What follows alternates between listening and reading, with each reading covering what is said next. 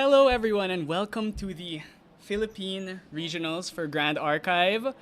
We have a long day ahead of us. We have 108 players registered, I believe, and lots of people from all over Asia here, actually. So I will be your commentator for the day.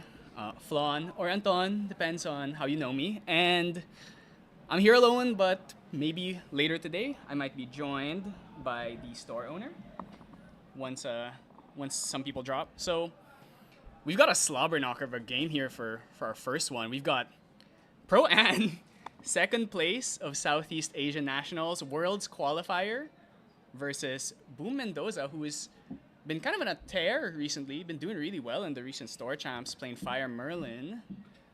Let's see. Pro An was playing Luxem.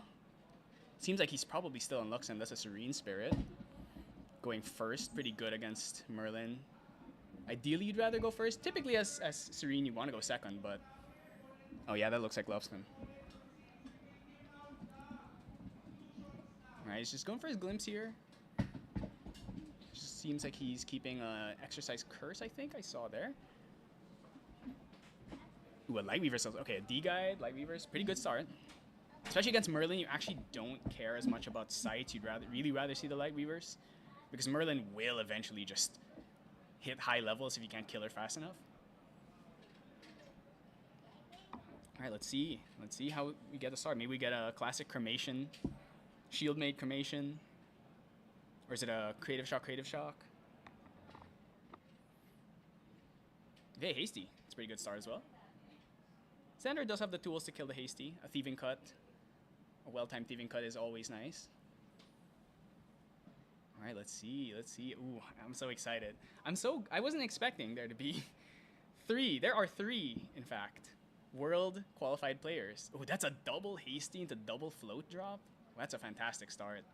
Okay, gonna just drop the Exercise. Doesn't have a Creative Shock, unfortunately. Okay, Xander gonna get his glimpse here. I see a Thieving Cut. He probably wants that Thieving Cut. Needs to kill one of these Hasties. You can't just let a Merlin cycle for free. Okay, he's choosing the top. I think he's keeping the Thieving Cut on top. Oh, of course. I cannot forget the Apex Player Guild. Their fantastic mats over here. Looking like a Thieving. Is that? Ooh. Yeah, okay, Thieving Cut here. Kill one of these Hasties. Gotta do it. Can't let him get away with it. Get his draw. Ooh, I think that's a Gawain. Is that a Gawain? No, it's a Juggle Knives. Oh, that is a Gawain. All right, he might hold. He might wait. All right, so much float for free here. All right, so want to introduce yourself? Yeah, so I'm the owner of Gamer Shop, and I'm one of the judges also.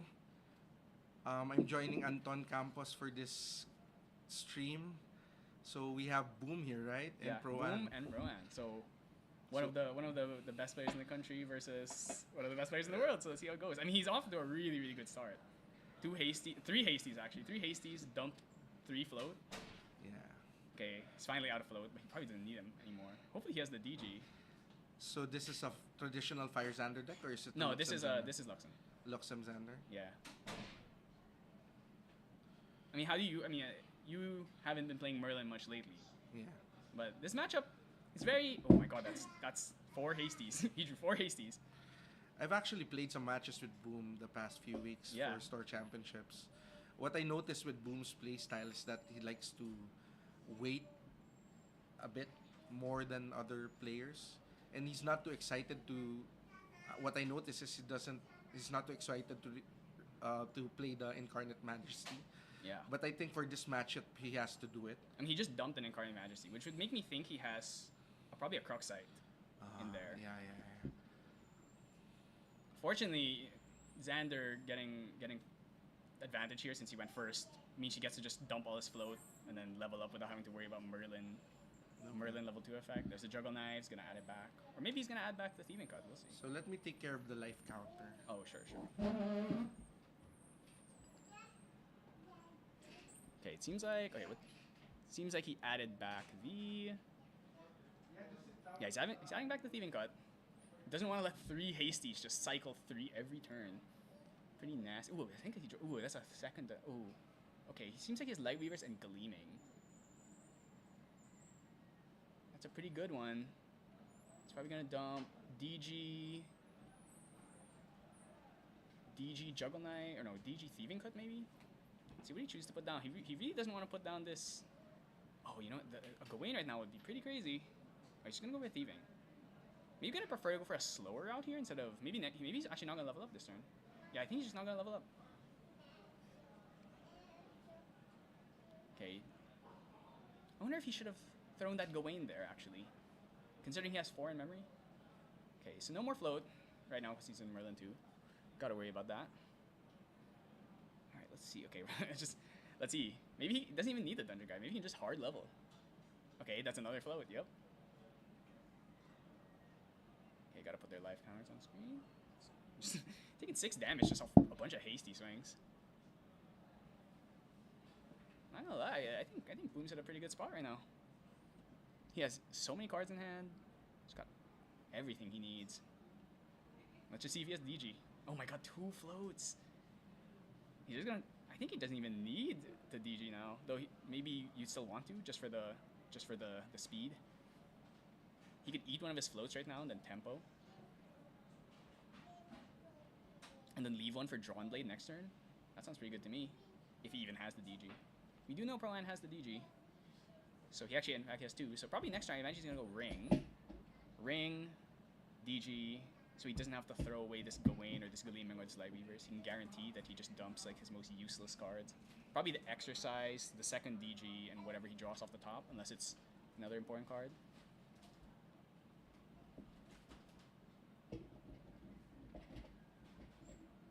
Man, the quadruple hasty start is very, very good. Okay, he's eating a flow here. Let's see if he has the DG. He might have the DG. I mean, at this point, you've drawn like 6 cards off all these hasties. It'd be shocking if he doesn't have the DG at this point. The next turn he has an extra flow. He can go for the Drawn Blade. Yep, there it is. Oh man, Boomhack went with such a gas opening with the quadruple hasty messenger. I definitely feel that these matchups. I feel it's Merlin favored, but some Merlins and some Xanders will tell you that it's not. Ooh, he lost a Fireball though. That's not great. Though, I mean, imagine he has a million more in the deck. Let's see if we... Okay, going for the Bobble right now. Pop it, he's just gonna throw... Yeah, he really didn't want to throw away... Oh, a second Gawain. Interesting. He does have 27 life, so that's what he has going for him. Yeah. He hasn't taken any damage at all. So, yeah. What's your experience with the end game for this matchup? It really depends a lot on whether or not you can snipe the Fireballs with Gawain. That's the really critical part of this matchup, because Xander heals a lot, but Merlin can just triple Fireball you, and whether you have Safeguard Amulet or whatever, it usually ends up not making a difference. That's why if you can actually snipe he already banished 1 Fireball, so if you're able to snipe some Fireballs, then the Merlin conceivably might just never have a way of killing you anymore, especially if you get enough sights. Or either that, or you just try and hit as many Light Weavers. He already has 1 Light Weaver and a Gleaming, but so that seems he like needs Excalibur like 13 or 14 turns or 3 Fireballs. Yeah. So the question is, will he be able to draw? I mean, he has 2 hasty messengers on field, so... Yep. Luckily, Pro-An does have the Light Weavers, so I imagine he might just go for an Excalibur. He might just Excalibur here, just to put card. Oh no, he's probably just gonna go Insignia. Put these Luxem cards down, and he can start cleaning the board. But let's see, it's Merlin. Is he gonna start Pendragon? So in this matchup, it seems that game 1 is really important.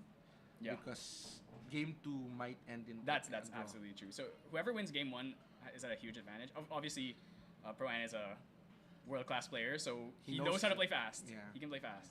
Right, Boom. Very smartly killing the Dungeon Guide.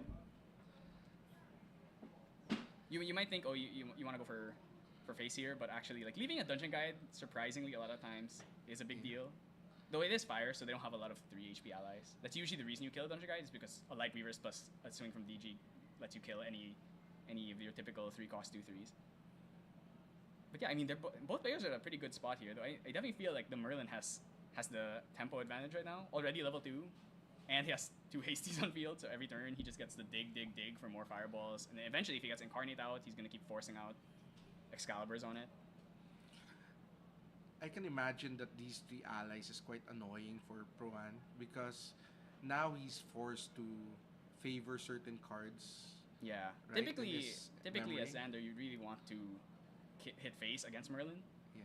But again, here you might have to just keep going for the hasties because Yeah. with this Light Weavers. He also reveals his Gawain here, so now he knows. Boom! If he's being attentive, he should see the Gawain and just never put down his fireballs unless he really has. Ooh, that's a sight. Okay, he's gonna kill the hasty. Yeah. Makes sense. Getting an extra draw every turn is not good, especially if it's gonna let him get a drawn blade out. So Boom didn't put down a Pendragon, which makes me either he has it and he's holding it, or he just doesn't have one, which would be surprising at this point. He's drawn so many cards. So his 2 Pendragons, good game for Boom. Right? Because that's the other kill condition. Yeah. He does have a sight, but he only has 1. Okay, he's gonna throw the Gawain. Let's see. What will he snipe? I wonder if Boom knows about the Gawains. And he's played against a fair amount of Luxems at this point. So. He just revealed it, so Boom is a good but player. Let's see, maybe he put down something important than those 3. Oh, he's putting more down. Oh, he's going for the Sparkleite. Wow. Okay. So He no was Gawain ready value. for it. Yeah, he was ready. Oh, but he has a second Gawain, I think. I think he had 2. Oh, there's the second. Okay, well now he put his whole hand down. He can hit anything here. Let's hope there's no fireball in there. No, there's gonna be a fireball there. For sure, there's got to be a fireball in there. Either that or Pand or an Incarnate. Okay, he's gonna do his 1 damage. Oh no! There it is. 2 2 fireballs! Oh, so he lost. Okay, he banished 1 already. Yeah, he lost. So that means he only has 2 left. Which actually, 3 fireballs is really what you want against Xander. Putting him at only having 2 fireballs left. It's actually, and we know he has a sight. Be careful with the wire. Okay. Go to the other side. Okay, just gonna go for ring here. We do know that he has a sight, so he will start healing here, but still, like if we get the Pendragon, the clock is gonna get accelerated really hard. We also know that he has Incarnate, so there's no healing yet. no, he has a sight, but so next turn he'll go Insignia and then drop all his Luxem and then start healing. Yeah, because 2 damage on the board won't make a budge. Yeah. He needs a Pendragon down. Yeah, he really needs the really dangerous allies. So Merlin is level 6 right now. Yes. There's an Incarnate Majesty. Yeah, so he can play it for 6. He has Fireball that he can play for 7 damage. Alright, let's see. Oh, he might just go for the Safeguard. He's probably thinking about what he wants to materialize here. Maybe just go for Safeguard just to be safe.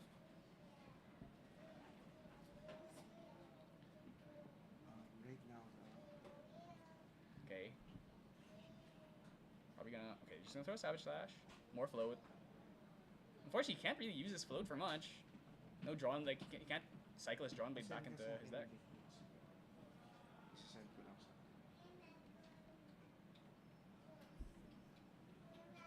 Ooh. Is he gonna swing? Okay, he wants to break... Oh, he's breaking his own drawn blade. That means he can't recycle it unless he... Yeah, I mean, he doesn't play Ascension, I believe. Oh, he wanted to do it so he can get the Incarnate out. Incarnate, it's a weird card in this matchup because it's so easy for Xander to kill it. But if he's forced to Excalibur it constantly, it is annoying, constantly forcing it. But then at the same time, that 4 damage, who knows if it's actually gonna end up mattering. He still has Serene too, so there's still a ton of time here.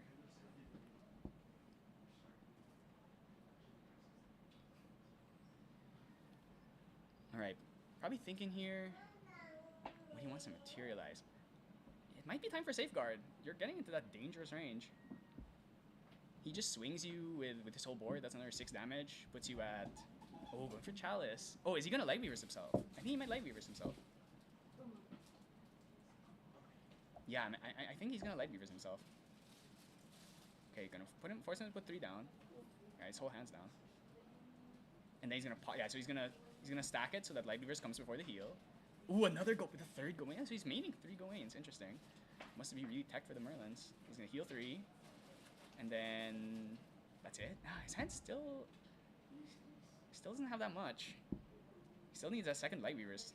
Xander really can't kill without the second Light Weavers. Especially if he's spending his Light Weaver pings to kill Hasties or to hit himself.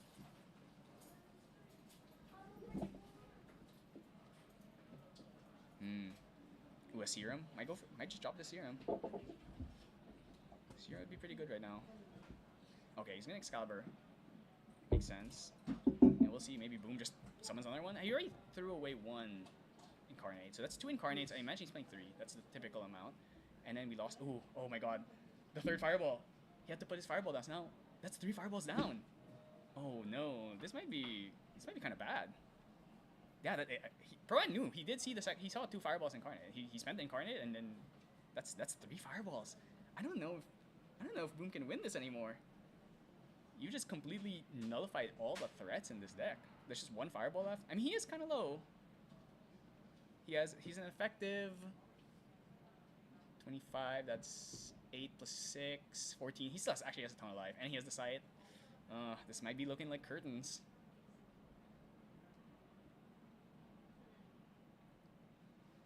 All right. Okay, going for the safeguard. It is quite annoying, but maybe at this point Boom just sits there and waits till he's level 15 or something, and just throws 1 Fireball. That's really all he's got left.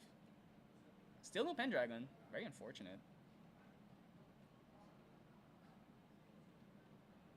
It's interesting that he chose to break his Drawn Blade instead of the Sword of Seeking. It's much more important to have Drawn Blade, because eventually when you do draw the Pendragon, you want to get that triple draw every turn off like the Merlin even level counter, draw for turn, Drawn Blade. I imagine Pro might just go map next turn, either map or safeguard. But at this point, you've already killed 3 Fireballs, so do you really need it anymore? It's still, if he draws another one, it is risky. But he still has Serene. Ooh, Shieldmate. Shieldmate really not too useful in this matchup at this point. He's definitely not going to spend a Light Weavers on that. Merlin at... Okay, just going for a map. He really needs the 2nd Light Weavers ASAP, so he can start accelerating the clock really hard. Okay, he's going to heal 3 here. I imagine he's just going to start hitting. Oh, okay, still going to hit the Hasty. Measured. Going for the patient play. He knows that Boom is just 1 Fireball left in deck. So out of threats. Ooh, that's a Vanish. That's going to be useful for... Okay, he doesn't even care about the Vanish. He's just going to probably Resolute on... Actually, does he have enough cards? I don't think he has enough cards, but he can go for Fast Cure as well. Probably just going to Serum Pass here, then pop the Serum on... Oh, he's going to pop it now? Maybe he pops it now. Oh, he's just going to pop it now. Ooh, and Cover the Plot's really good. And Cover the Plot is really great here. Fortunately, he's not going to be able to use it this turn. Next turn, though. Dropping those 2 Fast Cures, pretty dead at this point. There's Pass, yeah. Brian is completely in the driver's seat now. I thought the quadruple Hasty would have been a bit too much gas, but when you dump all your Fireballs, this is what happens. Okay, going for the Bulwark Sword. One of the unique techs that Merlins have been doing now, they played the Bulwark Sword. I don't think Boom is playing Flame Sweep, but still you can just swing for 2, which lets you kill something with a Hasty. So you can go Lorraine 1, drop the Bulwark, swing with a Hasty, and then swing with Bulwark. It still kills. It's mainly for the aggro decks, and then eventually, it's still a 2 durability sword. Still no Pendragon. Okay, gonna Cremate here. Okay. Digging. He's really digging. He needs to find these Pendragons eventually. I imagine Pro is going to use this map to get out Light Weavers. 2 Light Weavers, so he's going to take 4 every turn. Okay, he's going to go Ring, untap his map. He's going to give Merlin a little peck with the 2 damage Light Weavers.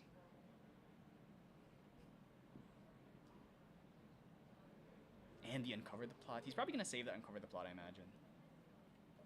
Might save it for later when he's got 2 Light Weavers. Well, he can get 2 Light Weavers now off this map. See, he's going to pop the Ring first. Ooh, Creative Shock. That's pretty good. He actually pop it now. Yeah, alright. Creative Shock per Rec. Draw 1. Ooh, that's a Vanish. Don't need that. Yep.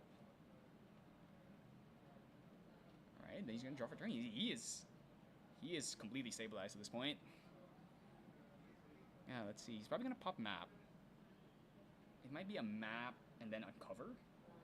Puts him handily out of kill range, just puts the sight. Oh, is he going to be Gleaming, actually? Now, I imagine you just go straight for the Light Weavers. Yeah, he's just going to go straight for the Light Weavers. Merlin's still very healthy, so he's going to need a few more turns of chipping away. Merlin will be level 6, 9 next turn. Plus a swing with the sword. That's 3 damage. Kinda... Okay, she's gonna go for the juggle into uncover, I think. Okay, 7. Draw. Maybe draws another light. Okay. Another creative shock. Still hasn't released, so you can still use all these cards. Okay, he's gonna... I think he's gonna uncover here. He might go uncover and then creative shock. I think he has... Yeah, he'll have enough cards. Okay, uncover. Gonna get 2 prep counters, draw a card, and then reveal. That's gonna be another 4 damage to face. Puts him at 11. Just to do another 17. Or no, not 17. Yeah, another 17. So that's... I'm pretty sure he can kill next turn. Well, he still has the safeguard amulet though, so probably 2 turns. He's sitting really pretty. He's gonna heal under 3 here. So now he's at an effective 20 life. That's a lot to chew through. 1 fireball is not gonna be enough. Maybe like a devastating blow, even level counter, devastating blow, fireball. Still has 3 cards in hand. He's gonna hold this resolute. Oh, I think he drew a... Is that the 3rd? Oh, that's the 3rd light weavers. Yeah, this is probably over. Unless Boom kills him this turn, it's probably over. Alright, let's see. So yeah, I think he's probably... Okay, creative shock. Still not looking good. Next turn, probably just goes safeguard. And he's pretty much completely safe from dying, considering all 3 out of 4 fireballs are already gone. Still no Pendragon. Oh, actually, does he have another Incarnate? He already lost 2 Incarnate Majesties, so maybe he has a Cruxite? I'm not sure if he's playing Cruxite. Oh, there's... Okay, so this should slow things down a little bit. I don't think he had another Excalibur. Yeah, I think he has 3 Light Beavers and a Sight. So he does have a Scry, so maybe he can dig for this. Though I don't know if he has a draw card right now. Oh, he does have Creative Shock.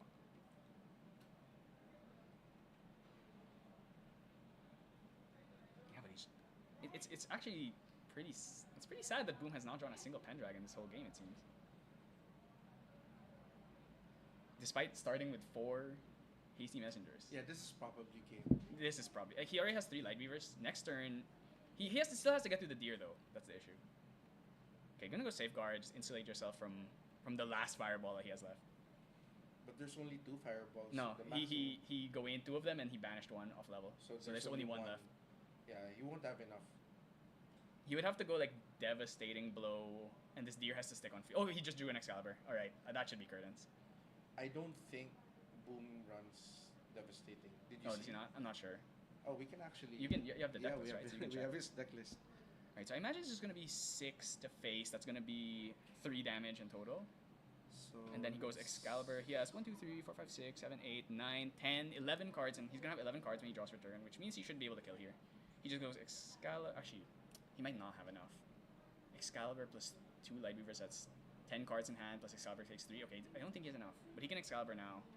He's going to go for Scry. Scry, then probably Excalibur the deer on the end of Boom's turn. Ooh, another Uncover. Another Uncover is really good. Still hasn't released, so he's still really, really healthy.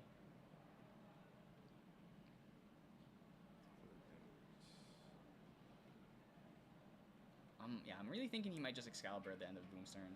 Unless he really doesn't want to let this deer last around their turn. He has Resolute, Vanish, he has so much. Even attacks plus deer, Pendragons probably doesn't save him at this point. So let's see, what's he got here?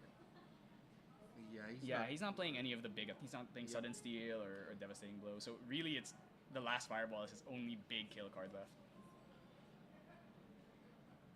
I mean, even if he drops like 2 Pendragons here, he has a Resolute and a Vanish. He uses either of these, he's probably completely safe. And then he just Excaliburs this deer end phase, and then he takes... Boom is going to take another 6 damage next turn. Oh, going for Tithe. That's a bit late at this point. This is also where, when I'm trying to teach new players, I tell them to drop as early as possible when they feel that they don't have any win condition. Because, like we Oh mentioned a yes, while that's right. ago, Xander. yeah, in this You matchup, who wins game one will probably win the.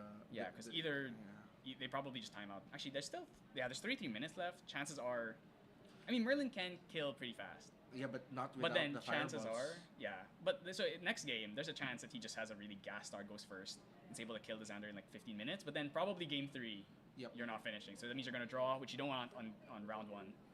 Now the worst case scenario for Boom is actually to continue this game. Yeah, he probably no. Actually, probably once you saw the site and then you lost 3 fireballs, maybe you should have already considered conceding at that point.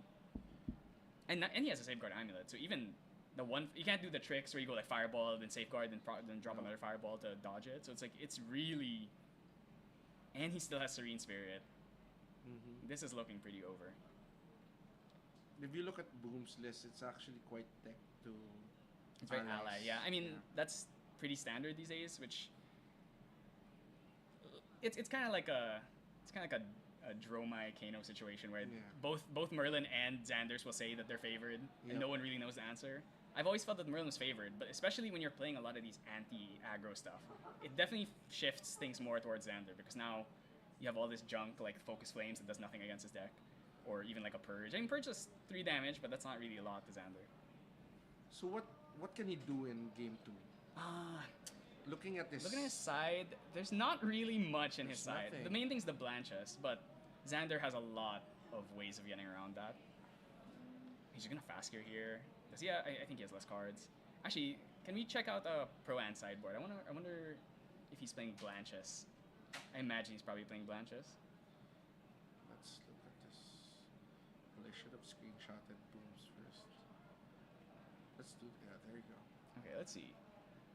He is playing. He won Blanche. He has 1 Blanche, and so he has 3 Gawains So in next his main that he's gonna for yeah. sure put that 4th Gawain in. Yes, definitely he's gonna take off some of the reso. Yeah, he's probably gonna throw probably the Vanish Insights. Okay, there. So he's just gonna go Excalibur now, pop the Deer, Boomerang in this turn, so he can't take any more actions unless he has like a Fireball, but it shouldn't matter. He can't kill it. I've never seen this before, Anton. He main decked the Fire Resonance Bubble, but he sideboarded the Water and Oh, that's actually is that standard? In there high there level have play? there have been you often see these level 3 decks. They'll just play 1 Bauble, and they just deck it for their worst. So a lot of times the Xanders choose the Fire Bauble because Erupting it's not. It's like your hardest matchups are probably like Merlin and Erupting, so and probably Diana. So those are all fire decks. So you can just safely take fire, and then against allies you're probably okay even without a Bauble. Oh, he's gonna go for the Choking Fumes here to draw an extra card. Yeah, I think this is probably over. Boom has nothing. He's gonna take 6 damage here, put him at 16, then he's easily dead to double Light Weavers. Is it advantageous for Pruan actually not to kill Boom at this point?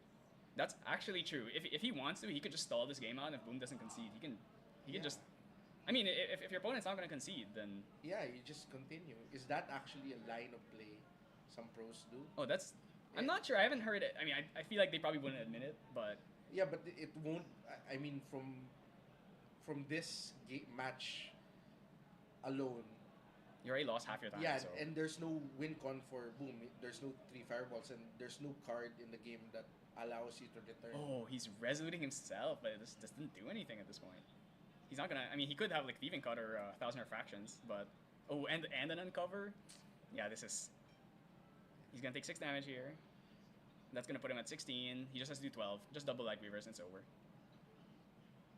Oh, he's safeguarded now. So he actually so he popped the safeguard. So what Brian's gonna do is he's just gonna pass turn, and then pre-recollection he's just gonna double Light Weavers there. So actually, Pruan is playing quite safe right now. Because of the safeguard, he can't kill Boom, but he can just pass turn and then do it on materialization. So Boom probably has his fireball right now. Can he kill? He's level 6, 7, 8, 10. No, because he has safeguard plus Serene Spirit. And Proine is just gonna Light Weavers now before he even gets to add his cards back in hand. So it's gonna do 16 damage. Plus he has another Light Weavers, so gonna do another 4. So it's 20. So that should be game. Yep, so Light Weavers and then chain another Light Weavers. We've all seen this before. Your favorite deck, Anton? Honestly, yeah. Okay, well, yeah. Honestly, I think it's the coolest deck in the game right now. All right, so he's gonna do 16 plus 4. So boom. All right, let's see. Boom really has to win the next game fast if he wants a chance of winning.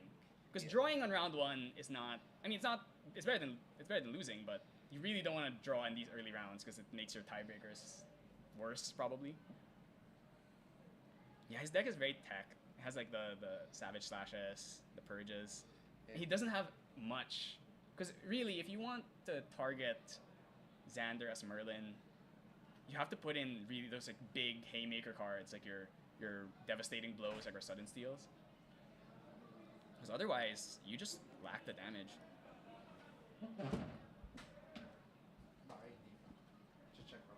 All right, let's see. We're gonna go side here. So yeah, probably by the time they're done shuffling and siding, there's probably only be 25 minutes left, I imagine. It's gonna be awkward. Unless Merlin has a really great start and just able to output a lot of damage. That's what I'm saying. It's so dangerous. Even though you'd think Xander is not favored in this matchup, the existence of Gawain really complicates things. Because if you have too many of your threats sniped, like right there, he lost 2 fireballs off 2 Gawains, forced a Sparkleite from the third Gawain, and also ended up banning. I actually feel like it was probably a mistake to put that fireball in his memory when he leveled up.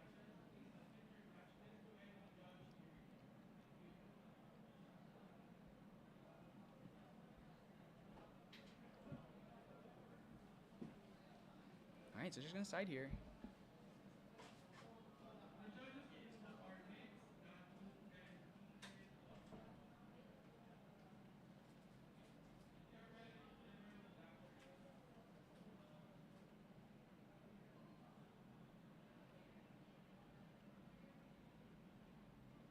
Alright, they're just gonna shuffle up here. So, thinking about this matchup more, Boom really doesn't have much tech for Xander. And honestly, Fire doesn't really have much it can play against Xander. The main thing would be Morgan, but Boom is not playing Morgan. So, Morgan is really only good for Xander, but and admittedly, Xanders are not that popular here in the Philippines. There's, I think, 3 guys at most. Well, if you count me, 4 that play Luxem, and among the, as far as I know, there are 10 foreigners who have come here. So there's, I believe, 6 Singaporeans, 1 Hong Kong, 3 Taiwan maybe, or Thailand. I'm not sure.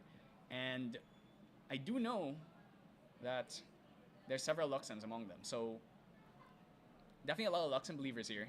We'll see. You know, these are Worlds players, so maybe given some information about what they might be thinking about playing in Worlds.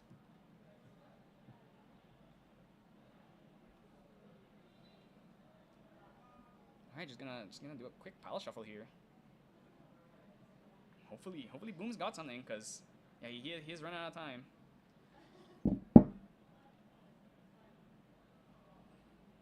You love to see custom team playmats here. Not a lot of teams here in the Philippines. There's Team True Sight, and there are teams for different stores. Yeah, maybe we'll start seeing us also stepping up our playmat game. Right. I imagine Boom has to choose to go first here. You always want to be going first as Merlin, especially against Xander. If you just have the tempo, you get your early levels, you get your D guide, especially if he gets a bit unlucky here. And then the starting second does give Xander 7 cards, unlike I imagine he's just gonna go Serene as per normal. Yeah. Alright, let's see. Creative Shock pass or Shield and Cremation. Oh, okay. Pass. It's gotta be Creative Shock. Creative Shock or possibly a Fast Cure. Oh, let's see. Okay, Fast Cure. That's a Gawain. It's a Juggle Knight, so he's gonna put down Vanish. Vanish, that's D guide. I think one of the most important skills as a Serene Spirit player, and I'm not just going to say Xander, but as a Serene Spirit player, is picking the cards you put in your glimpse, what you choose to toss, what you choose to keep. Ooh, double exercise. Interesting. Wonder why he chose to put the second exercise down. I mean, he doesn't have to worry at all about things like raccoons. So in terms of value, you get more value out of using the card now, since you don't have to use it on this turn. Might just go hasty. He might have hasty and then a third float. He's putting 2 down. That makes me think hasty. Ooh, witch. Which is awkward. So we I think, like, as a Xander, do you even thieving cut this? I'm thinking you don't even bother thieving cut it. You just go level 2 and then juggle knives, add it back. Yeah, like, why would you give the Merlin an extra card? This is what I'm saying. This deck is so tech for aggro that when you run into things like Luxon, it's pretty awkward for you. Alright, bottoming both, not happy. He's just gonna juggle knives now? Yeah, just gonna juggle knives now. Take 1. Alright, so he could level up the Merlin now and eat that juggle knives. We do know Pro-An has the second juggle knives. Is he gonna thieving cut here? I wonder. I think he actually is gonna. He's actually throwing the thieving. Okay, so he's gonna give him the draw.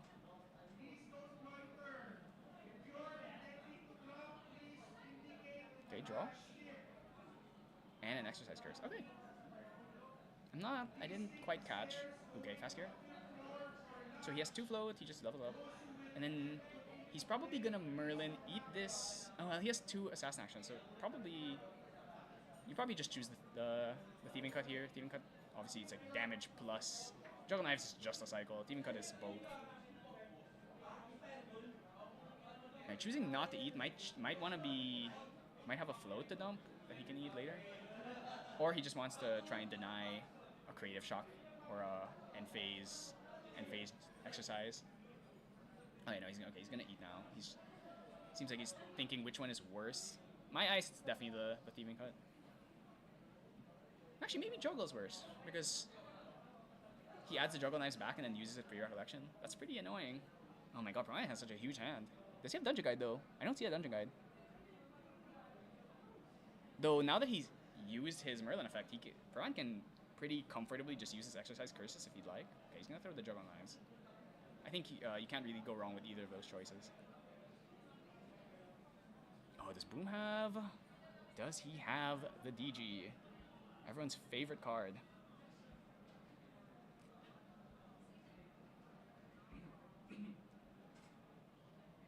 He's putting 3 down. You know, when you see someone. Oh, okay. So DG unfortunately doesn't have wasn't able to eat a float with Merlin, so he's not gonna have the immediate next turn. Okay, Resolute and Sparkleite. Definitely not the worst cards to lose right now. All right, so Boom has got level 3 first, but Pro-An has everything he needs right now. He's gonna add back. Oh, he's gonna juggle knives here. Juggle knives, then add it back. He's probably gonna try and dig for DG here. Okay, that's a second thieving cut. He's just gonna add this juggle knives back, and then juggle knives again. Can he find the DG off these next 2 draws? Okay, he's gonna take 2 here. Actually, he should be at 3 HP.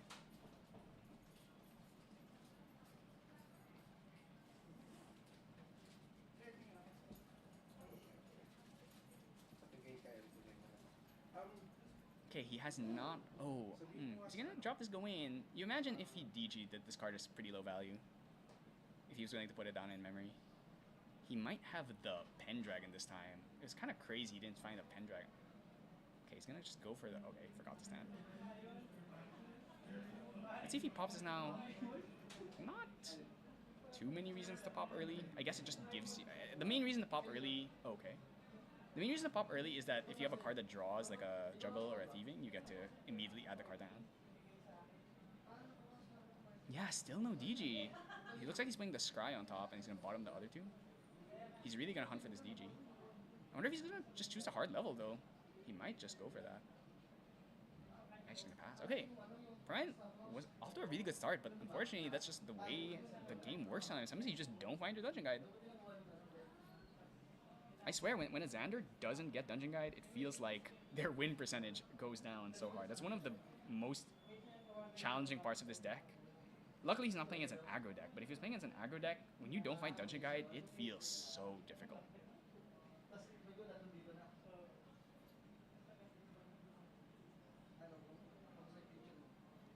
Oh, and a hasty. Okay, so luckily no Pendragons. He dropped a Flame Rune Swordsman, which lets him get Drawn Blade next turn. So we're gonna get the everyone's favorite combo, the triple draw Merlin turn into probably a Pendragon or something. If he finally draws it one of these times. Okay, just going for the bubble. He really doesn't want hard level. He'd really just rather find Dungeon Guide. I mean, he's dug through so much of his deck. He's got to find it eventually. I wonder if you... Maybe it would have... Did he draw Dungeon Guide? I don't see it in his hand, but he might have drawn it. He's just going to Thieving here. Okay, he's going to get to draw a Resolute. Oh, man. Can he go Scry here? Maybe he goes... Oh, okay. He might just go Exercise Curse. He might end phase Exercise Curse in hard level. I think you can't wait anymore. Okay, Drawn Blade gets his draw. Merlin, even level counter, draw again. That's the the faded triple draw. Merlin has stabilized. Econ Augment.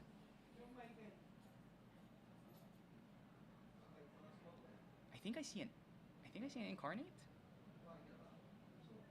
Like I said, Incarnate sometimes just feels underwhelming in this matchup because you have these aggro matchups like water allies that just cannot kill Incarnate. Then you have some decks like Wind, they have Dream Fairies or Zephyrs. You can get around it, and then you have Luxem, where he just Excaliburs it, and it doesn't feel particularly good. Okay, he's going for creative here. Draw 2? What are we throwing? Don't tell me that Boom for 2 games in a row just can't seem to find Pendragon. Right, the second Flame Rune is going to take 2 here, another float. Come on, where's the Pendragon? We got to find the Pendragon. I can't believe I'm saying that. I'm hoping Merlin sees a Pendragon. I usually dread seeing that card. Oh, and there it is. All right. All right, so Boom off to a really good start. Brian is still level 2. He's going to take an extra. Okay, there you go, 9. All right, so there is a... Oh, a shielding. Okay, so that does protect you from Gawain at least. That is one... Usually Shieldmate, not highest value. But in this case, it's actually pretty good. It keeps you safe from these obnoxious effects. Though if he does have the... does he have like... I think he has Light Weavers. Though I'm not sure if he has the fast float to put it down. Okay, there we go. Hard leveling. Let's see what he's going to banish here. Probably like the Vanishes and the Resolute maybe. Okay, just gonna choose here. 16 minutes left on the clock. Let's see if he can end this. Okay, lost an Exercise. A Scry, I think. Okay, he's gonna Excalibur to put down cards. I think he's putting the Gleaming down. Okay, he's gonna hit the Shieldmate. Oh, he wants to use that Gawain. Alright, Boom has no cards in hand. He can't stop this. Gleaming. Oh no, that is actually so good. Draw 2, Uncover. And a Sight. Oh lord. And then he gets a creative on end phase here. Ooh, juicy. And then he gets to hit the Gawain. Creative. Oh man. Brian is such a master at... Oh my god! Another Excalibur and another Uncover. Oh, he's in such a good spot. He has a million cards in hand. Actually, once he draws the second Light Weavers, this is probably not looking great. All right, I'm sure we're gonna see this Gawain here. Oh, he's throwing the Uncover. I guess the rest. Oh, he'd rather keep the Scry in hand. All right, I imagine we're just gonna see the Gawain, right? There she is. All right, he's probably gonna put down some of these. Okay, oh, he just drew Dungeon Guide. Of course, he draws Dungeon Guide as soon as he hard levels to 3. And okay, Fireball. Let's see how many. Spark. Oh, 1 Fireball. Ooh, Disintegrate. Choosing to put Disintegrate in the deck. I guess it can snipe a map. Probably better than. Oh, and Boom just lost 1 Fireball again. 3 more left in the deck. I don't think he banished one. And then we can Uncover, double Light Weavers, kill this Pendragon maybe. So Merlin's level 4. Let's see, he draws a Pendragon and draws 2 Fireballs. Yeah. He just lost one fireball off the Gawain, and he didn't have another one in hand. He has I think he had disintegrate. It's nothing really. Didn't see incarnate either. It's not gonna be enough. And there's a sight too. Oh, he's reaching unkillable range. Probably gonna go creative sight creative. So how many light weavers are? There's one light weavers right now, and then he's just got a ton of. So he has, I think he has 2 sights, 1 light weavers. He has an Excal, so he doesn't even have to worry about the deer.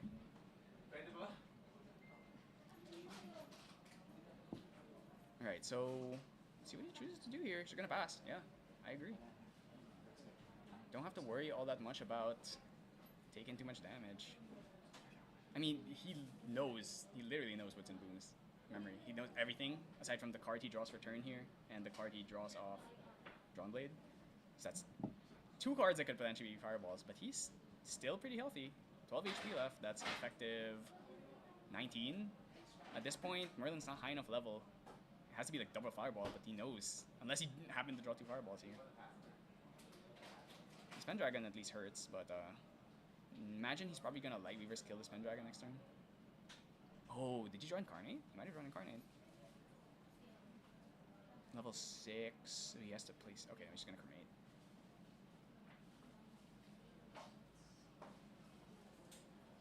Draw 3. Swing Pendragon. 16. That's an effective 15 HP. Still a lot to chew through. Double Fireball will not do it, especially with Serene Spirit. Hasty. Okay. Did not draw a second Pend. Ooh, he did draw a second Pend. Okay, never mind. And then he can drop the Hasty after if he wants.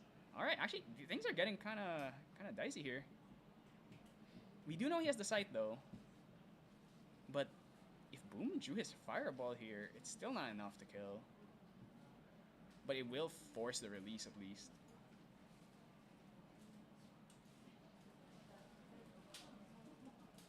No Broken Sword, so I don't think he has enough cards in hand to play the Incarnate if he had it.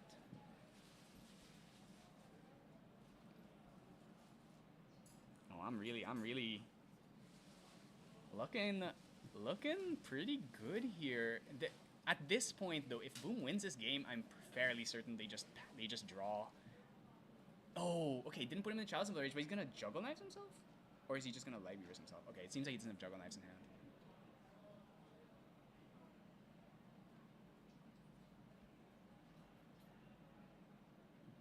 Okay, so he's gonna go Light Weavers first, hit himself, draw 2, then he's gonna heal 3.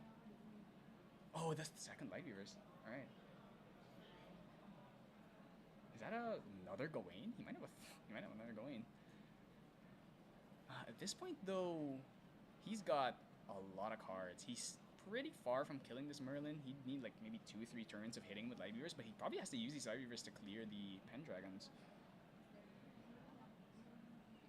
Might just go for these. Yeah, Gawain. Okay. I mean, if he hits another Fireball here, that's pretty disastrous. Wait, did he put down the cards for the Light Weavers?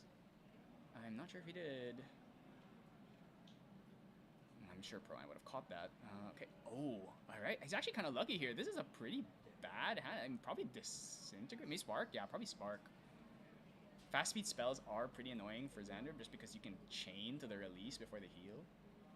Maybe Boom has the Fireball in hand and he just chose to keep it safe. Safely tucked away where it can't get Gawained.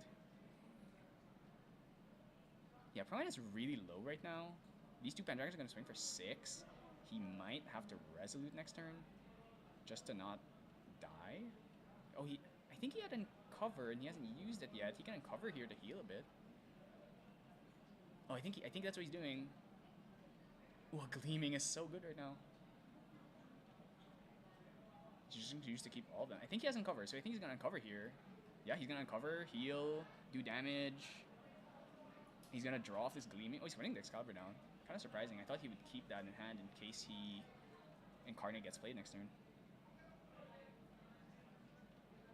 Oh, okay, I think he just switched up his memory. I think he kept the Excalibur. Okay, so Light Weavers. Light Weavers, Light Weavers. Sight, Sight.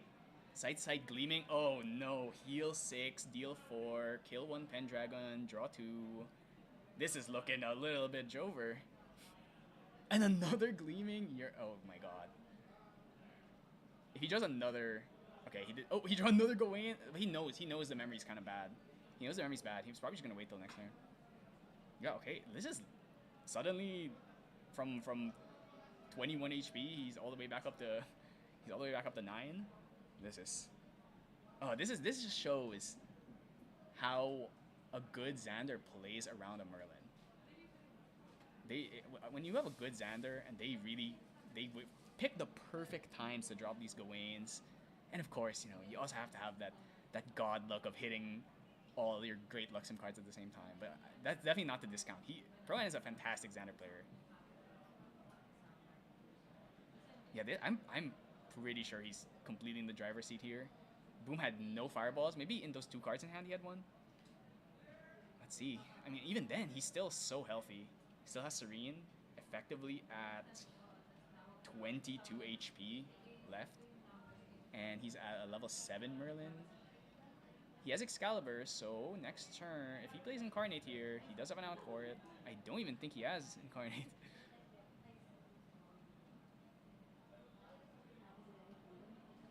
Alright, level 4s. Even level counter gets a swing with maybe the Seeking. Does 3. Pendragon's another 3. Puts him up to 15. If he had double Fireball, this is still winnable, I think. Because that would be Fireball for 7, 8. Force the release there, then 8 again. Actually, it's not. Yeah, I don't think it's enough.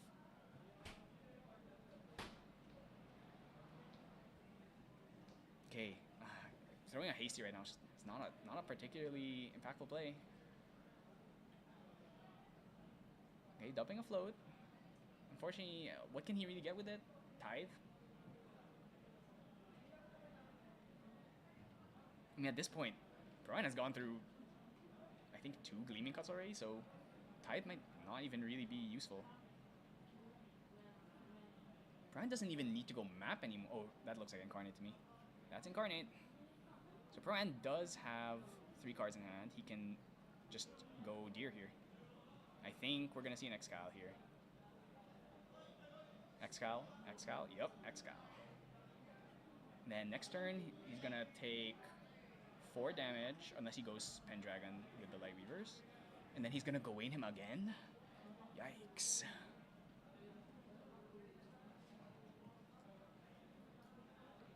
His hand is absolutely low. He might actually... Can he just kill? There's a chance he can just kill. Merlin's at 4. He takes 4 off the 2 Light Weavers, unless he has 3 Light Weavers. Okay, he doesn't even need map. He just needs to get these. Okay, yeah. So that's 2. Oh my god, I can't. It's at 8 damage. He cannot kill, I think. Depending on how many cards in hand he has, he might be able to. Heal 6. Okay, he's just going for the slow play. He's just gonna kill the board, and he's gonna go win him again. Oh no! I think he had another Gawain, or maybe not. Nope. Yeah, he has another Gawain. All right. Oh, if there's a fireball in there, that's pretty. Wait. Oh yeah, he forgot to put the cards down. Okay. All right. Okay, good. We corrected that. Gawain coming in here. He's gonna get a fat look at his hand. There's 1 fireball and a Blanche. Actually, okay, choosing the fireball, right? Completely defensible. The Blanche, who cares? Who cares about Blanche? You know it's there, so you don't even need. You can easily play around it. And he doesn't even really need to do anything. He can probably just like Juggle Knife here, or he's just gonna pass. He really doesn't need to do anything. 5 minutes left. Like, that's not a lot of time. He's gonna go for his own Safeguard. So he has Blanche and Safeguard, which means that Pro-An is not killing him anytime soon. But it also means that this game's not gonna end anytime soon, and Pro-An already won game 1. So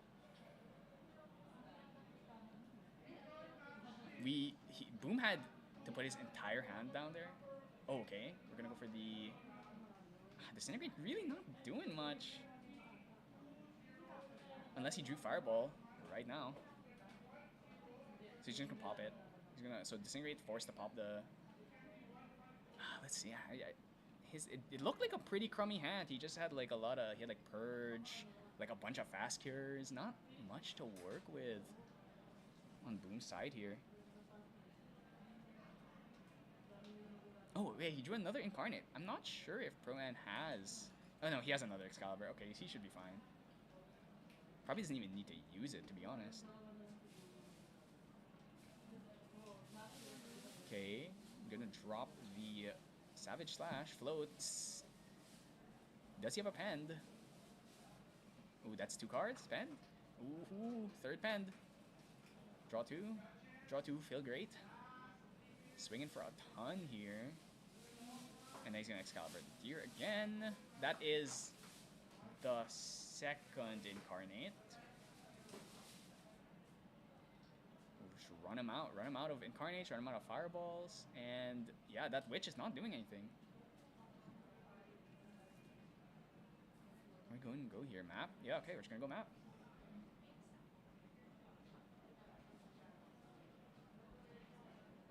Okay, alright. Oh, he's not even gonna do anything else. He just doesn't even really care. Oh, he's just gonna hit face. He doesn't even care about this Pendragon. I mean, I agree at this point. Like, what's 3 damage when you have all these sights in hand? Oh, and a Scry. Alright, can we find the third Light Weavers, maybe?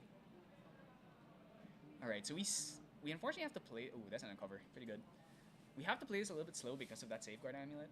Ideally, you would have been able to Excalibur the Safeguard on the opponent's turn, but he was forced to use it on the Deer instead. He's really safe. He still has Serene. Still has Serene. He's gonna pass here. Yeah. If he's just gonna sit here and deal 4 damage every turn, eventually he's gonna force Boom to pop the Safeguard, or he draws into another Excalibur.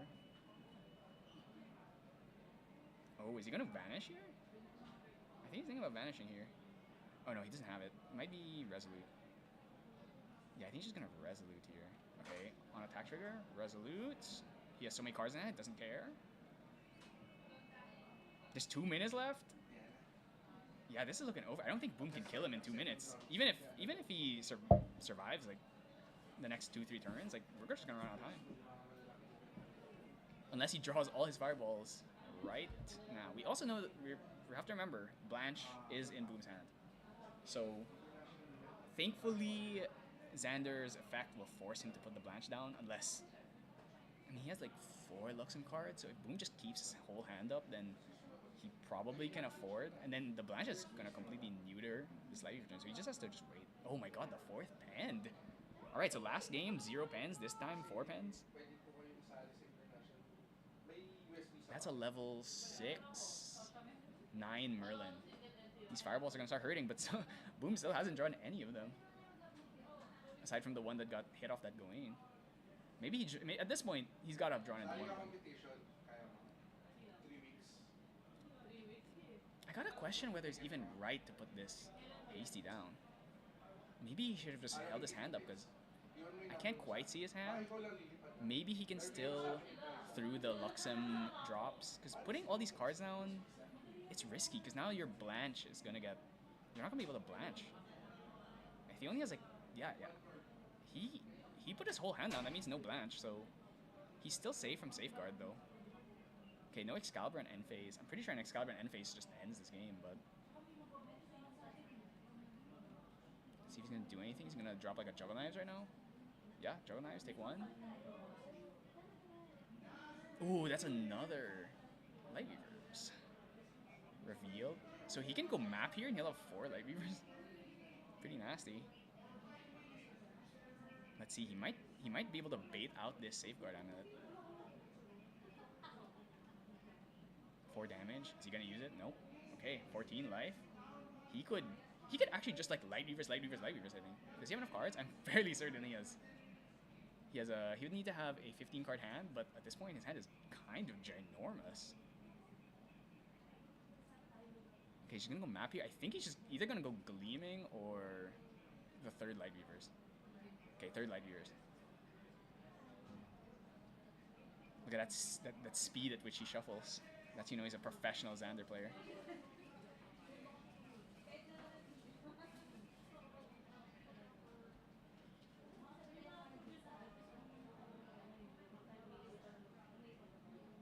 All right. What's he thinking here? Is he going for it?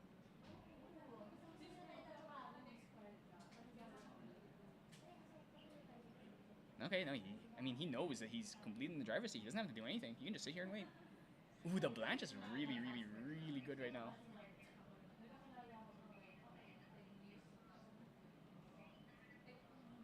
Probably just gonna drop the exercise and then actually maybe he keeps exercise for a fast speed card that he can. You know, he has a fast gear too. That's a bunch of Luxem. Does he have an uncover? Might be able to. Yeah, he has uncover. Probably just gonna throw more of his Luxem cards down. Try and bait this safeguard amulet. Okay, draw. Enlightenment or prep counter, draw, reveal. 4. So that's 3 light weavers, 2 sights. Oh, this game is definitely over. Hey, get your prep counter. Get your prep counter. It might matter. Does he have enough cards in hand to just throw this light weavers? He does, but it will. Actually, can he kill through? I don't think he can kill through safeguard. How many cards does he have in memory? He has like 6 in memory. It might be enough. I'm not sure. I think he's just gonna play it slow. He has Blanche. He's so safe. 0 damage taken. You love to see a Xander at just 0 damage taken. These things just, this is how they are.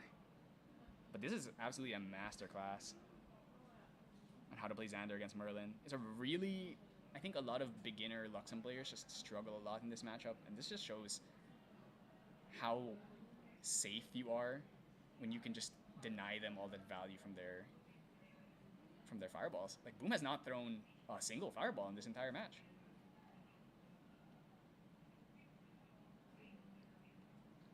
Also holding up 6 cards in hand, which means he can light weavers on the opponent's turn to heal more. Okay, no, he's just gonna go for this. Does he have enough cards to play Blanche? He still has enough cards to play Blanche. So this Blanche is gonna be blocking, I don't know, 15. Kind of crazy.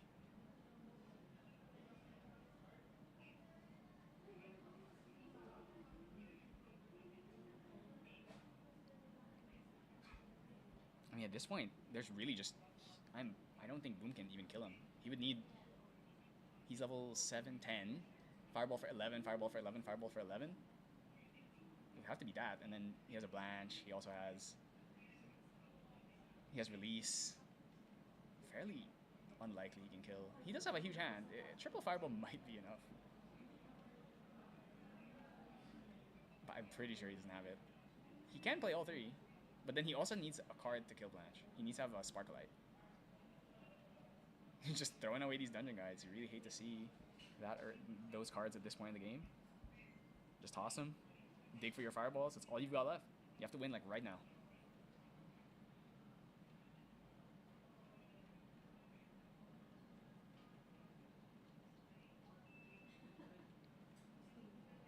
I think Boom knows about the Blanche. 1, 2, 3, 4, 5, 6, 7, 8, 9, 10, 11. So it's going to be a Blanche blocking for 11. That blocks the entire fireball at this point. If Boom would need to have 3 fireballs and a Sparklight, that would be 2, 4, 6, 7, 8, 12 cards in hand. I'm pretty sure he has 12 cards in hand. That looks like 12 to me. Ooh, is it just Deer? Or is he doing math? Might be doing math. There is Resolute in effect right now, so these pens aren't doing anything.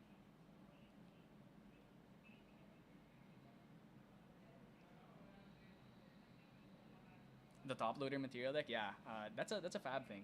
So either they use the mini snap cases or they use the top loaders. It for sure, if you're using top loaders or snap cases, you're never gonna accidentally put a material deck card in your main deck.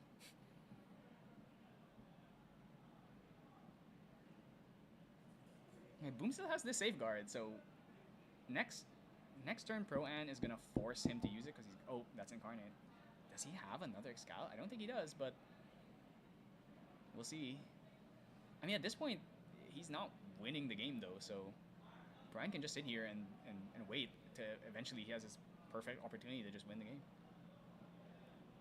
Boom has a huge field, but it's a bunch of weenies. Resolute just completely stonewalling. The only thing that gets to do damage here is the Incarnate for 1.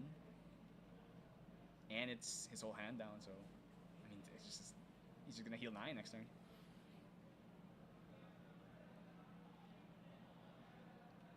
Yeah, this is looking over to me.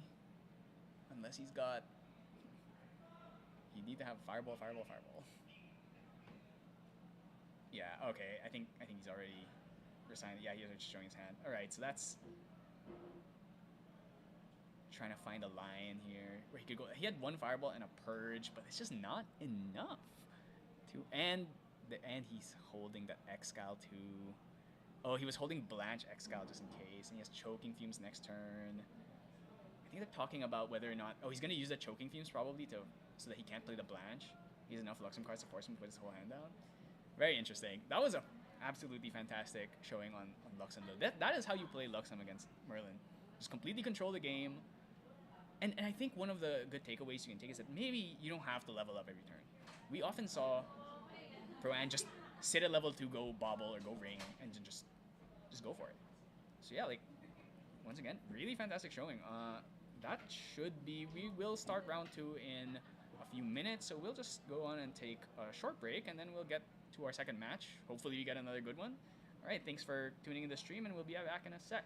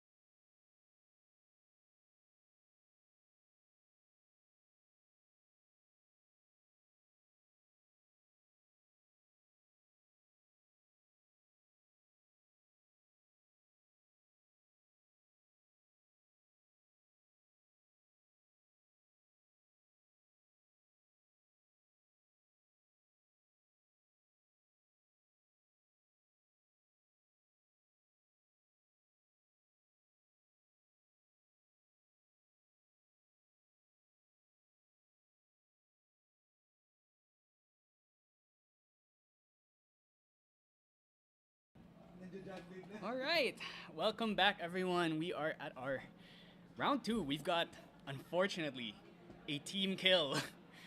We have Fred, Kevin versus Josh Castillo, two teammates for both from Team True Sight, one of a team composed of like a lot of the best players in the country, really. And unfortunately, they ran into each other in round two. These things just happen, unfortunately. So I decided to put them on the feature table so we can see. Josh should be on Erupting, and Fred should be on Water Allies. I believe it's Diana. So we'll see. It's weird because you'd think that Water Allies is very favored because of Fracturized Lantern. Josh does play the one of Dusklight Communion, just in case it happens. But sometimes even through all of that, they just keep innervating and flame sweeping, and you just never can amass a big enough board. Luckily, you do have the Scepter. Also, Scepter is awkward because this deck plays Fern. So sometimes, is it even worth it to bring out Scepter? The weird questions you have to ask yourself when playing against Erupting. Erupting is just such a powerful deck. Admittedly, hasn't been doing super hot in these premier events lately. A lot of people just think it's a bit brain dead, but it's actually a lot harder than people give it credit for. It's a deck that, because you have so many cards, you have so much that you can do in any turn, and you might think, oh, it's just dump your whole hand, but there's a lot more complexity to it than that. I think it shows why someone like Matt G is one of the few people that can do really well consistently with Erupting. Yeah, we'll see. We'll see how this ends up going. Definitely among the ally matchups, I would say that Water is probably one of the more awkward ones just because of Fracturized Lantern. With the single Dusklight Communion in your deck, there's just a lot of times where you end up not seeing it. I think it was I can't remember if it was Nationals or Ascent Ontario. I think it was Nationals, US Nats. And Matt had the one of Dusklight, and he just dug for it for turns and turns. It was at the bottom of his deck, and he couldn't reach it before the game was over. So we'll see. Okay, Frostbind, Song, Frost Fracturize. you and a Gildas. Oh, this kind of is that a Frostborn? I hope that's a Frostborn, because otherwise he kind of has a junky hand here. Maybe he has a Lunette. Oh, it's a Snow Fairy. Yeah, this is not. I think he has a Lunette. If his turn one is just Lunette pass, that's could be worse. Obviously, it stops Hasties. It stops Shield Mace for a turn at least. Oh, he's just gonna go for Gildas turn one. That's a bit awkward. If Josh is able to go like Cemetery Sentry into Hasty or something, or like double Clumsy into Hasty, we'll see. Yeah, hopefully this Gildas gets to last a turn, because you really hate to see Gildas down so early. Ooh, Increasing Danger turn 2. Dangerous? Giving the Water players ammo so that they can just go Scepter. Usually as Water, especially in going first, you have to go Ring and Bauble to maintain your 7-card hand for your balance. But here, just donated a card, so he can just go Scepter straight up. He still can balance next turn. Though, like I said, Scepter is a bit awkward, considering the fact that you expect the Smurn. You just expect the Smurn. I think he's going to go for Scepter. It seems like he's passing through all his baubles. Taking a time to think here.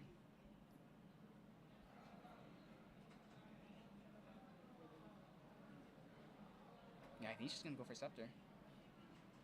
Not the gassiest turn you'd expect from a Erupting player. Just a single Increasing and then Shieldmate.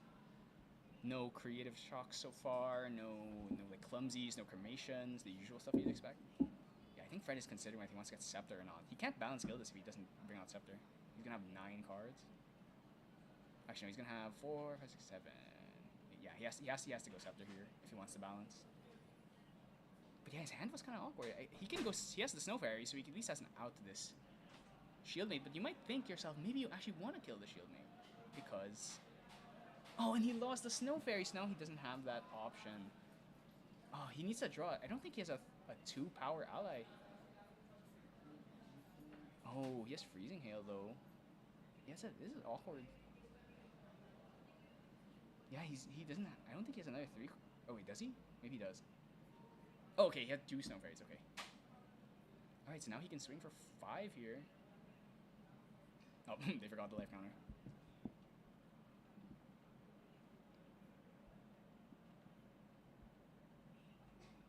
Alright, so this is a pretty good start. The erupting player didn't open super well. Doesn't have like those like creative or like increasing cremation kind of lines. It's just a simple increasing pass, increasing shield mate, and then your shield mates get snow ferried. You hate to see that. Maybe he has a cremation. Hopefully he's got something here.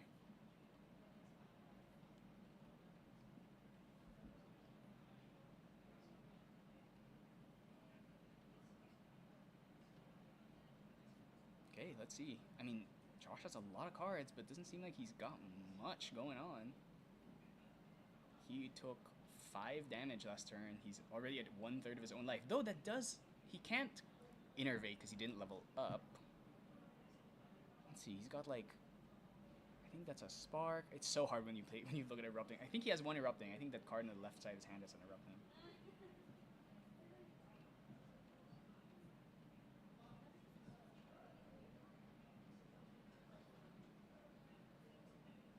Okay, let's see what we got. Just gonna cremate. Next turn he can level up. Oh, he has a dust light. He did draw the one dust light, so he's at least... He cannot put that down. It's very risky to put that down against water. You cannot risk losing it. Spurning the scepter, that's really, that's a really strong... Okay, you know, it was looking pretty bad, but now this is kind of okay. Next turn, he's going to take a ton of damage, though.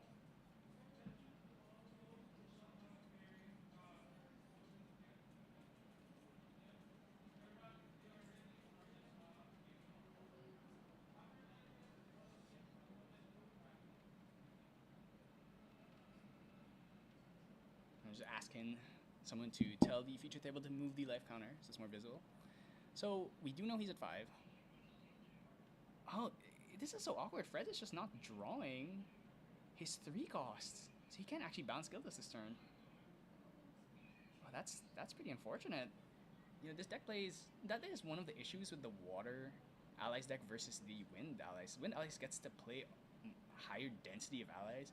Water tends to play the Frostbinds, the Fracturizes, the Freezing Hails. And that just... Sometimes you just draw hands like this, where it's just Song of Frost, Frostbind, Fracturize, and you just can't do anything. He's just gonna swing for 1 here. Really awkward. He might have to just... pass, actually. Just go, like, swing 2, then just pass? That sounds really bad.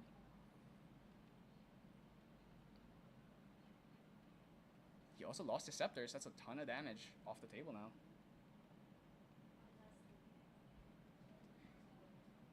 Yeah, she's gonna swing 1/1. That's... Okay, so he's at 7. Josh at 7. Half his life. He does have the shield mage. He's probably just gonna level up here. Let's see if he goes Riot or Lorraine. One of the big skill testing parts of this deck is choosing whether you're gonna go Riot or Lorraine. Okay, then. So now we have the life counter. So when he goes, if he goes up to the rain here, he'll have 13 HP. That's a lot. Without Scepter, the kill ranges for water decks is just not nearly as bad. Josh seems to have 10 cards. Next turn, he'll have 11. If he levels up, he'll be at 11.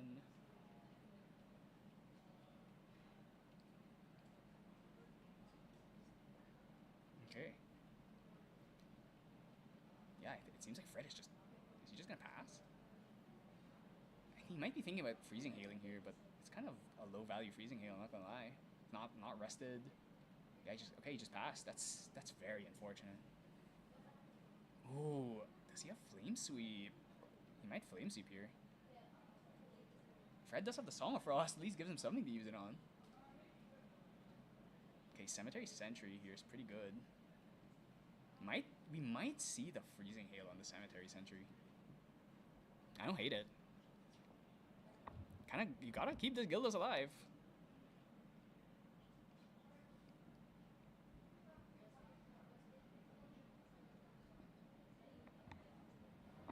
Okay, so let's see. I mean, I don't know. If he just can't draw a 3-cost ally, this game is gonna be really tough. Gildas is like his only offense, and she's not really doing much. She's Lil G right now. I mean, the Cemetery Sentry can't do much on her own. She needs another guy. She needs like a Hasty. to kill this Gildas. He could also just swing with the sword. I see an erupting. I think that's a flame sweep. Josh, I think acknowledging that flame sweep's not great right now, considering it's water who just passed. You gotta imagine that he's got the Frostbinds and the Song of Frosts on the ready. Yeah, just gonna freezing hail this. That feels pretty awkward. Alright, I mean, Dustlight on the ready. Oh, okay, he's gonna get the. Okay, he's gonna fracturize it. He does have the Dustlight, so Josh should be good. The Lantern will. Oh, yeah. Okay, fracturize. I wonder if we see a level up here. I feel like probably no. Not really much reason to level up if you don't have Scepter. Rather just keep the cards in hand. Probably need to get out a ring, try and draw into something useful. Oh, it does kind of make sense though. Leveling up does get you more life. Ooh, a second Gildas. That's such an unfortunate ally to draw right now. He can't do anything with his hand. It's so... Oh, that's so unlucky. Of all the 3-drop allies to draw, you draw the second Gildas? Is he gonna sack his own Gildas just to... He's not. Okay. Oh, and then there's the Viridian. That's definitely a little bit awkward now. These Frostbinds are... I mean, he does have his whole hand, so he can still Frostbind something. It's just going to be costing everything. He also has the Evasive Maneuvers. See if he ends up using that. Josh at 10 life. Oh, there it is. Dustlight Communion. 1. Ooh, I think he has some clumsies. Probably kind of scared of using those. It's pretty dangerous. If Fred goes like Evasive Maneuvers on self, levels up, he can bring out Gun, Bullet, Swing for 7. That's pretty dangerous, assuming there's no Shield Mates, no Library Witches. I'm not sure how many fire cards are in Grave. Probably should have asked them to put a dice on it.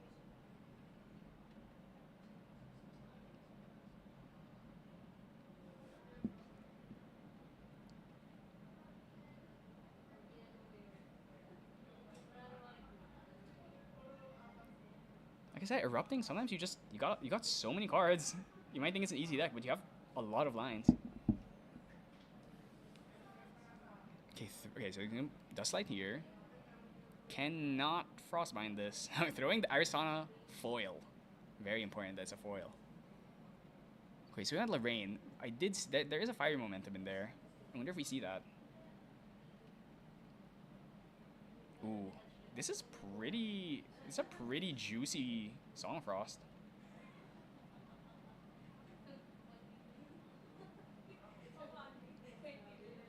That was, I think, 6 fire cards? I wonder if we Song of Frost this. He might, it's a ton of damage. Is he swinging face or is he swinging at Gildas? I mean, if you see your opponent just keep draw passing, you gotta imagine his hand is a clunker.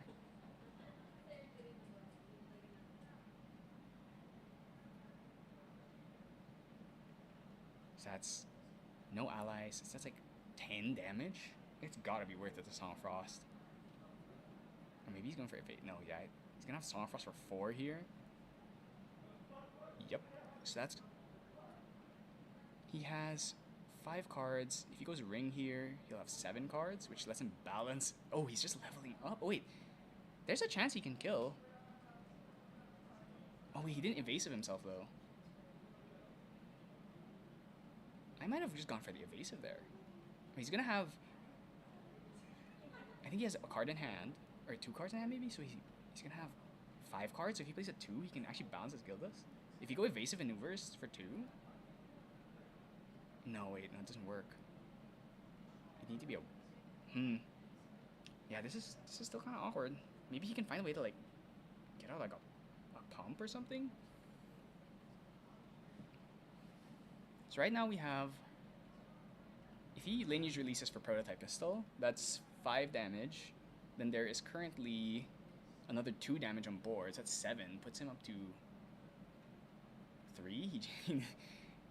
If he could play this Gildas, that'd be great, but If he goes for like Blast Shot Pump, he can banish one, or he could go Evasive Maneuvers on himself. Gives him a +2, but that puts him to 19. It's still not enough. I feel like he should have just Evasive Maneuvers instead of playing the Songfrost, actually. That might have been enough to let him get it. But, oh, this is such an unfortunate start for Fred, honestly. He cannot balance Gildas, I think. 4-card hand. No, he needs to have 5. I'm not sure how many 5 cards in grave. That looks like maybe 7 or 8. So if he has the combo, he has 1, 2, 3, 4, 6. He has 8 cards. He's gonna have 9 cards next turn. So if he has the erupting combo, I don't think he kills yet. Lantern is gone. So now we don't have to worry about that. But I think we just have to worry about living right now.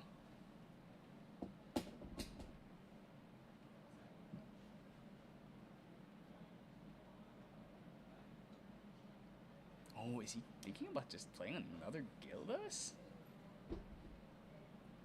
You do need to respect Flame Sweep here. Oh, if he plays another ally, yeah, this is maybe a Flame Sweep.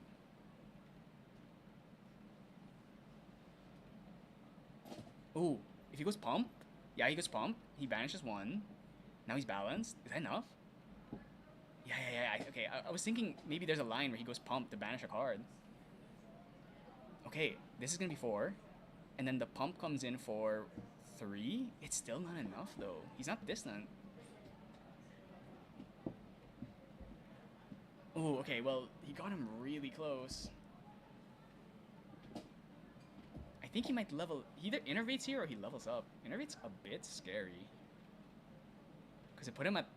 He's gonna heal 5, puts him at... No, that's pretty dangerous. Oh no, he lost 2 Eruptings. That's a... Oh, okay, well, I mean, he's gonna get to draw off the Flame Sweep here, but... Losing 2 Eruptings... He has 1 more. I think he has... Does he have both the other Eruptings in hand? I mean, this is maybe okay? Losing 2 of your Eruptings is pretty unfortunate. And he's on the rain line, so he can't even use Fireball. So he's gonna come in for 3. He's gonna draw 3. It's huge. Yeah, so it's gonna be... That was Flame Sweep for 5 or 6, using Sword. And then now he has a lot of cards, but Fred just needs to shoot him. If he shoots him here, that's another 3 damage, puts him at 22. It's Pump, so dropping an Intercept doesn't even really help. He just needs... Fred just needs any 2-power ally. But he can't get the draw. If he gets Ring here, that would put him at oh, the Innervate. Just to heal? 2, 3, 4, 5. So now he has 6 life. That should keep him outside of kill range.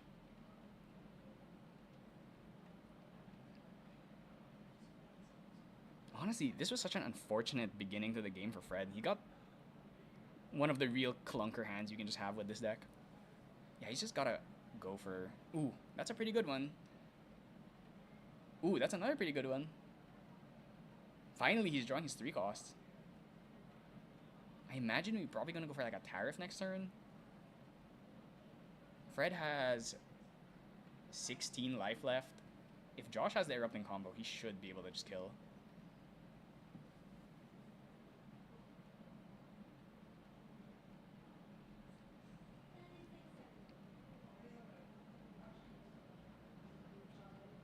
I think he's going for Channeling Stone here. If it's Channeling Stone, then I'm fairly certain he's got the kill already. Oh, leveling up 2? Oh, he's leveling up back to the Rain 2? Okay, yeah, alright, sure. Doesn't have a sword.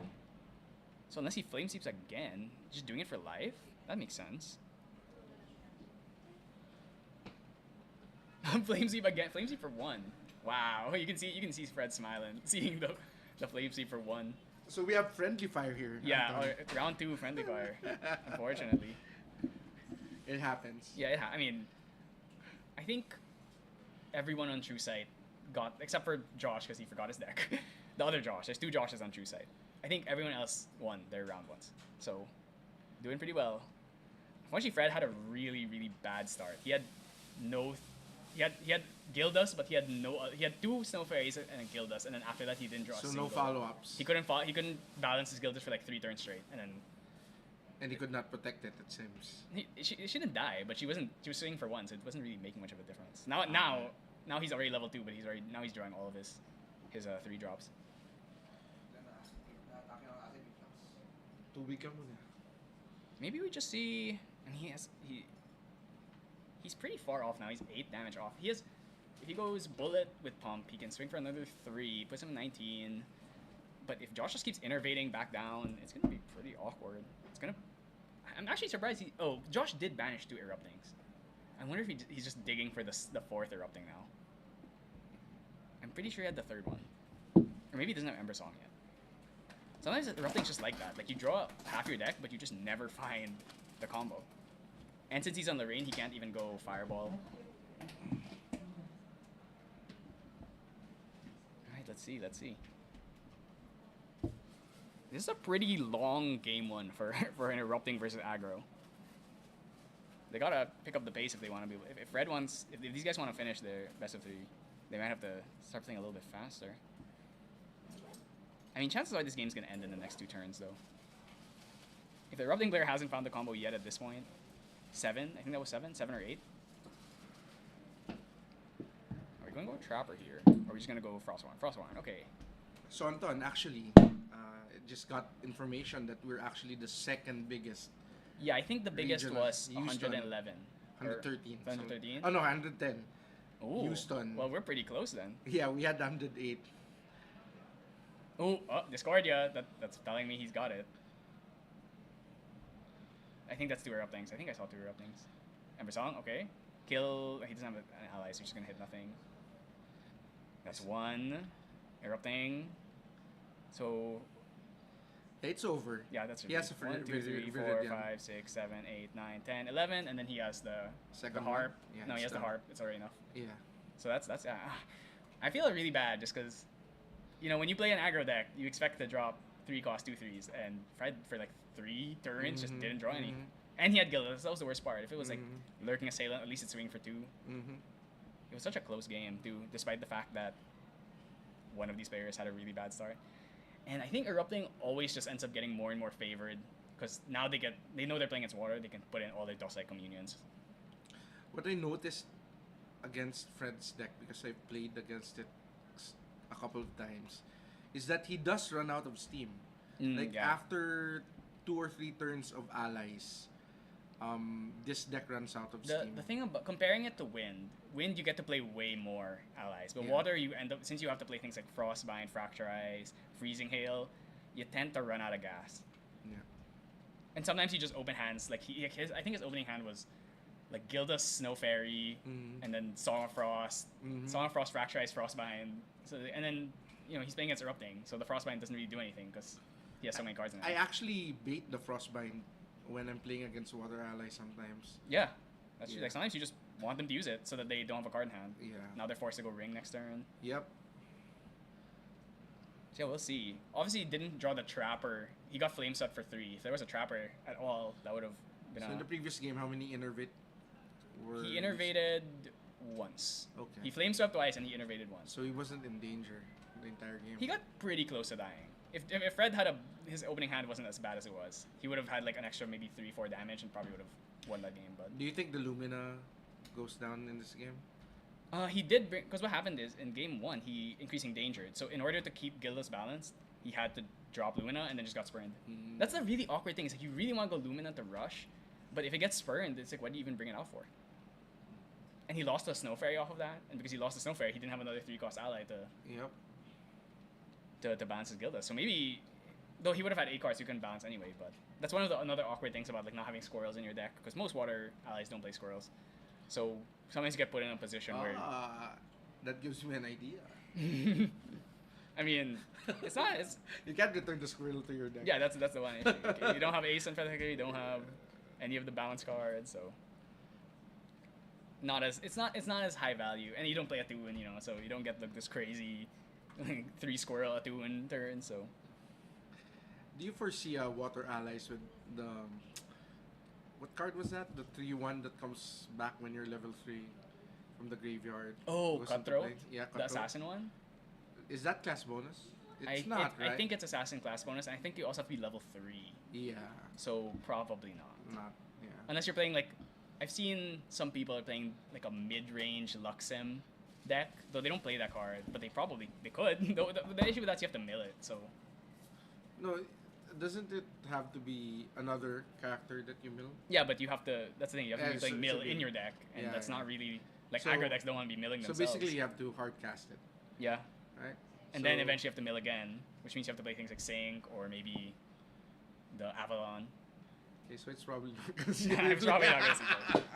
I'm pretty sure I just sold all of mine. That I had like 2 of those, and I just threw them away for a Pendragon. I'm like, deal.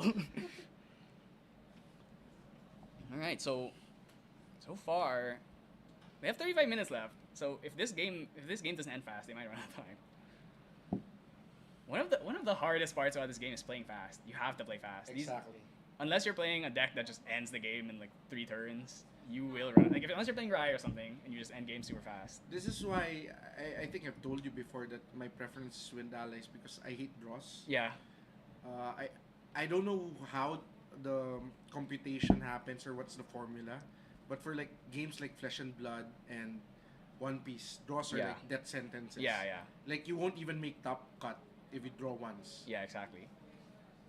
I mean, obviously in GA, it's okay to draw. Because multiple people also draw. Yeah, and then draws don't count as a loss. Yeah. So it's a lot worse in those games because drawing is a loss, and then obviously that means your tiebreakers are super bad because both of you lose, and then Yeah, it's actually double loss in One Piece.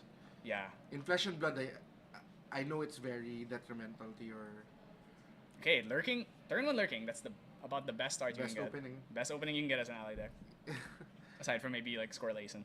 Square Leeson, yep. Ooh, I think I saw 2 Flame Sweeps. I also see Dusklight, so that means Fracturized Lantern isn't. I mean, it'll stall for a turn. Ooh, let's see. Josh didn't do. Oh, he's going second. That means let's see. Maybe increases again. I see a Spurn, so that's definitely. Lantern's not gonna feel great. Scepter's not gonna feel great. 2 Flame Sweeps, a bit awkward.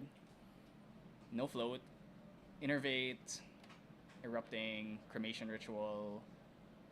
I think that's 2 Eruptings. 2 Eruptings, 2 Flame Sweeps, Cremation, Spurn, Innervate. That's not a good hand. Once again, just like. Oh wait, did he choose to draw off the bobble? Can he bounce Gildas?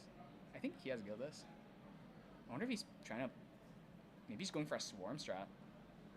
Oh, he wants to play the. I think he wants to play the Trapper. But he could have still dropped the Gildas. Maybe he's worried about Innervate. Oh, he's choosing to keep him at 4, I think.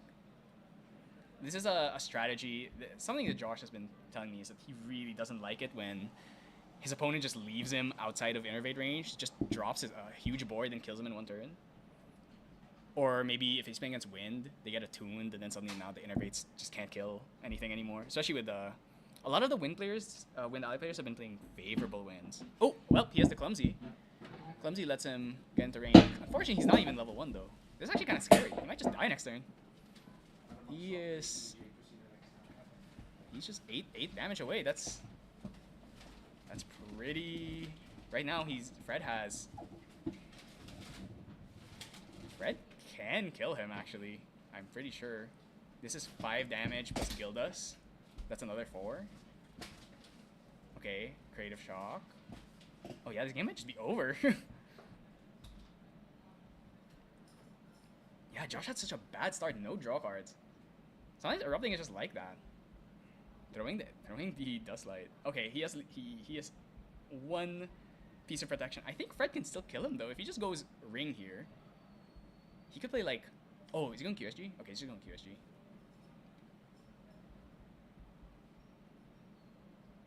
So he can swing 1 into this I wonder if he's gonna keep the Trapper up. He might choose to keep the Trapper up. I feel like Fred could have killed that turn. Maybe he goes like Freezing Hail. Oh wait, he has Storm of Thorns. Yeah, that's one of the really fun little techs Fred plays Storm of Thorns in Diana. It's a really strong card, honestly. Incredibly strong in Tenoris, but in Diana it's still like really any water deck that's relying on allies. This card just is house. Makes things practically unkillable outside of really huge hits. In a way, it's kind of like a favorable wins, but it lasts the whole turn. Is he balanced? Oh, that's balanced. Okay. Does he have...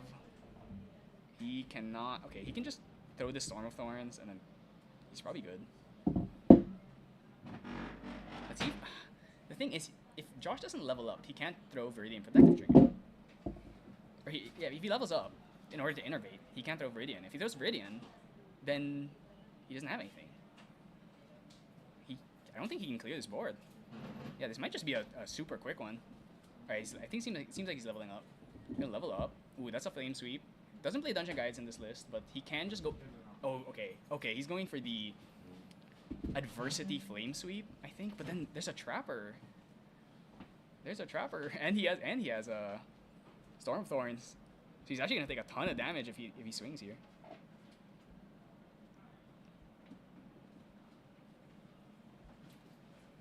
Let's see.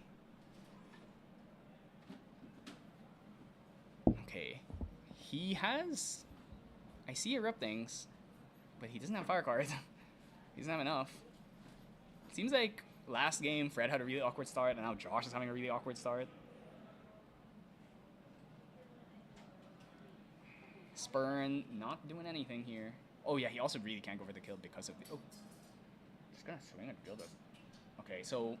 We use the Trapper up, which means next turn he can go for Flame Sweep. Okay, no, he's just gonna innervate here. Ooh, here comes Storm of Thorns. So Josh has to go 4-3. If he goes 4-3, he can kill one of them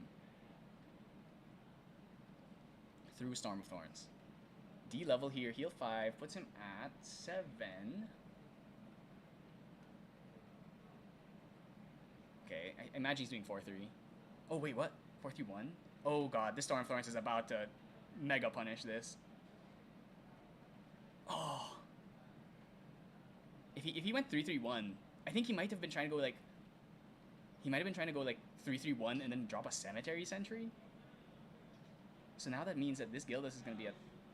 If it was 3-3-1, that means that they're both at 2 HP and the Lurking is at 1. Or probably at 0, so... Ooh. I mean, these two are teammates. Josh should know that. He should know about it. Okay, well, he's gonna... Alright, so that's gonna be for 2. Well, it would have been for 1, but... Okay, and then Shield Mate. So... Can Fred bust through and do 8 damage through a Shield Mate? I'm gonna say probably not. He has to go Ring next turn.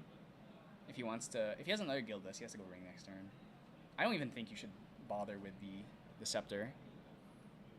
You best believe if your opponent is on Erupting and their hand is kind of clunky, you can imagine they're kind of bricking on some Dustlights and Spurns. Alright, well, yeah, well, it kind of looks like Fred is out of allies, so maybe... Oh, right, that's right. He's playing QSG, which means there's no Ring, so he actually can't anymore. Alright, so let's see if he's got... Oh, Raccoon is interesting. That's not something you see very often. Oh, I wonder if he's gonna Freezing Hail. Is he gonna Freezing Hail Josh so he can't wake up? 3 damage ping or 2 damage ping and then you can't wake up? That's not bad. Definitely stops Flame Sweep, but then Flame Sweep wouldn't really work since he doesn't have the adversity anymore. I think he's just gonna go for the Raccoon though. Raccoon is massive value right now. Actually, he can do both. He has 6 cards. He can do both if he wants. Or he also has a Diver. Diver would be pretty good right now.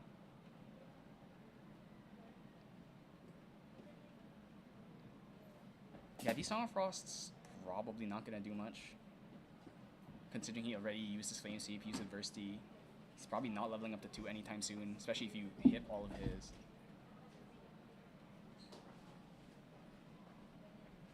Okay, Raccoon. Throw Fire plus probably the Float. That's right. Swing for another one. Josh is getting low. He's gonna have to level up next turn. He's gonna have to hard level because he just had his float even. Fred holding up 3 cards. The Water Classic. He also has Evasive Maneuver, so even if he gets Viridian here, he does have an out. I'm not sure if Josh is playing a second sword. He might be playing Seeking.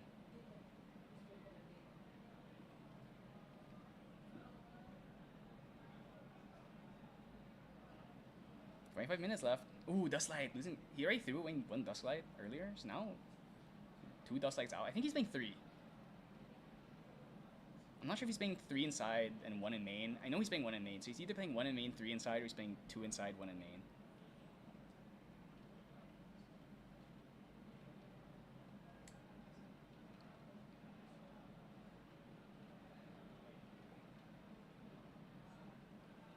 Josh's hand's pretty big, but it's not quite enough yet. He has 9 life. Right now there is 2, 4, 6 on board.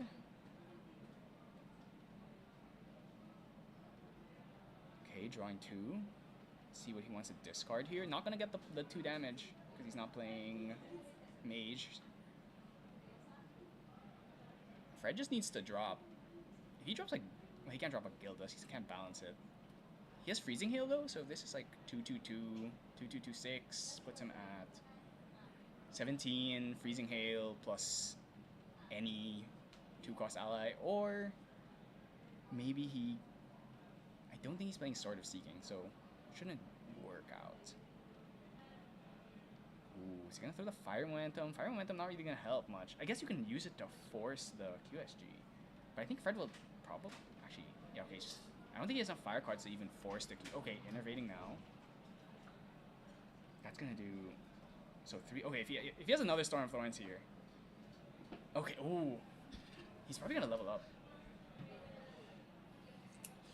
You know, Anton, I have to apologize to the field. There's quite a bit of Arizana memes playing right now. I said there probably won't be any. I mean, I always expect there to be some people playing Arizana. Ooh, he lost the Diver. That's unfortunate. Oh, and now he just got Fracturized. So he's gonna come in for 4, and then gonna swing in for another 1. Can he? No, he cannot. Oh, his hand. Once again, look at his hand. It's all interactive cards. He has no damage. He has 2 Song of Frost, a Fracturize, and Freezing Hail. That's nothing. So now, at this point, Josh can just level up again next turn. Then heal up. Yeah, then he... Heal by clearing the board. Unfortunately, because he's playing QSG, he already used his Bauble, and he doesn't have Ring, so at this point, he kind of can't recover anymore. So what's the interaction of Innervate? So, let's say you cast Innervate, then somehow you're... Can anyone cure you right now? Or can anyone recover you from your opponent's side? Morgan can stop Innervate. Yeah. But Morgan only gets her effect at level 2. And, these are aggro decks, they don't usually... So what happens if there's a Morgan on board, for example? You actually just can't play the card, because it's a cost to heal, so you can't play it at all. Oh, he's gonna Freezing Hail? Oh no, he's gonna Fracturize the Tariff. Okay. I wonder if we see the level up here. Oh, actually, I think he might be able to kill now. Oh, yeah, he can. Alright, so... I think the safer play there was to just level up instead of going for Tariff, but I think Josh... He didn't have any float, so he was worried that he might banish an important card. Because what happened there is he's just gonna go. He Fracturizes. He levels up to 2. He brings out his pistol, his gun. That's 5 damage already. So, yeah, I mean, good on Fred to see that line. That was definitely the worst thing it would have been is a Fracturize, because a Fracturize just ends the game right there. That's how I really think he should just leveled up. So did Josh just concede there? Yeah, he knew he was gonna lose because the problem with Erupting is it doesn't play any. Like, at best, they maybe play Sparkleite, but they don't play Resolute or anything like that. So once his Tariff got Fracturized, he knew that he was just going to level up to 2 and then swing with gun, and then he's just dead. So funny with GA, right? So games can last like 5 minutes or like they can last 40 minutes or they can last 5 minutes. 5 minutes. Yeah, that's true. You know, in a way, the game is kind of like it's really aggressive because everything has haste and everything, and you know from the start of the game you don't have to worry about like dropping lands. You just go immediately. You can start dumping your whole Yep. hand. But at the same time, you also have Dex Alexander and like Merlin, right? They can just sit there and wait and scale up all the way into late game. But those two decks have like set kill timer, right? Yeah. Around the 15 to 20 minute mark. But allies, if it's an ally, Ally is so weird because it either lasts like 10 minutes or it lasts 30 minutes. from my experience, if there's a sweep, then it goes quicker. But if there's no Yeah, sweep, or if I it's think forever. Attune is also a really big Yeah, one. yeah, If yeah. someone drops an Attune on 3 allies, it's usually game over. And then it's usually better to just. I guess the matches shouldn't last long, and unless it's one of those weird grindy games where you just keep passing guild assists towards each other, and then So what's your favorite, or what are the favorites to top 8 in this? What kind of deck archetypes? I would say the decks that, at least in tournaments you see, the decks that have the most success are Luxem, Merlin, Allies. I feel like Water Allies has kind of fallen off. I don't see that many people play it anymore. I think Wind has become the go-to. I think Water is better against decks like Xander and Rai and Merlin maybe, but then I think Wind beats Water is the problem. The thing is with Luxem, I feel like it has a higher, above average win rate. So, and even draw rate. Yeah. So, No, that's why Luxem is a very stable deck. If you just want to hit top 16, yeah, that's what I was gonna but say. what I've noticed about Luxem is Luxem never wins. It's always second place. Yeah, exactly. But But it doesn't matter, right? Yeah, you it just, doesn't matter. You just want to hit top 16. So Luxem is a good choice for that. The way GA actually spreads out its pricing, it's quite balanced. Even the Ascent prices are the same for top 8. That's why I'd say in store champs, it's not really great to play Luxem because you probably aren't going to win. Yes. And you have to win in store champs. But in a regional, you just have to get top 8, top 16. And we are top 16 since we're 100 players. So that means it's like, do you really care about winning? Because once you hit top 16, you got your invites. Yeah. Like the only thing that you get more is like higher points from placement, and of course you get better rewards from being first. But a lot of times in the regionals and nationals, I've seen is like, well, nationals actually matters, but in regionals a lot of times people don't care once you get the top cut. All right, well Josh has the god start of increasing danger, so the turn 1 increasing danger. Hopefully this time he actually draws a better hand. Okay, great start here with the Snow Fairy into Frostworn. Probably just gonna cremate this if he has it. Ooh, Hasty. I wonder if he has another ally to pair with this. Maybe a swing one to swing one to face. Could have possibly like swung into one and then Ember Songed. But I think Josh is seeing he has Flame Sweep, so he could, if his board gets cleared, if they the second shield mate, okay. Kind of a slow start. I thought the increasing danger was gonna be gas, but it seems like choosing not to throw the shield mate off of the Hasty is interesting. Definitely would tell me that he doesn't have much else and he'd rather just play a slower game.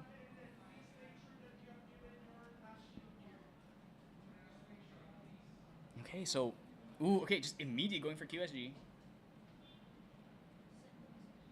Ooh, Stillwater Patrol coming in. That's interesting. I wonder if Fred's playing that in the main board. Okay, he has to, I wonder if he's gonna kill his Hasty or if he's just gonna swing face. I feel like it's kind of rough. It's a rough choice because you obviously don't want to let the Hasty get all this extra value, but then at the same time, you're not progressing your game state by leaving it up on field. He might just go. Let's see if he just throws everything down. Maybe he goes. I see a Trapper at least. He can go Trapper plus. His Imperial Recruit. That's not bad. Kill Hasty. Okay. Hasty's gone. I think he's just gonna drop this Trapper. Keeps you safe from level 1 Flame Sweep with Adversity. Actually, he can't even play the Adversity because of that extra shield mate. Well, he can play the Adversity, but it's not gonna get the power. He has a DG too, which it makes me think maybe is there a world where Fred just goes Scepter DG to 1 for like that like surprise burst damage? No one ever expects the DG to 1. Wonder I mean you gotta play the Trapper, right? It's so scary to get Flame Sweep right now. If he has a Cremation into Flame, he goes level 1, Cremation Flame Sweep. Okay, just gonna hold up this Song of Frost. Ooh, he's going right here. Interesting. Okay, maybe he has Creative Shocks. Or Fireballs.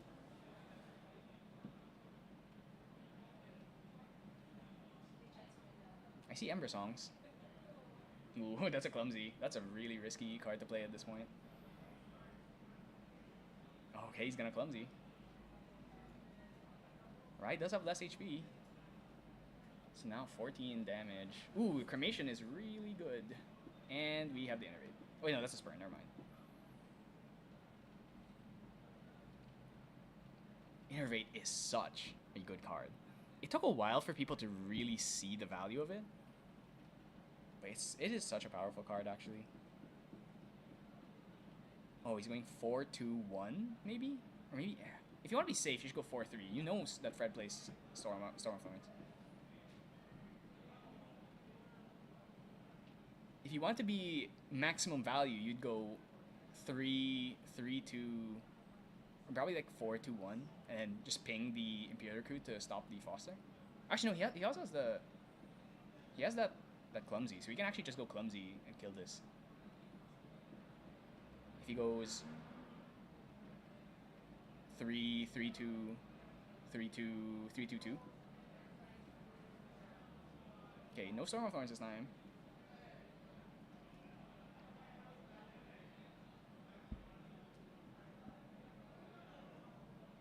Innervate is such a good card.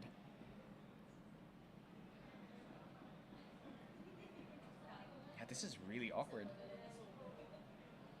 Okay, stop the Foster at least. Oh yeah, he feels pressure to go Scepter. We do know that Josh drew the Spurn though, so with that Spurn, I'm wondering if he's gonna just DG. He might just feel compelled to DG here. Actually, I think does he have 2?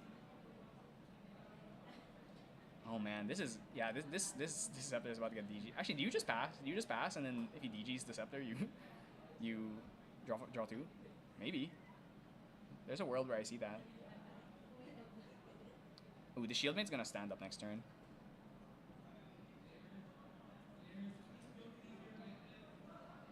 Oh, I think he might be DGing here.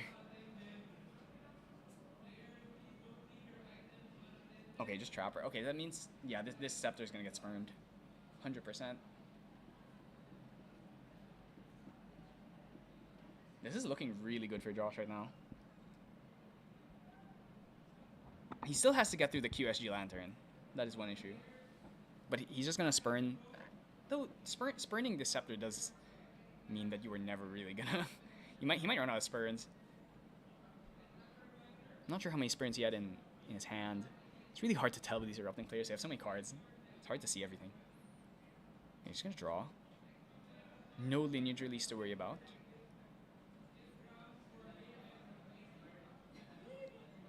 There's the Spurn.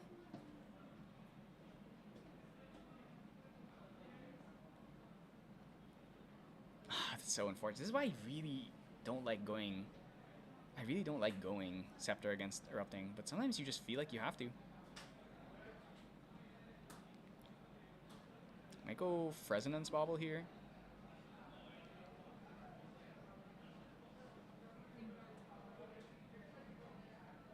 You need to get some more pressure.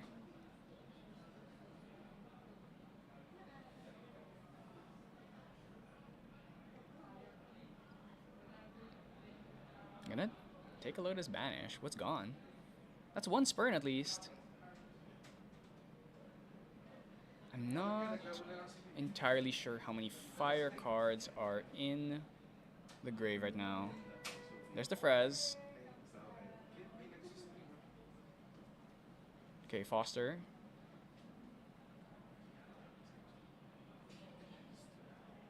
I think they're forgetting like which turns or which.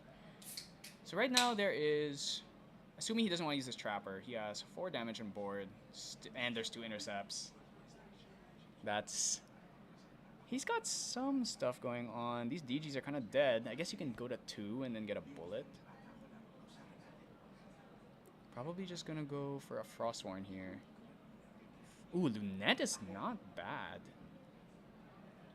Oh yeah, right.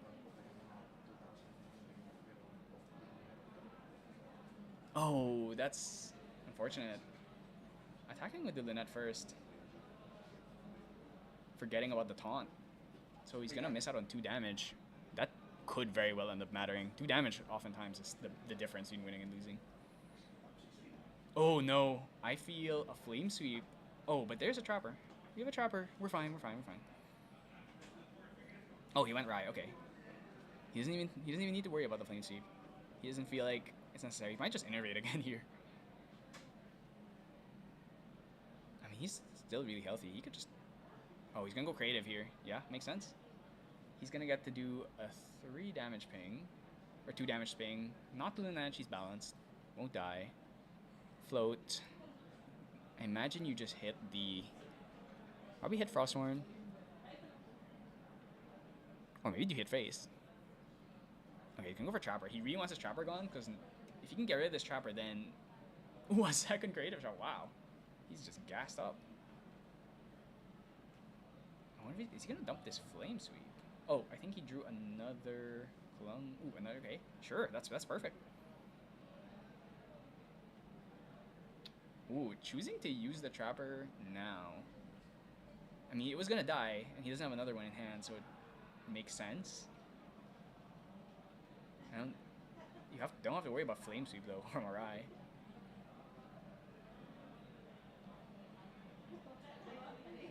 Lunette on board it does complicate things a bit. Can't drop your shield mates in your library witches anymore. Well, you can, but they won't do anything. There are a ton of fire cards in grave. Oh. I think that gives Fred leeway to just go level up to 1 now. Yeah, if he wants a balance.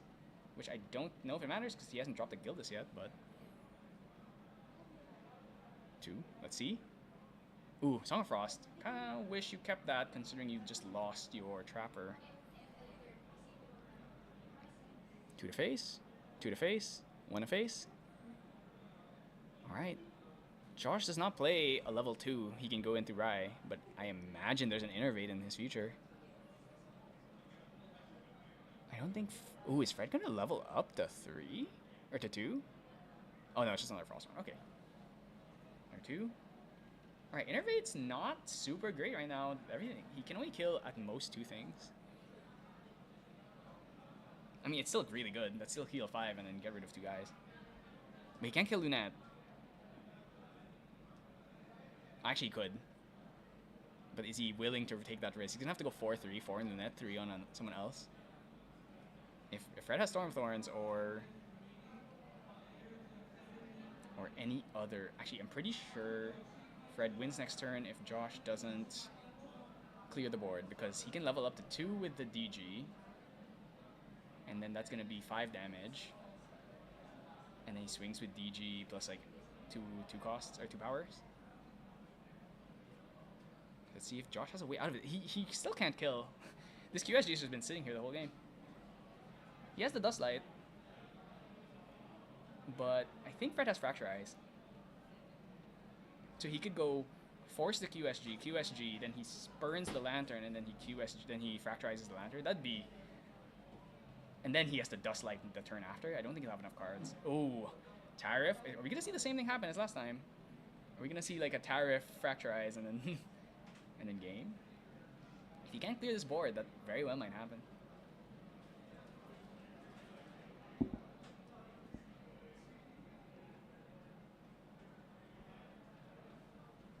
Gonna take a second to think here. This is game 3, so I don't expect this game to go into time. It is erupting. Eventually, it's just gonna have enough damage. 4, 5, 6. I think he's got like 11 cards in hand. He can't do it through Grail. He's innervated. Has he innervated twice or once?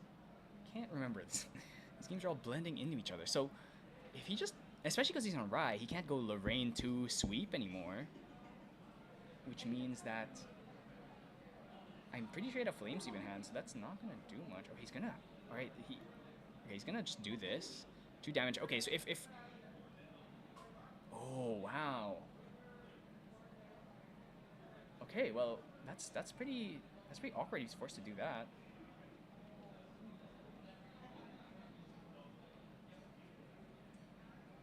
I think Fred might be able to kill here. He's gonna go for the Fracturize and end phase, hit the Tariff, level up to 2. It would be funny if he kept his DG, he could DG up to 3 and then get a Shadow Twin. I actually kind of want to see that happen. Not sure if it's actually a good idea, but... Oh, he lost the DG. Sad. We don't get to see Shadow Twin. I know Fred is playing Shadow... Oh! The second DG. Drew DG for turn. That's so cool.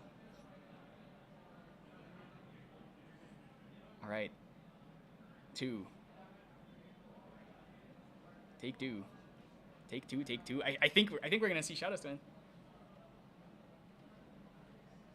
I mean, that's devastating for a Erupting player. 2 Torments? I know that Josh does not play Exercise Curses. Oh boy. Oh boy. Oh my god, we're seeing the Dungeon Guide, the 3. The rare level 3, especially with no Scepter. Fred has not hit a single Scepter proc this whole game, and yet he is still level 3. And he's gonna banish his last card, Shadow Twin. And now Josh is gonna take. Oh wait, actually. Oh, is he? Oh, did he side up the Shadow Twin? He might have side up the Shadow Twin. That's still gonna do 2 plus 3 plus 2. That's still enough. Yeah, and Fred wins with the DG off the top of the deck. He banished 1 DG, and then drew another one. Is he the son of Limelight himself, just drawing the DGs off the top of the deck? Wow, that was an explosive end to this game. I didn't think it would just end with the out of nowhere DG to 3, but that's just the power of Diana. Diana, compared to the other versions of Water Allies, I feel like they're a bit more stable. They have a bit more grind game, but Diana just has the most explosive power with those guns. Getting like the extra 5 damage, even just from Prototype Pistol plus Bullet, and then you also have the added power of being able to go level 3 Shadow Twin out of nowhere against certain decks. That's just devastating.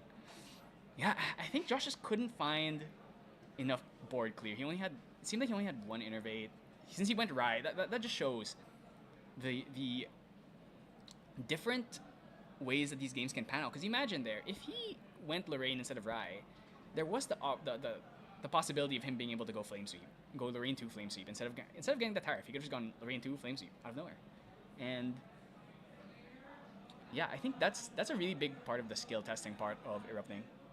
Choosing when you innervate, choosing which champion you go to. These are the very minor things that decide games.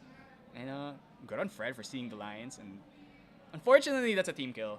Team True Sight down 1 member. I believe 2 of their 6 members have lost the game now. I'm not sure about the rest of them, so we'll see. Maybe we'll be able to see Jiggs on stream at some point in this day. He is the highest ranked player in the Philippines. I believe he's maybe 40th or 50th on the leaderboard, somewhere in that range. Yeah, so we're gonna just go into. I believe we are going into. I don't think there's a lunch break because we started a bit late, so I think the lunch break might already be over, but we'll see. So we'll catch you back up when the next round starts, and yeah, we'll see. I'll update you guys once the next round starts and who is left. Definitely curious to see if I believe both Quarax and Pro-An won their first game. Alec did lose game 1, or round 1. He did lose round 1. So out of the 3 world qualifiers, 2 won the first round. I'm not sure about round 2 because round 2 the results are not out yet, but we will see. So yeah, so we'll catch you back up probably in about 20 minutes, and stay tuned. Thanks a lot.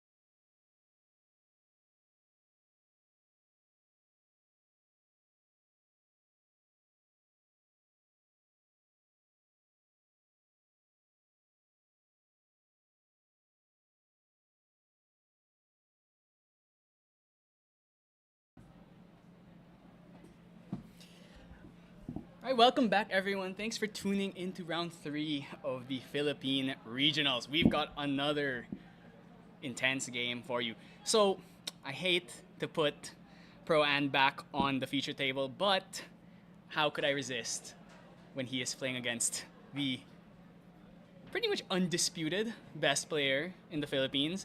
This is Jiggs. I mean, what else is there to say about him? He is rank 40, I think. Rank 40, rank 50, something like that on the global leaderboards. He's the rank number 1 player in the Philippines. He has so many tops. He's pretty much, if he's in a tournament, you know he's going to be at least in the top 4, top 3. Or, most of the time he wins. He has, so far, I think he's won 2 store champs of the 4 that we've had, or of the 3 that we've had, he has won 2 of them. He's also part of Team True Sight. So, let's see how number 1 of the Philippines ends up doing against a world contender.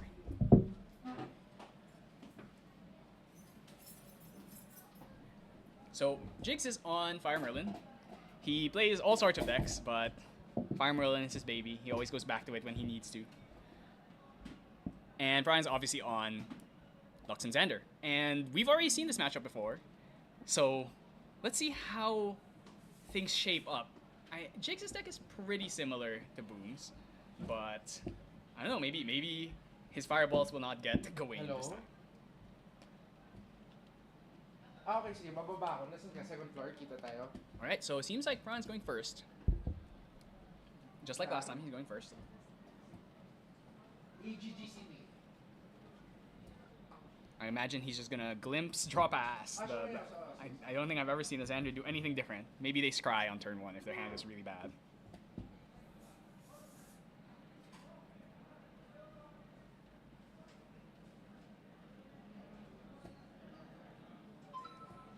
Okay. Ooh, yep. Yeah, he has Creative Shock. Creative Shock on a float. That's the best thing you want to see in a Xander hand. Jiggs does. He has a Focus Flame. He has Creative Shock. Ooh, Pendragon's nice. He has DG. That's really good. Both players seem to have pretty good hands here. I didn't catch if Pro-Am had the Dungeon Guide, but Xander has so much draw and so much scry. Eventually, he'll probably see it. Got a lot of Resolutes.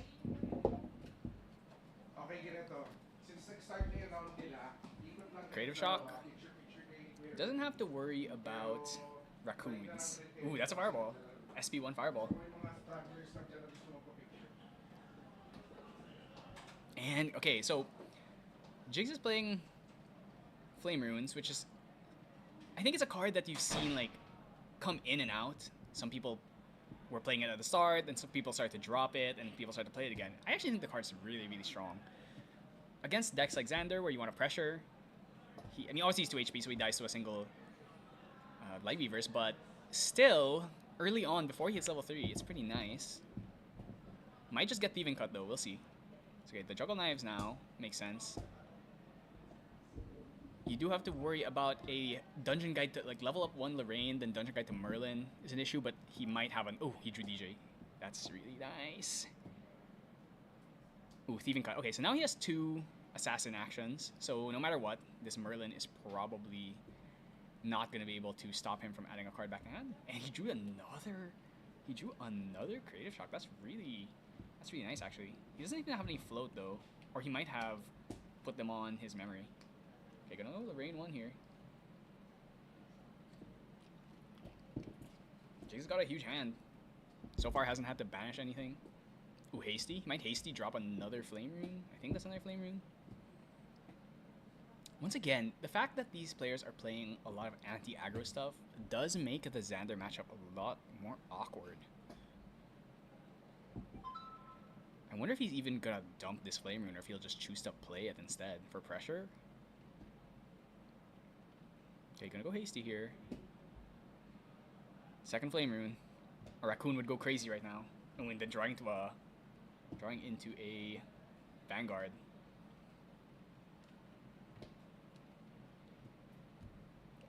Xander 2 here. Banishing Resolute, and I think that's a Serum, maybe? Or is it double Resolute? Oh, actually, I think that's double Resolute. Adding back, Juggle Knives gonna... Is he gonna Juggle Knives or Creative Shock here? Gonna Juggle Knives. Oh, and then Creative Shock. Oh, his hand is loaded. He has DG. Imagine you just go for the Creative Shock here. Oh, or does he want to save it? Maybe he wants to save it for when he's level 3, so he can fast speed dump some fire cards. Or maybe he doesn't want to risk drawing into Luxem cards. I'm just gonna go DG here. Then he can probably... Oh, I think he might go Ring. He might go Ring and then Creative Shock. That's a pretty good... Oh, you know, he... Yeah, I guess there's not really much good to dump with Creative Shock at this point. You already have the DG. What are you really looking for? Double Even Cut. He also maybe could have gone... He maybe could have gone for the... Could have dropped the Creative Shock and then even cut this Hasty so he could put his cards on. But I mean, this is going to be a long game, so really doing those kinds of tempo plays not really as valuable as just going for creative when you're already level 3. Get to dump all of your Luxem cards straight up. Okay, Exercise Curse. Probably, I know, we know Jiggs has DG, so he's just going to eat his own float. Level up. Pendragon. We also know he has Pendragon.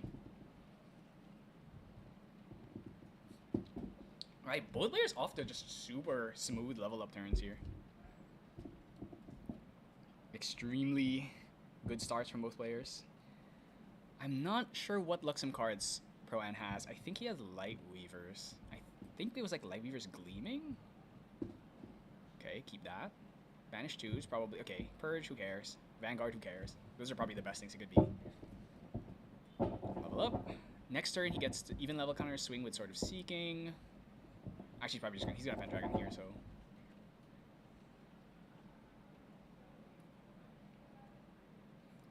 Xander's still super healthy. But, you know, every Pendragon we drop is it's more pain for him. Jiggs has to be a bit careful here because he really... If this Fireball... If he goes Pendragon here, and then Pro-An has some Luxem cards, he can force him to put stuff down. That's gonna be kind of awkward because we might see the... Oh wow, Jiggs is playing so safe here. Really worried, I think he was really worried about Excalibur there, because Pro-An had 3 cards in hand. If you Pendragon this and you get Excalibur, that would be disastrous. So yeah, super respectful. Okay, so now he knows what is in his hand. I'm actually kind of surprised he didn't go Ring into... I'm surprised he didn't go Ring into Creative Shock here. But... What's unfair is we extend to limits. Okay, Gleaming?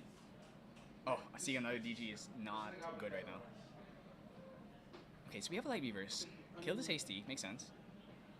Thieving Cut, he can even cut this DG if he wants to, though. Would you really want to? Extra cards. Di ba wala ba siya sideboard yung mismo? Hindi siya... Exercise Curses. Okay, so I think he might just... Oh, he has Gawain! He drew Gawain! Oh boy. If this is like Juggle Knives, Gawain, that's... Okay, Thieving Cut here. Just gonna start hit face. He doesn't even care about the Dungeon Guide. I agree. And he gets the Insignia draw here too. That's actually so... That's massive. You know what? You know, this is why he's here. I forgot about Insignia's draw actually. So makes sense that instead he'd go for that instead of Creative Shock. Okay, he's not even gonna go for the Gawain. I think he's thinking maybe Jiggs doesn't have his power cards yet, or maybe he's thinking that he still got the hold cards in hand, which... Oh wow, okay, so Jiggs is not going for a second sword, which is interesting to me because I was expect him to get out another Regalia so he could go for the Pendragon without worrying about Excalibur, but... And he did see Pro-An's memory had no Excalibur, but he could have definitely drawn into it at this point.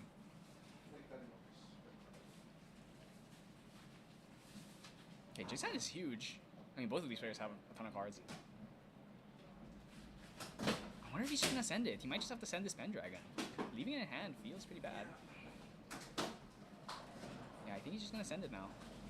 He has the Fireball. I feel like you have to be very careful against Luxon. If you're ever put in a position where you're forced to put down the... Okay, so no Excalibur. We're safe from that. And then we just go... Brown's getting pretty low here, but he's got a sight. He's got a sight at least.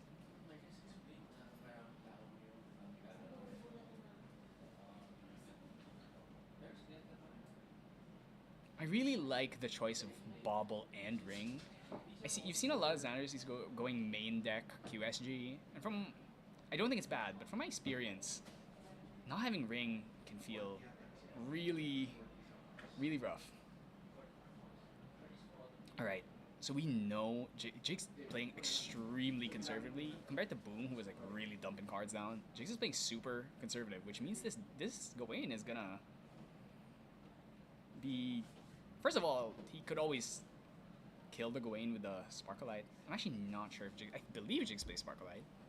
You would definitely not want to waste a Fireball on a Gawain, though. Lightweaver's Light... Okay, he's going to be forced to put 3 cards down here. He can just put down a bunch of junk. There's nothing super important here. Oh, I think he had Spurn, though. I wonder if he wants to keep that Spurn.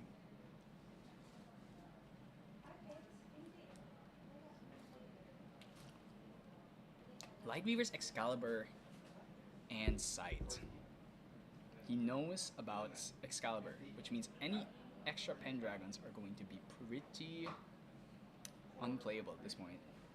Unless you have 2 Regalia on field. Though, at the same time, are you maybe okay with him wasting Excalibur on it and then going Deer? Because I believe he's probably going to go Drawn Blade next turn. Oh. Does he have it in cover or a Thieving Cut? He either has Uncover or Thieving Cut here. 1, 2. Oh, he has a Thieving Cut. Oh, and then he's gonna get another Insignia draw off of this? Oh no, I think it's Uncover. Or is it Thieving? Okay, creative. Probably just gonna toss his DG. Oh, he drew Uncover. Alright, he can kill this Pendragon now. Makes you wonder if Jiggs should even... Maybe he should go Tithe. I'm actually not sure if Jiggs is playing Tithe. I don't think he's playing Tithe in main, but... Okay, Scry. Getting tons of value here. Oh! Another Gleaming is not what you want to see. He's putting that Gleaming. Oh, Piranha's gonna have so many cards. Jiggs is running out of time here. Uncover. Gonna heal, kill the Pendragon.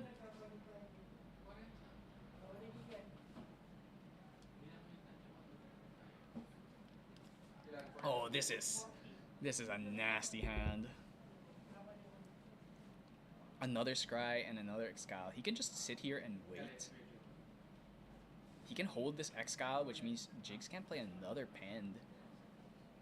Or if he does, he's going to blow up the Regalia. Yeah, I think Brian's in a really, really good spot right now. He's just gonna hold this Excal. It's his choice. He either goes for the Excal or he scries here, but let's see. Oh, I think maybe he just doesn't care. You can maybe just draw your Pendragon. Oh no, he's just gonna pass. Valuing being able to cut him off of more draws here. Ooh, the Cruxite for the Pendragon. Like I said though, this is kind of awkward because of the Excal. Jiggs doesn't know about it, but it is not easy. We do know Jiggs has Fireball. Brian's at 8, an effective 23 life. There's no way he can do that much damage in 1 turn, especially at this low of a level. Okay, let's see. Let's see if he spends the Excalibur on this. I wouldn't hate it, but at the same time, maybe you're okay with that. We do know that he has 2 Excalibur, so even if he blows this one up, he can go Deer after. And then he can Excalibur the Deer on his turn. Oh man. And then he has Map too? I think Jiggs has Spurn though.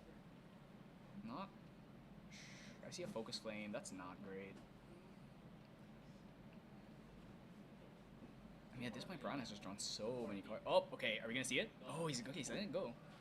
He doesn't care about. So one He point. doesn't care about the draw too.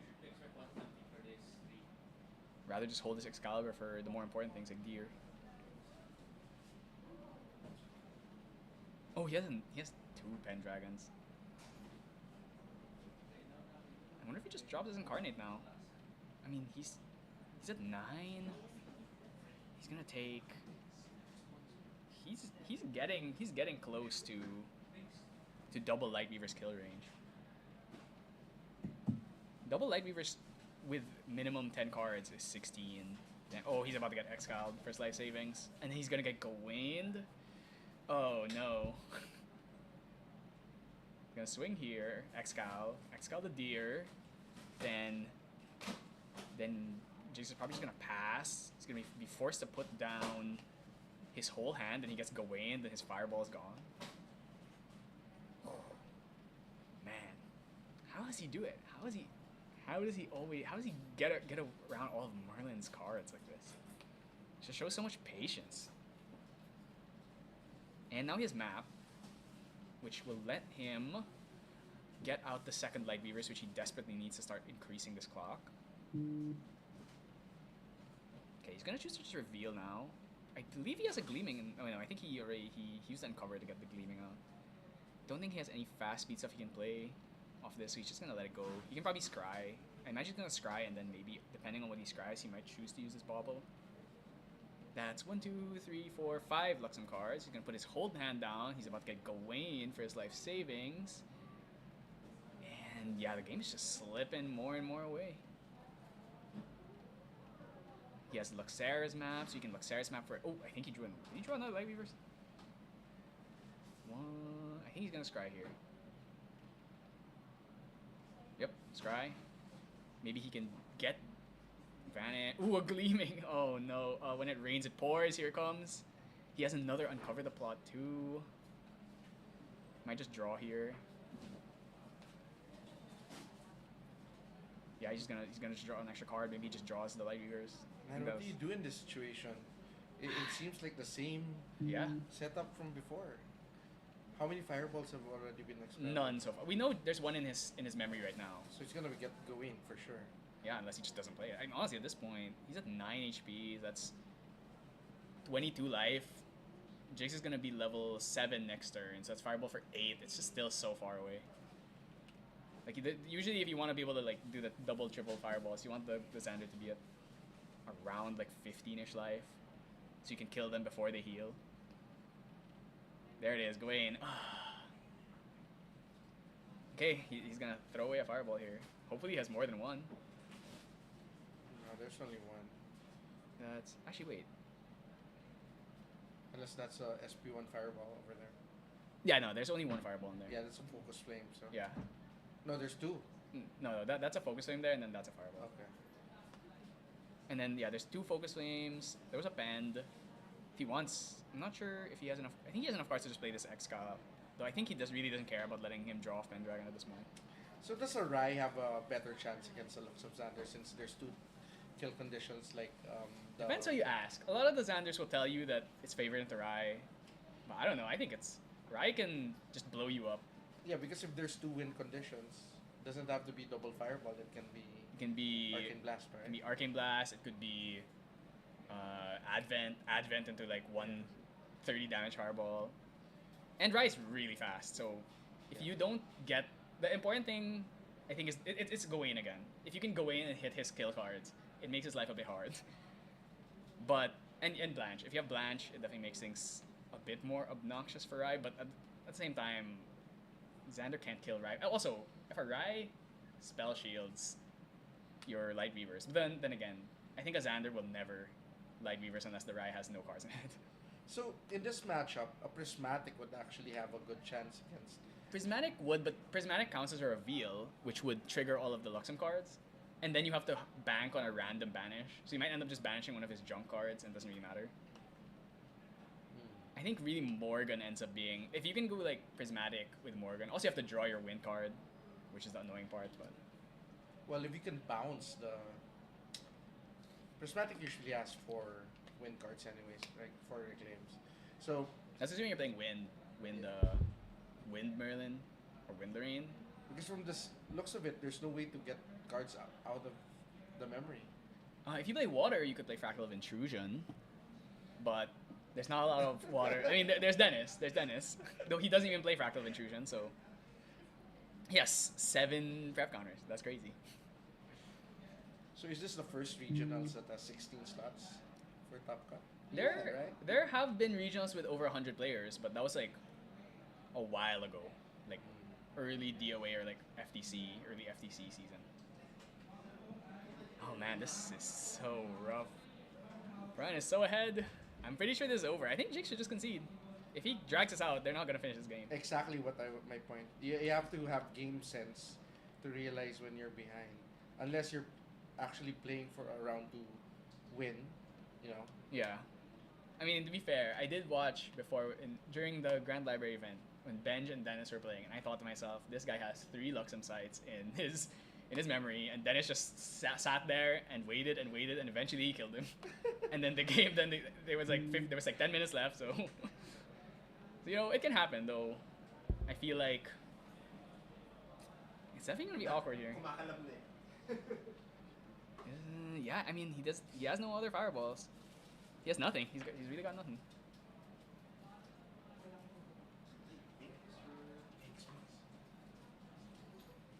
Oh, I think he's incarnate again. Yeah, but we know that he has a second Excalibur. It just shows the patience, right? Because I was thinking to myself that when Jiggs plays Pendragon, he would Excalibur the Regalia to deny the Pendragon draw. But Proan just knows. It doesn't matter. You just wait for the deer. It's the most important thing. I mean, at this point, 21 HP, even a single Light Weavers will be able to kill. He can actually Light Weavers and then just wait for him to pop the Safeguard and then play another one. He's probably going to have to pop this Safeguard at the start of the turn, actually. Jiggs is digging, but he doesn't even get to throw a fire card, so that's no damage there. Alright, Xander reveal. He probably should just pop the Safeguard now. Okay, that's 2 Light Weavers. 2 sites. Oh, you are definitely not winning in this position. 4 cards down. So somebody pulled a CSRB, it seems. Ooh, from the entry backs? Probably. Wow, nice. Okay, he's got to pop the light. He has to pop the Safeguard now. Like double Light Weavers, even through Safeguard, you will die. So Proan is actually one of the best Dragon Ball players. Yes, he in the is. world. Apparently, I think it was Limelight who told me that. He's been in every single Dragon Ball World Championship so far. So not only is he one of the best Dragon Ball players in the world, he's also one of the best GA players in the world. So it just goes to show the reach of GA. I think it's a very inviting game for other, TCG players. Yeah, it has a little bit of magic. It has the weeb stuff. So for like the Vanguard or Weiss players, like the Bushiroad players. So Jiggs concedes here. Yeah. Or actually dies. Actually, no, here. he's just dead. Yeah. This is just double Light Weavers. He's just dead because he safeguarded on the previous turn. So that's the thing about safeguard seems so good against Xander, and then you realize they're just gonna pass, and they're just gonna use. It's like with Rai, where okay, you safeguard me, then I'll just fireball you on my own turn. Do you think Jiggs conceded 5 minutes too late? I would say he conceded maybe like 10 minutes too late. So, because the best outcome here is a draw at this point, which they're probably not gonna finish 3 rounds. No, it already took them 25 minutes to finish one game. So the chances of him winning, if he wins this in maybe like 15 minutes, just a chance they can. But then you have to open really well, and they probably have to have a kind of awkward start as a Xander. But you see also Proan's play style and timing. He plays like at the right pace. Yeah, he plays right? very fast. For a Luxem player, like this is the fact that the game ends in 25 minutes is already impressive. And it seems he doesn't have any doubts in his moves. No, bringing down card. Yeah. What am I gonna do next? Like He his knows glimpses, matchup. his glimpses, his serene glimpses are very fast. He doesn't sit there and dawdle for Yeah. like 5 minutes thinking about what to bottom in his deck. So this is actually the mark of a good GA player. Yeah, because- especially if you're gonna play Luxon, you need to be able to play fast. It's a necessity to be able to play fast. Because you just can't have games end in like 0-0 or like 1-1. Or worse, you lose game 1 and then you can't finish game 2. So in a 7-round event, what's the top 8 like? Because I know in GA there's gonna be a lot of draws, right? So what's safe? 5-2? 5-1-1. 5-1-1. 5-1-1 is safe. 5-2 is tiebreaker dependent. Mm. If we were top 8 for top cut, it would be really hard. Like 5-2, probably only 1 or 2 would make it. But the fact that we're 16 means that probably over half the 5-2s will get in. Yeah, but we're cutting to 8, actually. Oh, are we cutting the 8? Yeah, we are cutting to 8. Oh, so do we not have 16 invites in? We have 16 invites. Oh, but only top 8. Yeah, it doesn't matter. Okay, Yeah. okay. Because the 16 will get But their you invites still anyway. okay, so the people below that are still gonna get their Yeah. invites. Okay, so good enough, I guess. So yeah, so for top 8, yeah, you have to be 5-1-1 should be safe. 5-2 is tiebreakers. Yeah, because if it's top 16, there's some 4-3s that will get in. Yeah. Or just go 7-0. Yeah, yeah. For one, it's probably gonna go 7-0 with this kind of runouts. The issue with him is that he will have to leave early, just like all these players, all of the Singaporean and the other C players. I think they're all also going to the Malaysian regionals, which So- means that they cannot stay for Top Cut. They have to just leave and book it straight to the airport because their flight's at 10 p.m. And unlikely that I'm pretty sure this whole tournament's probably gonna end around after midnight. So Well, let's see. yeah, we'll see. Maybe they'll decide to just play it out. Like they already got their invite. We don't need to go to Malaysia anymore. We started 11, so Yeah, we started 11, so that's 7 rounds, top 8, 2 o'clock. I mean, probably around 2 o'clock. if they're like 5-1 by 5:30 or 6 Yeah. o'clock. But what's good about, later in these rounds, the games are gonna get faster, right? Yeah. I believe the players are gonna be Unless you start getting into the Luxembourgers. Oh my God. We should just draw those I mean, matches. Kaloy is already. I think he's also 2-0, which means there's still some Luxem players, at least from actually. Is a Luxem matchup guaranteed draw? No. If the Luxem players know what they're doing, they usually play pretty fast, and they know when to concede. Like that's the thing about Luxem players is they know what their deck does, so they can play around with things a bit, or like they know when they're already gonna lose the game, so they just concede faster. Actually, I'm surprised because whenever Kaloy has, for some reason, always gets the other Luxem players, even though he's one of like the 2 Luxem players, he always runs into the other Luxem players, and yet they somehow finish their games. So Very surprising. Not a lot of Wendalies on top cut so far. I mean, there's probably there, and just the feature matches happen to be. I'm choosing the spicy ones, which is usually Preference. We Yes. will choose. yeah. Maybe we had water allies. We'll see. Maybe someone will try and get a wind allies next round. All right, so Pro An here, the typical stuff. He's Xandering. Ooh, it seems like he doesn't have a float, so he's gonna go with a. Oh wait, okay, he has a fast gear. So he's probably just gonna go DG, or no, he's gonna go fast gear, level 2-1, glimpse, draw, glimpse again. Okay, Jiggs having the going first here is definitely preferable. You would love to see him dump a float here. I do see float. Is he gonna throw this? Is that Vanguard? That should be a Flame Rune. He might even cremate. I wonder if he cremates this hasty. Maybe. I think she probably dies next turn. If your angle is that he has got a Thieving Cut, this hasty might die next turn. So maybe just cremate her.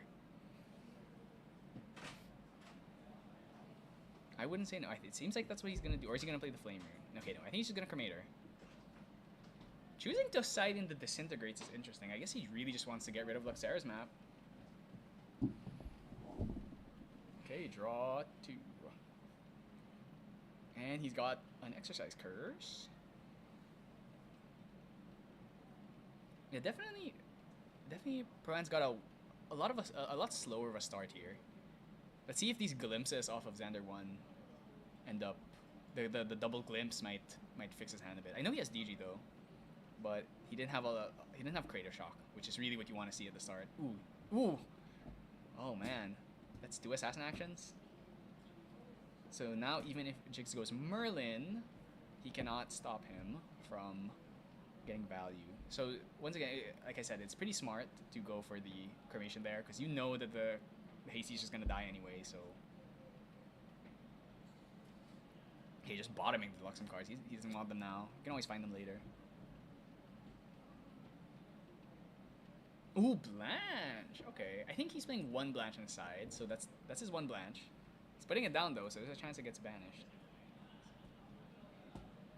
He's gonna Thieving Face. Makes sense. And then he has Juggle Knives in case this Thieving Cut gets banished by Merlin. And he draws another float too. He's probably not gonna use it though. Okay, just gonna Exercise Curse in end phase. It's a easy level up. Probably gonna banish this Thieving Cut, but I don't think it's gonna matter. He has the Juggle Knives.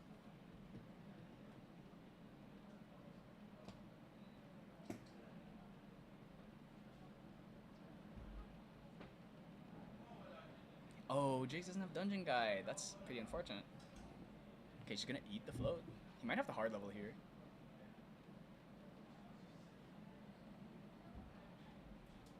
Yeah, you really see the weakness of playing all these anti-aggro stuff. As soon as you run into another level 3 deck, it makes your deck so much weaker. These like purges are basically useless. Disintegrates, like really what can you hit? You can hit Safeguard Amulet, you can hit Luxera's map. But nothing on the value of like Deer. I guess you can just throw your Resolutes. Okay, might just go Flame Rune here. Flame Rune's okay. If he kills it, that's a float. It's also 3, which lets you get the easy level up. Yeah, just gonna go for Flame Rune, Swing Face. Okay, Xander 2, and he's gonna go Juggle Knives here. I guess you're at least glad that the Blanche is gone. Though I don't know if Jiggs knows how many Blanches exactly he's playing. Okay, Juggle Knives, add back the Juggle Knives. He's probably just gonna Juggle Knives again.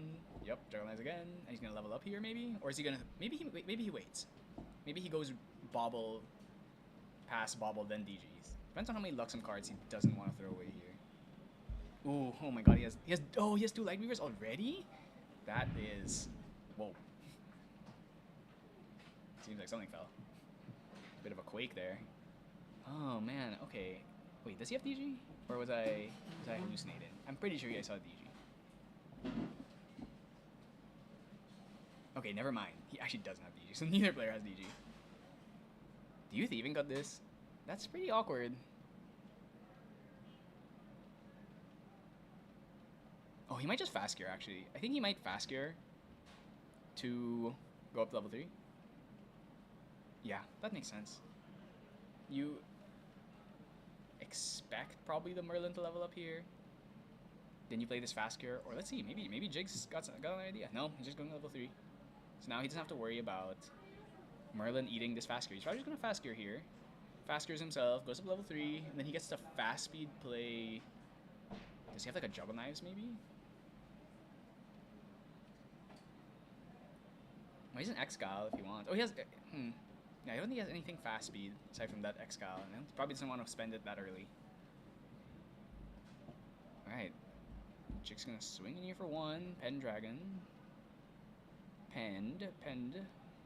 Draw 2. Draw 2. Feel good. So not off to a horrible start, but I definitely... Piranha is still very healthy, especially when he Fast Gears here. I think he has more in... I mean, Jiggs just hard leveled, so maybe he has less influence, actually. But you don't really care. You're just Fast Gearing to get levels. Jiggs has 5 cards. Piranha would have... I'm pretty sure Piranha has more cards than him. Or maybe they'll be equal. Yeah, I think it's 5-5. Yeah, okay, so he's just gonna level here. Hard level. The 3. Let's see if he plays the Excal just to dump. I think probably the. I don't think he had a Gleaming though. Gleaming is really really important in this matchup. Oh, he threw away the Excal. Okay. Oh, he has a. He has an Uncover. That lets him kill this. Lets him kill this Pendragon with he. Ooh, Sight is very good right now. So we can go Uncover here, Uncover, and then play 2 Lightweavers.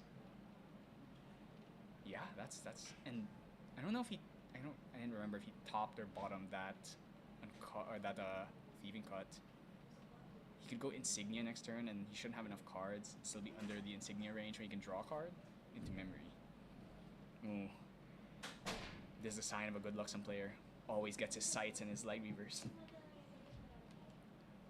Alright, so I imagine he's gonna go for. Oh, he's going for the face. Okay, he wants to race here. Like, you can keep that Pendragon. I don't care. I'm doing 4 damage every turn. Okay. Rezo, Sight, Lightweavers. That's awkward. He's still not quite at the range where he can double Lightweavers, but every turn, if he just pings for the face, he actually might not even need double Light. He might just be okay with 1 Lightweavers for, like, if he goes maybe Scry into Lightweavers, and then he puts another Lightweavers down, might do like 6 + 2. If he just pings 4 for like the next 2-3 turns, it might be enough. The issue is going to be if Jiggs gets Deer out.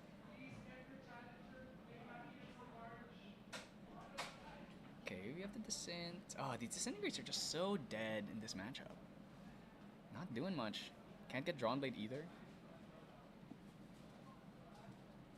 He had a Resolute in memory. Let's see if he plays it next turn. Maybe he holds it.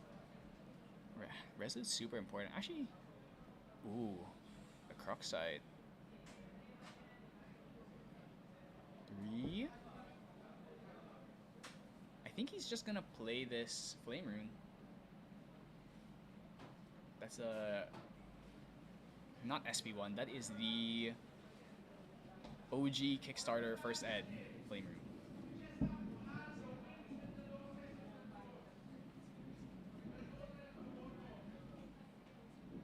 Or does he cremate his Flame Rune, try and dig?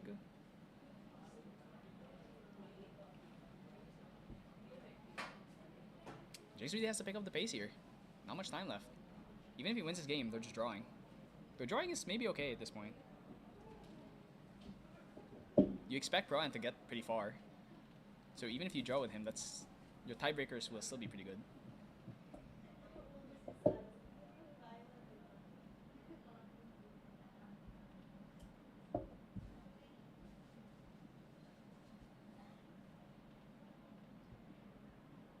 Alright, Jay's just passing. Pretty awkward turn. Definitely expect to see a bit more against the Luxem player than that. You're happy to see that. They don't be doing much. Okay, she's gonna go 13. He's getting to that range. Oh, Gleaming too, and a Gawain. That's actually criminal. That's some of the best glimpses you can see. As long as he has a way to pop this Gleaming. Oh, so next turn, we expect a Gawain.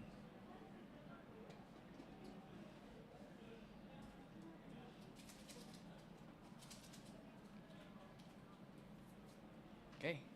Brian's gonna pass. He's gonna get a Gleaming into Gawain next turn. Jig is still pretty far off. I mean, I haven't seen a single Fireball yet. Okay, gonna draw 2. Oh, that's a Fireball. Probably gonna drop this Flame Rune. Take 2. Pro An is at 19 effective HP left, which is a lot to chew through, but that's the thing about the Fireball, is that you can fast speed play it. Oh my god, his hand's kind of... I think he has 2 Fireballs though. Is that 2? Oh yeah, I think he has 2 Fireballs, so maybe he can get around it, but then there's no Safeguard yet. He threw away a Blanche. Gonna just swing here. I wonder if we see the Resolute. It might be about time to get the Resolute out.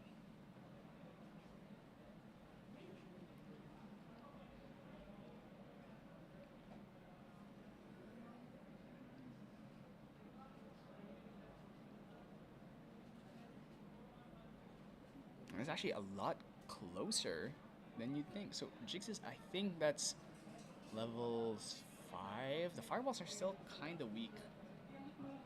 Okay, he's gonna resolute hard play. Or not hard play, he's gonna cheat play it out, so... Or... Is that cheat play? I didn't see him put down memory, so I assume that's a cheat play.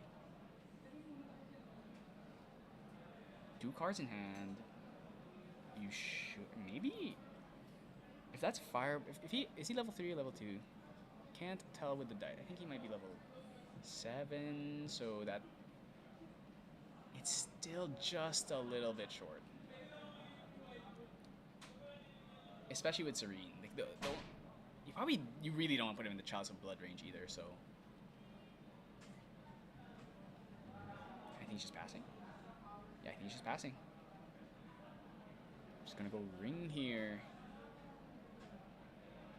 I mean, if he just keeps drawing into his... Okay, just to go in. Gleaming is fantastic. He's gonna take another 6. Or another 4. Puts him 17. Puts him at... Okay, put 3 cards down. Or 4 cards down. And then Gleaming, draw 2. He's at... He's not gonna draw this turn. Oh, another Gleaming. Oh, he can actually Light Weavers. He can actually Light Weavers, Gleaming, Light Weavers again, I think. Does he have enough cards in hand to just double Light Weavers at this point? He might. So is there an out? I think Jiggs is losing this game. It's done. It's not quite done yet, but it's looking pretty bad. Any fireballs going? I think I'm pretty sure Jiggs has 2 fireballs, but he's still... Proan is still out of range to be killed. Current level is... I think that's 6. 6, 9. So 2 fireballs is 18. No, he'd be level 7. It'd be 7 each, because he's level 6. Oh, he's level 6? Yeah. No, 6 plus 3. No, that's 3 plus 3. Oh, okay. So that's 7, 7, 14. It's not enough. I mean, like, you won't be able to kill him through the Serene Spirit. Alright, so... Ooh, okay, so Braun just passing. Which is... A bad sign. Okay, well... At least he has Safeguard, so he won't just die to double Light Weavers. Did I see a Seeking Shot? No, I'm pretty sure Jiggs does not play Seeking. He just plays... He plays like a... From the Luxon player. Is he running? No, he's not playing Seeking Shot. I think that's probably... I think that's just a Light Weavers, or Gleaming. I mean, they're all kind of yellow. Ooh, he has two cremations. Oh, and just another Resolute. Oh, man. Okay, so can he kill? He's level 7, Fireball for 8. Actually, he does have Purge, maybe? Maybe there's a chance. Oh, he's cremating. Oh, that's not a good sign. No deer. Drew into DG. Hate to see it.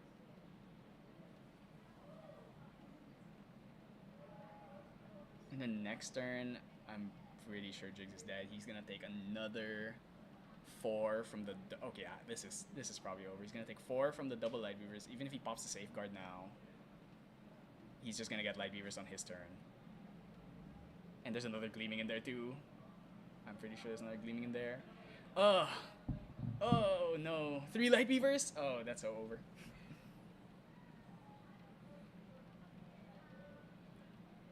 This is to clear, right? No, he's just gonna hit face. That's 6. He has to use his... Oh. Yeah, this is very over. Did he draw another Light Weaver, or is that Exercise Curses?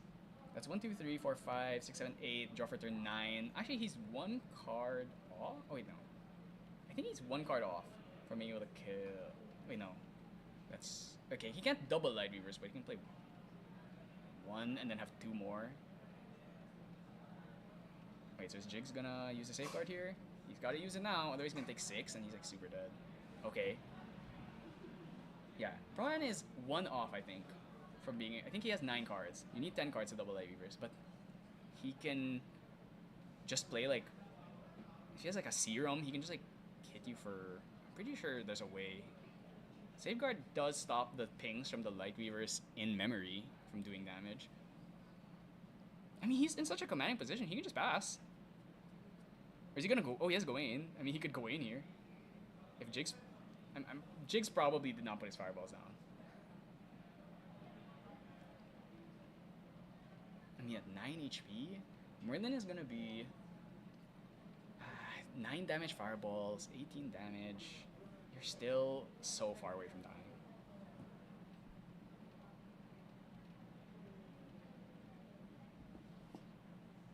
Huh, okay. I think he's gonna go Gawain here. Gawain. He has 3 Lightweaver. Wow. Wow. Even with the 2 fireballs, he still doesn't have enough. If he just has a 3rd fireball, though. Top deck shit. I mean, it's definitely possible. That's the only out. Wow. Oh, Luxem's like the draw? That is interesting. Hello.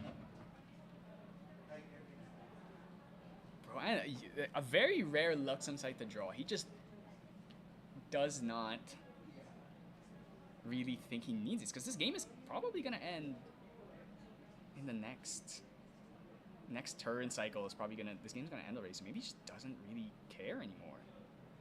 Though, at the same time, you maybe would want to hold the Lightweavers and then, like, get, like, some heals off on your opponent's turn if they do draw the triple fireball. But he might have done some calculus in his mind, knows it's still not enough. I wonder what he wants to dig for here. Oh yeah, this game, they're definitely not going to be able to do a game 3. Oh my god, Luxem's Light again. What is he digging for? Ooh, is he just want to get like a bunch of Gawains? And try and like pull the hand? There's Gawain number 1. I'm pretty sure there's going to be Gawain number 1. Or is it an cover with 2 Lightweavers? No, he seems like he's putting down... It's really in the tank here. I wonder if he's trying to find a way to force this Safeguard Amulet now. Juggle Knives for 1. Jiggs is taking it. I feel like Brian found like some really cheeky line where this 1 damage might be the game changer. Because if he goes Lightweavers for... If he's able to do like Lightweavers for like 8, he should still be able to kill. Okay. Oh, Chalice of Blood. Let's see if he's gonna do anything now. You know, he might actually be respecting Blanche. Ooh, Jiggs drew another fireball.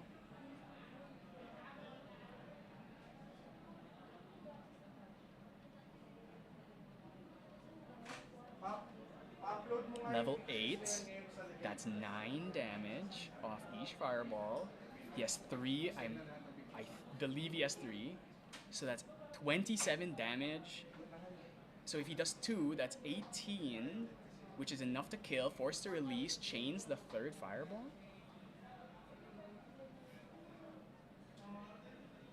Xander is at 16 plus 6, 22. So even through Serene, he can kill as long as there's no Blanches. He also has, he has a million cards in hand. He also has Purge, so that's more damage. Gonna take the 3. Swing with sword.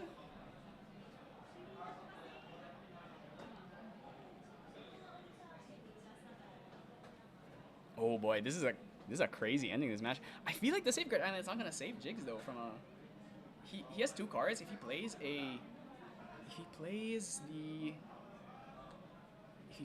the Lightweavers, he's gonna put 6 cards in memory, so he'll live. If he's able to dump, like, if he's like able to fast cure and then play the Lightweavers, does he have enough cards in hand? He needs to have 8. Or did he put a Gleaming in there? Gleaming draw into... Oh, okay, just... I think he has 3 fireballs, right? Or maybe he only had 2. All the fire cards look so similar. I see at least 2. Double fireball here would be 18. 1 is not enough. 1 would put him at 21.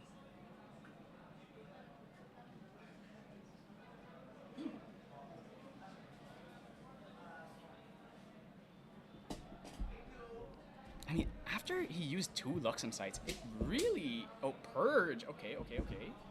1, 2, 3. Is he gonna play... Does he have another Purge? He has no... He does not have another Purge, but he can just double Fireball here. That should be... That's gonna be 9 damage, which will put him exactly enough to die. So even if he Serenes, he can just Fireball again. Has the Jiggs found the line? Has the Purge come in clutch? You know, in the end, it is a free play spell card. Gets around Resolutes, just does a cheeky 3. There it is, Fireball. Okay, he has to release here. We know he doesn't have Blanche because he only plays 1. He's forced to release, and then his Jiggs are gonna play the second Fireball. Chaining. Oh. He found it. What a crazy... Okay, they're definitely not finishing the game. Are they even gonna bother playing the third game is the question. Oh, he did have the third Fireballs. It didn't matter. All right, so Jiggs winning game 2. Oh! He had 3 Fireballs. He didn't even need the 3. He just went Purge and then double Fireball, wasn't it? So they're gonna draw. They're not finished. I mean, I don't know if they're gonna play the next game out, or I mean, it seems like they're just chatting. So I feel like they're just gonna. They know they can't finish the third game, so they just accept that it's gonna be a 1-1. I mean, I feel like you're happy with that because that's the best case scenario. The thing is, both of these players, you know that they're both gonna like end at like 5-1-1 or something. So chances are, like, that's good for your tiebreakers. They're both top cut probably. I'm fairly certain both of these players are gonna make top cut. They're both extremely good. So yeah, I'm not sure. Are they gonna play it out, or they're just gonna accept the fact that there's no way that they're gonna finish a Luxem versus Merlin match in 7 minutes? Yeah, it makes sense to just save the mental power for the next game. That's true. And you know, it's like especially these 2 decks, you need to do a lot of calculations. I think they're gonna play it out. Oh, they're gonna play it out? Yeah. All right, interesting. I see Jiggs look at the time. The one who can finish the match is actually Jiggs. Yeah. And depends on Pro-An if he's gonna like. Brian, actually, honestly, in 7 minutes, I don't know if Merlin can win in 7 minutes. Yeah, but you have to have 3 Fireballs. Yeah, but when you hit level 3, right? He's the only one who can do it. Yeah. Pro-An will take 20 minutes to kill you.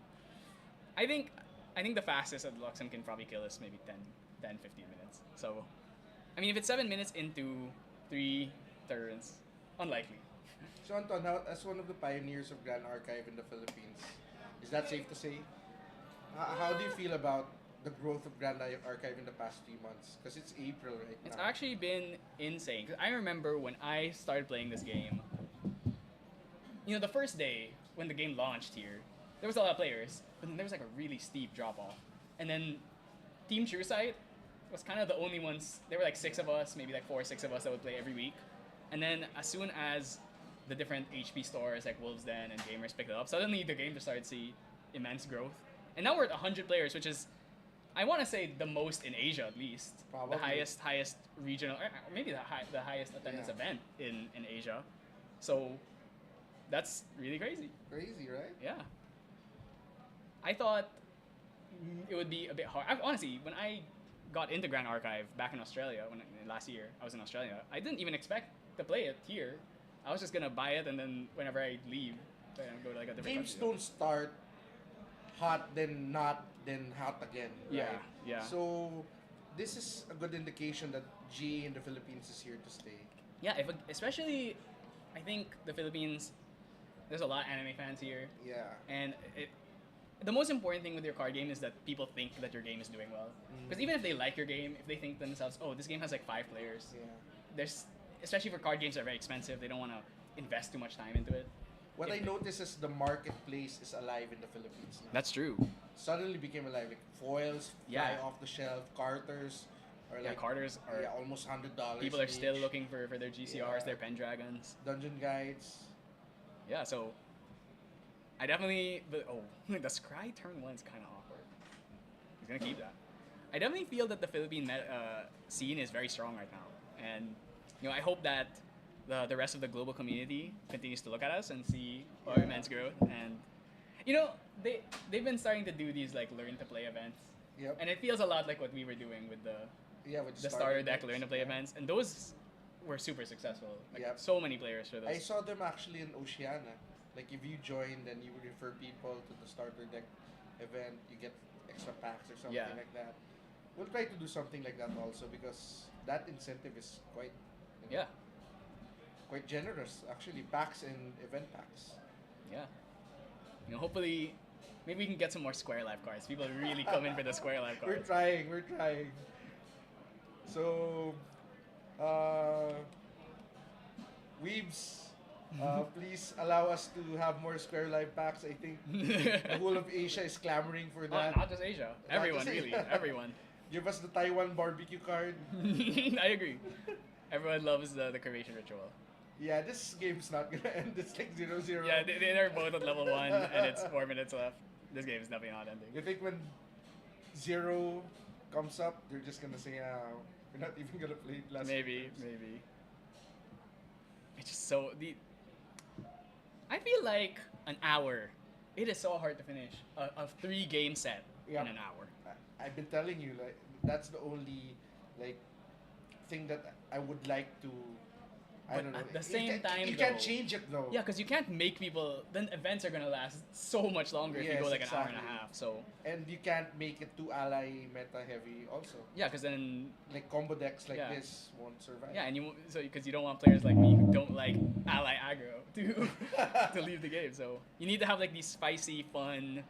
Oh, like, just decks, wait, so. just wait when all the Arisana mains come out and I'm ready for next set for they get Arisana. all these support. I do want to see Tonoris to. Yeah, level up. I really like Neos. I just their cards are still they're missing like the really strong win cons. I we'll think they're see. going the right direction with domain cost reduction. Yeah, no, I really like I think the problem is the domains that you have are not good. Aside from EK, Yeah, there's two or three domains depending like on the Lone color. Spire is okay. EK Yeah, is okay. water's not it's too good. Wind can be good, but I actually in my wind or my water Neos list, I play the domain that just draws a card. yeah, It's actually one of the best cards in the deck, even though it doesn't do anything. It's just there to be a domain that replaces itself. yeah, It's like a is- juggle knife. Is this the one but a that domain. when you level up you draw? No, it's the one where you sacrifice an automaton and a human, Okay. and then you mill. But I literally never use the effect. It's just there to. It's a juggle knife on a domain, basically. It actually is very strong. I remember we're not even talking about this match anymore, just because we already know that they're not finishing. I mean, there's a chance, maybe. Do we see a DG? If we see a DG, maybe. But then, it's so hard for Xander to get to the kill range within 2 minutes. That's very unlikely. And the thing is, when you know time is coming up, you can just start to play like the really slow game. You just play defensive because you know that you can stall it out until time's up. So, I mean, his hand's actually pretty good. He's got Uncover. He has Gleaming. I mean, but Merlin has 28 HP, so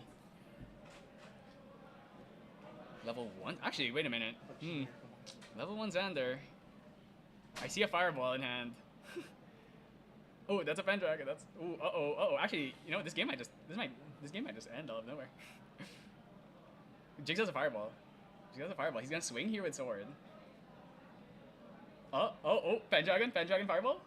Oh wait, this game might actually we might have been just talking up. It might just end out of nowhere. Are we going to eat our He has words? Resolute, but So he's level 1. Oh, yeah, he can end it. Does he have 2 fireballs? He has two. He has it. Oh, okay. I think Is it too safe? no, because he's only level 5, and he's just a Serene Spirit, so he's just gonna go for Incarnate, and he's not level 3 yet, so he can't go for Excalibur. He threw his Resolute. Yeah, now he had to hard play the Resolute, so he's not gonna draw, and then does he have? He doesn't have. He doesn't have DG. He leveled up with Resolute hard. Oh wait, he's still level 1. Oh no. Oh he has DG. Yeah, but does he have 2 DGs? And then if you have 2 DGs, it's your whole hand, and then the Merlin's just gonna double fireball you next turn. Oh, Jiggs might win. this Jiggs game. might actually win this. Wait, there's 9 seconds left. Let's see. Maybe Pro Ana has to stall this out now. Though, yeah, I mean he didn't go safeguard This amulet, is so 7 damage on board. Xander has. He's gonna be level. Oh wait, okay, level 1, level 2. Wait, That's level 2 Xander, right? Oh no, he hard leveled up, then he used DG Yeah, okay, to so- level up. so on his Xander 20 has- 28 health. Xander has 25 20. He has 9 plus 6, so he has 14 health. Oh my god. Okay, does he have sight? Gleaming sight. Oh no. Okay, this game's not ending. Okay, maybe there's a chance. Double fireball. He's still low. His levels are. Oh my god. He has so many Did the cards. draw go in? That's the only way, right? Okay, now he has to do 18 damage in 1 turn. So Merlin's level 6 right now and gonna go No, level yeah, so 7. it's gonna be level 7 next turn. Oh no, I think it's gonna be level. The dice is With so, 7 damage on board. Yeah, but then does he have? He has resolute, and he has deer. He has deer. Okay, all right. Let's Yeah, see. but he has double fireball. Yeah, this is. I think he has purge too, so he might be able to purge for 3 and then. No, he's only level 6 now. Oh yeah, I think he's that's level a 3. 6 now, so he's level. It's gonna be 7 fire. He has fireball 12 for damage 7. on board. 12 damage and 7 damage on board. And he's gonna resolute this. Okay. He's gonna resolute The next this. So one. he's gonna come in the deer's gonna hit for 1. He has purge. He has purge. He has 2 fire. He has 2 purges. 2 fireballs. Do you just pass here? Do you just swing 1 pass? No, he has to play it now. No, he doesn't have Oh, no, two no, fireballs. because he has a sight, so he's gonna start healing. It's like this is, and he's gonna get safeguard amulet because He doesn't have 2 fireballs. does he? No, I think that the 2 leftmost cards are 2 fireballs. He has to play it now. It's too far. I think he wants to wait for next turn. Is it Xander 25? Yeah, but he has Serene Spirit. Okay. It's too far. Yeah, okay. This game, I don't think this game's ending. Okay, yeah, he healed too much. Yeah, but I'm like Pro An probably cannot end this, so it's gonna be a draw most likely, unless Jiggs can like draw the 3rd fireball maybe. If he draws the 3rd fireball, it's possible. And look, he's not getting safeguard amulet, so definitely like next turn, Jiggs has to kill him I think next turn. Otherwise, I'm pretty sure this game's not ending. Does he have another resolute? I think that's another resolute. And he's No, gonna dig looking for more. one. He's gonna drop this exercise curse. Don't need that. Okay. All right. Level 7. That's fireball for 8. So he has 10 that's- damage on board yeah, from so- the +2. Most likely gonna get resolute. Merlin draw, regular draw. I did not see a red card. Oh, no resolute? Or is he gonna save it? Oh, he's saving it? Oh my god, he's light weaversing just to clear the board? Wait. The deer is still here The though. deer is there. So the Pendragon, I mean, yeah, can he kill the Pendragon? He's gonna have to hit for 8. Oh, actually, Jiggs is probably thinking about fireballing right now. Yeah, but he can't kill the Pendragon. It's reduced damage. Yeah, but I think what he wants to do is just have the 2 sights and then just heal back down to 3, so it's like really out. Yeah, but Okay. it's still 10 damage on board. Oh, he has 3 sights. Okay, he's not back then. Okay, this game's not ending. Actually, if he has 3 fireballs, Yeah, he's level 7. yeah, he's taking 3. Yeah. Oh, he's getting VG. He's gonna swing 4. Okay, can he kill? Does he have 3 fireballs? 2 fireballs, right? 14 plus 7. Okay, purge. Okay, he's releasing early because he knows that he has to do it now. Okay, Jiggs could chain the 2 fireballs here, but it won't be enough because it'll be 8, 16. Actually, wait, 16? No, it's 23. Yeah, it's off. It's a little bit off. No, he can swing with the sword for 3. Yeah, no, but then he already released. Things you want to chain the fireballs to the release. Oh, okay, Savage Slash. That's a ton of damage. Fireball. Is it enough? 9, fireball 7, 14. No, he's a little bit off. No, then he has another purge. So he goes fireball, purge. I think it's enough. Yeah, he has 2 fireballs. 9, 7, 4, 7, 8, 20. He what? What a crazy Wow! ending! We were like, oh, this game's not ending, but I told you it was Jiggs who yeah. Oh my god, what an insane! Dude, Purge is actually crazy. Wow! What the finish! Well, okay, well, Wow! that's a buzzer beater right there. The best They had player in the Philippines. best right player in now. the Philippines. Yeah. Maybe if he played in regional, or maybe if he played in nationals instead of judging, Yeah. he would actually be there in worlds right now. No. All right, well, that was a crazy game. Like, I didn't think that last game was gonna end so fast, but apparently these players are world class. This is when time's up, they start going crazy. So thanks for watching. That was a crazy game. So that means our second seed from C not making it out of round 3 undefeated. We will see how this ends. I'm pretty sure he's still in a good spot to make top 16. So thanks for watching. We're gonna go into a short break, and next round's probably gonna start in about 5-10 minutes. And catch you next round. That was great. I'm still kind of reeling from that. All right, thanks for watching.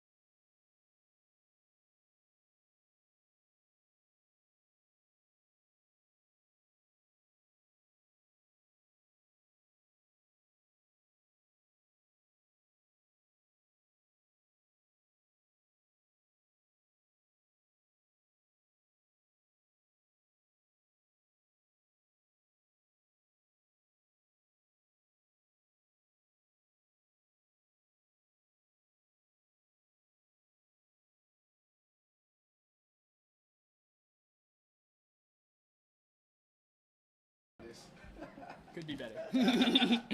We aim to improve. Okay.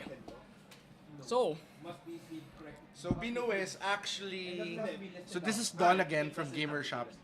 Actually, I play One Piece professionally before. Binoe was actually the first finals that I... against him. And we were fighting for this serial Luffy, which... which is worth a lot. Yeah, it's like $30,000 right now. And I lost to him. You know, Zeke's got the interest. He's got the Fab plus My Hero Academia. Yeah, background. It's like, Yeah. So actually, Bino is actually a very good Pokemon player, One Piece player. he just plays everything. Yeah, he just plays everything. And now he's He's a into really good GA. Galaga player. Yep. So this is our first Wind Allies and our first Diana. Diana. So finally, we're not no more Merlin, no more Luxon. At Dude, least we have that's what something. you don't actually like so much. Are you okay I with think Diana? I think okay. I don't mind Diana. I just don't like Taser Shot. Okay. I'm fine with Diana, but you just need to Yeah. get rid of Taser Shot. But Yeah. I get yeah. it. So So what's interesting about Zeke's deck, because I played him a couple of times already in the past 2 weeks, he runs actually Hurricane Sweep. yeah, that is his build is a bit more old school. Like it plays like Second Wind, it plays Hurricane Sweeps instead of just going for like the And- 30, 40 allies. And if you like commoner or budget decks, Zeke doesn't run Gildas. Oh, does he not? He does not run Gildas. Interesting. And yet he's been doing so well in all these recent It tournaments. doesn't matter, it seems. You know, in the end, what's 4 damage, right? Yeah, what's 4 What's 4 damage? What's 4 damage? With second wind, that's 10 damage with second That's wind. actually interesting because usually you play Second Wind so you can get a double Gilda swing, but Yeah. apparently he doesn't need it. So The yeah. card draw he gets from the sweep. But I'm sure Binoe is ready for this. okay, and Binoe during the Grand Library event got absolutely punished by the quadruple Zephyr of Josh Castillo. So he knows now. He knows. He knows to play around Zephyr. So are we gonna see him get gunned again and then have his gun get Zephyr? You definitely don't want to see that. So, confirmed, no Gildas. Yeah, no Gildas. There's a rose there for the... For the that- stealths, yeah. Eh, And he can also redirect a gunshot. yeah, to a that's rose for the if he gunshot wants. actually. So I think this is the crux of this match.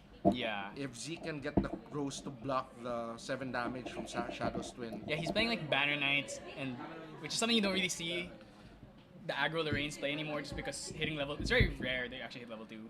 But since he's playing Hurricane Sweep, he's probably more tech for going to level 2. But yeah, we'll see. I mean, Diana, the thing is, I feel like this is not a bad matchup because, in the end, Diana, like you getting Taser doesn't really matter because you don't have to level up on this deck, and you also don't draw that much. So it's not as punishing as if you were playing Rai or Luxem or Merlin, where you draw so much and that's like your entire game plan. What's interesting also about the Binoe's deck is he only runs 3 Carters, but he runs 4 Crimson Tears. Yeah. He is more of a proponent of board clearing and control than pushing immediately for damage. Yeah. In this matchup, he's ready to get the shotgun out, Yeah. to get his Crimson Tear out, his reactions to gain advantages there. I think he'll be ready for Zeke here. Yeah, I think really the key to winning against allies as Diana is crutching on things like shotgun and Crimson Tear. Especially this is more similar to like Limelight's list from CNATS where he plays the Crimson Tears and stuff. So I mean I know he's tried the Gloamspire list. He prefers this version.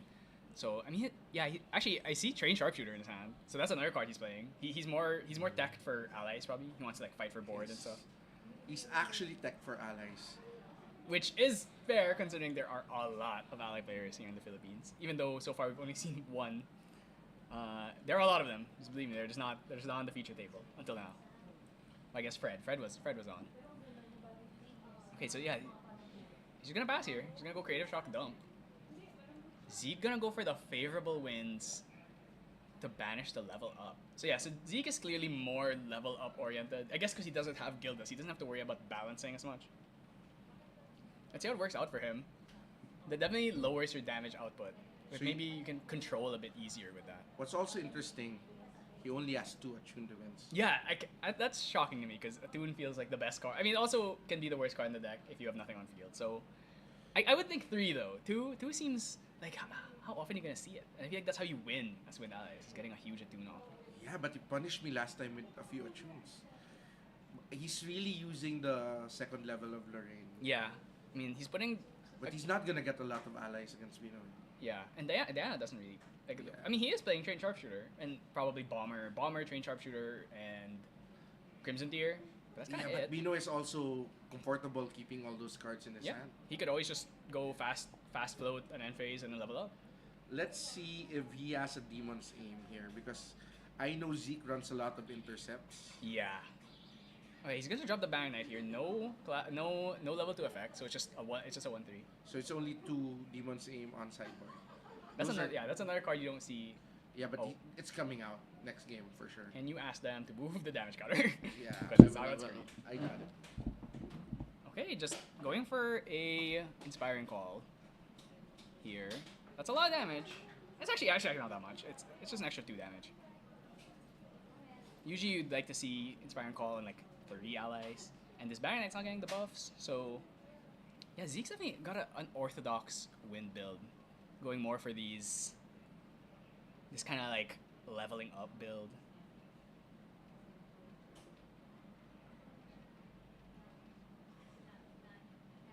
I just asked to move the damage counter just so it's visible on screen. Okay.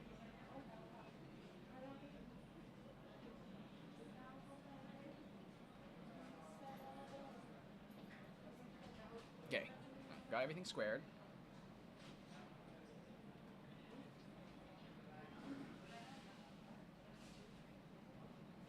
Alright, let's see what the thing is.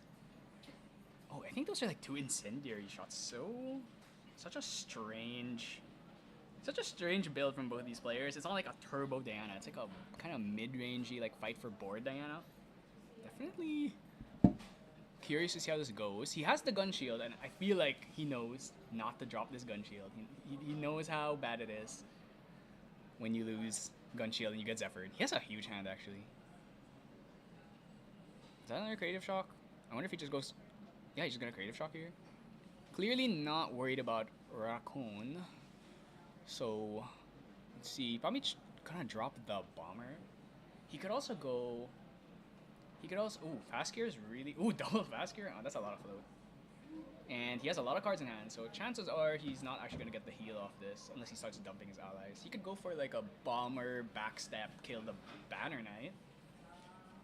Both of these players like to play poker also. Something Really? that you need to... Yeah. I mean, when they're playing games. Yeah. Like, they're trying to beat you out with their reaction from their faces. Right? Yeah, I am horrible with that. Like when I draw a card, Yeah. it's very visible whether I'm happy or not. Yeah, when we played before, you were playing right. You told me every time that you had a bad card, and I believed you. Yeah. And that's why I'm not up there. I'm just commenting. I can't mind game people. No, you're selling Well, yourself short. wait. Oh no, that's like okay. I thought that was like Spectrometer. That's Life Essence Amulet, right? That's the starter deck Life Essence Amulet. Yeah, I've started playing that card also because in Ally No, versus that's Ally, it's a really really good card. It's Yeah. your third bobble essentially. Yep.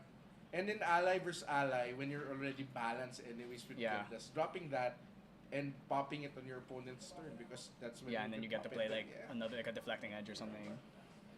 Sometimes it allows you to safely level up to the next round because you still have 7 cards. Exactly. So, I mean, often I don't see them play this Life Essence. I usually see them play the Yeah. original one. Yep. I haven't seen this version. Actually, it looks nicer than the original, I'd say. Yep. I don't know why people don't play it. Maybe they don't have the starter. I think it was from the Tenoris starter deck. Oh, so that you can get that from the Sapphire pack then. Yeah. Actually, yeah, I'm not sure if... Yeah, I guess the alt arts would be in the Yeah, Sapphire pack. all the cards except I think 3 cards you can get. The one from the pre-release kit. The Yeah, right. The brewing kit, the one of the swords, And they the add- Warren Great Blade and the Prototype Pistol. Yep. Okay, gonna backstep himself. Ooh, Mind Break.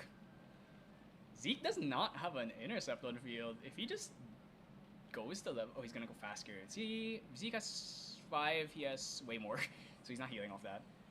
Is Zeke running raccoons? That's my question. You have his list, right? Does he play Raccoons? I don't think he is. Yeah, I sent it to you also. Oh, really? Okay. Yeah, Let's so when I see, have to pull it. leave. Let's see if he's playing Raccoons. I don't think he is. I don't think doubt he's he is. playing I doubt he'd play Raccoons. It is a really strong card though. But at the same time, so much of these level 3 decks are gonna play their stuff on end phase anyway. Though if he's playing displace, he can use like a raccoon, just leave it off field and displace it, so that you can hit the end phase floatings. Yeah, displace is another card that a lot of these decks just kind of stop running. Over, they just prefer Zephyr because it's more versatile, lets you hit the Regalia like the guns, right? The main benefit of displace is that they come back immediately. It's really good with Ace and Protector because it lets you dodge flame sweeps. Also lets you like Dream Fairy immediately comes back and then like hits a card instead of having to wait for end phase for her to come back. Oh, he drew Dungeon Guide. Okay, all right. Let's see if maybe he just sends it here, but then So Zeke has 2 cards in hand, right? he has 2 So cards in basically, hand he can't do and anything to 4. stop. Yeah. The only thing he'd have is like maybe Deflecting Edge, but then that's not gonna stop. Yep. That's not gonna stop a shot here. But at the same time, yeah, like does it really matter if he gets shot? Because you can see that he doesn't need to level up. He can just sit here, and then he has 3 guys on board. That's gonna be 2, 4, 5 damage. I mean, no Carter unfortunately from Binoy. Like a Carter would be. I think he would have enough cards to play this Carter if he had it. Though he would die to the double retaliate from He the. did not release the shotgun. Not So- the. Oh, he can release now. Oh man, it's a good Incendiary. card to get the incendiary shot. Yeah, I think he had 2 though. I think so. Here's another Okay. one. Probably gonna just bring out Shadow's Twin here. Yeah, because I don't think Binoy would drop that if he didn't have enough. He has Mind Break though, which is probably more value at this point. Actually, you know what he could do is he could just go like Mind Break. He should have enough cards to play a Mind Break now, so he can go Shadow's Twin, Mind Break, rip 2 cards out of Zeke's hand, and he probably can't do anything. So Does next turn, Zeke he- have a GCR, so we definitely can't Zephyr. Yeah. Alright, so it seems like he's choosing to go just shoot normally. So this is gonna come in for 3, 6, 7, 8. Or no, 7, yeah, 7. So 1, 2, yes. So it's coming in for 7, 2 torments. So now if he draws, he's gonna start hurting himself. So maybe he'll choose to just not draw.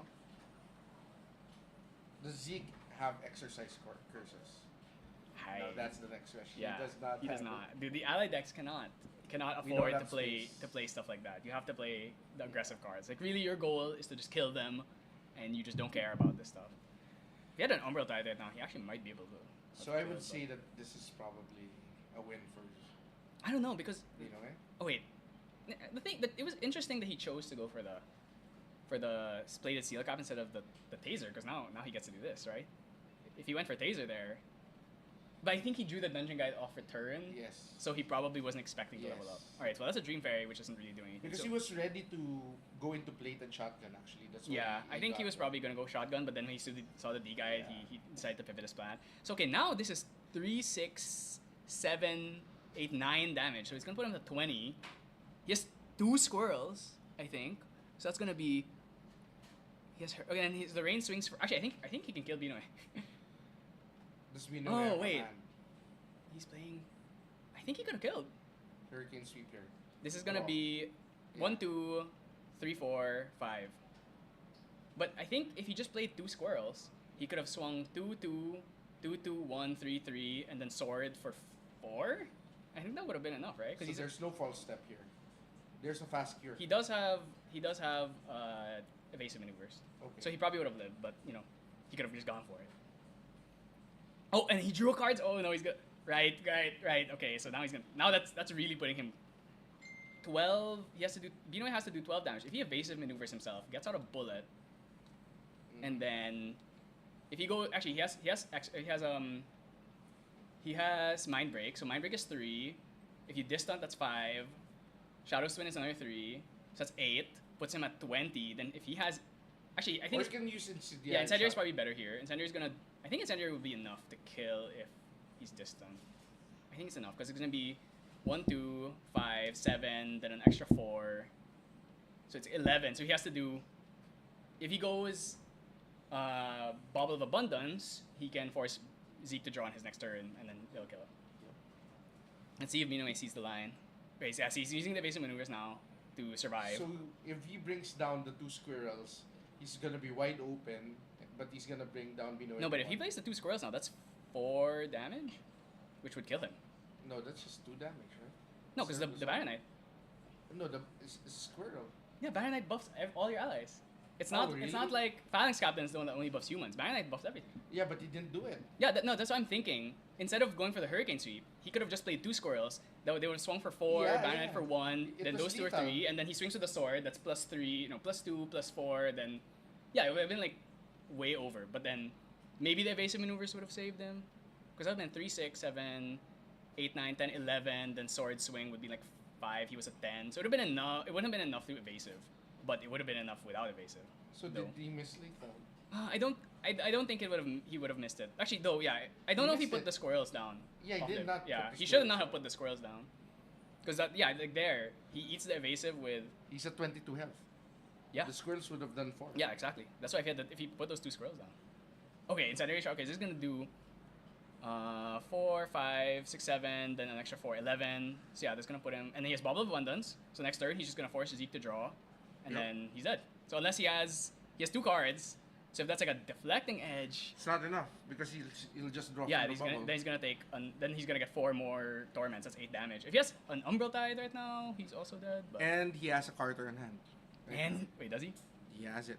I He saw doesn't it. even need to sacrifice. He can just go Carter. Yeah, and, he can just go Carter. and he can't draw off this because Yes. actually, yeah, he'll just pop the bobble now and then we'll kill him. So though the Carter can't kill anything on board because there's nothing to sacrifice. Yeah. But he'll still swing for 2. I think Zeke will draw from the. He can't. He's gonna die. Yeah, but he doesn't know that. No, he can't. He can't draw off of it because he's not killing an ally until like he's Oh, not it's killing an not ally. just. No, it's Bino's turn, so he can draw off life essence. No, but he's not killing the allies. He's swinging face. And if Oh, he plays yeah, Carter, yeah. Carter won't do enough damage to kill anything. So this is gonna be this is 11 damage. So it's gonna put him 23, and then he just dies to a torment. Ooh, yeah. You see, like that's the thing about Diana. She does so much damage so quickly. She doesn't even care about. She really doesn't care about the allies sometimes. Sometimes she just has enough gas to just blow you up out of nowhere. Yeah. Though I definitely feel like there was a way for Zeke to win that game in the last turn. Yeah, if I he wonder- brought down the 2 squirrels. I wonder if he forgot that Bayonet doesn't only work on humans. Probably. I think everyone forgets that Bayonet is like everything. Yeah, Because because you you- think about Phalanx Captain, it's like only humans. Yeah, you don't drop the squirrels unless you have Aesan anyways. Right? Yeah, but then suddenly it's like, oh, okay. Yeah, it was lethal. He missed lethal. I think so, yeah. If he... Because he drew 1, so maybe... No, Because the prevent damage worked, right? because the thing is, he had 5 cards. No, he had 4 cards. He played the Hurricane Sweep. He had to put 3 down. Then he drew 1. So I think he was forced to put 1 squirrel down. One squirrel down. Yeah, but that's what I'm saying. Instead of going for the Hurricane, if he just Went face. played the squirrel in Yeah. his face, I think it would have been better. Yeah. Because now he also hurt himself by drawing an extra card, so he took an extra Yes. 4 damage. Yes, he took an extra 4 damage. Yeah, and it's like, what's a dungeon guide on field, right? It's like, Yeah. who cares if there's a dungeon guide on field? I care. Sometimes the dungeon guide's scary. I mean, I kill the dungeon guides if I'm playing against Luxon, but most of the time I just leave it on field.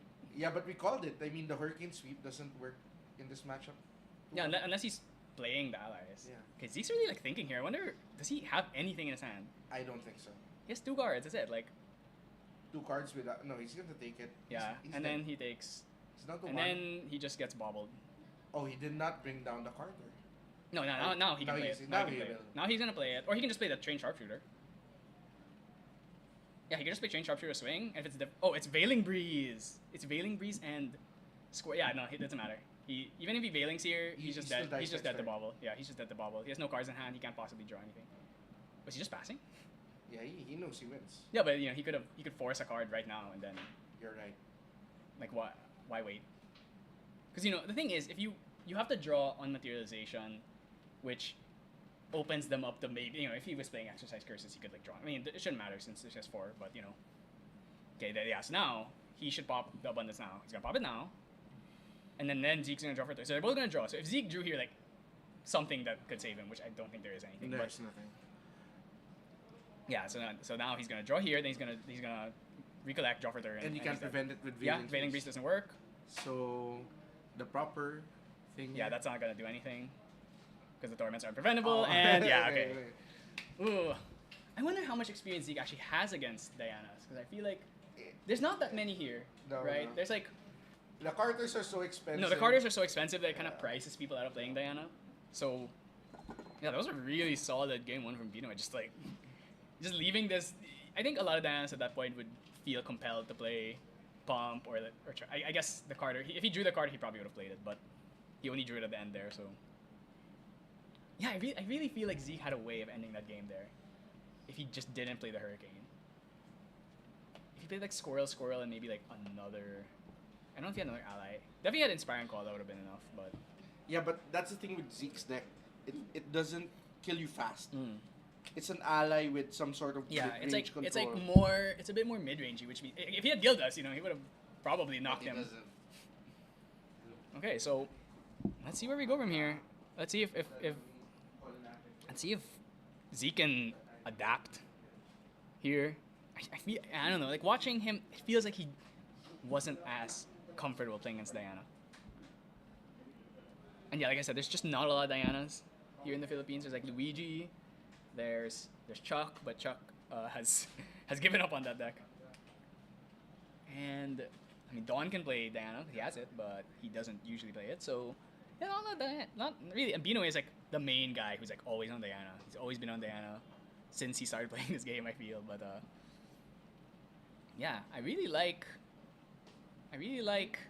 his play in that last game. Let's see. Let's look at what Z could possibly side in, potentially. Not entirely sure. He really doesn't have much. His sideboard is a lot of material deck cards that don't really interface with Diana. The main thing he has is Mark of Fervor, I guess. He could Mark of Fervor and Intercept. And that's another thing. He didn't really get to play any intercepts that game. If he had like a Sun at any point, that would have been really great. And a Swift. He didn't drop a Swift Recruit at any point, so it's just a little bit awkward.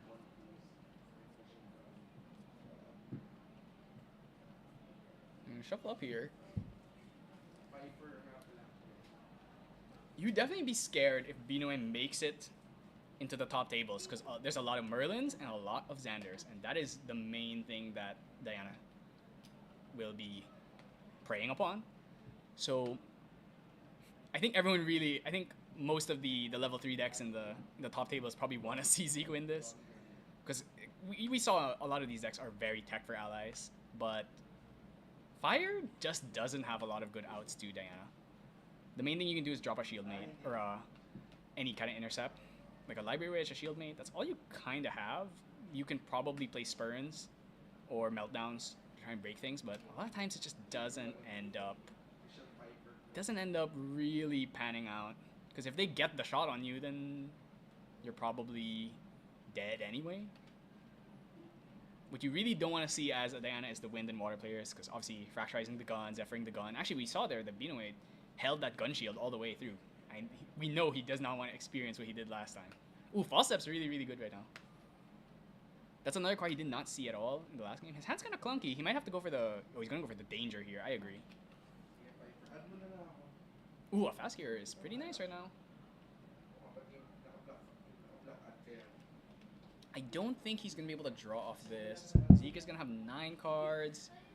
Binoy has 8. So if he plays 2 allies, he shouldn't be able to draw off the fast gear. Okay. Correctly not recollecting on the first turn. So did Binoy go Serene? No. Is he playing Serene in the side? Yeah. Oh, he's playing Serene. just like Luigi playing the Serene in the side. And also. Yeah, I mean, I really like Serene. Honestly, I kind of prefer just hard playing Serene. And Zeke made him go first, so... Oh, no. If Zeke made him go first, he's not gonna play Serene. Yeah, you would never choose to play Serene if you're going first. That's also the thing with Zeke. He likes to go second.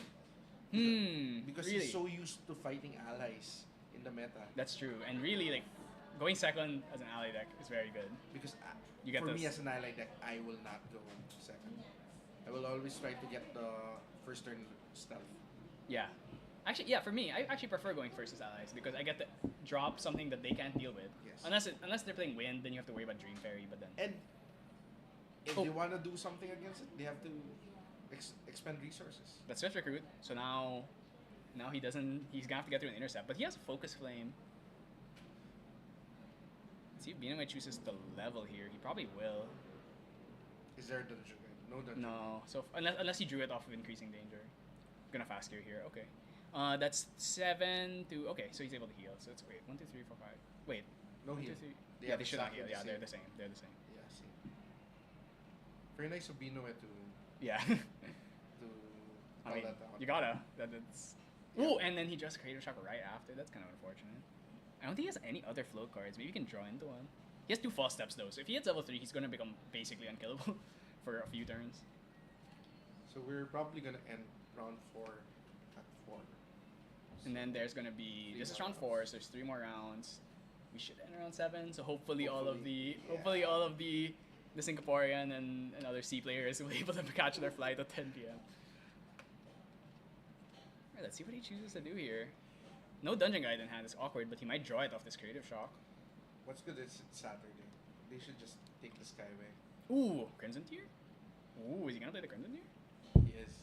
He had. Wait, did he put his evasive maneuvers down? I could have sworn he had evasive. Oh, Crimson Tier only draws on. She only draws. Reactions. No, she only draws when she's level 2. Yes. So, wouldn't really be useful now. Interesting. He went for the Swifty. He's gonna play the Oh, he's Focus gonna Flame. focus. Yeah, okay. Focus Flames. This is why I've been trying to make a Gloam Spire, Diana, because like you can do these 1-for-1 spells and then not go down on cards. Yep. Especially when you open Increasing Danger Look. Zeke has 7 cards right now, so if you Gloam Spire, he wouldn't even get any value off of it. I'm a big fan of that, especially if you're gonna go straight up go Serene, you're not even gonna play the regular Spirit. Then you can, as long as you find the turn 1. That's the hard part. If you don't find the turn 1, your whole like game plan kind of falls apart. But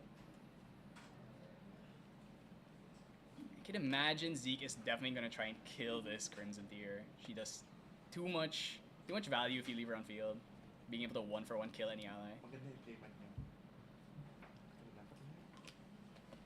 Alright, let's see. Oh, he has Phalanx Captain. So segue while we're waiting. Let's look at the Challenger play match. I believe it's The Cyclonic Strike? Or is it? Lone No, it's Lone Gunslinger. Oh, it is beautiful.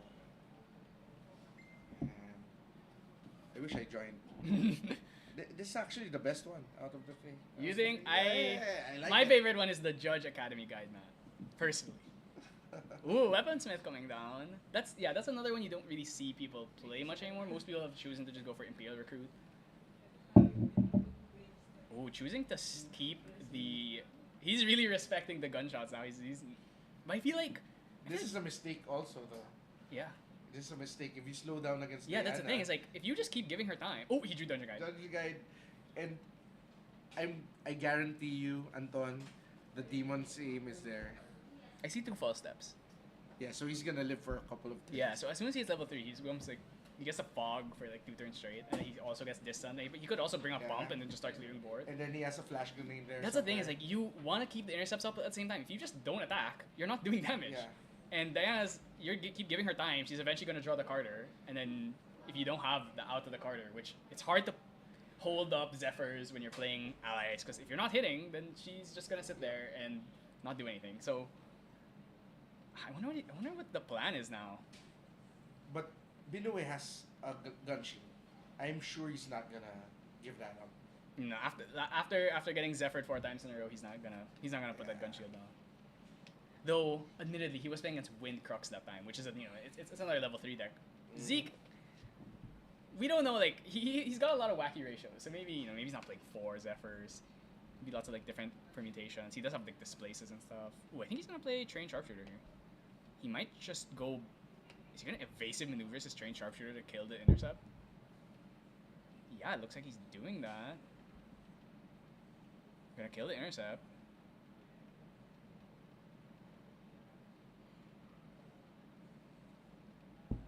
Death Fledge. Oh man. Okay, so that's gonna come in for 4. Gets prevented. 3 gets prevented.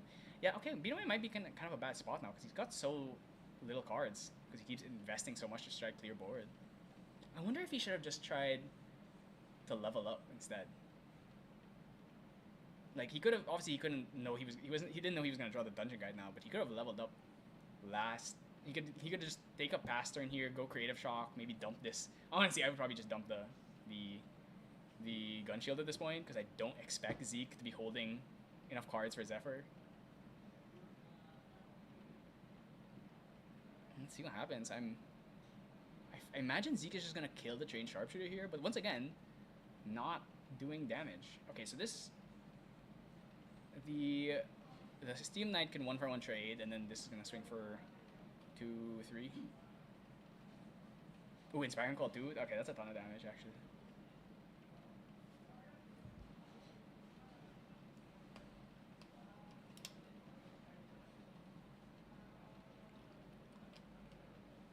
Okay, he's gonna swing 1, and he's gonna swing 2 off Weaponsmith, kill this. He's choosing to save the Inspiring Call, it seems? Or is he gonna use it now? Okay, it seems like he's saving it. He probably expects next turn he's gonna have an even bigger board.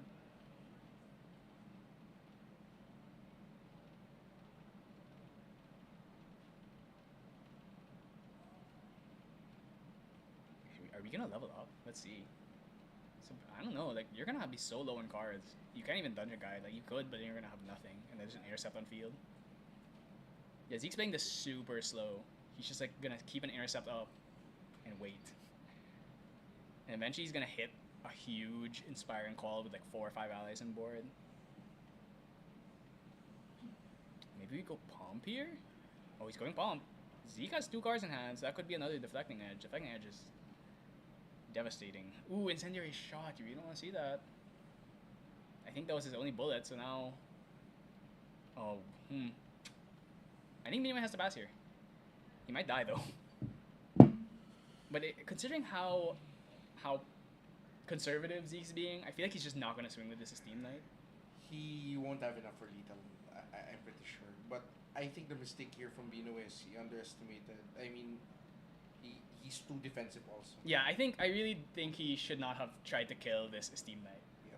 I feel like he should have just gone for it. He has a Creative Shock that he's just not using. Like, I think this turn he needs to pass, Creative Shock, dump this reposition, go up to level 2, Dungeon Guide to 3, and then, like, you can pump and try and, like, clear the board there. Or maybe you draw into Carter at some point. That would be the best case scenario. So this Diana's still at level 1, right? Yeah. So he has 16 life left. We know Zeke has Inspiring Call, but he only has 5 cards. If he draws 1 for turn, like, at most he's gonna do maybe 1, 2, 3, 4, 5, 6. 1, 2, 3, 4, 5, 6, 7, 8. Maybe like 10 damage, which I think you're okay with. Oh, what's he doing here? Reposition. Wait. Yep, he's gonna level up next turn. Wow, he's just gonna DG to 2? That's pretty ballsy. I really feel like he should have just gone Creative Shock and then dumped the reposition. He wants to clear the board right now. Zeke still has 2 cards in hand. Are you really not gonna respect a second Deflecting Edge? He's not. Okay, if he shoots here, that's gonna be 3 damage. He can reposition himself to make it 5, and then he'll do 2 still, but it still can't kill. I think the way Bino is thinking about it, if there's gonna be like 4 to 5 allies, he's dead anyways. Yeah. So he has to do whatever it takes to try to clear. Swinging 1. So yeah, if he swings right now... Oh wow, he's not even gonna like wait it. He's just gonna throw. I feel like you at least swing first, and then maybe your opponent like will be impatient and throw the deflecting. Okay, so that's gonna come in for 5. Kills the Esteem Knight. Okay, so we've reached parity a bit, but then now Bino has no cards in hand. Yeah, but he has a false step. No, but he can't play the false step because he's not level 3. Oh yeah. I mean later on. Yeah, but then So- how is he gonna hit level 3 with 2 cards in hand? He knows he's gonna live. You know? So reposition is floating, right? Yes. So he could level down now, but he's gonna have 1 card in hand, which is Probably not smart. probably not. He could I think the bubble comes out here.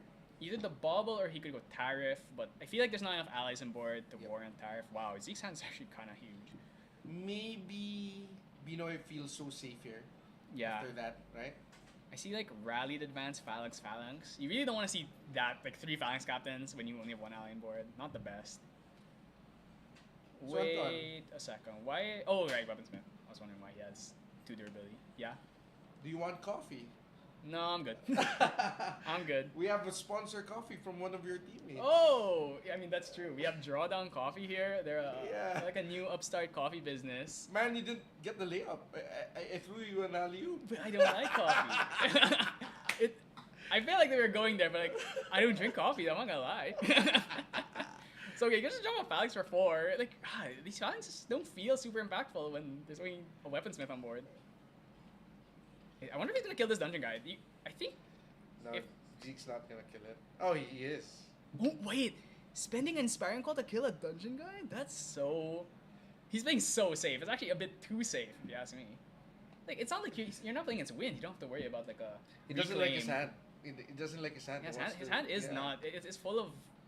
Oh, is he just gonna pump again? The bubble isn't even coming down. I told you, bubble might come down here. Does he even have a ball? I feel like he doesn't. I don't see one. So he feels so safe with these two allies right now. No, he's gonna clear. He can't kill. Oh, of yeah, course, because it's a free clear. There's no cards in hand. He can't kill. He can't kill the. He can't kill the Phalanx Captain because she's 4 HP. And he doesn't have another distant card in hand. Oh yeah. So he could kill one, but I feel like is that worth it? I don't know. Like I really. I think it's worth it to kill the weaponsmith. Honestly. I just think it's so awkward because. I think it's worth it because that girl's gonna, give 1 damage each turn, essentially. Yeah. So. The problem now though is when he goes to level 3, he's not gonna have a bullet. Mm-hmm. So or a gun. He's not gonna have a bullet or a gun. So it's like I'm still questioning whether the DG to 2 is the best choice. I really feel like you should just creative shock. Plus once you drop your float. Plus once you get to keep the gun shield, and then you DG the 3. But this is now the problem with this match. If this goes too long, even a draw is advantageous to Binoy. Yeah, that's true. Because this is traditionally not a favorite I feel matchup. like they can probably finish a game 3 though. Yeah. Assuming Zeke is able to just swarm the field. Yeah, but Zeke's deck is mid-range. This is actually like so little damage. When you see 2 phalanx, you usually think, oh, there's so much damage. It's like it's actually not that much. You see 2 phalanxes and oh my god, this plus But it's 2 like to oh, everyone but is it's on- but it's yeah. like oh, okay, sure, I'll take. There's 5 I'll take, damage like, on board. Yeah, okay. There's the Inspiring Call. Okay, now that's a lot of damage. Oh, but he has Resolute though. He but cannot use that. He can't hard play the Resolute. He's not gonna use the Resolute. I mean, you can't lose your draw, and you're gonna lose a card hand and your draw. That's just not worth it. He's not gonna do it. I think he's gonna be more comfortable to go to game 3. So he's down to 6 life. Yeah. Right now. Gotta go bullet, no gun. This is scary. Okay, he's gonna have to go Hard cast. Resolute, level up Resolute. with no cards. Oh, he's just. I think is he just scooping? Yeah, he's just scooping. Yeah, I really feel like he should have just used that creative shock. I feel like he's playing. I feel like he's respecting the allies too much, especially because they weren't even like strong allies. So what Zeke did there was a mid-range kill. Yeah. Right? Mhm. He set up all his cards, 2 inspiring calls back to back. Yeah, like he could have Inspiring Called earlier, but he decided to save it for the third when he really has a lot of guys on board. Zeke is actually one of the best Fab players in the Philippines. That's true, and he plays Warrior too in Yeah. Fab, so that means it's right up his alley, playing like the slow, kind of control-y, like defensive but offensive game at the same time. Was this the real table number 1? This was, right? table number 1. Okay. Top seeded players head to head. But there are a lot of undefeated players right now. So while they're pile shuffling, I'd just like to shout out my IT team for the stream. No interruptions so far. So far. Knock on wood. But so good so far. So thank you, Gamer Shop, IT team. Thank you so much for all your hard work. Yeah, hopefully in the future we can continue to bring you more streams Yep. for all these events. Yep. So our hope is, after this regionals, we be looked at for more high-end events, premier events from Watts. Yeah, I think we've proven just how strong the Philippine scene is. Yep. So I hope people start paying attention to us. Yeah. And we also have world-class players. Yeah. Clearly, I mean, Jiggs was able to beat Jiggs was someone who was qualified for Rowan, Worlds. yeah. So And Zeke and Binoy here, the top table right now. Probably went through some top players also. ooh, okay. Binoy choosing to go second, but it seems like he's still playing regular Spirit. Yeah. Honestly, having 8 cards is really nice. So I can understand. And really, what's the best thing that you can do turn 1? It's just like lurking or maybe.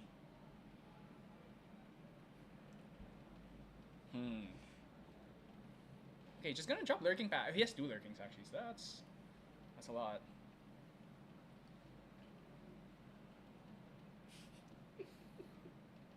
Okay, so now we're at 1, 2, 3, 8 cards in hand. No Serene. I see a dungeon guide, which is a good sign for us. No Creative shock. Oh, he has increasing danger though. And you are always afraid to. Oh, okay. Just gonna focus flame. Are we gonna focus flame into creative shock? Or no, we're gonna go focus flame into increasing. Gonna keep the dungeon guide. Obviously, don't want to lose that. Draw one. Draw an incendiary shot. Draw another. So next turn, Binoy is gonna have 8 cards. Banish one to level up. Draw another. If he has 2 dungeon guides, he could go for the double DG. Wow, is he going for? Is he going for? That's an interesting choice over Bobble. He knows that Binoy is like kind of priced into clearing. It seems like Binoy's style is to just clear board. Just gonna drop a second lurking. His hand doesn't seem like it has that much going on. I think that's a third lurking assailant in hand actually. Is he just gonna play a third lurking? It's not that scary. But once he drops his phalanx captain, okay, he's gonna play defensively here. I think he's holding up this deflecting edge and the Zephyr. He knows that if a Diana just levels up, double DG, you have to hold that Zephyr. Because if you double DG, you won't have enough cards in hand to play the spell shield or the gun shield. Okay, losing an incendiary shot. I think he's got a fair amount of incendiary shots in hand right now. Ooh, Umbral Tide. Haven't seen that this whole game yet. Not really useful right now, but in the future it's gonna come in clutch. I really think Binoy should just send it. He should just pass turn, backstep himself, and then next turn go DG. He has a Crimson Tier. He could kill this, but then are you really not gonna respect the deflecting edge? We've seen the deflecting edge over and over again. The Zephyr's deflecting edge. I feel like it's so risky. It's so risky to not respect it. Because you lose your Crimson Tier, she does nothing. Especially when you're not level 2 and you don't get the reaction. Okay, I think he's just gonna backstep on end phase. That's probably what I would do personally.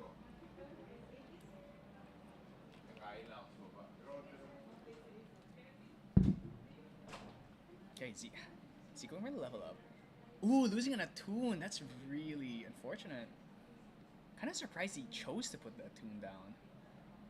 Maybe he was thinking that Binoy's gonna keep clearing his field. Same logic as putting out the life as handed, but then Binoy just chose to not do anything. So Hurricane Sweep once again, not doing too much in this matchup. Is he gonna play Esteemed? I think he's going for Esteemed. He wants an intercept. Doesn't want to get shot again.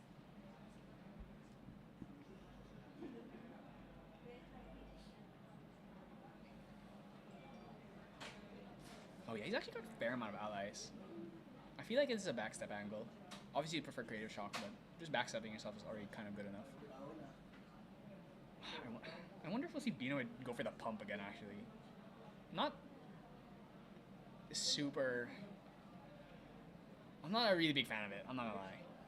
Like, I really like Pump as a card, but I feel like in this situation, Zeke is playing so defensively that you kind of he's letting you just go up to level 3. Alright. Are we backstepping ourselves? Zeke has 3 cards in hand. Zephyr is a problem. Deflecting Edge is a problem. Just gonna go for Ring here. Okay, okay. Another Incendiary shot. Wait. Oh, okay, I think he's gonna backstep himself now. Prereq. Backstep himself now. Oh, and he draws a Creative Shock. That's the only float in his hand, I think, is Gun Shield. Oh, I think he might reposition actually. Okay, drop. Oh, I think he has a Bomber too. Ooh, second DG. I might send it here. No, but he has 3 cards in hand, so you have to be safe. Choosing to throw the Bomber instead of the Fastgear is interesting to me. I feel like Fastgear in this, like, you have way more cards than Zeke. Oh, another backstep's really nice. I wonder if we try and like bait something out with a Crimson. I really kind of like the idea of just doing nothing here. Leveling up, level up. You have 1 float. You can play a Fastgear, and then just DG to 3, or you could DG to 2 and then play a DG to 2, play a Crimson Tier, but I don't think he has a reaction to play. 10 cards in hand. Oh, there's so many options here. You gotta think about this. The Incendiary Shot's kind of rotting in his hand, doesn't really have anything. He could DG to 2. DG to 2, bring up Pump.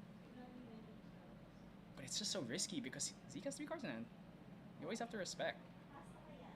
At least he has a gun shield. He can protect his Pump, but he won't stop the deflecting edge.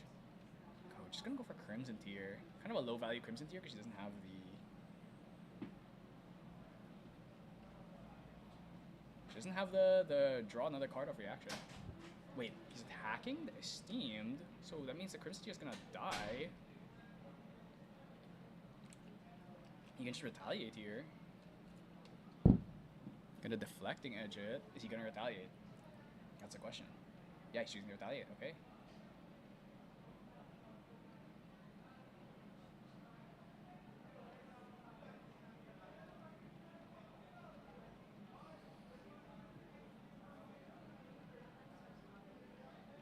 Binoy also put his dungeon guides down? That's a bit risky. He could choose to play Train Sharpshooter. No, I think he's just gonna fast gear. He's gonna fast gear here and then pass, but he's not gonna heal off of it. Okay, Zeke maybe he may be able to heal off now. Zeke has 7 cards. Binoy has 1, 2, 3, 6, 9. Okay, so it's not possible to heal off this fast gear. Okay, he's gonna drop a Phalanx now. Suddenly, it's starting to hurt.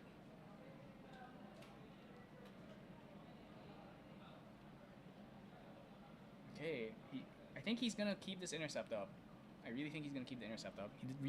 Zeke is really respecting the gunshots, which admittedly are paying off for him.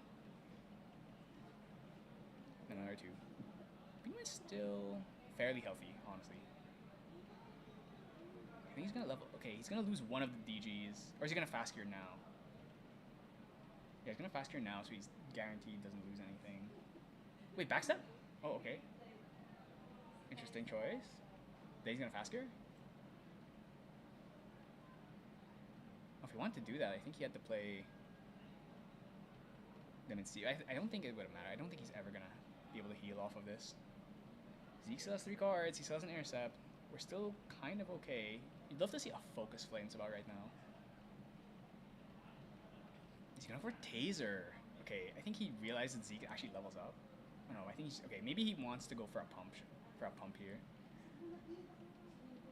Draw for turn. I really think... He's already shown through, I think, 2 deflecting edges, so...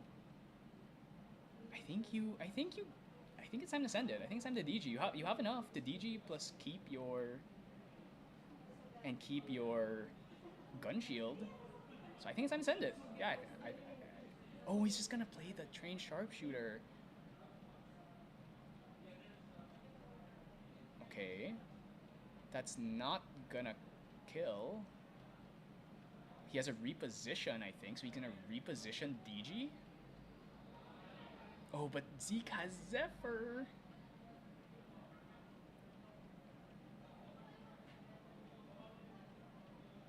Oh, he doesn't have a reposition. Oh, he's gonna DG and then hit the... Once again, though, Zeke has Zephyr. Zeke has Zephyr. He actually might just Zephyr the DG to stop it from killing the... Okay. Okay, so he's not leveling up here. He's just gonna go for pump, shoot. Okay, another gun shield. So he has his gun shield, so he can avoid the Zephyr at least. So he can shoot for... I assume he's gonna hit the lurking. Oh, actually, something Zeke can do here is he could Zephyr hit the target of the pump, so it doesn't get the bounce off. Going for Phalanx, that's not gonna kill. Okay, he's gonna Zephyr her, yeah. So unfortunately, that's not really paying off. He has Incense Shot. Okay, well, he ate the Zephyr. I think Binoy is still in a decent spot here. He has... He can just go, like, Tariff Ring, Dungeon Guide. Oh, is he DGing now? Ooh, the DG now. I'm not sure about that one. But let's see. I mean, it definitely gives him the life buffer. Lost the Umbral Tithe, but I don't think you necessarily need it. You can't bring out Shadow's Twin anymore. Well, you can, but you have to do it next turn. Dungeon Guide can swing into the Esteem Knight to kill it. Alright, so that's why he chose to attack the Esteem Knight with the Trained Sharpshooters. He's gonna pop. Draw 1. Zeke has... gonna have 7 cards in hand next turn. Beanway has 4. I imagine he might go for Tariff or Ring. Okay, Zeke gonna go for Rings. Now he's gonna have a huge hand. Let's see. This is definitely anyone's game still. Especially if Beanway can get a few false steps. This is... Oh. Okay, Zeke had Hurricane Sweep. So it would be a kind of juicy level up to level up Hurricane Sweep here, but choosing to just mount up the pressure. Definitely a well-timed Carter here could just end things. I wonder if Zeke is going to hit the allies just to clear. He could play like another Lurking and then just kill DG and Trained Sharpshooter so that Carter is not an issue. Yeah, I wonder what Zeke's... Or does he want to play another... Does he want to play another Phalanx Captain?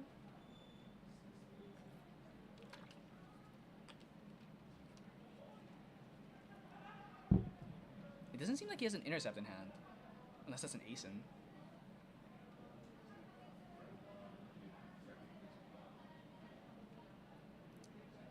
He's gonna put down 3. That could be Phalanx, could be Lurking.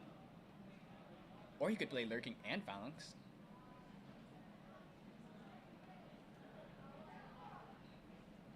That's a Squirrel.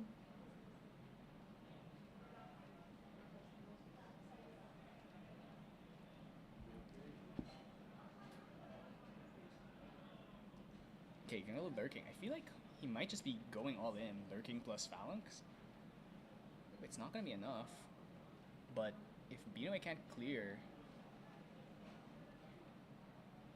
Okay, so he's gonna swing... I wonder, is he swinging face or are you not gonna respect Carter? Ooh. That is... kinda dangerous.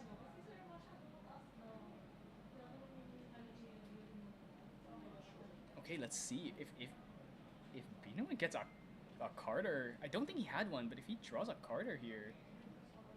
This could be really bad. Is he gonna go for Tariff? He could go for Tariff, but I don't know if that saves him. If he can clear the board and then Tariff. He has an Incendiary shot, so he can at least clear the board. If he just draws Carter right now, it'd be so good.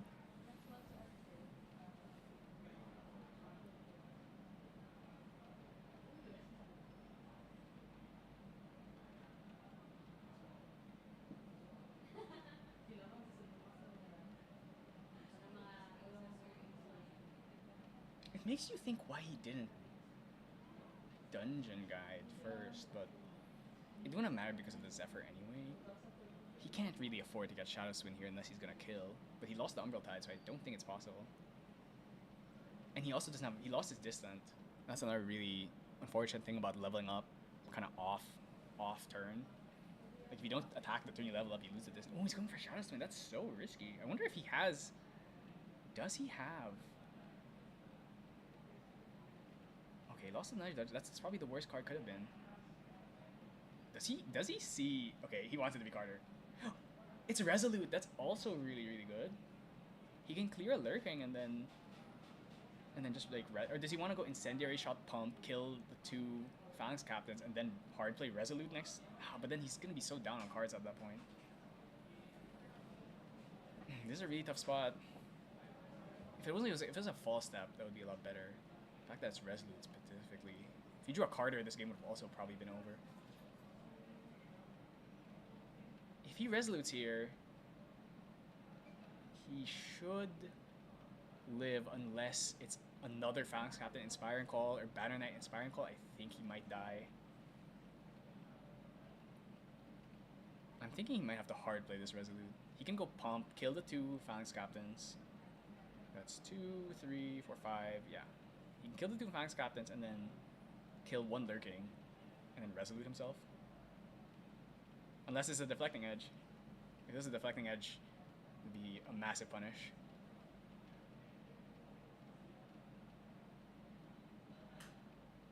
Zeke has... Ooh, we do know that Zeke has Hurricane Sweep. If he goes level up Hurricane Sweep, that would be pretty devastating too. I wonder if that's the one card he kept in hand. But anyway, just choosing to pass, he's gonna go for the Resolute line here. Okay, 5 minutes left, though I don't expect this game to last much longer. If Zeke goes for level up Hurricane Sweep, that's gonna do 2, 3, 4 damage, 1 damage off Resolute, draw 2, and then he's probably just gonna sit on maybe a deflecting or a Zephyr. Ooh, this is not. Ooh, that's a second win. I don't think that's really gonna come up right now, but. Okay, there it is, Hurricane Sweep. That's Hurricane Sweep 4. 4, 4. So Beataway has to resolute this. He's gonna take 1. And then Zeke's gonna draw 2 cards.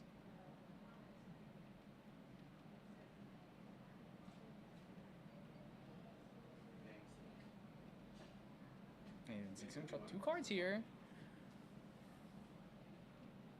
Okay, draw 1. Ooh. Rallied Advance? He can't use that right now. Oh, that's another Phalanx. You can play the 3rd Phalanx. Is that enough?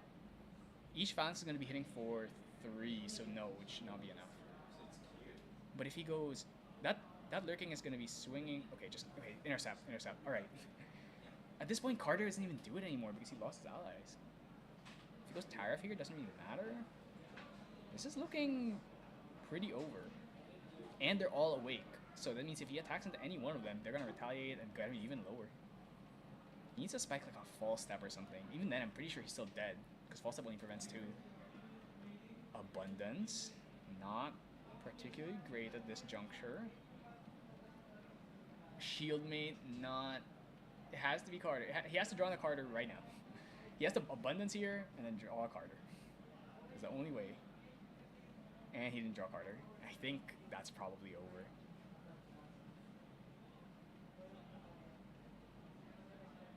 I don't think there's anything Beataway can do at this point. Doesn't have another Fog, doesn't have a false step. He could heal off this fast gear, but not really going to save him. Even if he tries to clear the board right now, he's still so low. And he's going to be forced to use an Incendiary Shot just to kill like 2 Phalanx Captains.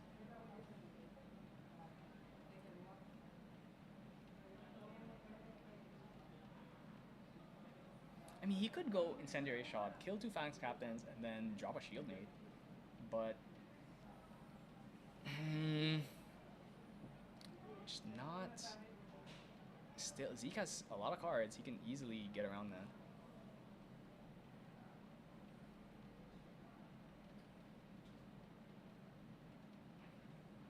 You know, thinking things through. Yeah, I think he's gonna go Incendiary Shot. Put it on the pump.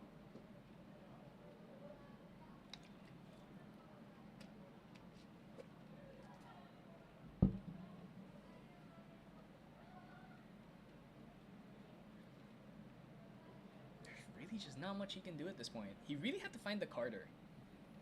If he found a Carter the previous turn, I feel like there was a lot of small optimizations, like choosing when to DG, when to level.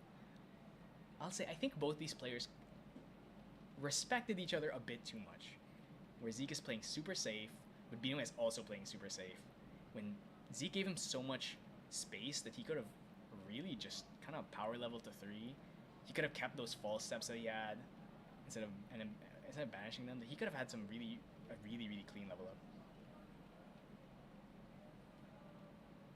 So this is gonna swing back. So it's gonna do 3 and then an extra 2. He's gonna take. Going for the Lurking. Okay, I guess he sees in the end lurking is worth more because the one buff on Fax Captain is not that big of a deal. Then he drops the shield. Oh, okay. No, he's gonna just fast cure, I guess. I feel like Zeke can kill through fast cure though. That's. Ooh, what's he getting? What is he materializing? Drawn Blade. Okay, okay. Rally. I feel like you would have rather had that rally advance, but the Drawn Blade is still good. Zephyr is also really nice. Ooh. Yeah, this is gonna drop Banner Knight. Banner Knight into.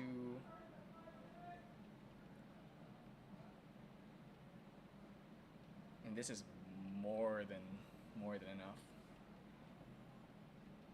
That's gonna be for 4. So he's gonna be forced to throw his, and that's game. All right, so this is such a weird matchup because both these players were really playing around each other's stuff, but I feel like there was some space for some disrespect where you could just be like, okay, if you're not gonna swing at me, I'm just gonna sit here, do nothing, get extremely smooth level ups, and then just go straight to 3. Of course, Binoet did get unlucky, never drew a Carter in the second or third game, but yeah, I mean, that's just how things go. So that's round 4. 3 more rounds before we move to our top 8.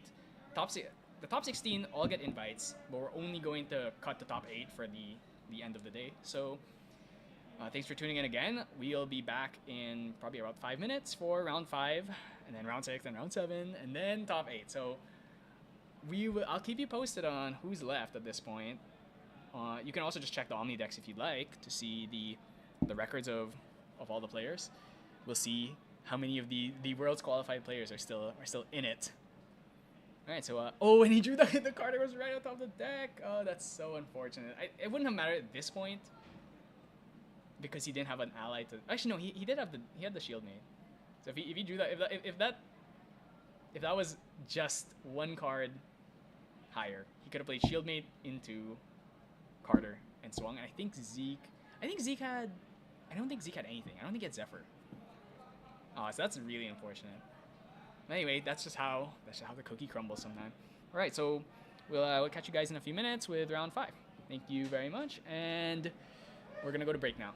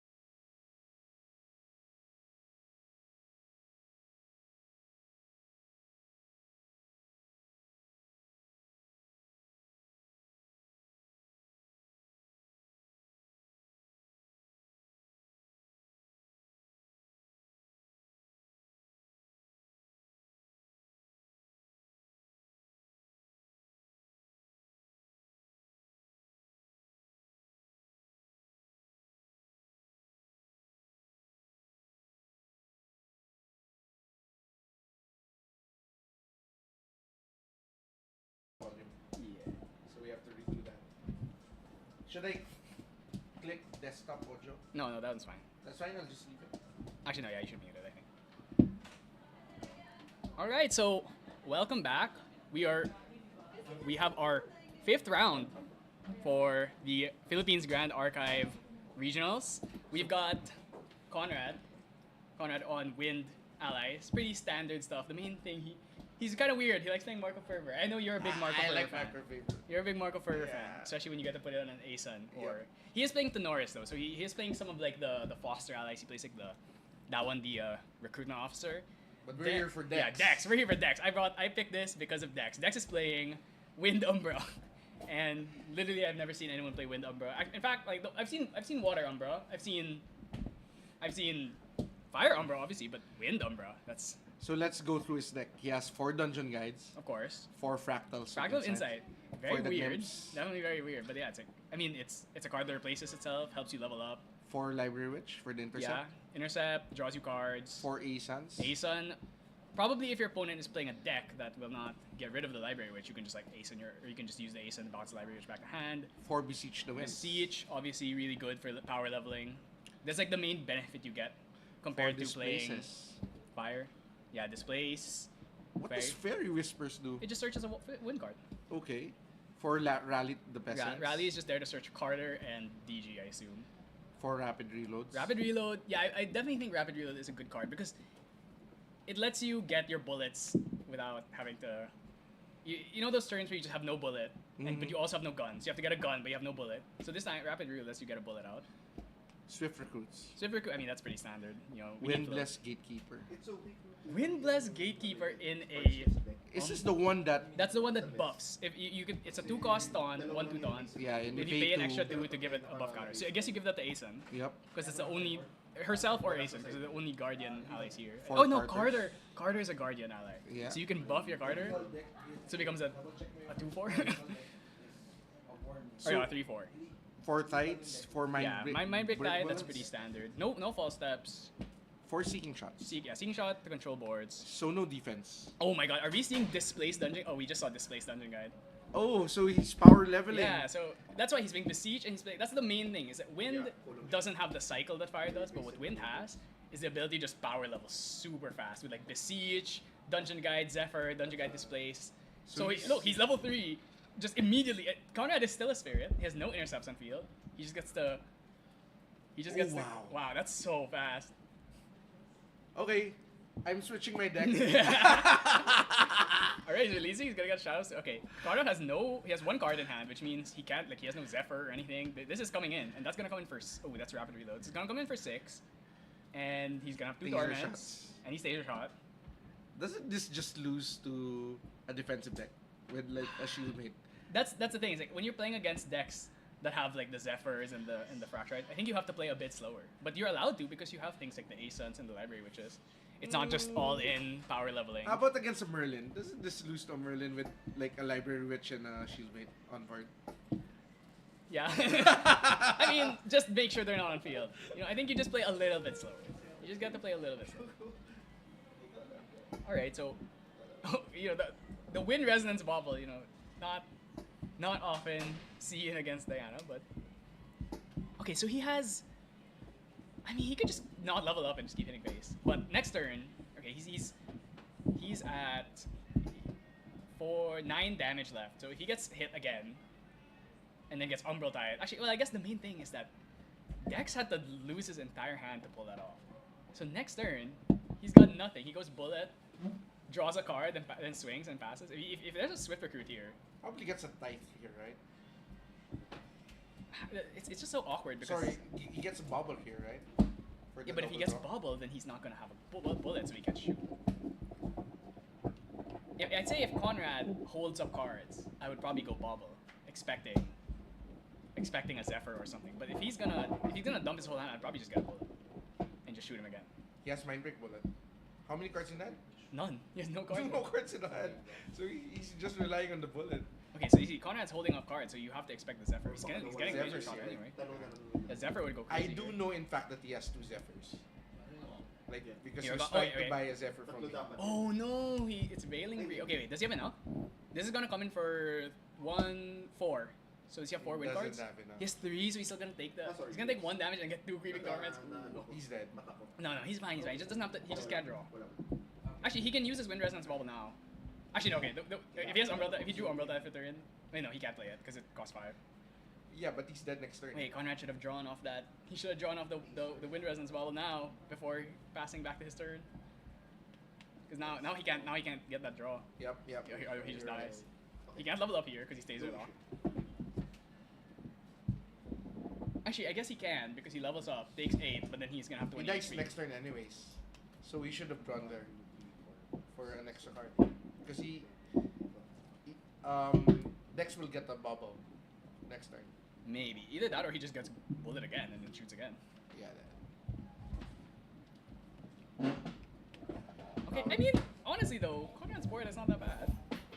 Dexter's deck is like all in right now. Yeah, it's very all in. That's the problem. That's why I prefer this stuff when you have Gloamspire. Because when you have Gloamspire, you get to like refill your hand eventually. But here it's, especially in Wind, eventually, like once you hit the point, you're gonna draw 1 card every turn. Or you're gonna take a pass turn to go bobble, but you can't shoot unless you have rapid reload. So this just shows the weakness of this deck for these. If your opponent can go like Tariff, actually, if I don't think Conrad's probably playing Tariff in his main, but if he had Tariff, he could just Tariff and he can't even shoot anymore. I would think that he plays it. You think he's playing Tariff in main? Yeah. Some people just don't. I mean, it depends. If you're an With your ally, spec. you should play Tariff. That's my opinion. Because Yeah, that's fair. You have to protect your allies. Like off it, it's also the best defense. Let's see if he plays it.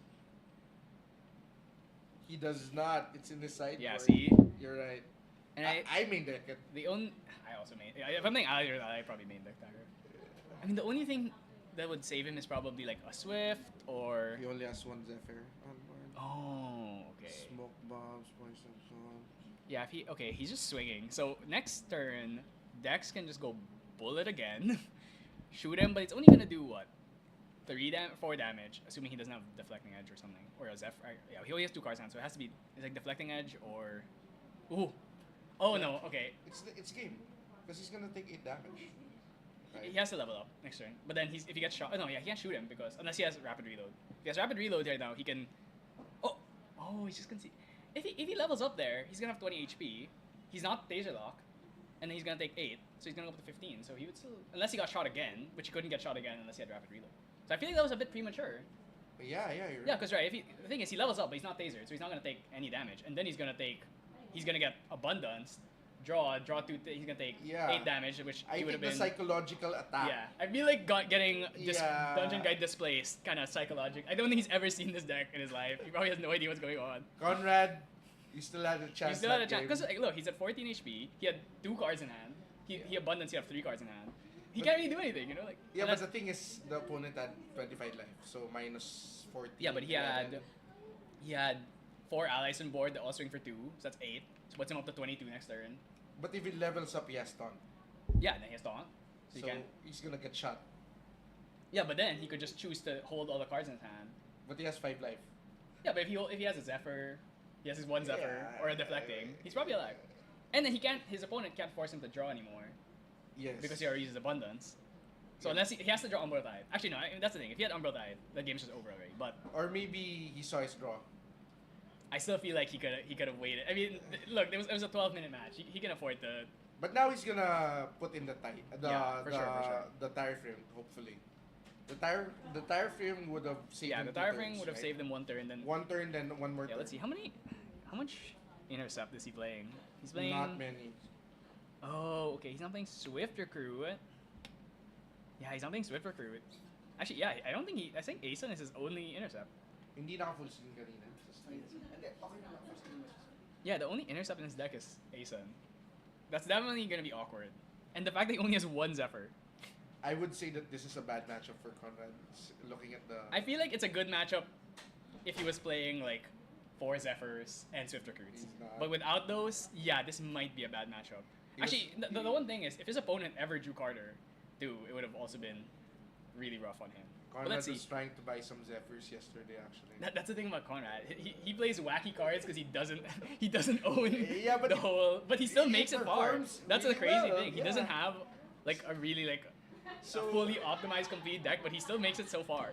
before we start, actually Conrad was buying Warhammer stuff from Yeah. my shop. If Yeah, you yeah, remember, yeah. in that tournament, we lent him a Wind Allies deck.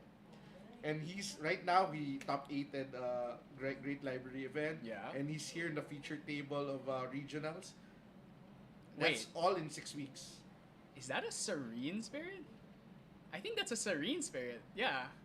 Yeah, so he really wants to level up, no matter what. But choosing to go Serene Spirit when going first is definitely interesting. I definitely like Serene Spirits. I love Serene Spirits. He has he has Besiege Dungeon Guy. But he has 6 cards, so it's like really awkward. So what he could do here, he's gonna go level 1, and then next turn he's gonna go level 2, and he's gonna Dungeon Guy to 3. So wacky. It's so, but then once you hit level 3, Yeah, nothing, right? You're safe. If they just drop a single intercept. That's what I'm saying. If he's fighting a traditional Wind Allies deck, you would not go through. Yes, right. You're not. Yeah, The fact that Conrad doesn't have 4 Zephyrs is really hurting him because that's the best card against Diana. Especially this kind of Diana where like they have no cards in hand. Like the Dianas are able to hold up gun shields and stuff. They're much okay. Does he have his Zephyr? I don't see it. Wait, is that Innervate Agility? Is he like Innervate Agility? Is this deck here just No, to it's like, not. It's not. It's not. like to shock your opponent? Then Maybe I get the concept, but it's definitely a bit weird. I'll say that much. Oh, okay, he has Asen. Oh, please. Is the Asan here just to bounce the dungeon guide? To his hand. I don't think he had a. No, he could have played the Asen. I would have played that Asen. I'm not about to get taser locked again. Okay, let's see. So he's gonna Fairy Whisper. He's gonna dig for, I don't know, Zephyr maybe. Hawk. All right, not what you want to see. He's gonna get shot again. Actually, does he have enough? Okay, he's gonna banish 2. He's gonna have, I think, 4 cards. Okay, and, Anton, I think you're gonna have a short game here. I mean, that's good for me, so I can rest my voice. You can rest your voice. I mean, these decks, that's why I like Diana, because her games, whether she dies fast or she kills them fast, the game should end fast. Conrad's happy. It's Yeah, having fun because okay, so here, he doesn't have enough cards in hand to do the whole thing, so he's just gonna go ring. Yep. But he's still like ahead. So Yep. Because he has a DG. yeah, he honestly the start from Conrad isn't that. Oh wait, is that DGs. Is that 2? He doesn't have enough to play both. He's gonna pass. Okay. He's probably gonna fast speed play. Oh, I think he has a Carter actually. Oh, that's yeah. I already know what he's doing. He wants to go for the. He wants to go for DG run. Carter. He wants to go for DG Carter here. Yeah. But Carter has a million cards in hand, so. I think in your head you should expect Zephyr, but you don't know he only has 1 Zephyr in his deck, so. Okay, Does he Foster. have in the sideboard? No. Yeah, he only has 1 Zephyr. I'm pretty sure he would be playing the Zephyrs if he had them. I'm Oh, sorry. Marco Fervor. Yeah, now that's a card you play on Asen. Probably Yeah, you enough to win him you the probably game. use that on Asen. Well, Dex has 4 Zephyrs, right? So that's his counter. No, I don't think he's playing any Zephyrs, right? 4 Zephyrs. Oh, he does. Okay. So that's my issue with Mark. It's very easy to ouch for some decks. Some decks have nothing to do, but then a lot of decks, it's like, oh, you just Dream Fairy it, you just Zephyr it. You know what I like about Asan? He preserves your hand size. Yeah, that's true. So So like you play him, but then he also puts a card back in your hand. It's kind of like Reclaim, right? yeah, Or like on Disorienting Winds, where you just target your own guy and you actually +1 off of it. yeah. This is why I like cards like Wind Cutter. They replace themselves. Oh, is that a Square Live? What? That's Imperial Recruit, I think. Okay. I think that's Imperial Recruit. I can't remember. I don't remember which. Only one I remember is a Cremation Ritual and Lurking, and Increasing Danger. Obviously, everyone knows Increasing Danger. Oh, he's still not leveling up here. Okay, playing a lot slower of a game. Oh, is that Innervate? No, I think that's Swift Recruit. Okay, he's gonna DG now. He has like a million Umbra cards in hand. I wonder what's the plan here. Is he gonna get a bullet, kill one of these guys, and then bring back the bullet using the Seeking Shot's hidden effect? I mean, unless he has a second DG, this... Does he have a second DG? I don't think he has a second DG. Does he even have enough cards? Okay, he's gonna stop the Foster, I think. And what, just pass? Oh! So this materialized a bullet, right? Yeah. So, no, this is displace. So he's gonna displace his own DG. Okay, to level up. Huh, okay. And He got the Carter. Yeah, because now he has once again he only has one card. Damn, that Connor has to play the Ace and Protector. Yeah, but he was just waiting for everything to be open to do it. So he saw that no one can block. So now he's gonna. Yeah, that's what I'm saying. Like, Yeah. if he played the Ace and Protector, he would have been able. He would be safe. You're from right. this. He's not. That's I feel like he doesn't know. And then Yeah, see, yeah, look, yeah. now he has no cards in hand. So next, okay, he's gonna get the taser shot here, but aren't you okay with that? Because now you bring out Aeson, right? You go Tire Fring, Aeson. Mark of Verbor. He has enough for both. Yeah, so he can do that, but then will he see it? Because if there's an Aeson with Marco Fervor and a Tire Fring, there's no way that Diana is gonna be able to. Yep, no way. With I think 0 that's what cards he- in hand? Yeah. I think that's what he's going for. I think this game is Mark's Waits. You mean Conrad's? Conrad's to lose. Yeah, like he has a million allies on 1, board. 2, 3, 4, 5, 6, 7. He should not level up here. No, well, no, he no. dies. Right, level No, up. no, because he's gonna get the HP. Yeah, But he yeah. shouldn't level up either way. Because like your opponent has 0 cards in hand. Yeah. What's the point? Just get your Tire Fring. Just get your Tire Fring. Your opponent can't do anything. Yes. Because even No! No, Conrad, it doesn't even give. Conrad, it he's doesn't gonna e- try to go for the kill. It doesn't even have a buff. Actually, maybe he can kill. Maybe he can 25, 50. No wait, Serene Spirit. Oh, you Yeah, seriously. think he forgot about Serene Spirit? I feel like Yeah, is it? I forgot. That's an Enchaining Gale. please play the Aeson. What? He has Inspiring Call. Oh, but that won't be enough through. It won't be enough through Serene Spirit. I feel like he forgot. He forgot. We'll let him know after the game. Everyone forgets about Serene Spirit. I always Let's see. Okay, actually, maybe no. This surely is not enough. This is gonna be 3, 6, 3, 6. Oh yeah, okay. That didn't get Foster, so it's 3, 6, 8, 11. Puts him to 22. Yeah, it's still not enough either way. Now, yeah, he's dead next turn. In fact, he doesn't have to worry about Carter. His one has 0 cards in hand, so even if he gets a bobble, Aeson is the only one that can save him. yeah, he should just get Aeson here. He really should just get Aeson. Oh, he also took 4 damage off of the Inspiring Call. Now throw. he really needs to. Now bring he down- really needs to. Actually, okay, since Dex has no card in memory, he can't Okay, bring out he Smoke released. Bomb. Okay, he's So releasing this early. gives a chance for him to bring down the Come Aeson. on, play Play the the Aeson, Play do the not attack. Aeson. Please play the Aeson. Please play the Aeson, do not attack. Just put this like Hawk back in your hand or something. I don't know. Like. Okay, No! wait. Oh, let's go. He's putting the Aeson. Okay. return Right, one. he's returning Imperial Recruit. Okay. Now pass turn.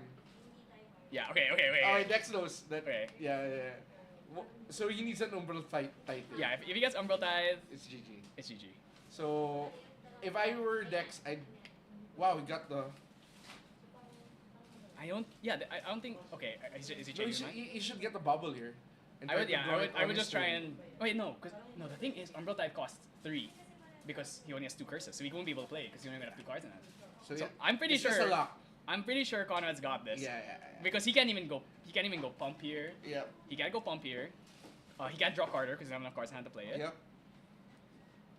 Okay, come on. I don't. I think Conrad's starting to understand. Yeah, I think the he's matchup. saying Yeah. he should have just dropped the Ace on the turn early. With the mark, right? Yeah, Ace on yeah. mark. And went for the kill the next turn. Yeah, because Aeson with 5 HP, the only out is like a Dream Fairy, but then he has no cards in hand, so it's like, if he does the whole combo where I mean, I guess he can be Dream Fairies, but then he's a turn late, then... And you have a Hawk, so you can just kill the Dream Fairy and play the Aeson again. Yeah. So... Oh, I feel like Dex is... He's really thinking about, like, what am I gonna do about this Aeson He Protector? can't do anything. He needs to top He deck can't something. even... Oh. I told you, it's a bubble. He's gonna draw in this turn. Yeah, but then Conrad's only gonna take 4 damage. Well, he's relieved. He got something. What's that? It's Rapid Reload. Okay, wait, but then he still has to hit Aeson. Yeah, he still has to hit Aeson here. Oh, then he's gonna swing with DG. Okay, Conrad has to level up. Wait, what was it? Yeah, Taser? but he has the bubble, so he won. No, because if Conrad levels up, he's gonna have more HP. So he's gonna only take 4. Does he see the line to level up? He has to level up here.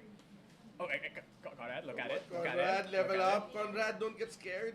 You're not tasered. it. No! He lost! He lost to the bubble. He needed to level up there. Okay, so he's gonna pop bubble and materialization and. Okay, we'll tell him. we'll upset him by telling him he could have won that You game. do it. You do it. I'll tell him. All right, and that's game. Wow, that was a fast one. So thank you for making a fast one. I can rest my voice. Well, I hope you guys enjoyed Wind Umbra Diana. It's definitely an interesting deck. I'm not sure how good. I mean, he made it this far undefeated, so it clearly has legs. But I feel like there was a lot of ways of playing around all that. So we'll see. I mean, maybe Dex we can see him again in the upcoming rounds. He's got a lot of crazy stuff. Oh no! He played a rapid reload. We forgot about the Serene Spirit. Oh no! I completely forgot about that. Oh wait. Okay, we're gonna have to repair this. Okay, we'll see what happens here. Yeah, I forgot. I completely forgot he released early. So, I mean, listen, I'm sure it's like non-intentional. Both players will often forget about. Like you will typically forget about Serene, and then your opponent will often forget about. Like, so are they rewinding? Okay, it seems like they're rewinding.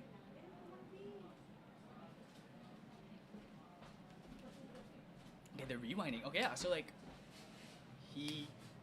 I think Conrad wins now.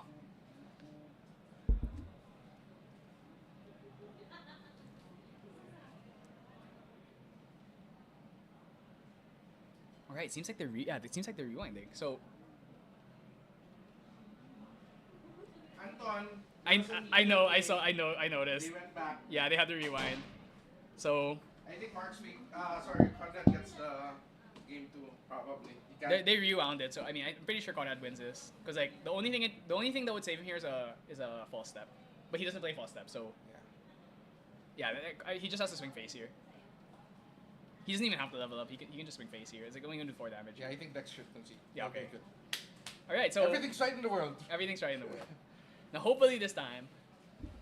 Thankfully, Dex was such a sport to accepting it. I'm pretty sure that that's like required. Like even if your opponent didn't notice and you didn't notice, if someone if a judge notices, I'm pretty sure you can't just let that go, right? That's a game, very game determinative. And it was not so far off. Yeah, right. Yeah, it was like it's not hard. Play. It's not hard to repair. Yeah. Because really, the only difference is that the Asen was alive, and that the dungeon guy threw out the swing for 1. Yep. Dex is a good sport. Yeah, I mean, I remember in good catch, Judge. Good catch. Yeah, I remember in Grand Library, Bench was playing against. Yeah, he forgot the. Yeah, he forgot he released. Yeah, but and he was playing so far. No, but I messaged the judge, told them, hey, like. Yeah. And then they were able to repair it. But you know, that's the thing about Serene is your opponent forgets that you have it. Yep. You forget that you already released. Yep. So you know. It's so far off. Yeah, I definitely don't think like. I totally believe it when people just forget that they released their spirit, right? Especially if you release really early, and you're just like, oh yeah, like I didn't remember. This is why we need like a metal token to say, hey, this guy is released. He's out of wind. He's out of fire. But I think Conrad gets it now. He should get it now. Yeah, but he has to draw his Asen. He has to draw his Asen. And he has to level up when to save himself. And that's what happened. I remember in the U.S. Nationals. It's when Philip Hadley was playing against, I think it was Sean Zhang, and he materialized the Assassin's Ripper, and then Philip popped the Abundance, but then he hadn't paid for the Assassin's Ripper. Remember? I don't know if you remember that. And then because he hadn't paid for the Assassin's Ripper yet, they let him take it back because then he realized he's gonna die. And instead, he just leveled up, which put him over the threshold to die to the Abundance Torment. Did they allow it? Yeah, because the rule is if your opponent hadn't paid for a materialization yet, it's still not official. As far as I know, that's how they ruled it. So what do you get out of it? Just a warning, right? If there's another infraction, or they just. Like... I'm not sure what the rulings and like what warnings you get, but basically he played the Abundance before he was allowed to, and because of that, his opponent could take back the materialization. So, okay, so choosing to go for regular Spirit this time because he's going first. You really don't want to see going first. You really don't want to see going first against Diana going first against you. That's scary. Oh, I see a Carter.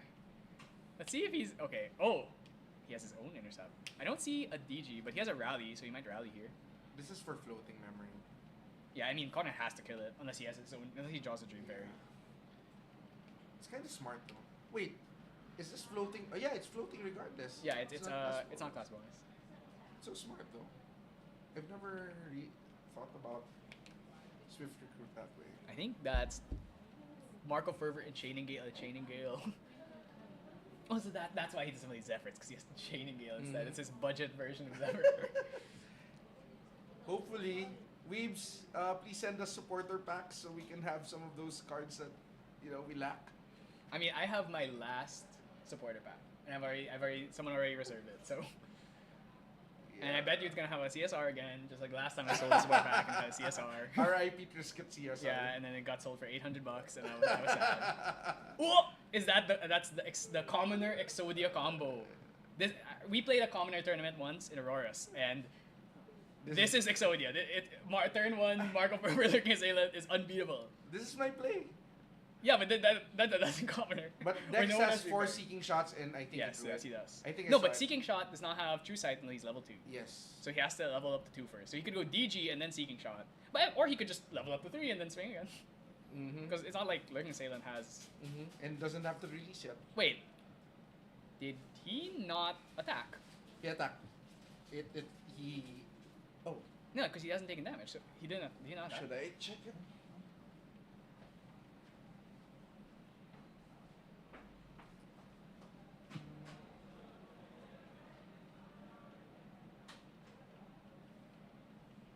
Ooh, those are some pretty nasty draws. A DG and an ace. I don't know if he can even play this ace though. Okay, he's gonna keep the ace on top because he can't wait. He doesn't want to whiff his Fairy Whispers. Then next turn he gets a DG. Oh, he also has Besiege.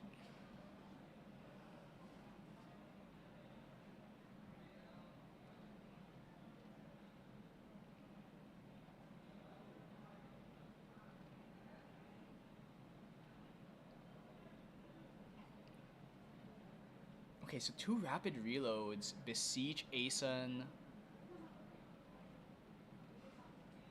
Kill the intercept. Oh, okay. Right. I forgot about the I mean, next turn he's gonna draw into DG, so if he just levels up to 2 here... What is the plan? He has a Displace.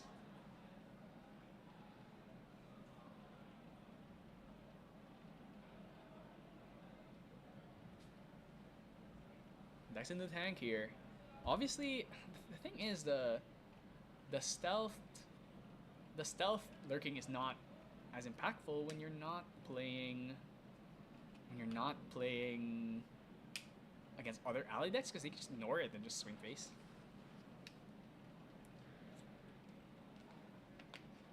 We also know Dex is playing Seeking Shot, so obviously he can go Seeking Shot and then just kill this lurking even with stealth. He has 4 HP, it's just enough for Seeking Shot to kill. But I don't think he has a Seeking Shot in hand. Seems like it's all win cards and maybe a few Umbra. Ooh, I forgot about Enchaining Gale, right? Oh wait, is that Gildas? He doesn't have enough cards. He won't be able to balance though. Okay, Shimmerlock, 2 stealths on field. Then he might just drop Imperial Recruit. Swing for 3, swing for 2. Next turn, Dex is gonna draw into Dungeon Guide, which we saw off the Fairy Whispers. Does he have a fast speed card he can play this turn? Level up to 2, Dungeon Guide to 3, and actually have more than 1 card in hand. Okay, just gonna go for Ring here. So okay, I already know. He has Displace. He has Displace in his hand. He just drew Dungeon Guide. We all know what's about to happen.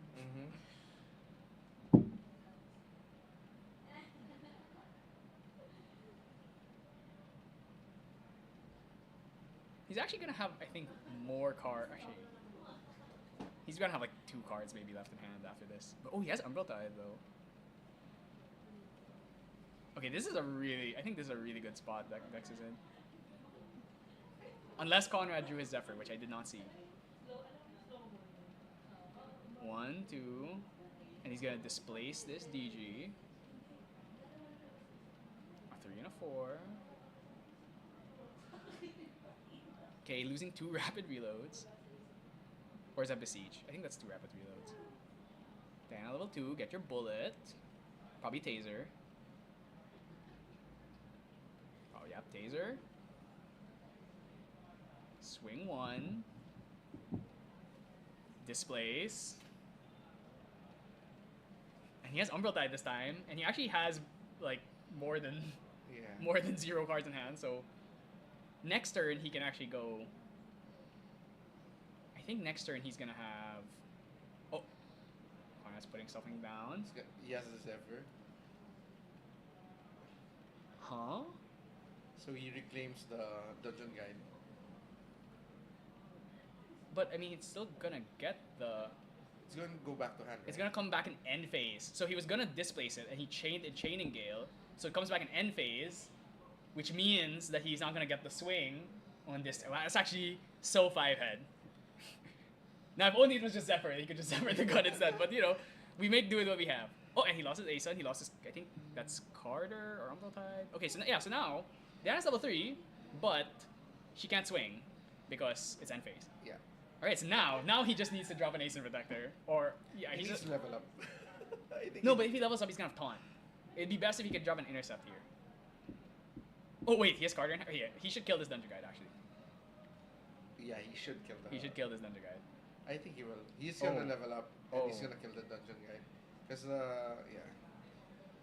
Oh, okay, he wouldn't have used the Gildas anyways. Okay, leveling up now so he can avoid getting tasered. His Taunt, but the problem with Taunt now is that obviously you Gets can... hit. Yeah, he gets hit. I mean, Unless- if he has an Intercept, he can still intercept the Taunt. But I don't see... Oh, wait, is that... No, he doesn't have an Intercept in hand. So... Oh, wait, is that Asen? Oh, I think that's Asen on the far right, right? Yep, Alright, okay. Kill the DG, yep. put back the... I think that's what Put he's back the gonna do. Shimmerlock. So kill the Okay, DG good. with that, and put back Shimmerlock. Swing 2 with Shimmerlock, bring out Asen. And that's game. I mean, it's not game, but it's definitely Probably his game. advantage. Yeah. Okay, so DG's dead. Because now he Swing can 2. clear swing Alright, 2. he knows, right? He knows the intercept is super important. Yeah. Okay, 1, 2, 3, 4. Yeah, let's go. Okay. Alright. Okay, so the Carter can't kill anything. Yep. Because with 2 cards in hand, 1 in memory, draws 1 for turn, he'll have 4. There's no like the only, I don't think there's any card. Unless he goes Ring, he can go Lone Gunslinger, which he doesn't play. So, I think he's safe from Carter. Okay, I feel like they're, Yeah, you can still intercept. yes, the stun. yes, because you're forced to attack the Norris, but then when you attack the Norris, you intercept with. And then you get With hit Asen. by 6. If he chooses to do that, because of the retaliate. Yeah, so he's level 1 now, so the Lurking can also swing. So it's gonna be a 6 damage swing, and then this Carter is just rotting his hand because he can't actually sacrifice anything for it. But I miss that all the time. The I think- Lurking? Yeah. I mean, everyone misses the Lurking. The Lurking retaliate. Even against like Zeke's deck, when he Hurricane Sweep me, I was so shocked by the tech card. I forgot to intercept. Oh, Oh, he's gonna try to pump. clear now. So taser. Yeah, is this 4 damage? No. No, he's it's not yet. ranged. Yeah, he's not yet ranged. Oh, he's gonna false step himself. Okay. Okay, so that's 2 plus 2 plus 2, 4. So he can kill both, but he's gonna take 4 damage. He's gonna take 6 here, assuming if Conrad. So he's gonna intercept here. The proper person to attack is actually Lurking, right? Oh, he has stealth. Okay. And then here he's gonna attack with Lurking. Yeah, He should. He should attack So with he's gonna take 6. Yeah, he should. Actually, no, it's 3 because Lurking has +1. So it's 7. No, it's 3 plus 3. Oh yeah, Lurking is 3. Yeah, but he has taunt. How did it go through? No, because he attacked the Norris because of the taunt, Okay. and then he intercepts with Okay, with yeah, Ace. you're right. Yeah. So he's gonna take. He's tasered, but it doesn't really matter. 'Cause I don't think he cares about going up to Yeah. level 2. He's gonna he should be take. Oh, false step prevents 2, so that means he should take 1-1. So he's 2. gonna take 2. Yeah. Okay. Heads up play by Dex. Yeah. Okay. Only one. Wait. Is he? Oh, he's hitting the Norris instead of Lurking, which would mean that Lurking gets the same feel. Like, I guess he's hoping that eventually he gets. I mean, Connor has to just keep drawing intercepts every turn. Do you bring down Tire Finger? I probably. would, right? Well, okay. The thing is, he can't get out Shadow's Twin. So, I mean, he could, but At he what can't. cost? He can't pay because next turn he's gonna have. I guess he could go ring, have 4 cards in hand, play like Carter, and then bring out Shadow's Twin. But then that's kind of awkward. And I don't know. Suddenly got serious all of a sudden. They were laughing. Now both of them have game faces. I mean, this is serious business now. Yeah, serious business suddenly. Okay, it's risky to. Okay, he's gonna go ring, so he should save this for. The third. He should save this for his opponent's turn. His opponent can't force him to draw without using. He doesn't have increasing danger. He doesn't have Gloam Spire. It have to be abundance. If he uses abundance, it's kind of. You can just not use it, right, and just wait for next turn. He just has to keep drawing. I know he has Enchaining Gale, so he can at least Enchaining Gale the. Is Fairy Whispers draw or put? No, it's a put into hand, so it does not count as a draw. Oh, I think they're asking. It's not. It's not a draw. It does not count as a draw. I think the judges will catch this easily. Hopefully. I love how Conrad is so jolly in his Yeah. games. Mm-hmm. It should not be. It should not. Yes, because that's why Fairy Whispers gets around Tithe Proclamation. Yep. Okay, I think they got it. Okay. Good job, Judge. That's our head judge, Mr. Elijah. Oh, did you bottom all 3 of them? Okay. Ooh, Dreamberry is not particularly useful. Not when there's nothing on board to hit. Yeah, you don't really want to give more memory to your opponent. I think. I mean, I'm just saying again. If he just had Zephyr. Yeah, I mean the game's still young. People don't have all the cards So yet. I need to buy my SP1 so you got. Yeah. You can try and get. You Zephyr. already sold it. I have 1 left. Except yeah, it's gone. So Okay. that's another 3. That's another 1. So we're okay. If you keep drawing like false steps, there's a chance. He has 15 HP left to go. No intercept, which is the problem. So next turn, I imagine. Needs to level up. No, he can't. I imagine Dex is just gonna go bullet, play a card, materialize Shadow's Twin, swing, Try to kill two. or he tries to clear board. Those are his 2 options really. But I feel like. I mean. Okay, he's gonna pop the ring now. Yeah, because there's no other so draw. he didn't bring out abundance. Yeah, doesn't have enough. Umbral Tide, it Memory wouldn't for matter Tithe. because Doesn't it would have draw enough, 2 yeah. anyway, and yeah, he doesn't have enough to play it. Okay, so if Dex just he could try and play something into memory so that he has a rally, but he cannot play it because he doesn't have enough cards in hand. The reduced cost is warrior class bonus, so that doesn't work. This seems to be in Conrad's. I would say it's in Favor. Conan's favor, but the thing about Diana is sometimes she just out of Pops off. nowhere blows you up. Yeah, but there's no Shadow's Twin. Shadow's Twin's the one. Yeah. that's So if it's just pump, I get. That's why I'm surprised he decided to shoot the pump into Norris instead of into Lurking. Because if you just kill both of them, suddenly you're really. You're right. Yeah, but Norris had done that turn. Yeah, no, but remember He gave it to he Aeson. intercepted with Aeson. Yeah. And then bounced the extra hit onto Norris instead of onto Lurking. So what you're saying is that you should have just took it. You just kill Lurking. Actually, what I would say is Conrad should have just not intercepted. Because if he didn't intercept there, then Aeson would still be alive. And you're fine with taking a taser shot. I mean, if he bounces it, then he can't kill 2 things at the same time. So, Enchaining Gale.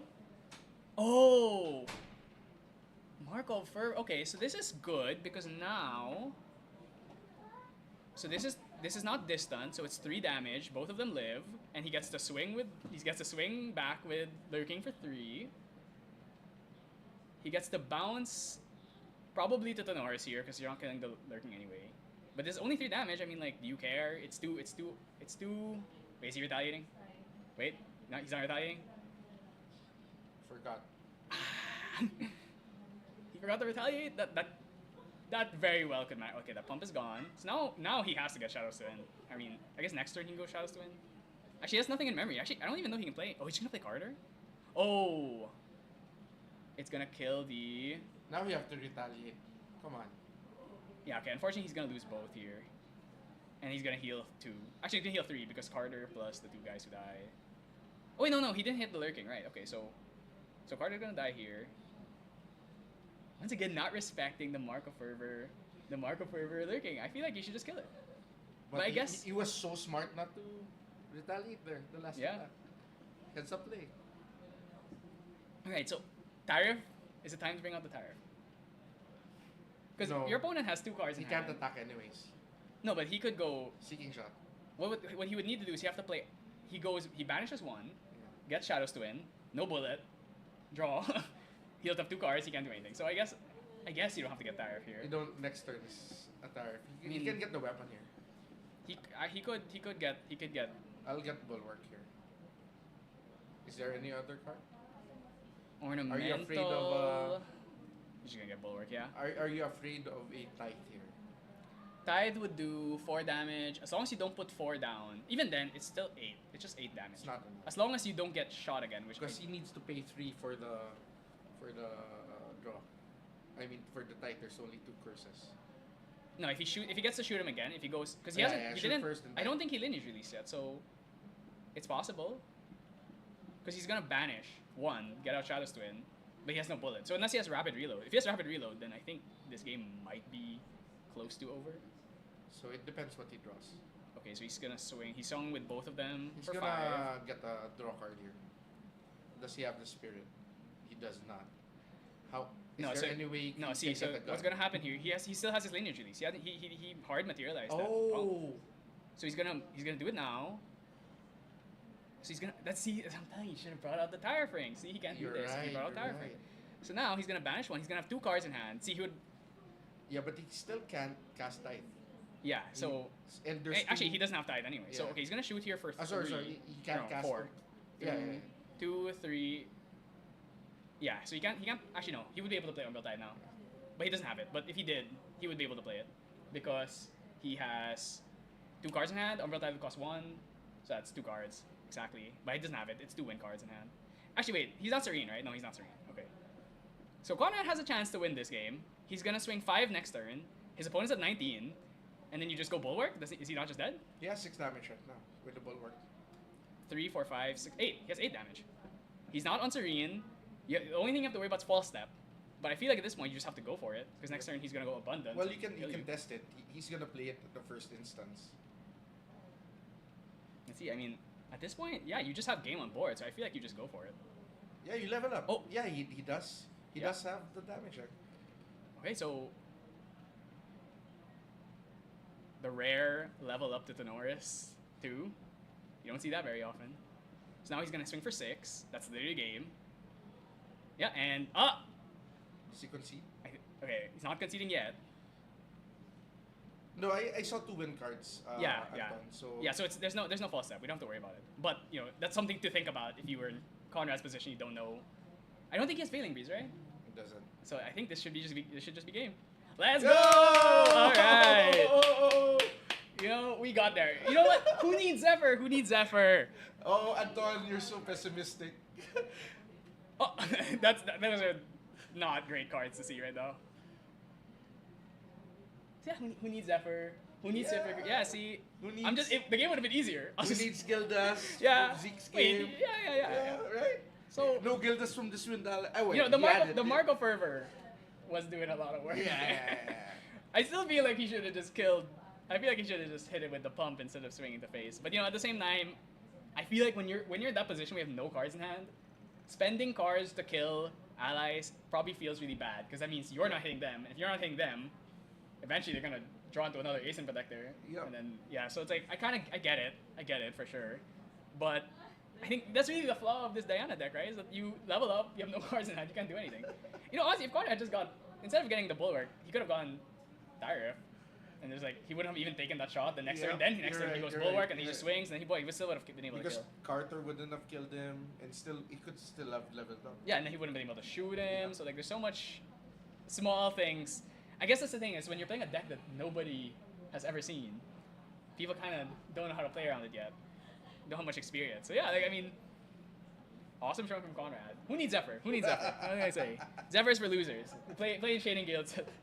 See, ally deck. I mean, Ali deck is it's interesting when you're playing against this. Yeah, the interaction's fun. Yeah, that was definitely that's like the wind weird stuff. I'll just say though, if he had Zephyr, that game would have been Yeah, a lot easier. Because you know that Shadow Storm would have never hit. Yeah. So yeah, I mean, good games Good on games. Conrad. Good Good games on games on Conrad. So Conrad. We're showing the world something. yeah, we're showing the world Marco Ferber and then Chaining Gale. So that's round 5. 2 more rounds, and we're gonna have our top 16. Though we're only going into top 8. We're gonna make it 7:30. Yeah, so we should be on time. We're set right now. We're gonna go. So there's 11 minutes left in the round. We'll probably be back in 15-20 minutes, and then we're gonna be good to go round 6. While we're still here, I'm gonna check the standings and let's see who's still undefeated. You just pull it up. You can also just check on Omnidex.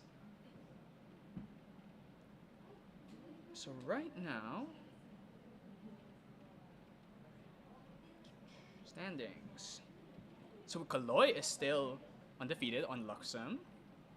Zeke is still here. Jiggs is still here. Conrad, Dex. Oh, wow. So I think that means that none of the world's qualified players are undefeated. Quarax has lost a game. Proan has lost a game. Alec has lost a game. So that, yeah, so far none of the world's qualified players are undefeated. They are still in the running. They're still 3-1. A lot of them are still 3-1. But all of them have lost. All of them have lost a game. So that means Team True Sight has 2 members who are undefeated right now. Conrad is undefeated right now. Is Conrad undefeated? Yes. Wow. He's undefeated right now. So Team Caldereta. yeah, so I mean, honestly, I don't know what happened round 5. We still need to see the results of round 5. Well, we know that Conrad's undefeated because he won. But the rest of the players, I'm not sure yet. But at least as far as the round 4 standings, none of the world's qualified players are undefeated. Good job, Philippines. Yeah, good job, Philippines. All right, so we are gonna just go to break now, and if you want to check out the standings, you can just go on Omnidex, check them out. Yeah, so we're gonna go to break. Be back in probably 15-20 minutes, and we'll see you then. Thank you for watching.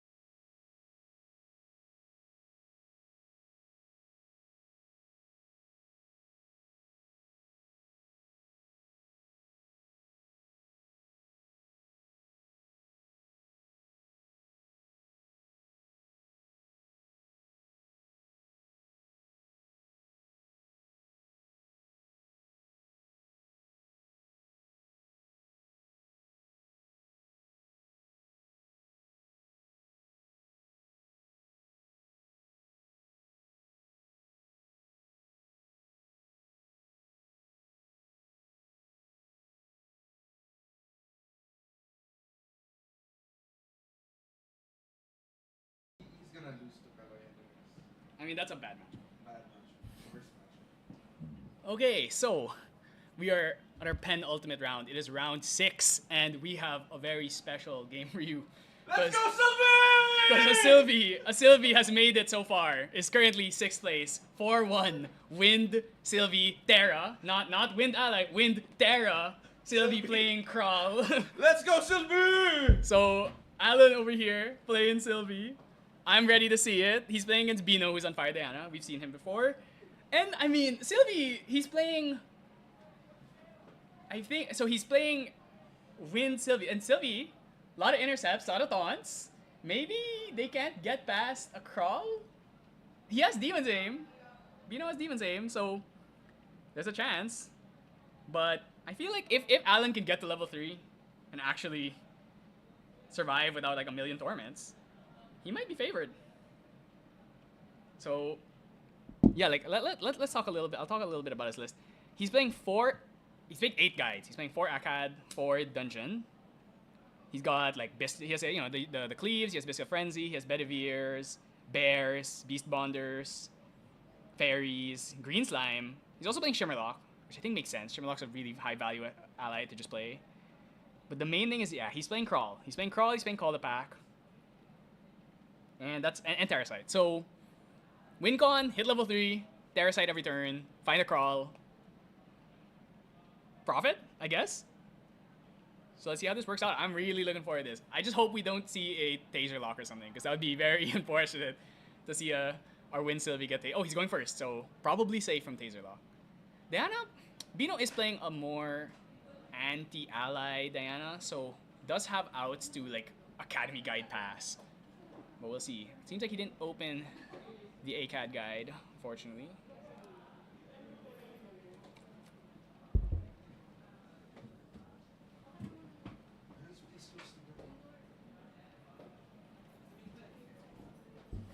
Alright, just gonna go Shimmerlock Pass. That's defensible. I mean, what can Bino do about Shimmerlock Pass? Focus Flame? The Seeking Shots will not work. There's no True Sight in this deck unless he brings out Seekers, which he's not level 1. So I think the Shimmerlock's probably staying unless he has... Yeah, I don't see a Focus Flame. Might just go Increasing Danger here.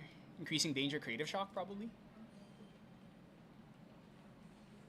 But giving Sylvie ammo. Are you brave enough to give Sylvie 1 card?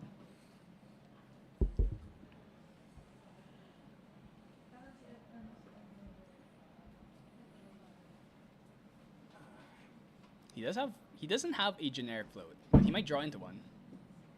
Choosing to play the creative first. Might want to see what he's gonna draw first. I'm gonna drop the okay, Crimson Tier. You're gonna keep the Crimson Tier. Draw 2. Then Ink Dange. Okay, changing his mind. He might want to dump this Bomber if he doesn't draw into a different float. 1. Ooh, D-Guide. 2. Oh, Carter. Okay, no float, so he's gonna have to drop this Bomber most likely. Yeah, just gonna dump the Bomber. Can't use it yet. Is he gonna go Increasing Danger here? That's the question. I think these 2 players have fought before. I'm sure they fought at some point. Probably in one of the store champs. He's not gonna use Increasing Danger? Wow. He's afraid to give Sylvie a card. He can't give... if you draw that 1/4 animal... The Bedivere? Yeah. It's pretty much over for Bino. I mean, I feel like as a Diana, Yeah, you're afraid of giving. I guess any intercept, and you're so. Was I able to send you the deck list? Yeah. So okay, with a kind of a slow start here, not leveling up yet. Probably wants to find something like an Academy Guide. I see Bestial Frenzy, but not really useful against Bino's deck. Doesn't really play a lot of allies. I mean, you can kill a Crimson. Actually, I just realized Crimson Tier doesn't do anything against these animals. I guess Crimson Tier is good against Betty, since I think she's a human animal. It's good against Academy Guide because it's a human animal. Okay. I don't believe he had double Dungeon Guide, so I think we're safe. He also did Increasing Danger, so I don't think that's a A second Crimson Tier. I'm saying the Crimson Tier, not useful. It's against animals. I wonder if they'll. I don't know. This is just a hunch, but I feel like these players might forget that Crimson Tier only works against humans. You can't kill this bear. It's a big bear. I mean, you could, but then you'd have to dump a fair amount of cards into it. Yeah, Alan actually just going for like a beatdown strat here. Unfortunately, yeah, no Academy guys. So, can't start pulling out the crazy efficient level ups. Like, he's increasing. Okay, he's gonna increase the danger now. Alan will absolutely take that. I can't read his face. I don't know if that was a good draw or not. Yeah, Bino's got nothing. He can go like bomb or backstep. Is that worth it? Just to kill a bear? Maybe. They're giving a float. Okay, Sylvie 1. Let's see what animal Alan here decides to drop.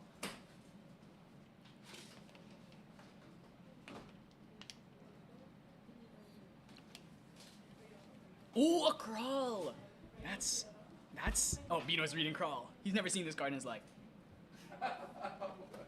That is one of Alan's 2 crawls. So if he gets another crawl banished, I feel like that was off increasing danger because I doubt you would put your crawl down. Okay, so interesting thing about Alan's deck, he is playing both Sylvie 3s. So he's playing Earthstone and the Love by All. So that means if he's playing against an aggro deck, he probably goes for Love by All, so he has the intercept on all his animals and beasts. And then when he's playing against a different deck, he can probably switchboard into Earthstone to find his Carters. I don't see a called up pack in hand. I mean, Alan's got some big bears on field. No animal. So if he goes to Sylvie 2, he's not gonna have the 2 draw. He's gonna draw 1. Unless he plays... Oh, he's gonna play this Beast Bonder? Make this bear humongous? Okay, he's gonna pop Bobble here. Ooh, he drew his other crawl. Ooh, okay. Well, he still doesn't have a call to pack. I wonder... Oh, wait, that's kind of risky. Now he has a chance of banishing his crawl. Or does he not care? Is he just gonna try and play Wind Allies but Sylvie? Wind Sylvie. Let's go. I mean, that's a big bear, but he can't attack with it. Let's see. Does he have like ears? He probably has ears. He does not. He has Effigy of Gaia, the anti-cleave one. That still gives a +1. Okay, losing. So Crimson Tier really not useful in this matchup. Everything's an animal. Everything's an animal.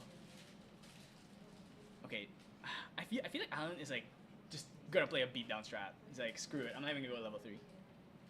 Especially if he gets Taser locked here. I don't think he can even really afford to do it. Can you explain quickly to the viewers how a Sylvie would be able to go through? Did he get lucky, or has the meta shifted? Let me check who he has fought so far. And right, I mean, Alan has been playing Sylvie since he started playing this game. All different permutations of Sylvie. He's a Sylvie fanatic, and he will not let her go. So, I mean, I can trust. You know, it's like how Specialist. It's like how a Riptide can do well even though he's never won anything in his life, just because these guys keep devoting all their time to him. So, all right, so he's getting Taser Lock, unfortunately. No intercept animal, but like I said, like maybe he doesn't care. Maybe he's just gonna swing at you with a 7 power bear. Yogi. He's gonna drop double Beast Bonder, give this bear +4, and it's gonna swing for 2 trillion, and it's just over. Okay, he has a Carter actually. Oh no, if Bino Carter's here, that's actually so bad, because that's gonna kill the 2 Shimmer Locks. Can he protect the Carter? Alan does not have cards in hand, so Yeah, he can. he's free. Oh no. This is it. Oh, that's gonna be devastating. Oh No, Taser Lock, Cartered. Okay, this bear is +1, so everything's gonna die. He's gonna heal 4. Alan could level up. Yep. They retaliate. Yeah, so everything retaliates. Alan could level up here, but he's gonna take 8. And He's not gonna do it. he's not gonna draw cards because he he has no allies in field. Yeah. So Heads up play by Pinoy. yeah, I mean, Vinoy doesn't have to play fast. He's playing in Sylvie. So he can take a slow materializes, slow level ups. Oh, he's going effigy. So now he has a +1. Oh, and he draws Academy Guide now. I feel like that's something you really want to see in your first turn. Yeah, but it's still okay. I mean, as long as he can avoid getting tasered this turn. Yeah. Which, does he have Zephyr? I don't see a Zephyr in hand. He might just be getting taser locked for good. We'll see.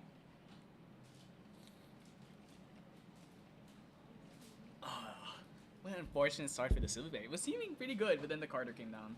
Carter's such an insane card.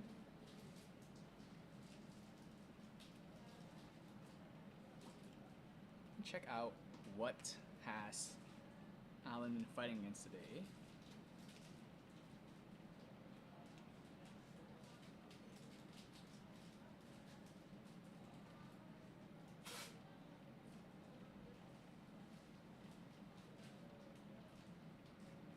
So he fought against Luxem, which is the one game he lost.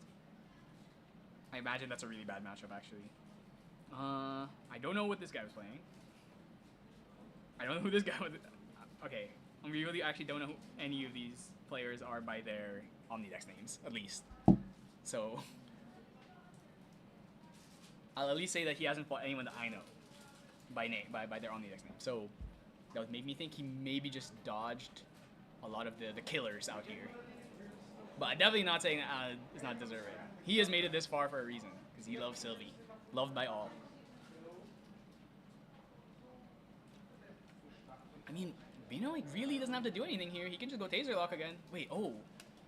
Okay, choosing... Okay, I think he might be worried about Zephyr, which is a very... That's a very respectful play. I respect it. But Alan actually doesn't have anything. He has a bunch of animals on hand. Another thing is, Alan, when he levels up next turn, is going to take 4 because he's going to draw a card off of this Academy Guide. Assuming Binoy doesn't kill it. But I feel like maybe you just leave the Academy Guide and then he takes an extra 4 damage. Maybe that's okay with you. Or do you just Focus Flame it? Maybe you just Focus Flame it.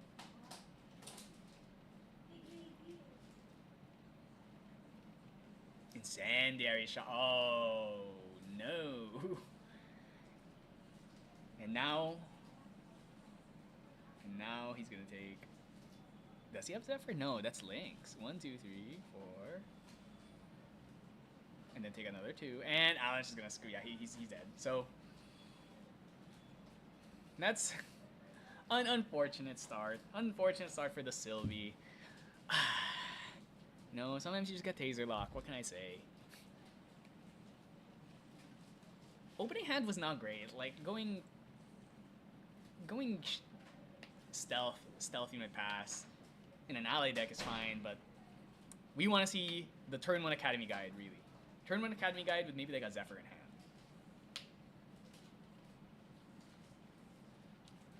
I wonder if Bino is gonna choose to put in these demon aims because it looks like he's gonna put the demon aims because he knows he can't get past a Carter or he can't get past a Crawl. I'll charge it in the... Okay, so yeah, choosing to drop the Crimson Tears makes a lot of sense. Because what are you gonna hit? Academy Guide? Did they RM? Alan just conceded because he got shot by Incendiary Shot and they just killed him. So, A win by Binoy here gives him a top 16 slot guaranteed. Because he is 4... It's gonna be 5-2. Yeah, it's gonna be... Oh, is he... He's 5-2. He lost a while ago to... No, he's not 5-2 yet because he's... it's round 6. Oh yeah, I mean he's gonna be 5-1. Yeah. So he IDs the last round, assuming his opponent's a William. But...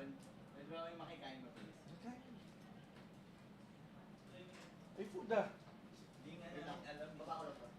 Nakalagay, lunch dinner. Hindi ko alam na pwede nang kumain. Okay, so Alan has the choice here. He's probably gonna choose to go first. He'll choose to go first. Hopefully he opens Academy Guide, because that's really the start you want to have a Sylvie. Need to find that Acad Guide early, have a way to protect it, or Bino like doesn't have a way to kill it. Doesn't have like a Focus Flame or a Seeking Shot. gets to live the next turn, levels up to 1, gets to play another Academy Guide, gets a buff counter, levels up to 2 for free, draws 2, or draws 1. If you can play like a bear, maybe you can draw 2. You know, when you're building a Sylvie deck, that's actually your thought process. But that's like the best case scenario, right? To get all the draws and all the buffs. But Yeah, amazing. what's the percentage of that actually happening in game? Especially without Serene Spirit, I don't know. because it sounds nice, right? You get a buff with Sylvie. Assuming you protect her with like a Song of Nurturing or favorable winds or a deflecting edge, I don't know. No, it's like Song of Nurturing or Zephyr. It's usually those. All right, did he? Let's see. He chose to make Bino go first. Interesting. Why would you make Diana go first? Dito na lang, para hindi na. Game 2 na ba? I mean, interesting choice. Oh, we're about to get double increasing. Uh-oh, that's scary. That's really scary. Double increasing star. Oh, Bino not going for the double increasing. He doesn't want to increase the danger that much, I suppose.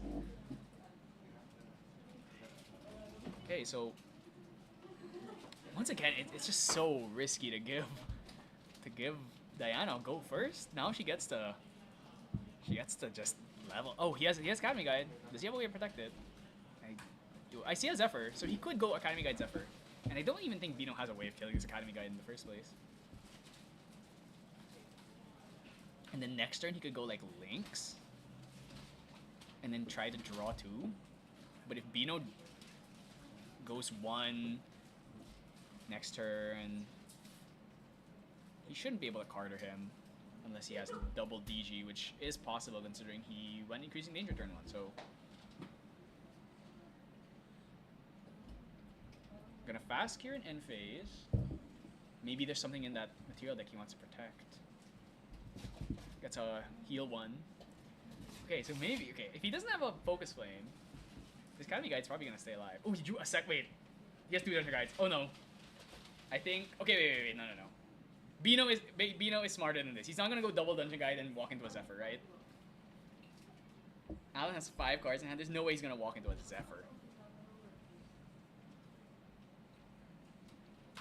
We do know that Alan does have the Zephyr, so this would be extremely all-in play to go for the Dungeon Guide here. I think he's just gonna increase. Yeah, he's gonna increase. Yeah, Bino, like I said, he's been traumatized. He refuses to get Zephyred again. Ooh, can he play Train Sharpshooter Backstab? I think he does not have enough cards in hand. He does not. So we think he's just gonna pass. This Academy Guide's gonna get a free level up. Alright, that's a pass. So the issue here is if Alan levels up to 1, plays like a bear, and then Bino levels up Dungeon Guide Carter, I think we might just see a quick 2-0. So I don't think he has a Carter though. So we're still in it. I still believe in Sylvie. Really? I still believe in Sylvie. If we can get another Academy Guide or a Beast or something, either a second Academy Guide so we don't have to we get a free level up, or we go Beast to draw 2. So we lose 1 but we draw 2. Both are fine. As long as and so far, yeah, Bino has nothing to get rid of this. He might actually go Pump just to kill the animal so he doesn't get the draw 2. But Shadow Swin is probably better. Come on, Alan. I believe. Give me a crazy crawl. I need to see a crawl on field.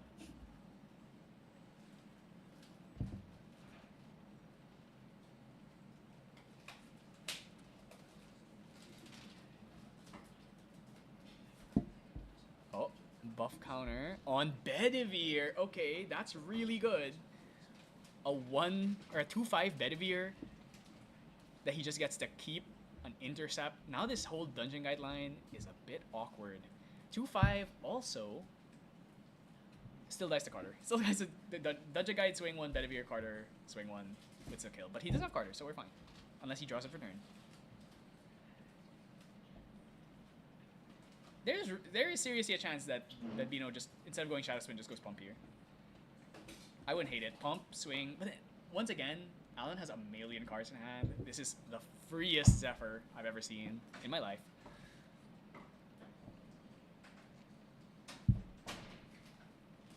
Okay, he's gonna backstep. Oh no, he's gonna fast gear. He's gonna fast gear now.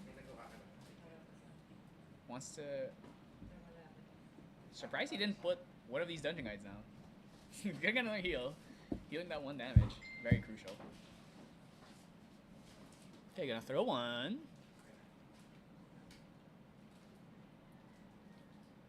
5. Okay. Lost the trained sharpshooter. Probably didn't need that. Level 2. Materialize your bullet. Taser. Does he have Carter? I don't think he... Oh! Ooh! Wait, that is a deploy gun shield. I think you go pump here. I really do think you go pump here. I think you go dungeon guide pump. Oh, wait, no, he has Carter. Wait, never mind. He has Carter. Okay, never mind. It's over. So much for Sylvie. Oh, wait, no. He has a Zephyr, though. He has a Zephyr. This Carter, if he goes for the Carter, it's gonna get Zephyred. Right, here comes. He's about to get mega punished. Okay, Shadow's Twin Carter. Okay, he's gonna... Okay. He's gonna swing one at the Bedivere. Bedivere has 5 HP. And he's gonna play a Carter.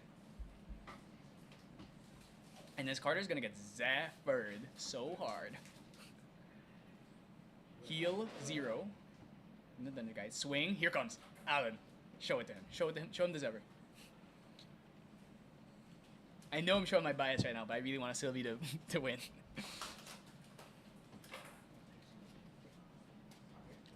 He's really staring at his hand. Displace! Displacing Carter. He's gonna come back rested, so he cannot swing.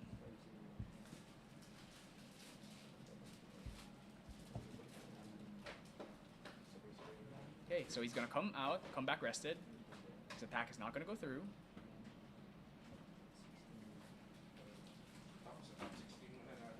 Alright, now Alan gets a level up, draw a card. So he levels up for 1, draws a card off Sylvie 2, not tasered, and not cursed.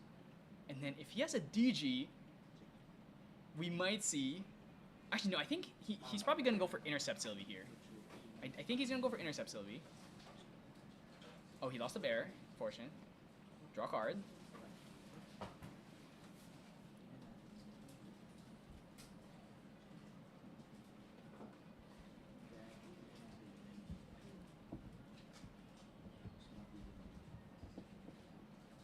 What table is this? This is table 6, I believe. These two players are both 4-1. Oh, 3 cards down. Is it the DG?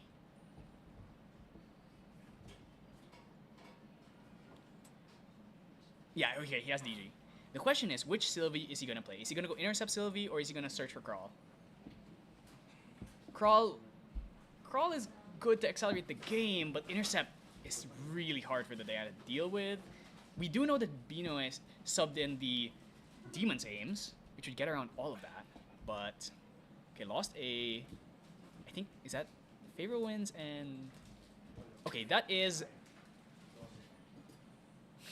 I can't tell which Sylvie that is. I believe that is... Earthstone?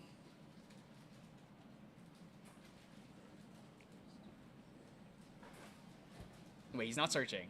So maybe that's Love Biome. So now all the animals have Taunt, which is... Or not Taunt, Intercept. Bedivere still has Taunt.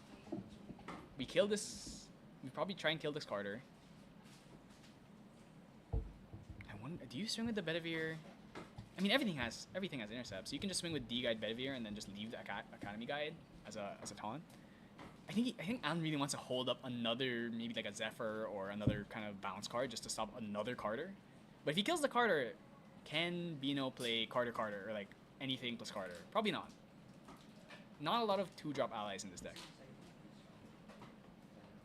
Okay, he's gonna swing with Bedivere for 2, kill it with Dungeon Guide, leave the Academy Guide up for an Intercept. Okay, so I think... Oh, he's swinging? Okay, so... Interesting, okay. That is making me think he has a Zephyr, and he's willing to take the gun shot for it. Oh, you know what? He might have Hymn of Gaia's Grace. Let me check if he's playing. I don't think he's playing Hymn of Gaia's Grace though.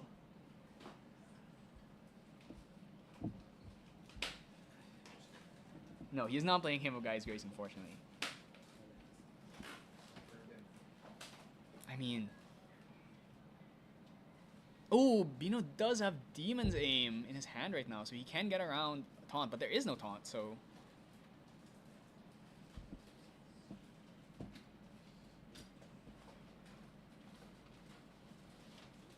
I feel like this game is going to be extremely grindy. Unless Bino's able to connect maybe like 2 shots.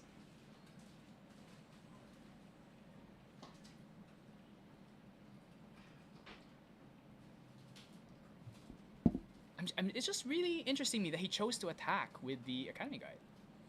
I thought he would choose... Okay, so he's going to be able to lineage release, bring out Shadow's Twin here. And he has enough for the gun shield. So, perhaps leaving up this... Perhaps not leaving the Academy Guide up to Taunt was a mistake?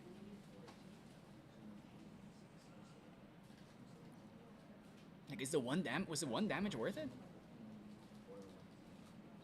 Or does Alan have Exercise Curses? Let's see.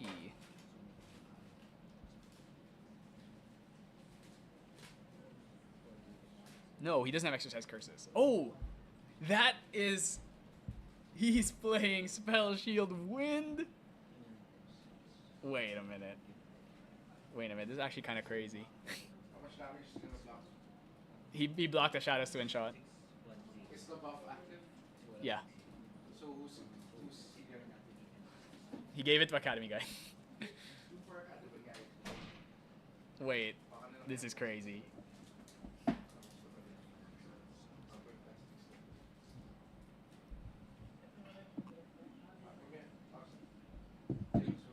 So he does side 3 Spell Shield Wind. That's why he was just so willing. He was really just debating. Actually, I mean, who plays Spell Shield Wind? Who would ever expect that?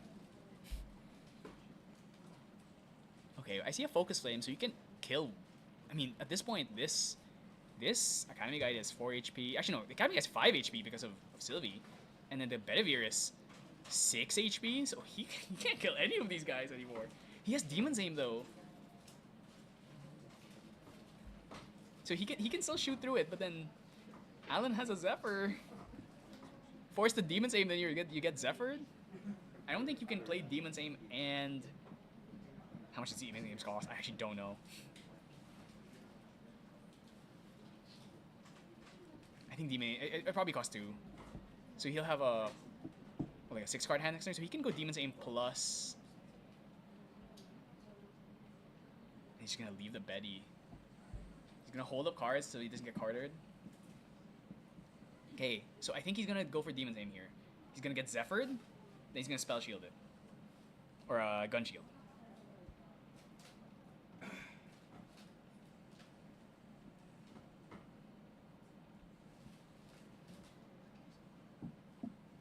Alan has completely taken control of this game, but maybe the Demon's Aim is enough. Okay, Demon's Aim. He should have enough to pay for the Gun Shield. Okay, if Alan really wants to play around this, he should actually Zephyr the Bullet here. Your opponent has 4 cards in hand. Are you going to play around Spell Shield or Gun Shield? If you Zephyr the Bullet, he could Mind Break you. If you Zephyr the Gun, he Spell Shields you. Pick your poison. We know he doesn't have a bullet in hand, but if you have to imagine that he could have one. Alan reading Demon's Aim also has never seen this card in his life.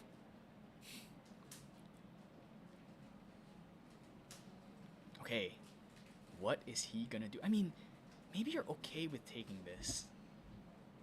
Okay, so he's gonna try and do it. He's trying to, and there's the Gun Shield. Okay, so he's gonna take 5 damage and get 2 curses. I think he's fine because Bino doesn't have another Demon's Aim, so I think he's fine. As long as he doesn't draw on his own turn, he's probably fine.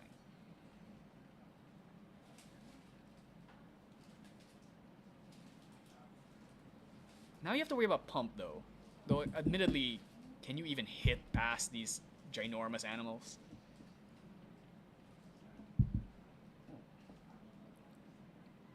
You're gonna read Demon's Name again. Literally never seen this card in his life.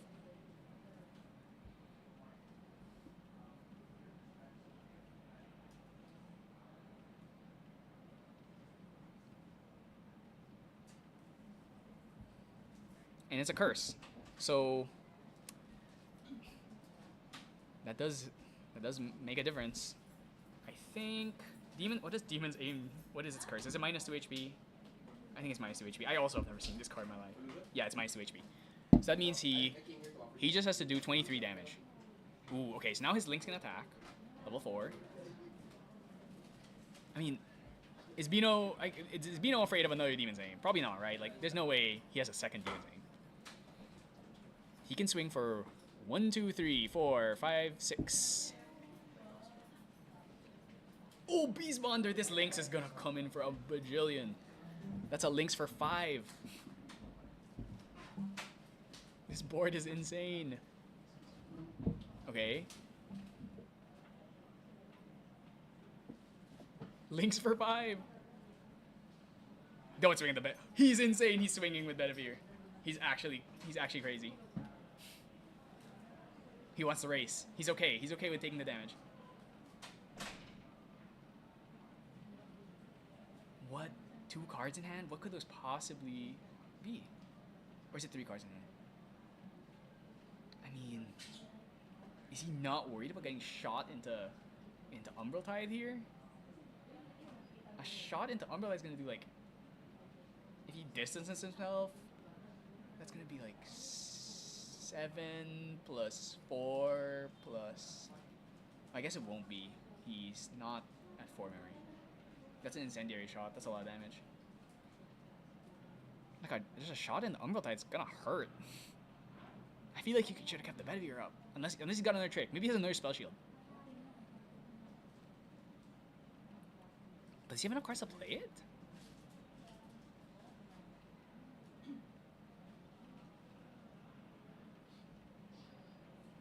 Oh, I think Binoy has a false step. That's gonna be kind of annoying. The Lynx hits for 5, but it's still he's gonna take 3. His allies are chonky, but still.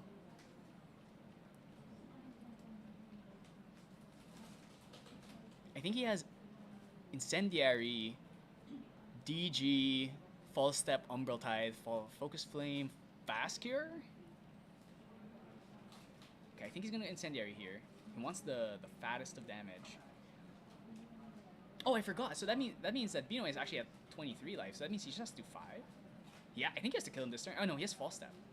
But then the Lynx to be able to hit for over 3, hit for 5, so it hits 2 over. Put him up to 20. And he's gonna take another 2, and then another 2 torments. Wait, is he dead? I don't think so. If he does Umbral Tide, he's gonna take 8, and he does not have an. Oh wait, he's not gonna be at 6, so the Umbral Tide's not gonna kill him. I think he's just gonna go for False Step here. Oh, this is so tight actually. Oh, Covenant of Thorns. Is that the Covenant of Thorns? Is that the taunt? No, it's the one that makes all like the damage you take gets redirected towards. Yeah, it's a damage taunt. Yeah. Okay, wait. I have to read Covenant of Thorns. Okay. That is preserved, right? No, Covenant of Thorns is not preserved. So this would actually get around. Yeah. It would actually get around Torments. Yep. Because it doesn't prevent damage, it makes the ally take it. So is he gonna drop his Umbral Tide now just to make him take the damage? Probably not, because it still won't kill. But Okay. how big is the... This Bedivere is 6 HP. This Lynx is 7 HP. No, also 6 HP. What's the link though? Huh? What's the The link? Bedivere. She has 7 HP. Because she's 1 buff counter, plus... Oh no, she's 6 HP. But she dies to type, right? So Yeah, but then but Bino will not take the damage. Or Alan will not take the damage. Okay, so he's gonna False Steps. This Lynx is gonna hit for 2 over, because False Step will prevent 2. So he's gonna be at 20. Bino has 23 life because of the Demon's Aim. And he's gonna be distant next turn. So I think what he's gonna do, he might fire on the Betty and then play the Umbral Tide? Can he kill Bedivere? If he's gonna be distant, he goes distant. That's 7. So he should be able to kill this Bedivere unless Alan has another spell shield. I think spell shield only affects champion. If he has like a favorable winds, like a Song of Nurturing, I think this Betty's here to stay.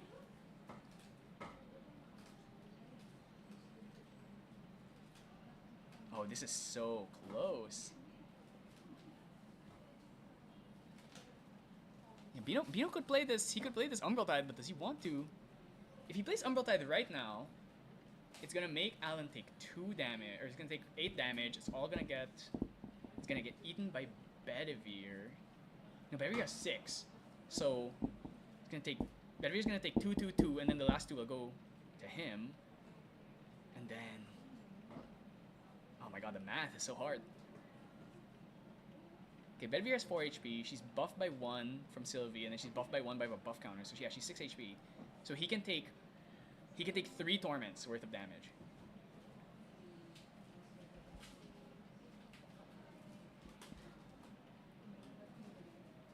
Do you do it?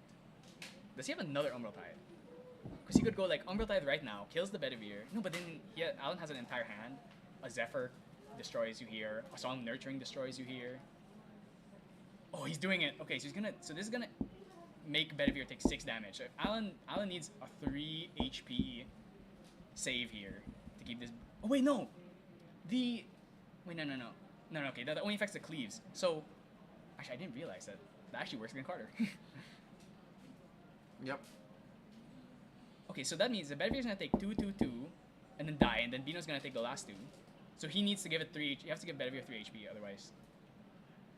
Yeah, okay, so he's gonna take 2, 2, 2. Bedivere dies, then he takes the last 2.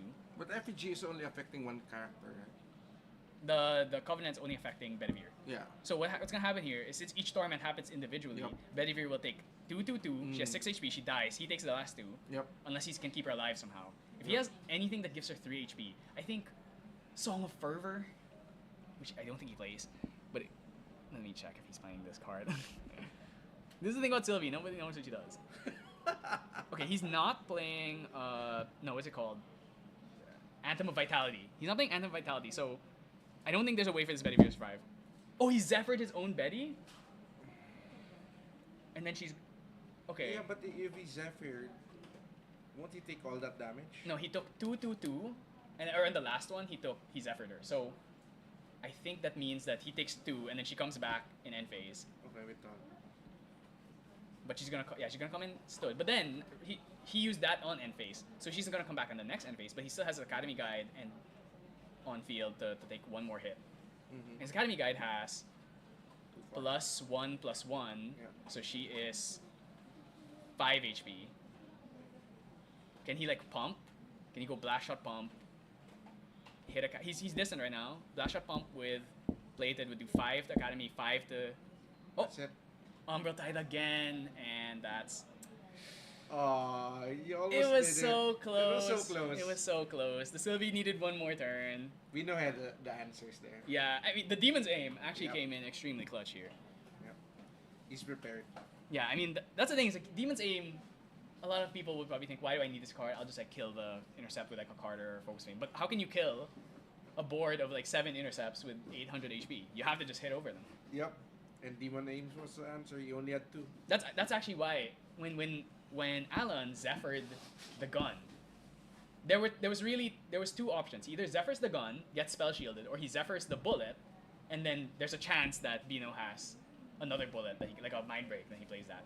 And actually, Bino didn't have another bullet, so if he went for the bullet there, he would have actually. I'm pretty sure the Demon's Aim is gone, and then he doesn't get shot. He has no torments. Mm-hmm. He's probably safe for the rest of the game. I actually feel like he made the mistake when he went for he swung with his Academy Guide on that let Bino just swing. Mm-hmm. Puts him 4 torments. If he didn't swing with that Academy Guide, I don't think he had a way of killing it. Yep. So then he would just do nothing, and then he would only have 2 torments, and he's fine.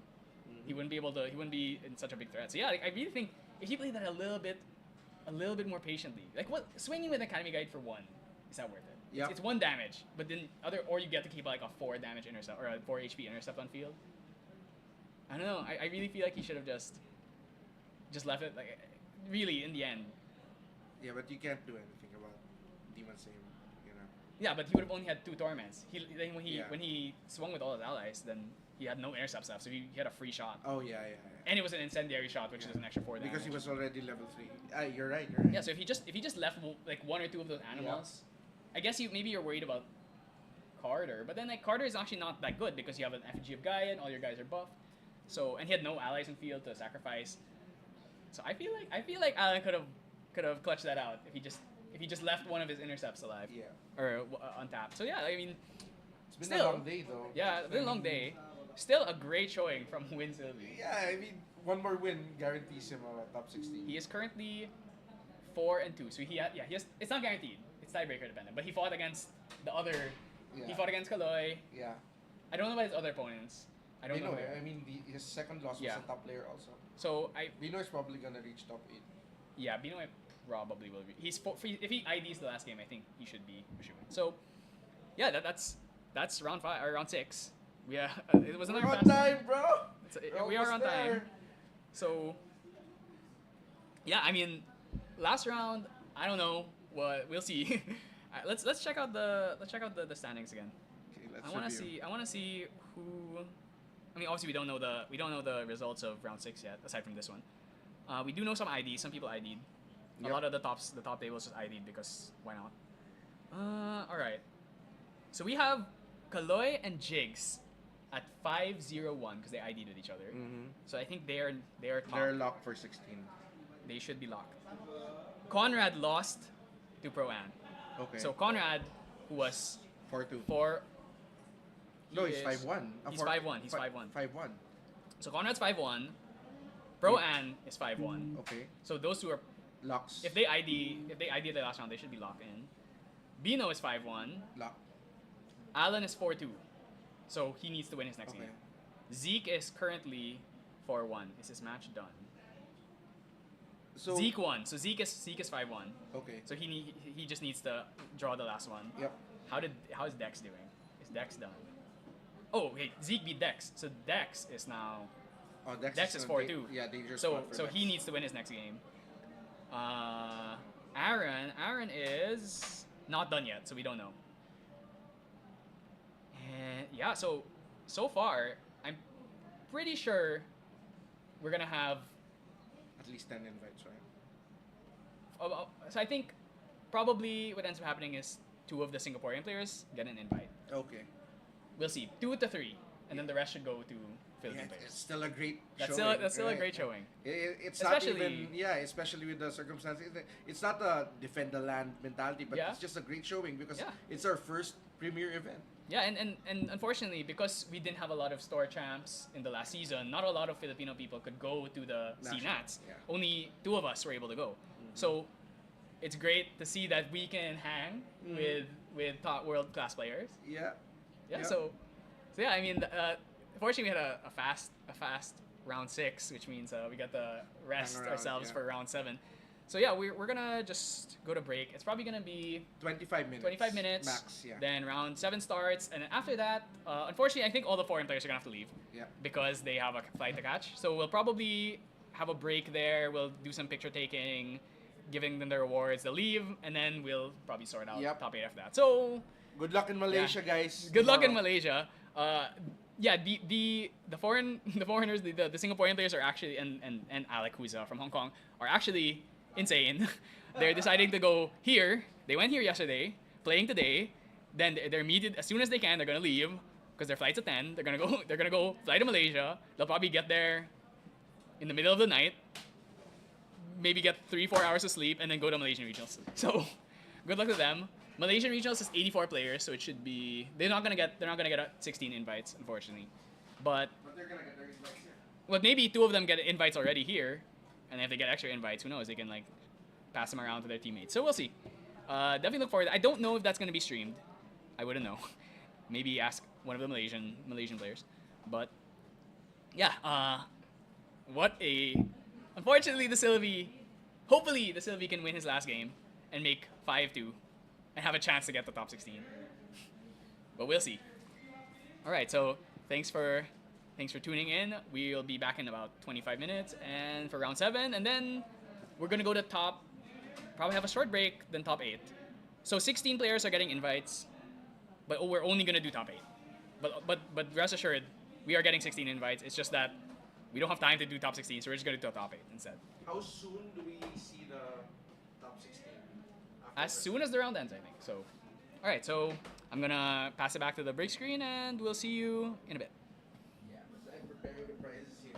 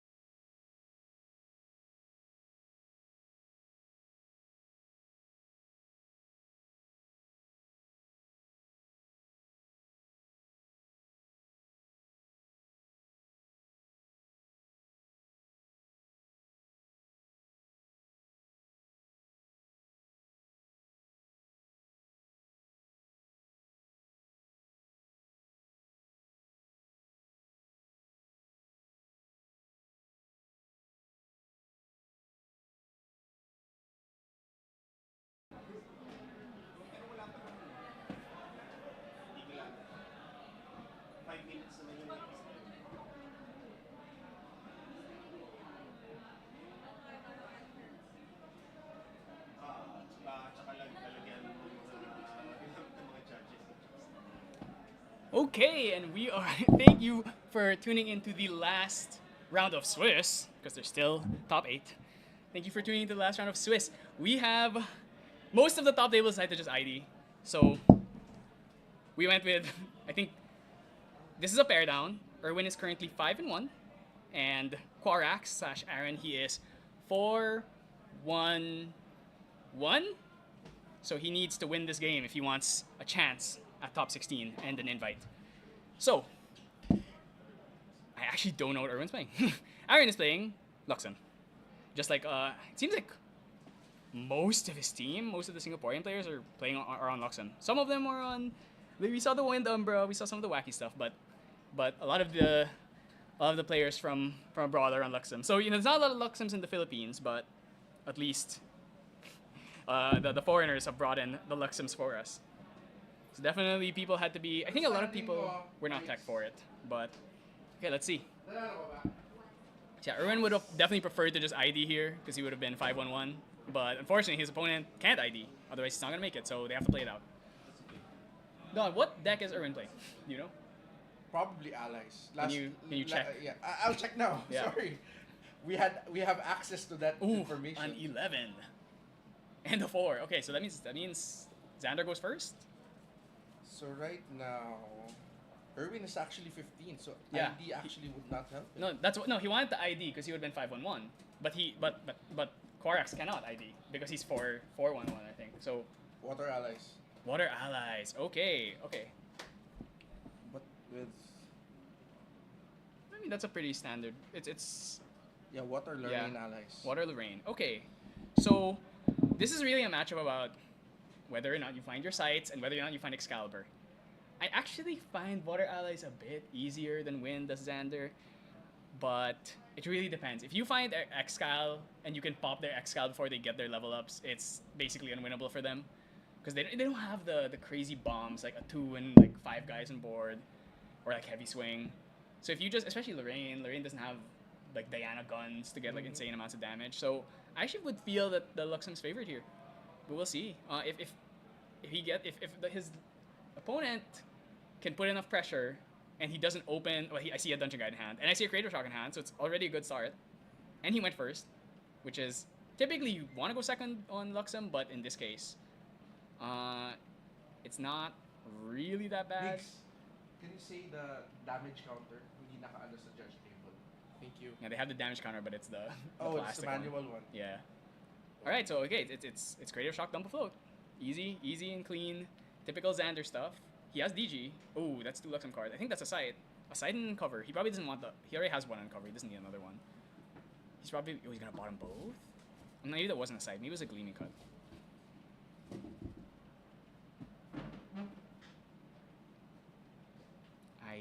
Ooh. He doesn't have many. He doesn't have another floating card, I think.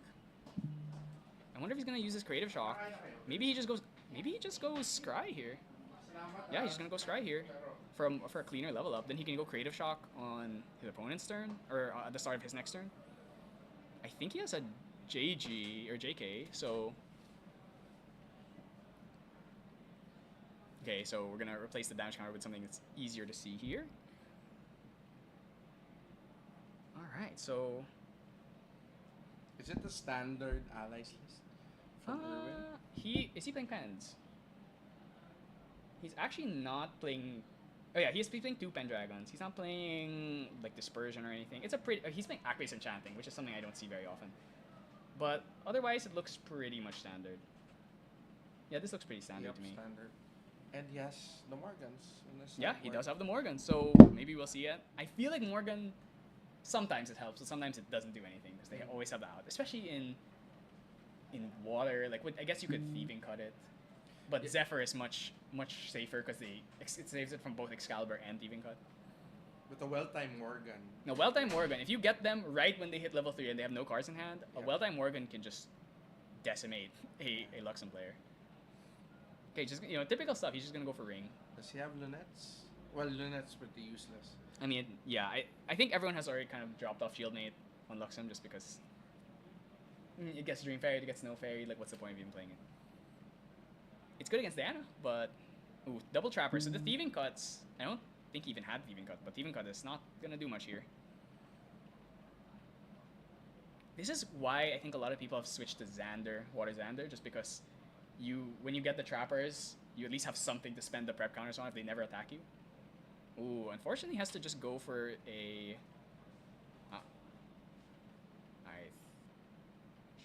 I'm not sure what's happening. Something with the damage. No, it's the life. Yeah, something. something. Can't see it. Okay, so we're just gonna move the material deck a bit.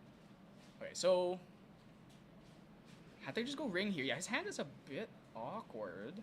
We may awarding pa tayo. Nag-stuck kayo. Okay, so he's gonna. 16. Ooh, a second Creative Shock. Okay, hopefully he draws a float. He's just gonna Creative Shock now. Actually, yeah, that makes sense. This will make it vulnerable to a Sea Sprite Diver. He has enough cards in hand to play around Frostbind. Yeah, okay, he's just gonna let go. Draw 2. No float. You maybe drop the Vanish here? And you just pick it up next turn? I could see that. Unless you want to spend the Vanish now. Okay, he's gonna shove the Vanish and he's gonna save it. He's gonna probably add it back next turn. Draw for turn. Oh, and then he just like, okay, so he has Creative Shock, so he can Creative Shock again and then drop this fast hero. And then he's probably good. He's not really at threat of dying yet. Erwin could go for Scepter here. He's gonna draw an extra card, so it's gonna put him up at 7, which means he's allowed to go for Scepter. He can go Scepter, but Korax does have Excalibur, and he has a lot of cards in hand. He can go level up next turn. He goes Creative Shock, dumps the Fast Cure, levels up, DG Excalibur, and you're sitting pretty. Though I feel like that combo might be Frost bindable. So we'll see. I mean, his hand is pretty huge.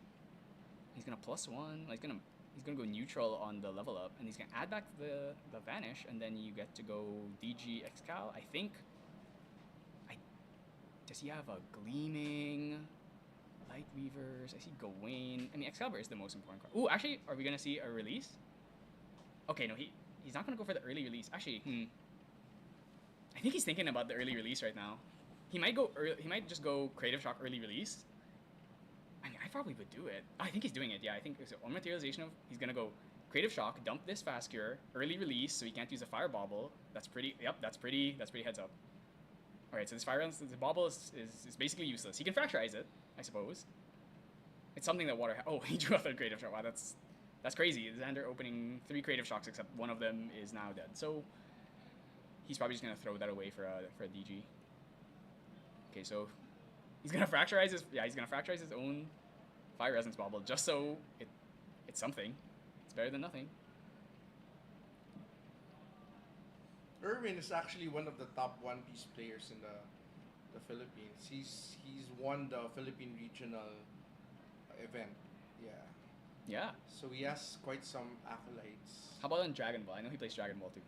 Yeah, but Dragon Ball doesn't have the international premier events that's true. yet. But he is our Philippine champion for One Piece. Reigning. Yeah, we got a lot of people here who play like a bunch of different card games. You know, like Fab players, Shadowverse players, probably some like Vanguard players, One Piece players, maybe probably some Magic players. How about Aaron? Do you know his background? Well, I don't know much about his past card game experience, but he did get 4th in the OC Nats. He is an Ascent top. I want to say top 10. I fought against him in the Malaysian regionals that I used to get one of my invites, and he was playing Rai. And I was talking with him earlier, and he wants to play Rai, but he doesn't feel like he can in this meta, which I can agree with. Look, if you were playing against Rai and this was the board you're up against, unless you DG to 2 and then Anger the Skies, I think you're kind of. So is this match actually, I feel like it's Xander favor. I actually like this more than Wind. Okay. I prefer, as a Luxem player, I prefer fighting Water. And look, what's gonna happen here is he's going to level up and then Excalibur the Scepter. Actually, no, the Scepter's not even on field yet, so he has an Excalibur holding. He can just wait for it. So he's sitting pretty. Like, he's at 5 HP. He's really healthy. He's already level 3. He's barely taken any damage. He has an Excalibur, so once Erwin drops Ooh, he actually doesn't have that many Luxem cards. He has a Gleaming. He's probably gonna go uncover Gleaming here, and then he's just gonna Excal the Scepter whenever he brings it out, as long as it's not frostbindable. How about stakes? Okay. Erwin is currently 5-1. Yes. So if he loses this, he's 5-2, which is possibly still in, but it's 16. tiebreaker. Aaron is 4-1-1, so he has to win this game. Oh, yeah. That's why Erwin wanted the ID, but Aaron can't ID. He has to win this game if he wants the in. Or if 5-1-1 should be in, but he has to win this game. So it's 5-1 loss, right? 5-1-1 should be 5-1-1 should be in. Okay, so he's gonna get a draw, then Gleaming, draw another 2, get 2 prep counters. So far, he hasn't been able to use these prep counters at all because Steven Cut is basically dead with trappers on field. Erwin taking a quick glance at a Gleaming Cut. Draw 2. Ooh, Juggle Knives and Resolute. Though I think he's so healthy, he can probably just take all this damage. He might even just drop this Scry right now. Oh, he drew a Light Weavers, I think. Yeah, that's a Light Weavers. Okay, he's gonna Scry here probably. Scry. Top 3. Maybe find another. Oh. That's a side and an Excal. He's gonna bottom the Excal. He only needs 1. He only needs 1 for the Scepter of Lumina. Once he gets rid of Scepter of Lumina, he's pretty much good. And so I think he's pretty much stabilized here. He has 1 Scythe, he has 1 Light Weavers. Erwin should probably kill this Dungeon Guide so he doesn't die to a Light Weaver swing from DG. But then he's just gonna heal every turn. He's gonna heal 3. He also has Resolute. He has Juggle Knives. He's gonna start drawing into more of his stuff eventually. So and there's the Scepter. Scepter's coming out. The Scepter's gonna come out and it's gonna get immediately Excalibur. Right. Look, is he already level 3? Yes, he's level 3 already. Okay, he's gonna banish. So I think he does not have enough cards to play Excalibur right now. No, he does, but he doesn't have enough to play it under Frostbind. But there's also no reason that he has to do it now, unless Erwin goes DG to level 1, which I think at this point you might just take that damage because just 4, and then you're making him DG to 1, which feels really horrible because he's not attacking the yeah, and he's also losing an extra card because DG always has to banish too. So even if you're going to level 1, you still have to always banish too. So that's a Pand and a Dispersion enhance. It's actually really, really awkward for him because he's got a lot of Crux cards here and he's level 0. And no DG I see, so that's this is pretty bad. So this is gonna be a hard level up later next round. And then what Aaron's probably gonna do is he's just gonna sit there and then he's gonna level up. He's gonna Excalibur the Scepter before materialization, and then he's probably fine. So okay, luckily Aaron does have a really huge board right now. So if he didn't kill the Dungeon Guide, which means he can kill one of these allies, it might even take out one of the counters on this Trapper.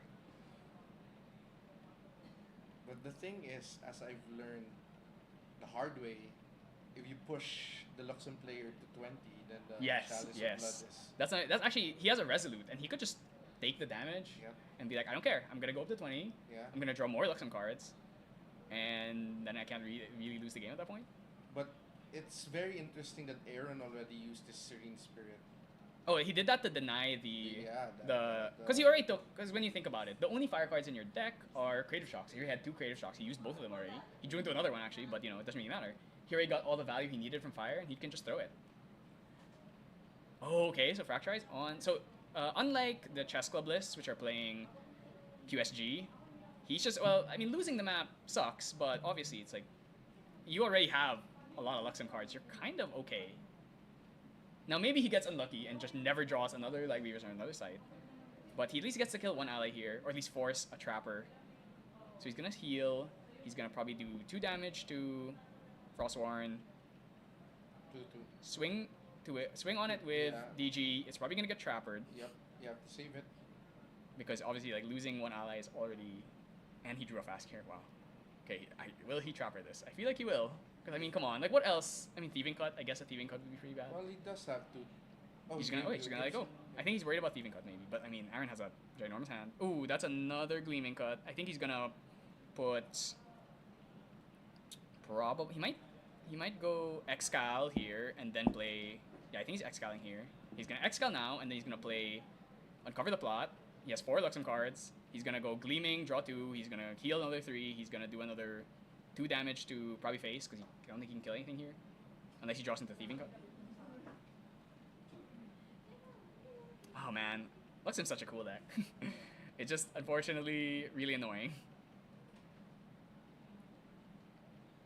Okay, he's gonna put...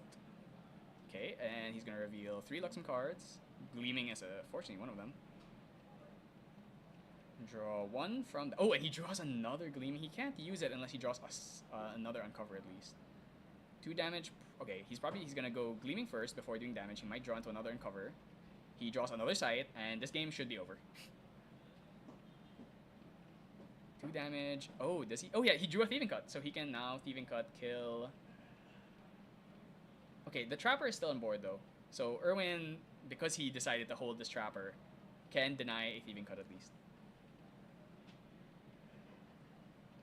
And I think he's probably just gonna pass here. Oh, is he gonna go for Gawain? He might go Gawain to try and bait out the Trapper and then go Thieving Cut. But there's no reason to. He's just gonna pass. Probably should have just done damage to face there, but you know, at this point, I don't think he can really lose the game. No Scepter basically means you win. Not gonna lie. And then next turn he can go Insignia, drop 3 more, he's gonna heal 6. And now he just needs to wait till he finds Lightweaver number 2, and we're Does he even play Erendite here? I don't think you can afford. You don't play enough float to make Erendite work in an aggro list. Yeah, it's not there. So the win con is just actually Scepter Gleaming. Yeah, and allies, which is dead. So yeah, if I was Erwin right now, I would probably concede. Well, once I see 2 Luxem sides, I'll probably concede. Which we know Aaron has 2 Luxem sides right now. but This game is pretty much close to unwinnable. 2 Luxem sites and Thieving Cut, Lightweavers. He's basically got everything he needs. He's already destroyed Scepter. He lost his map. That's one good thing, but it's so hard to kill a Xander at this point. Once they have 2 sites, it becomes unbearable. He probably goes Insignia next round or next materialization, and then he still has the Trappers, which is annoying because he can't use his Thieving Cut. But maybe if Erwin doesn't kill this Dungeon Guide, he's gonna get to at least force 1 Trapper, and then probably has enough Luxem cards to force Erwin to put his whole hand down. Okay, just swinging face. I really think this Dungeon Guide has to go. Oh, he has Dungeon Guide actually, so he could go Dungeon Guide here, level up to 2, kill his DG. That doesn't seem very worth it. Is he going to get Thieving Cut? Or no, for Savage Dash? I think he's Savage Dash. Okay, Savage Dash face. Okay. I still feel like we should be killing this Dungeon Guide.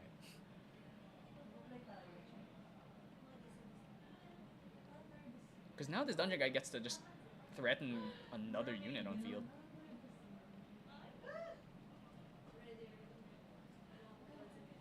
Okay, he's gonna heal. Probably gonna go Insignia here. There it is, Insignia. He has a lot of cards, so I don't think he can get the Insignia value off of the Thieving Cut. Yeah, he has way too many cards, so he's probably not getting the Thieving Cut here. The Thieving Cut, Insignia, draw extra 1 into memory. Has a million prep counters that he's never gonna use. That's why I like having 1,000 Refractions as a little cheeky meme card. That's 1, 2, 3, 4, and another Gleaming. Oh boy, two sites, Gleaming Lightweavers. That is. You know this matchup better. I can't even catch up. Really? I don't know. I guess since I played the deck, I know how it works. You know the ins and outs. And he draws. Ooh, okay. This is one of the super cool decks. You see that card in his hand? Oh, Exercise Curses? No.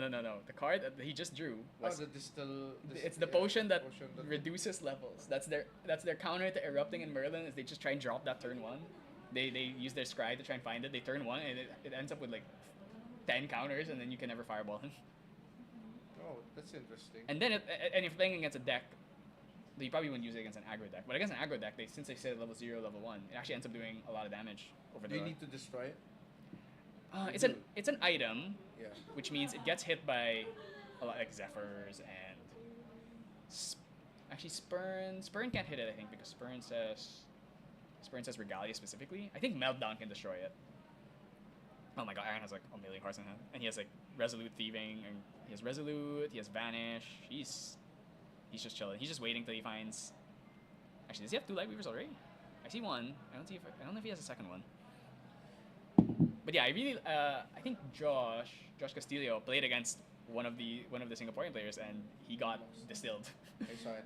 Yeah, I was like, wow, you lost as erupting against Luxem, and I thought it was Gawain. Like, no, apparently it was the potion. The potions. Yeah. But I do disagree with you here. I think this dragging out is bad for Aaron. Because if Irwin gets the then they draw. second win, then they'll draw the third game. That's true. So, because like the other game, I think Irwin is the one who can kill quicker. That's true. So I guess it makes sense because Irwin knows that if he's gonna kill a Xander, he's probably killing them within 5 minutes or like 10 minutes. So yeah, I guess that's true. So if he gets a good enough start, he can. So actually, from the way I'm seeing it, Irwin is going through the motions while Aaron is going to figure out how to kill, and he needs still quite some cards to do it in one turn. Yeah. Okay. That's true. So that means I'm pretty sure he cannot win this game anymore. So. Yep. Oh, he's gonna resolute his own DG? That's actually so heads up. Deny a draw and you keep the DG on field. Actually, that is one of the reasons why Chess Club likes Oasis Trading Post, because you can use one of its abilities to summon a drone token. Because the problem with Lightweavers, you only have one. You can't kill anything with it unless it's a Hawk or one of the 2 HP allies. But here, it actually ends up working out super well because DG plus he only has 1 Lightweavers. But with DG alive, he can keep killing 1 ally every turn. Still hasn't used any of these trappers, which surprises me, but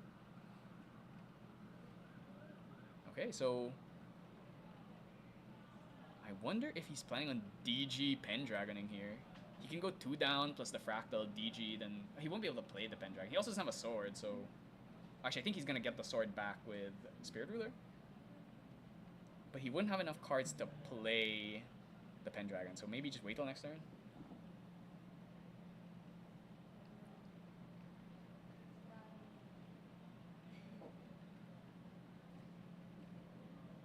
That Scepter should be in Banish, but probably doesn't matter. Okay, I mean, yeah, the longer this game drags out, if Irwin can just get like a cheeky fast kill, maybe Aaron gets an unlucky start, doesn't draw Dungeon Guide, there's a chance that they might end up drawing and then Irwin's actually favored in that situation. Okay, she's gonna pass. Swing with 1 trapper, then pass. He's probably just gonna Insignia here again. 1. Ooh, fast gear.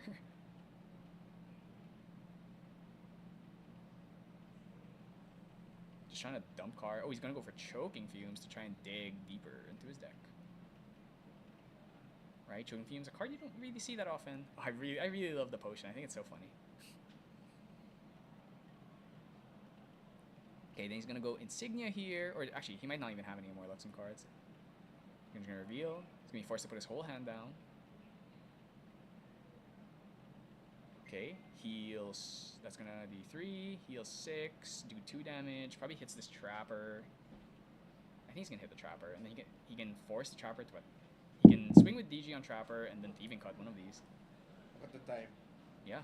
Yeah. So he's gonna go for the Trapper. He's gonna swing at the Trapper with DG. If he lets it go, I mean, if Irwin is expecting the Thieving, he probably uses the Trapper on Xander here instead of the DG, which, yeah, I think he should actually. Yeah, okay, he's gonna Thieving Cut here. Thieving Cut. Not gonna get a draw into memory. Has a million cards in hand.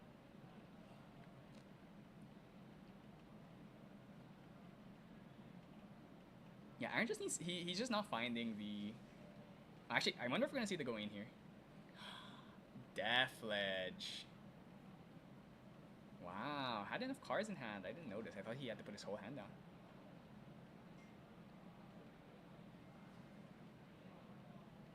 Okay, so maybe should have popped that Choking Fumes. I think he wouldn't be able to play it. But now we get Gawain. And you best believe he's gonna throw away that Pendragon. Oh, actually, maybe you go DG here. Yeah, I guess. I mean, at this point, DG. What do you get out of DGing?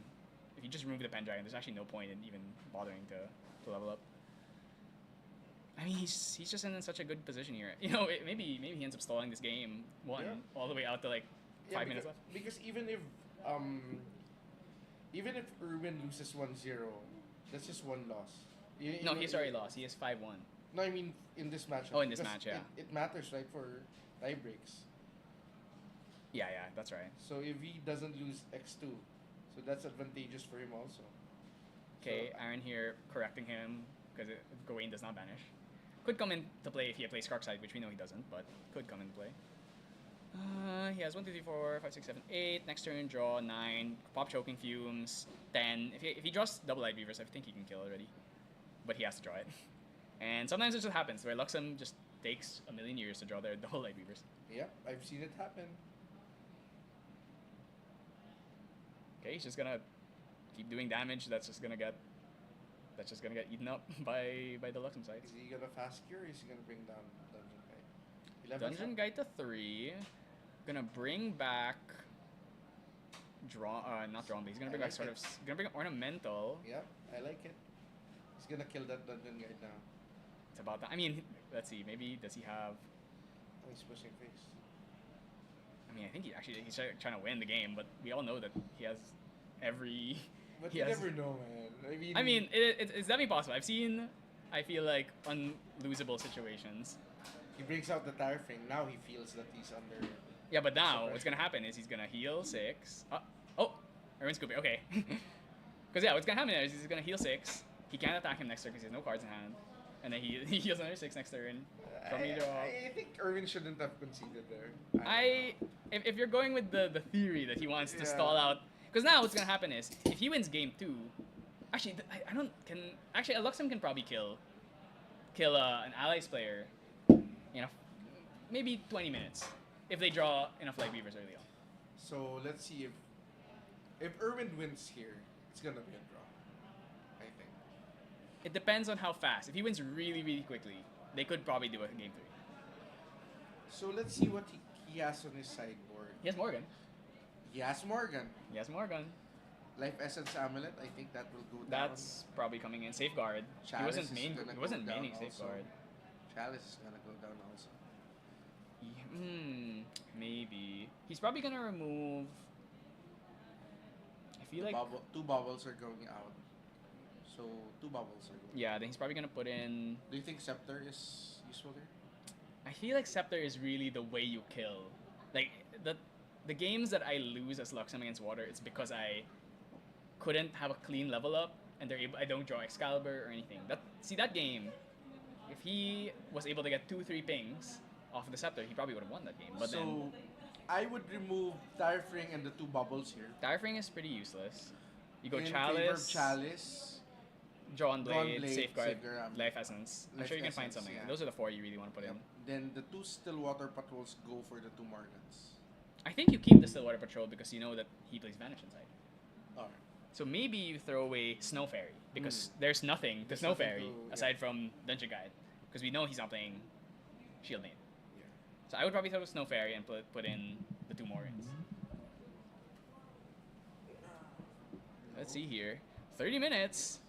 Alright, Irwin's gonna have to win this game at a reasonable pace if they wanna get to game 3 at least.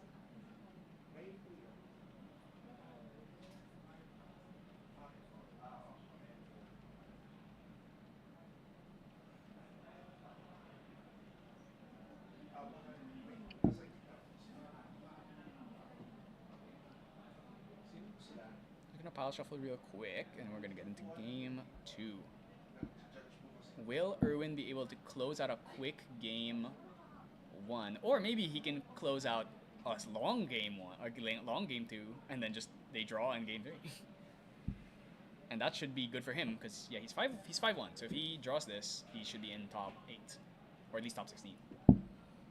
So it's really on Aaron. He has to win this game because I doubt they're going to be able to finish a 3rd game if he loses this. Unless it's a really fast one. Alright, I wonder is Irwin going to choose to make him go 1st or 2nd? it's really awkward because you don't want to give the Luxem Serenes player an extra card, but at the same time you also kind of don't want to let them go first. It's a really weird conundrum. Generally, I still favor going for letting them go first just to deny them a card because it makes their level ups a bit more awkward. That's why I usually see Xanders go for a ring past turn sometimes at level 1 or level 2. Ooh, Diver's probably not gonna come up. It could though.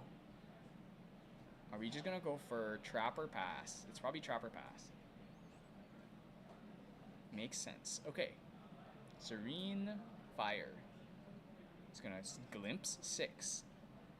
The Serene Spirits have really shown their worth. Ooh, that is not a great hand. Maybe gonna throw everything except... Okay, he's gonna keep Vanish. He's throwing Light Weavers, Gawain, Resolute, and Uncover. He needs to find DG and Creative Shock. That's really what you want to see.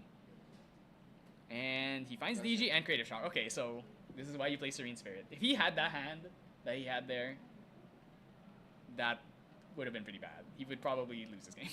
But that's what Serene lets you do. I think really the Serene is what lets Xander work because you play so many Luxem cards.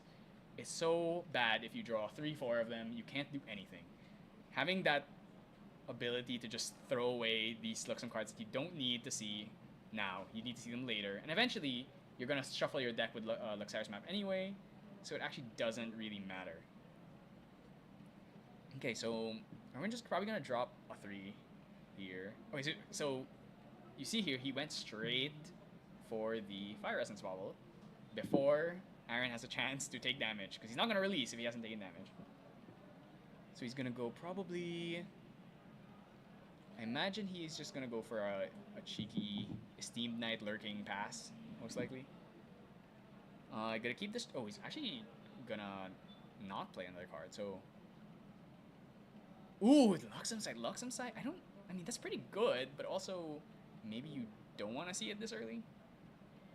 He's gonna get a glimpse too here. Hopefully he finds something... Gleaming DG. Do you bottom both of those? I think you bottom both of those. He has Juggle Knives. The problem with he might have to just... I think he bottoms both of those. And then maybe you just go past Juggle Knives on end phase, add the Juggle Knives back Dungeon Guide to 3, and now you have 3 sites, or 2 sites. I think you're set. I think he's keeping Gleaming on top, and then bottoming Okay, yeah, he's kept Gleaming, and he's gonna pass. He's gonna go Juggle Knives, probably throw Resolute and Scry. Add back Juggle Knives off Xander 2, Dungeon Guide to 3. I think that's probably what's gonna happen here.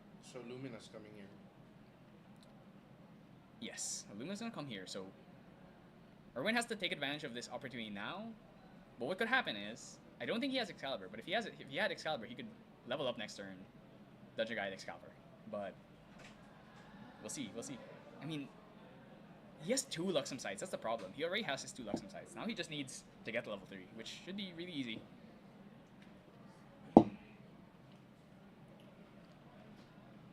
Smartly, he's just gonna Juggle Knives on end phase. Doesn't want to get hit by a Sea Sprite Diver, which Erwin, I believe, had a Sea Sprite Diver, so... That's the problem with cards like Raccoon and Diver, is a lot of these level 3 decks don't dump unless they're fast speed cards, so they end up not actually doing much. You can at least hit the Assassin actions, but once again, like, the Juggle Knives is fast, so... It's just swing for 2, no float on that one. Okay, he's just gonna Juggle Knives here. Throwing 1 Resolute, and I didn't catch the other card. Draw a card. A Fast Cure. Ooh. Probably wish you had that earlier. Oh, it's Scry. So Scry and Resolute. He's gonna add Juggle Knives back. Is he gonna play it? Or is he just gonna...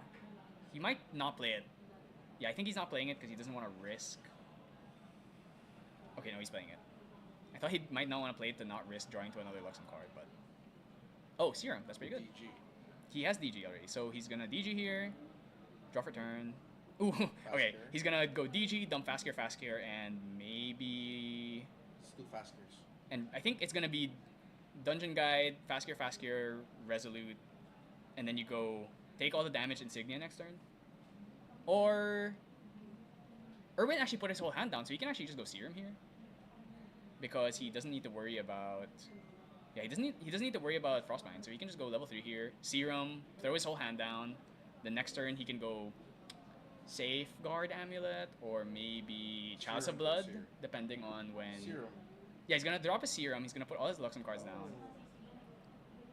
Level 3. He has 2 sights, so he's pretty, and a Gleaming. That's basically the best things it could be. You probably just go Serum here. Erwin has no cards in hand. You don't have to worry about Frostbind. Next turn he's gonna level up. You're gonna take 4, 5, 6, 7, 8, 12, 16, 17. If he has another GG, but you still have Serene Spirit, so you're still really far off. And actually, that's Serum. So he put his hold the hand down. He's gonna go Serum on end phase, probably try and look for a Luxem, probably Light Weavers. Gonna go Lorraine here. Yeah, so if Erwin had a DG, he had to put it down, which means it's kind of risky. He might banish it. Oh, Pendragon. Well, I don't think that's gonna come up. Yeah. So he does have a DG here, right? I don't know. I didn't see if he had DG or not. If he does, Aaron is gonna be alive. I don't think he can kill him, especially through Serene. He actually might knock him into Chalice of Blood range, which would be really scary. Because right now he has 2, 4, 5 damage on field, and he probably doesn't want to attack with the Trapper because that makes Steven Cuts live. Okay, he's gonna go Seeking. That's the right one. Because you don't want to get him to 20. DG. He actually doesn't have a DG. That's a Gildas, I think. Yeah, but he can't balance because he has 5 cards in hand. So that's Deflecting Edge. He could actually go Frostworn and use the float and grave. Draw. Yeah. Pay for itself. Let's see. I still think he really should kill this Dungeon Guide. It doesn't respect it. Like, that Dungeon Guide last game killed like 3 allies. Yep. Aaron has no cards in hand. You don't have to worry about Resolute on Dungeon Guide. Like, I think maybe the Frostworn here will kill it. maybe it will be Frostworn for. We'll have 3 power, so swinging 1. I so love cards that replace themselves. Yeah, that's like I said, any card that is Juggle Knives is good in my book. He's not gonna do it. I actually think he might hit face, which is very suspect, because you are putting him to Chalice of Blood. He's gonna pass. Oh, okay, he's So passing. he's actually trying to do a Gildas play here. So get GCR next turn to play Gildas. I think you probably bottom 2 of those, or you can bottom all of them. I think you might have kept Scry there, but probably not. Doesn't need it. Is he gonna level up here to 2 and get that extra 2 damage? He might. Ooh, Because so he you kept go. I feel like you go something in. Safeguard here. Okay, so let's see. Oh, he has Fracture Eyes. Yeah, okay, so that's Fracture Eyes. Oh, yeah, I mean, the issue with going Safeguard is if it gets Fracturized. It basically did nothing, so he's actually ready for it. But he's gonna heal. 6. He's gonna heal. Oh, he's double Gleaming Cut? Okay, well, that's a little bit evil. Double Gleaming, draw 4. Draw 2 first. Oh, another Gleaming. Okay, Gleaming number 2. If he draws Uncover here, I'm pretty sure this game's over. Okay. That's a Dungeon Guide. Ay, thank you. Okay, so he has Vanish. Hindi kayo pasok sa 6.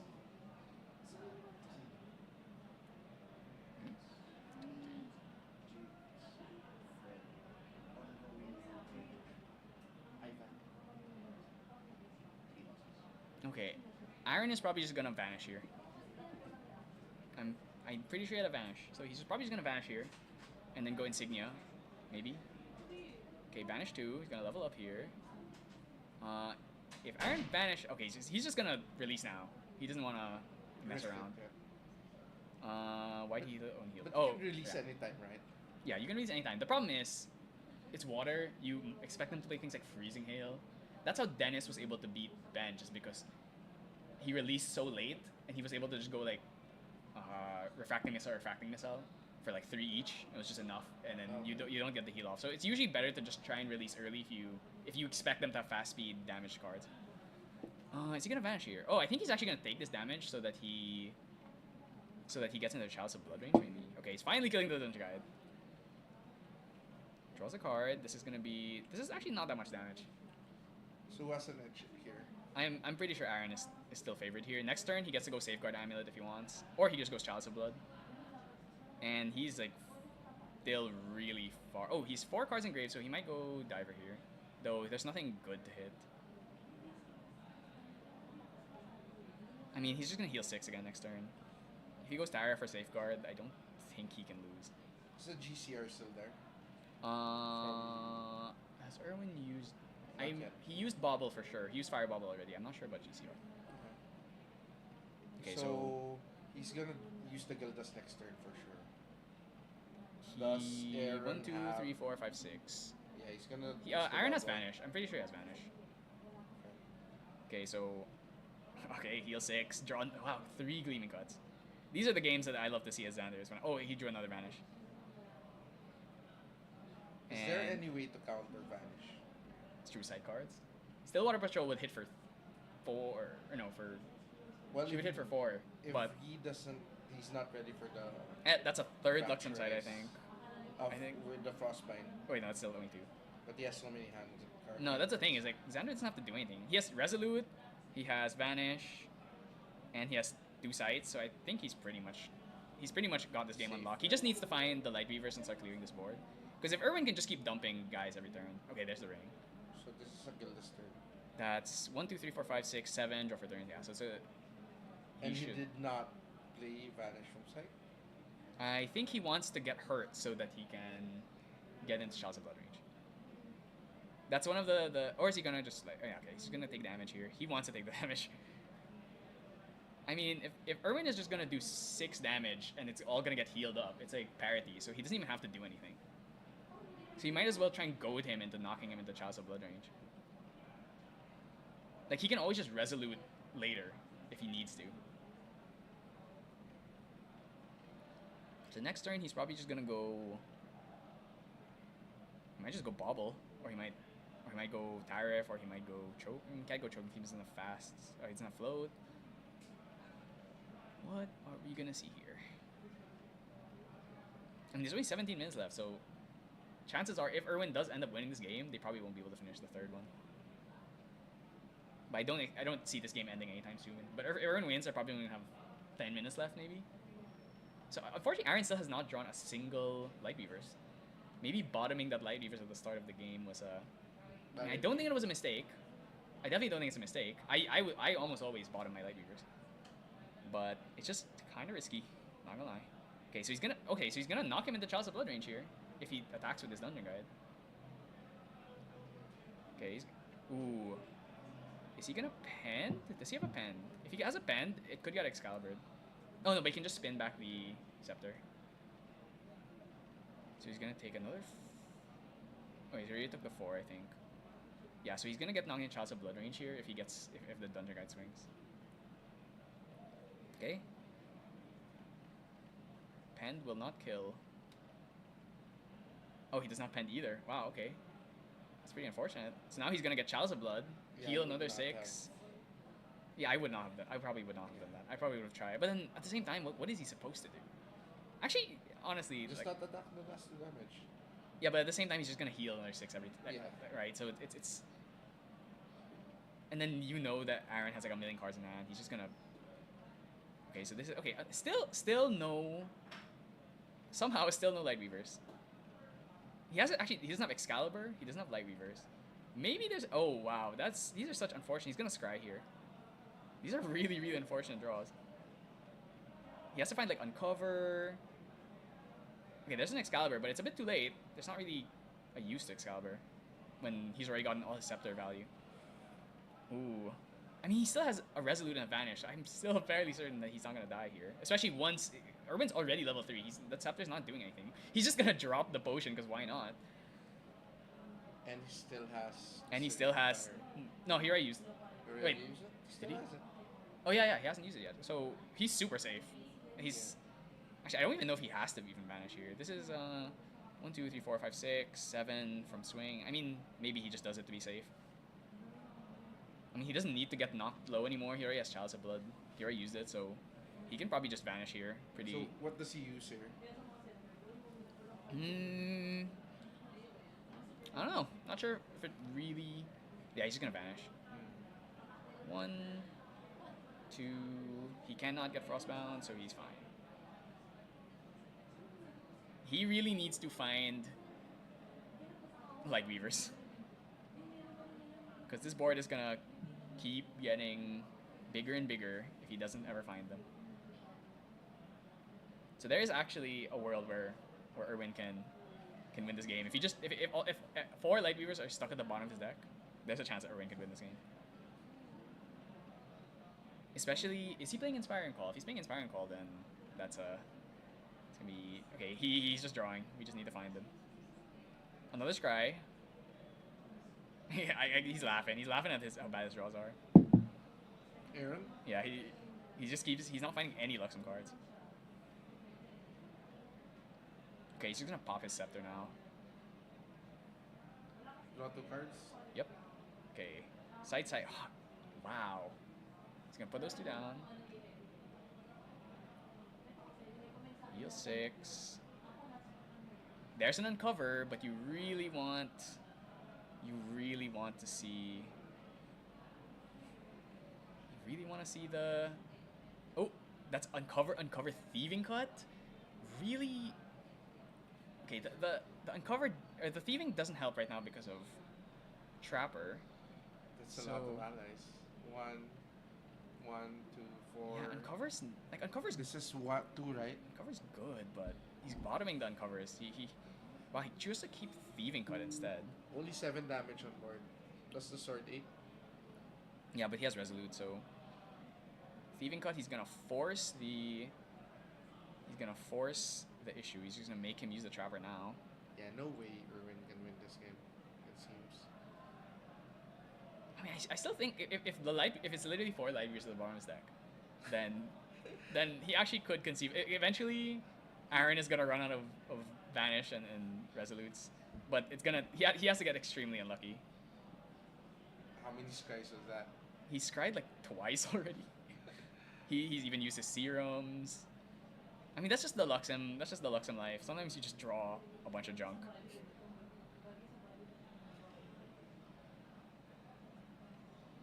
Actually, no, I think he did. No, he did release already. Yeah, he released when he leveled up to 2, I think. When Erwin leveled up to 2. So that's why he would be using this Creative Shock if he. So yeah, this is actually. Erwin should just keep on dropping allies. I would. No. I wouldn't even bother with. Gildas? I would just drop everything and hit face. Also. This is 2, 4, 6, 7, 8. He doesn't have a prep counter, so he can finally attack with this Trapper. Why would you take 1 damage and not just drop Resolute? I don't know. I guess to him he doesn't want to lose a card in hand probably, and he thinks he can probably save it for a better moment. Actually, no. You know what? Maybe he's waiting for Inspiring Call. Oh, actually, he has Does a. he have it? I don't think he has it. But he would. But Aaron wouldn't know that. So He does have Freezing Heal. he might Freezing Heal face. Let's see. Okay, so he's gonna. Oh, okay, he's gonna activate Enchanting here. Plus, okay, so this is essentially his Inspiring Call.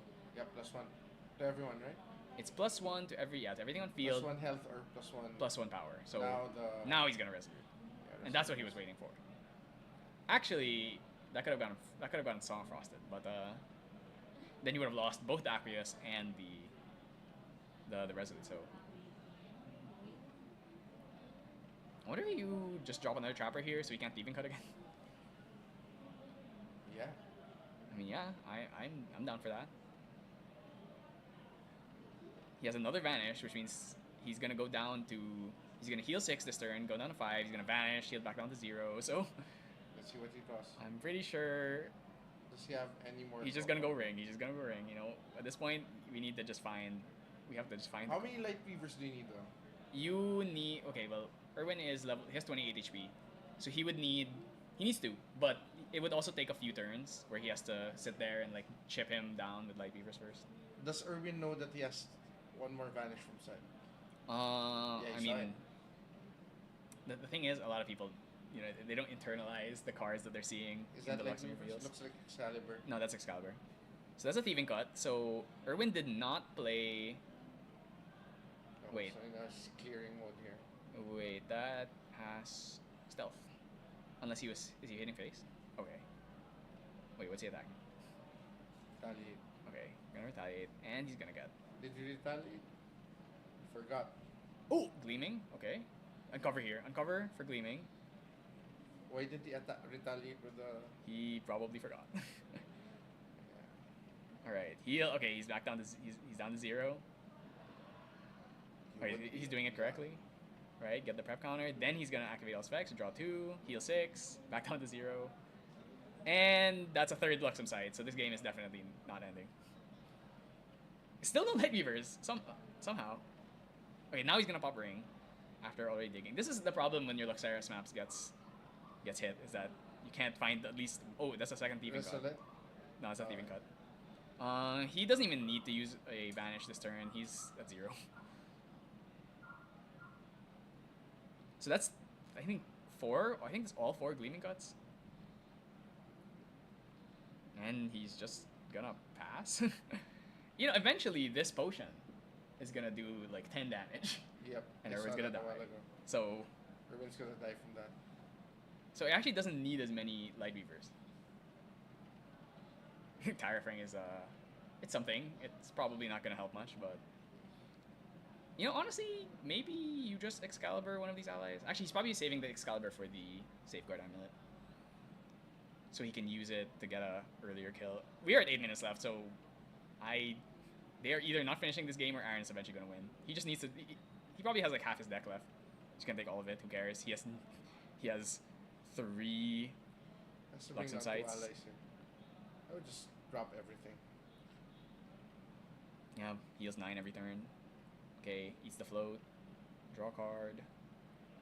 Buff Frostwine's pretty good. Yep. He does have Thieving Cut, so he's gonna be able to Thieving Cut one of these. Probably the Lurking. Unless he drops another Trapper here. Okay, there's Trapper number 2.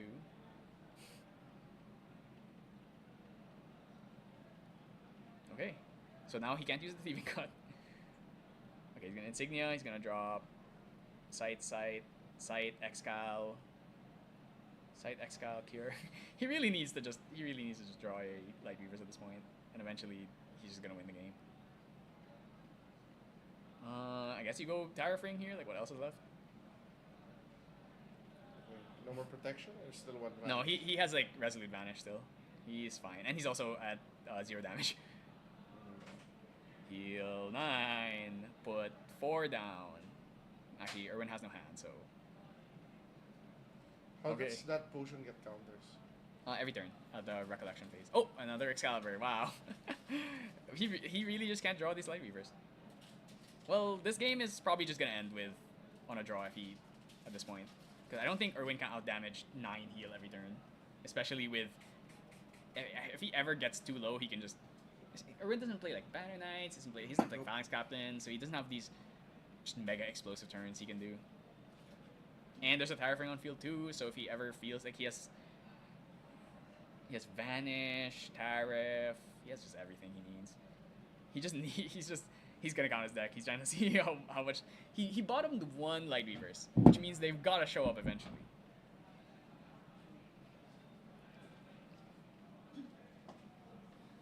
Alright. How many are we? 1, 2, 3, 4, 5, 6, 7, 8, 9.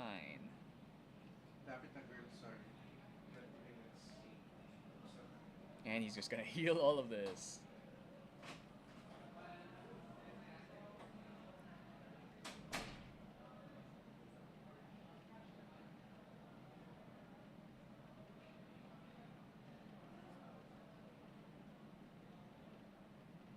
I wonder if Aaron just Excals this Safeguard Amulet now.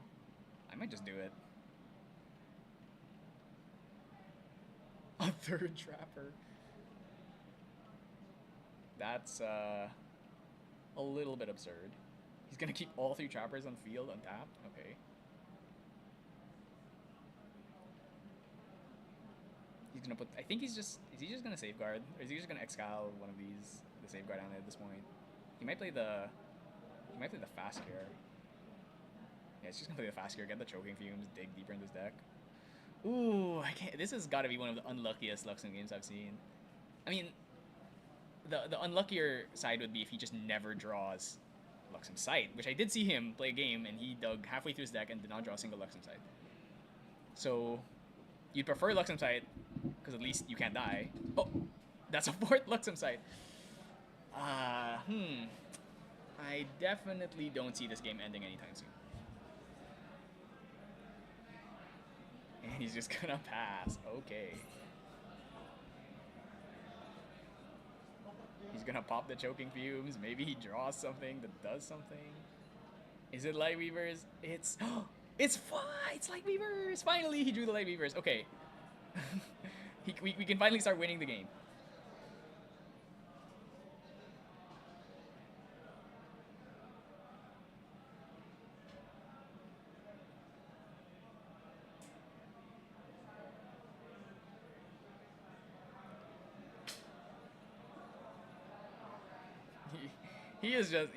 Aaron is just laughing at how absolutely atrocious his luck has been this whole game. No cards. Ooh, choking fumes. Right. So that means that this lurking would have cost 4. It's gonna tap 3. He's probably gonna go Light Weaver Sight. He might play Excal here.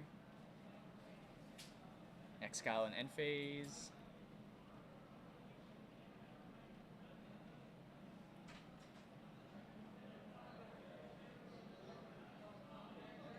He's going with his own Safeguard Amulet. This potion's actually gonna do an okay amount of damage at this point. It'll at least accelerate this a little bit. Boom. Heal 12.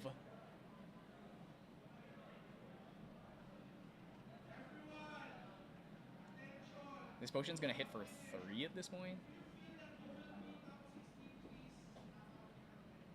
Juggle Knives, that's good.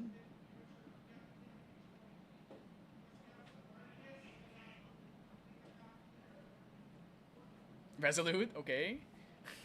Still needs the next Light Weavers. I think he might be able to kill now. Actually, no, Lorraine has 28 HP. 21 HP is a bit too much. But he's eventually gonna draw into...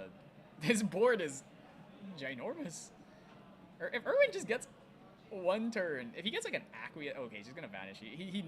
I think Aaron knows how dangerous his spot is. Like with 1, 2, 3, 4, 5, 6, 7, 8, 9 allies on board, an Acquiesce chanting will probably just kill you.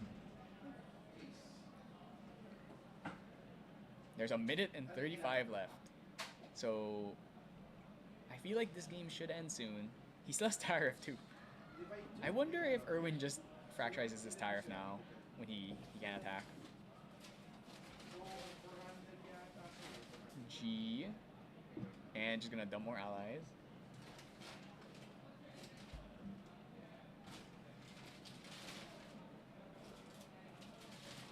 Okay, he might have enough now. This potion is 7 counters, that's a lot.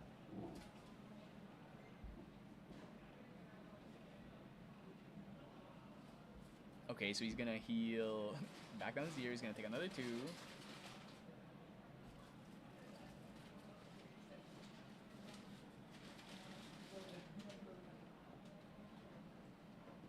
Juggle Knives for okay. He just has to do. Oh, I think he drew his. Oh, okay. He drew the second Light Weavers. I think the game's finally gonna end. Yeah, I think this game is finally gonna end.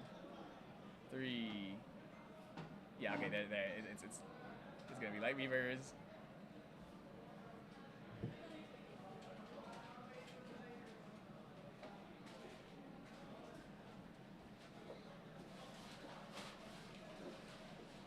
Light Weavers, 16 damage. Put more cards down, then pop the potion, and it should just be game. So, absolutely just grind fest over there.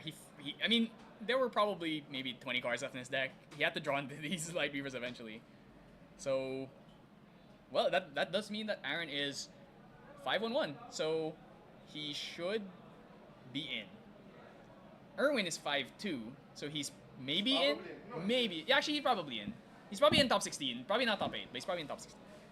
So, yeah, that's our last game. So, unfortunately, all of the foreign players from Singapore and Hong Kong and Taiwan are gonna have to leave because they're going to Malaysian regionals. So they gotta leave ASAP. We're probably just gonna take some pictures to commemorate the event, and then they're gonna get out of here because their flight is in 2.5 hours, and they need to they need to book it soon. Because never underestimate Philippine traffic. For anyone who comes here, I'll tell you that never underestimate Philippine traffic. So they're gonna have to leave real soon. So yeah, so unfortunately, even if some of them make top 8, they will not play. We'll see what we can do about that. Maybe just drop them and then we can play with a different top 8. We'll see. So we'll work it out and we'll see.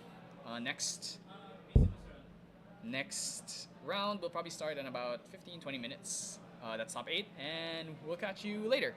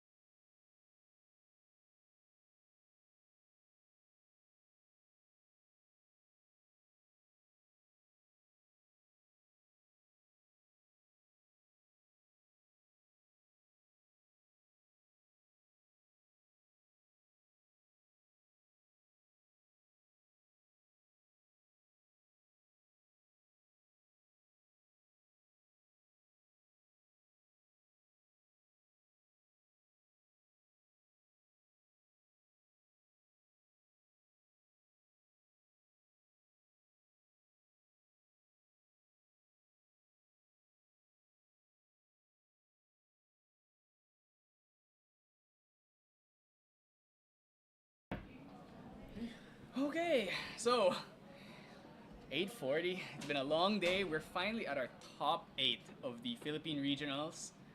We were able to give out all of the prizes. Unfortunately, all of the Singaporean and other C players had to go already. So two of them were in top 8, but they had to dip. So there's two buys essentially. So for the two that are playing, it's Jiggs versus RJ, and then we have Patrick versus Zeke. Patrick is playing, I believe this is Erupting, and Zeke's on the mid-range-ish Wind Allies, the unconventional mid-range Wind Allies. And he is busting out the Nico mat that he won from the Grand Library event. So, or is it just, yeah, I think he's busting it out. Oh. We should not allow it actually. We're not gonna allow it. We're not gonna, is that a bit too much for this stream? No, it's for. Because some of the other players put their own mats. I mean, we did police it, but it's better for you to see it anyways. Okay, so They didn't use it, right? Okay. yeah, they're not using it. Okay, so let's see what we got here. I mean, it seems like they're just getting ready.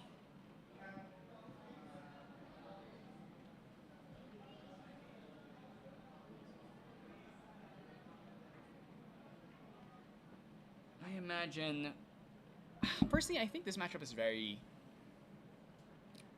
It's a bit awkward. I kind of think Erupting is favored. Obviously, if you get a favorable wins off and can blank their innervate turns, but I also think that a good Erupting player would play around that. So I'm not sure if Patrick's playing Flame Sweeps. Let me check that out. If he's playing Flame Sweeps, then that also makes the matchup pretty awkward. Zeke is playing Displace, so he could displace like an Asen to double dodge a Flame Sweep, but we'll see. Unfortunately, you have to know very specific timings on when to do that. But I think most players just kind of shortcut it, so we'll see.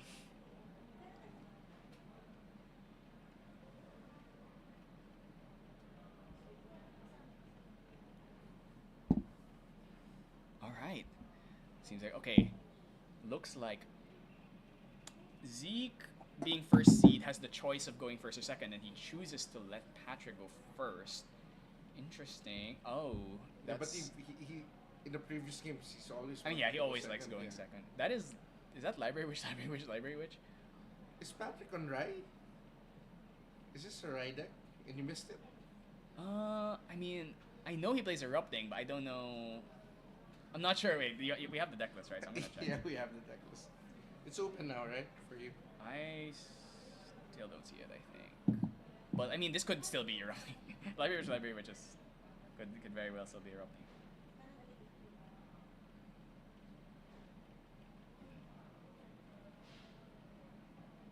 Alright, what's he gonna do here? I mean, he has to kill these eventually. Though it's definitely, if he is playing Erupting, that's a pretty awkward start.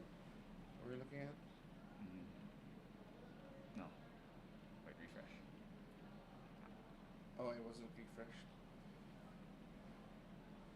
I see a Hurricane Sweep, but he's still pretty far from level 2, so probably these Library Witches are going to be gone by then. See if he has the Dream Fairy to at least hit one of them. 8. Patrick. He is on. That's Arizona. Erupting. No, this is Erupting. Yeah, it's Erupting. Yeah, so it's Erupting.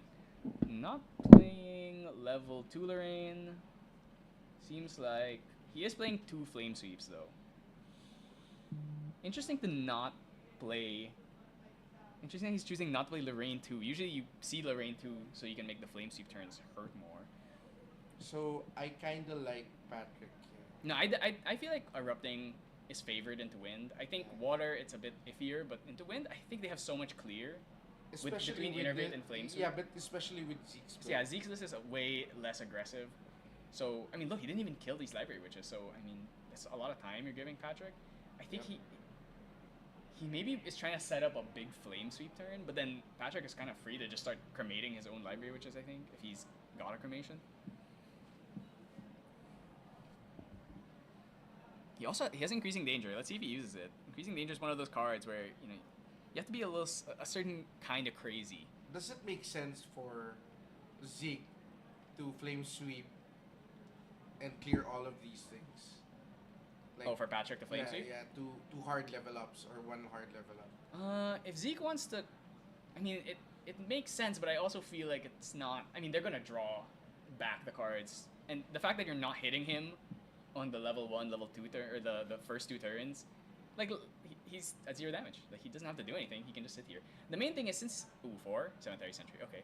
The main thing is since he lost since he is not hitting him, it also means that he's not putting him into innervate range. But you eventually have the, especially because he only plays 2 attunes. That's what I noticed.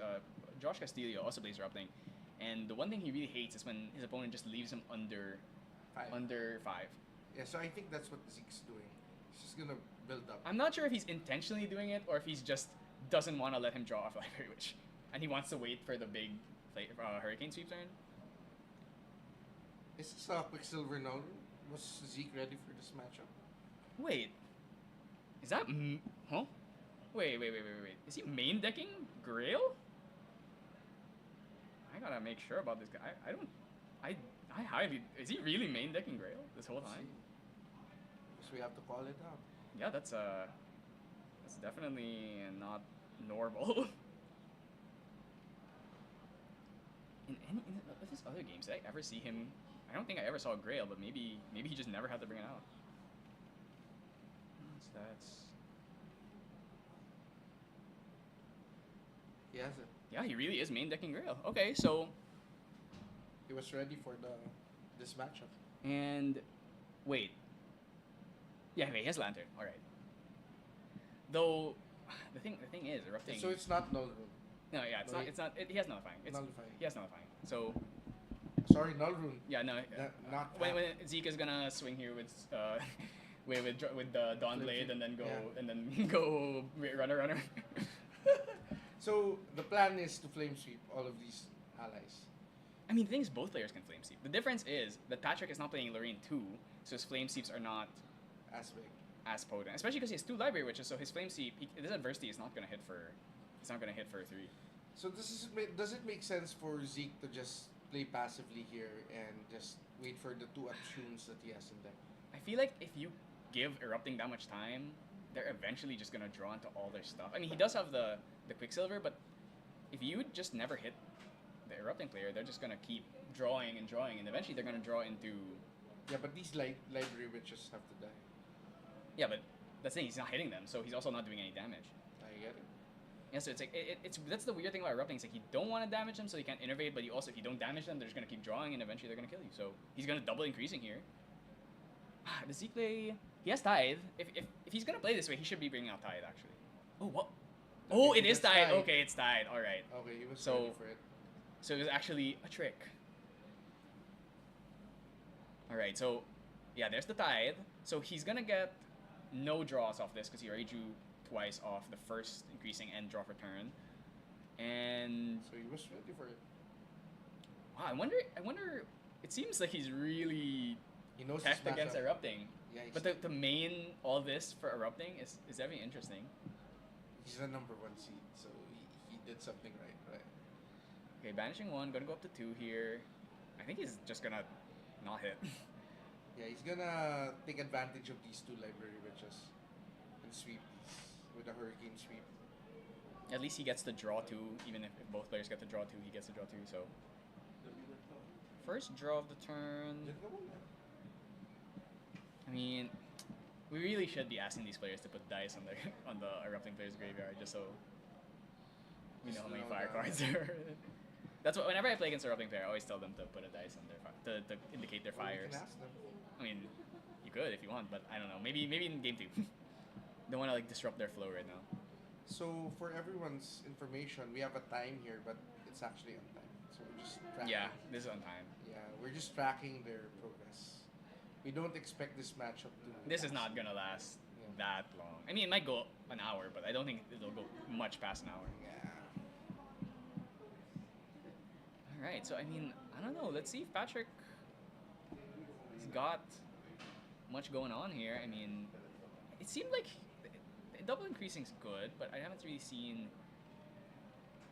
haven't seen like a creative or like a cremation. It would be great if he could cremate. Well, I guess cremating the witch is not really good right now because he has that tithe on field. Oh, and there's the phalanx. I wonder if he's gonna start hitting now. Maybe it's time to start hitting. Okay, he's finally gonna start hitting. So do you know Unsung? He's asking you for Luxeros. Oh yeah, he's one of the owners, I think, of Luxeros. Yeah. Can you do it for me? I don't know how to do it. Yeah, sure. I did it for the Grand Library. It's in the queue, so it's still not.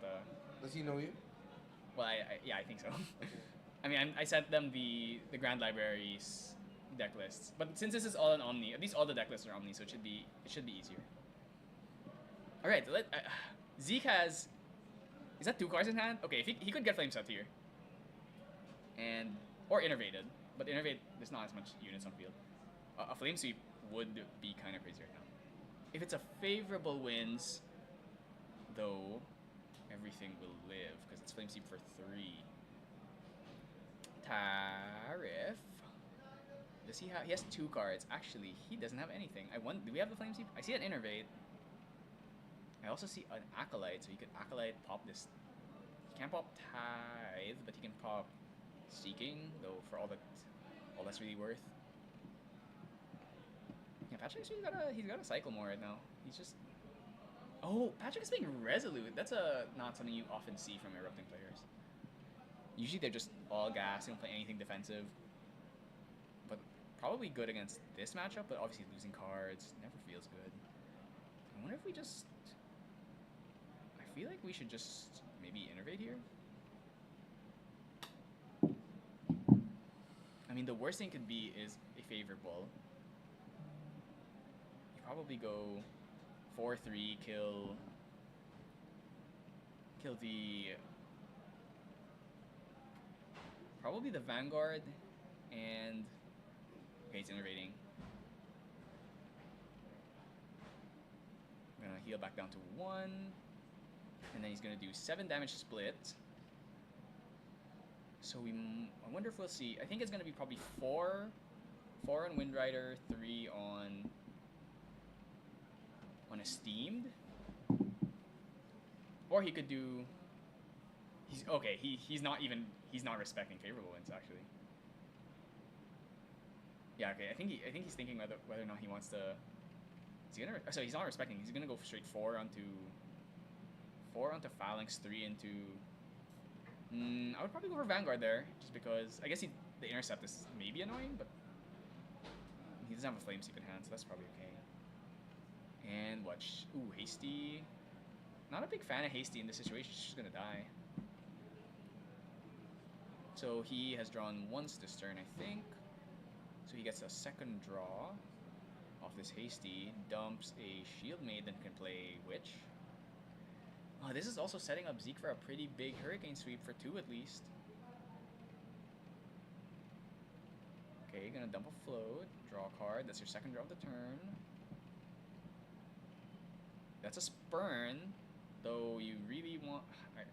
I don't think you Spurn the Tithe now. You don't have much. Okay, and he's just gonna pass. Alright, we dealt with the big threat so far. Let's see if Zeke is gonna go for the Hurricane Sweep here. I feel like he will. Oh no, he's just gonna go for Life Amulet.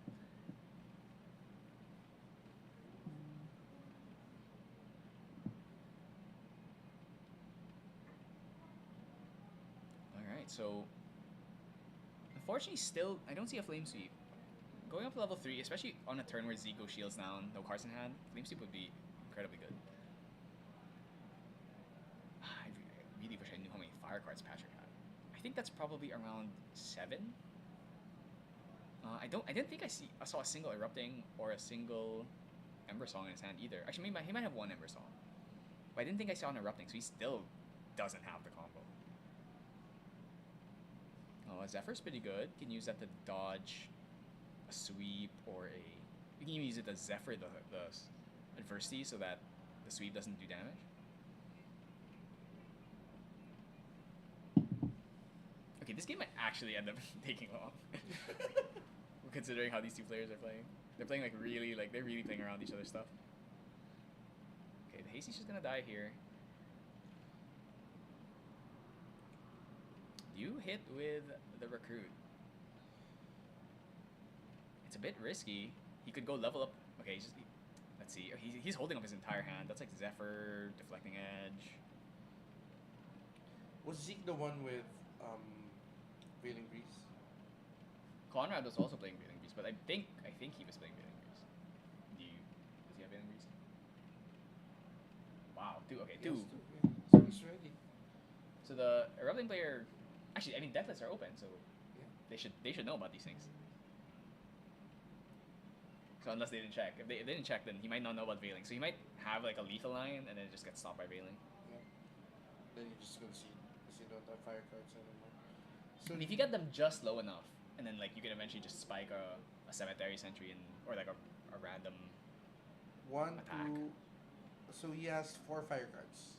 And done. Yeah, okay, that's 4. So he's still. Oh, we're gonna go for Bulwark here. That's another option for the Flame Sweep. Cremation under Tide is not fantastic. I mean, you could still kill the Witch, or you can drop a Shield Mate. I think he might have. Yeah, I think he has a Shield Mate. He can go Shield Mate, Cremate. That's still okay under Tide. I mean, both players super healthy. The Erupting player just needs to keep drawing. He still doesn't have the combo. Oh, is he going Acolyte? He might be going Acolyte here, or is he going to go Spurn? Is he going to Spurn the Tide? It's a bit risky to Spurn the Tide when your opponent has 7 cards in hand.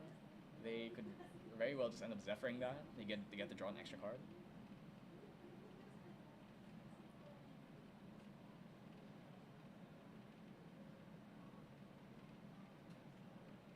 So the other match is RJ versus Jiggs. Binoy and Kaloy basically got free passes because the 2 people they were fighting were supposed to be Aaron and Poan. So since they had to leave, those matches are basic. Ooh, okay.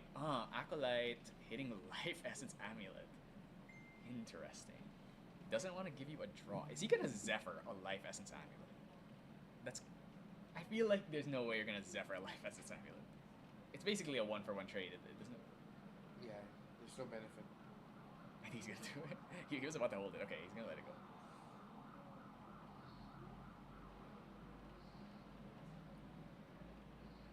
Okay, he's gonna cremate his own Acolyte. He can't cremate the Witch because he's gonna be under Tithe. Oh, what is he thinking of here?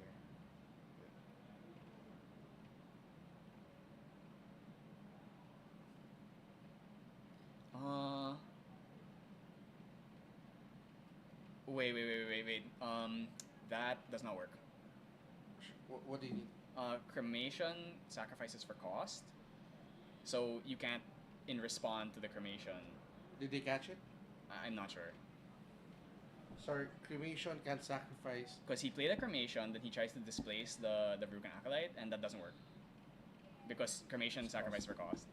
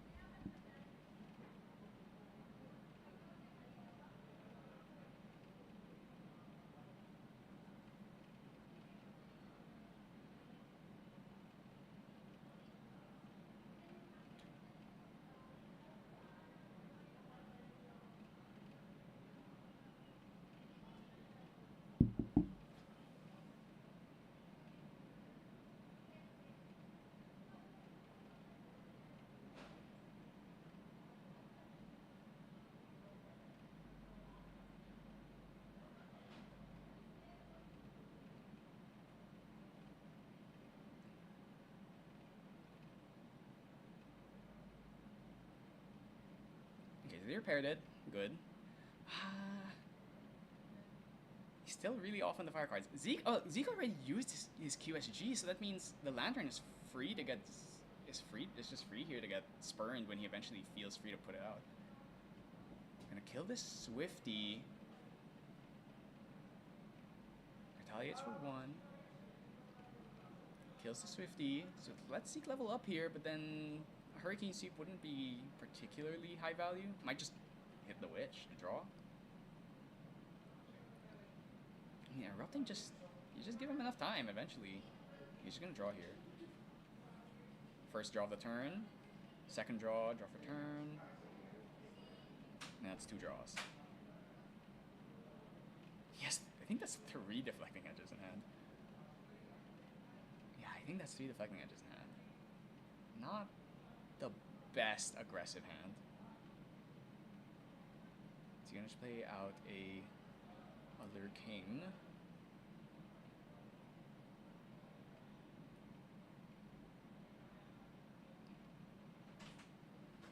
Okay, just gonna hit the Witch, give him the draw.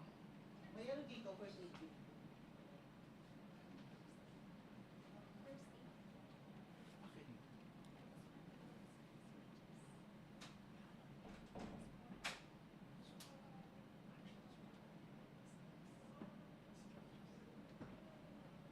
Okay, just gonna swing face here. Still not within range for. Okay, now he might put him in the innervate range here. Perhaps Patrick has another innervate, or maybe he has this. Oh, okay, he's putting him under innervate range.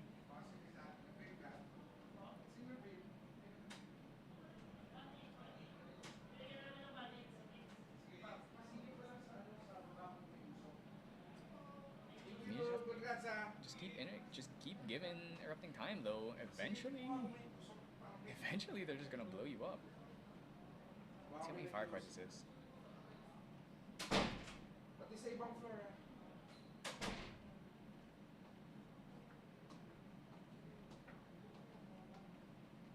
Harp, okay, finally. Wait, I mean we have nothing. We don't have much left. So that's still the cremation. So that's just 5 cards.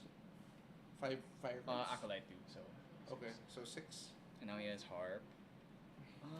6, 8, and 9. He's still pretty off. Yep. But you know, it's Erupting. Oh, he has a Creative Shock. Oh, he has Flame Sweep actually. I wonder if we see the Flame Sweep here, but it's a bit risky. Zeke is holding 5 cards in hand. A single favorable wins already. Stops it. Already stops it. That's what I'm saying. It's curious to me that he's not playing Lorraine 2. Because it's kind of the combo is you go level 2, and then you Flame Sweep, draw a bunch of cards, and iterate back down to 1. Oh, he finally drew into Erupting. Actually, can he kill? Level 1. He has 6 fire. Ember Song, Erupting. That's 2 cards.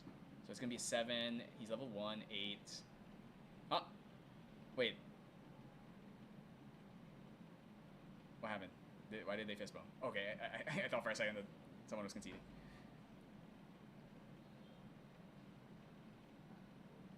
I don't think he's adding threat of dying. He could just go Creative Shock here.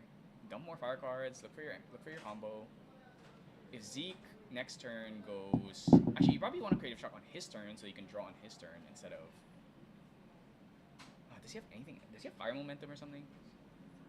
Fire Momentum would be really good right now. Oh, he does have Fire Momentum. That's gonna do a ton of damage.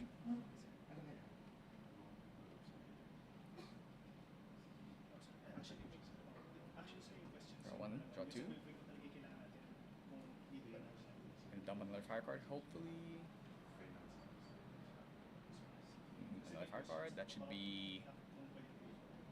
If he just Fire Momentums here, that's a ton of damage. And then that should. Oh, actually, I think he has like. Does he have like 3 Fire Momentums?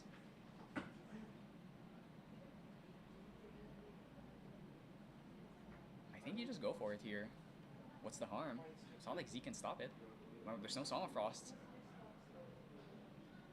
Yeah, I think he's gonna play the Fire Momentum. Okay, let's see how many fire cards he has. 1. Okay. 1, 2, 3, 4, 5, 6, 7, 8, 9. So it's gonna come in for 11. If he chooses to use the Adversity, that's gonna come in for 13.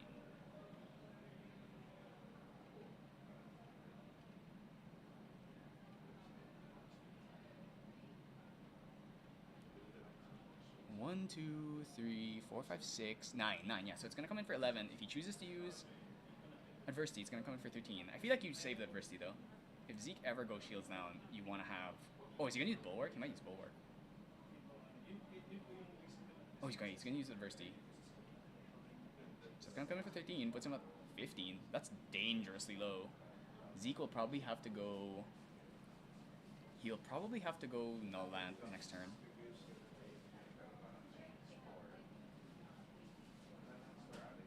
But we do know he has the Spurn.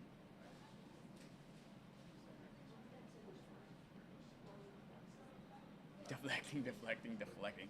That's a lot of cards out of his hand. I can't say that it feels good to have to do that. And the Lurking's gonna retaliate.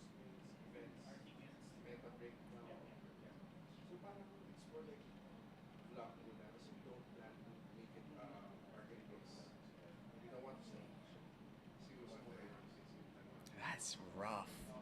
Triple deflecting edge. Almost feels like a fab game seeing a guy drop 3 blocks in front of a fat attack.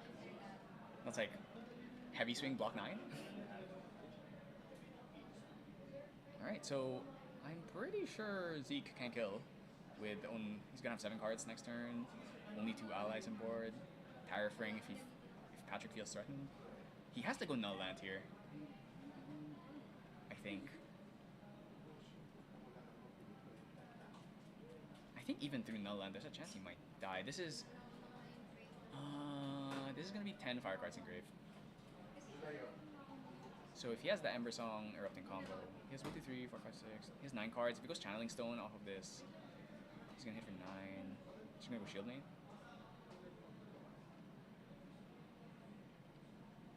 Next turn he can go Channeling Stone. If he has Channeling Stone, he can go Spurn, Ember Song, Erupting, Erupting. Actually, I don't think he can do all that. He can probably go Spurn, Ember Song, but then Spurn, Ember Song, Erupting. But the problem with that is, well, he has like 3 fire momentum, so if he just momentums like thrice, I mean, he's just gonna die. And we know that that Patrick has the Lantern. Zeke only has 6 cards. He has to get Lantern now. Next turn, Patrick is going to like Channeling Stone, Spurn, Momentum for 12, putting him at 18.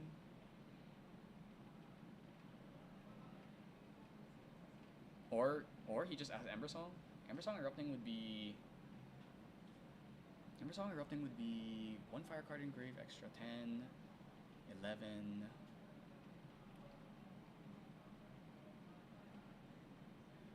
11, 2 stacks on Discordia, 13. Ooh, I think it's 1 off. Oh, we might see Zeke Zephyr his own Lantern here, but if Patrick has to kill that turn, he has to kill that turn. I don't think I see the Veiling Breeze.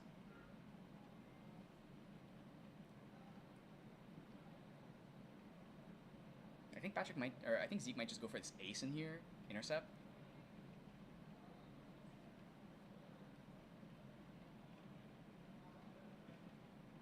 See, this is where Lorraine 2 would actually go absolutely crazy. Because you go up to Lorraine 2, and then Flame Sweep for a million. You have 2. Okay, he's gonna choose, yeah. Alright, and he's just gonna pass. He doesn't wanna get hit by this massive fire momentum again. Channeling Stone, I think, would be the pick here. Just eat that Shield Mate and go Channeling Stone. If he was playing Lorraine 2 here, he could banish 2 float, go up Lorraine 2, swing with Bulwark for 2, 4, 6, kill the whole board. Safeguard Amulet. That's not really gonna help. Clumsy. I think he has. Oh, he also has Resolutes. I mean, you just spurn the Lantern now, right? Oh, he has 3 cards. I think he might have held that Zephyr.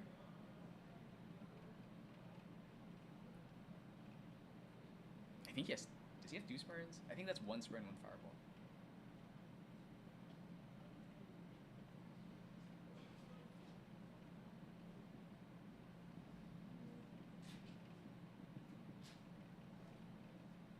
Okay, letting it go. you drop this clumsy, are you man enough to drop a clumsy? Or do you just go witch here? Actually, you need to be very afraid of a flame sweep. I might just pass in this position. Hurricane sweep here would be pretty bad. Okay, he's gonna pass, yeah. He'd rather hold up this Resolute. He knows that he has the combo next turn. Displacing. So she's gonna come in rested. I wonder if Zeke thinks he can kill. He doesn't. I don't. Maybe he doesn't know about Resolute. He might not expect the Resolute here. Oh god, this Resolute's actually gonna be so devastating. Next turn, Patrick should have enough to do. Swinging for 1. You should not Resolute this. So what's the kill? What's the kill condition right now? Patrick has, I think, 11 fire cards in grave. If he just goes Ember Song Erupting, he should just kill him. Because with he'll put Ember Song, that's 12, he's level 1, 13, then he just goes 2 ticks of the harp, and that should kill. Yeah, but he's a warrior. No, it doesn't matter, because he's going to play one Ember Song, 1 Erupting. Okay. Yeah, you don't need to be mage, because you're not going to play the Fireball. He should just... I think you should just Resolute this. Because chances are... Or do you want to bait him into going all Is in? the veil there? Does he have one? I don't see one. Or maybe that's... Okay, so... he's taking it? Wait. I think that's second win. No, he's gonna second win this then he's gonna second win the buffed lurking, and then now you can Resolute. He already committed the second win, so he's gonna come in for 2, 3, 4. Or no, potion or poison coating is +2, so it's 3. No, it's 2, 4, 5. So if he Resolutes now, I mean, that's gonna prevent a lot of damage. I feel like, yeah, Zeke's I think going for the kill here. He's just gonna Resolute. Okay. Take 1. He's gonna take 2 because I think he's coming in for 5, right? Because poison's +2. Yeah. And then second wind's +1. Second wind, yeah. And he gets to attack again, do another 2, but he should be alive. Yeah, I don't see. I think that's favorable winds, Inspiring Call.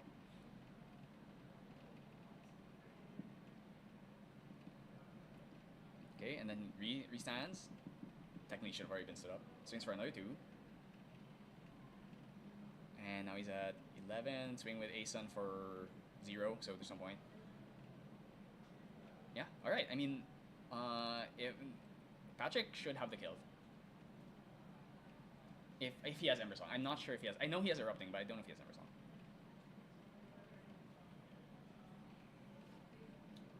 If he doesn't have it, he might have an Innervate. Zeke has 3 cards in hand. That's 1 Inspiring Call and 2 Favorable Winds. If you just go Channeling Stone here, I think you've got it. Unless he doesn't have Ember Song. Choosing not to materialize anything. Oh no.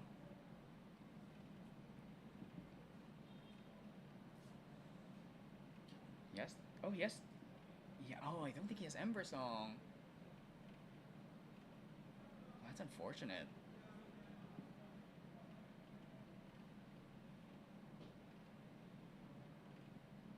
Wait, 1, 2, 3, 4, 5, 6, 7. I wonder if he could have gone for Erupting, banish all the fire cards in grave, and then just Fireball. I think that might have worked actually. I'm not sure. It might have been a little bit off.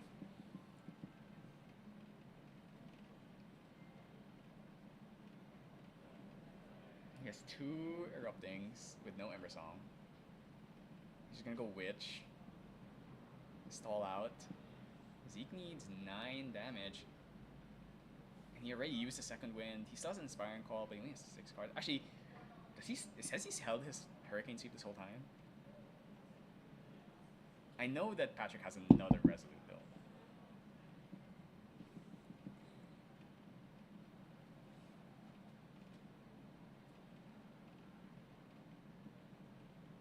I feel like Patrick could have killed. Okay, he doesn't have Ember Song. Unless, is that... Wait. No, that's Flame Sweep. Yeah, these Flame Sweeps don't feel particularly good without Lorraine too. The wind, is admittedly, Zeke plays very defensively, so I think most wind allies would just drop their whole hand, but here, yeah, you can't really afford to do... Ooh, okay. Does he have another second wind? Let's see. definitely have to be worried about. I don't think he can kill him this turn. How many cards did he have? He has 7. But Patrick has another Resolute. He's gonna be forced to hit this Witch. Probably he's gonna hit with the Sword Ornamental, kill the Witch. Then he has to kill the. Shieldmate. I really don't know why he's not just bringing out the Channeling Stone already. I think he can kill if he has 11 fire cards in grave. He has to do 14 damage. If he goes Ember Song, if he goes Channeling Stone Ember Song, banish 11, that'll put him up to level 12. He gets a counter from Discordia. And then he goes Fireball for 4. That's gonna be 1 off, I think. And then he swings with the sword, maybe? No, he has Asen on the field. He has to get rid of this Asen so he can use his fire momentum.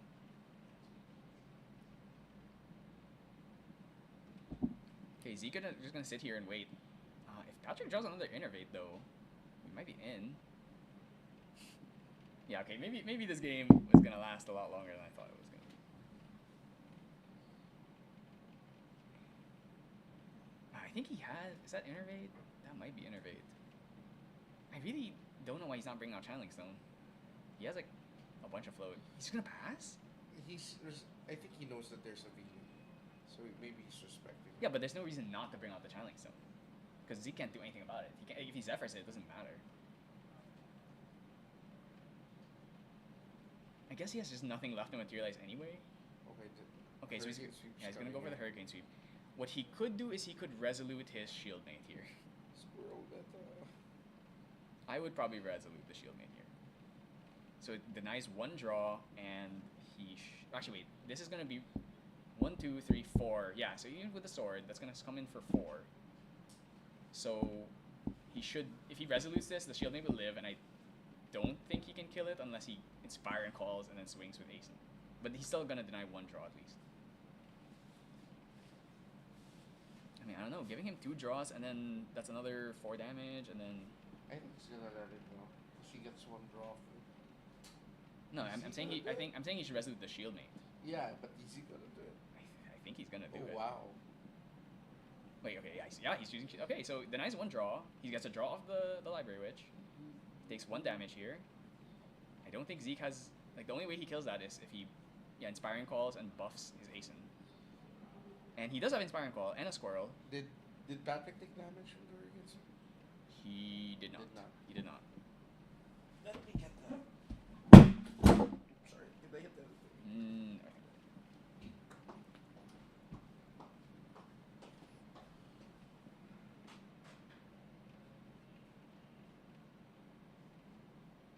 Oh no, Harry took it. Okay.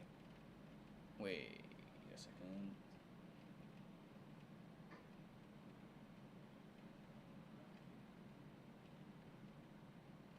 There, finally going to the Channeling Stone.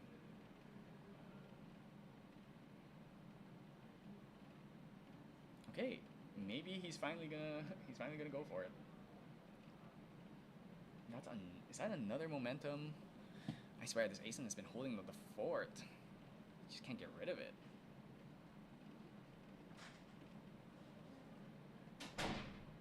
How? He still hasn't drawn an Ember Song? Really?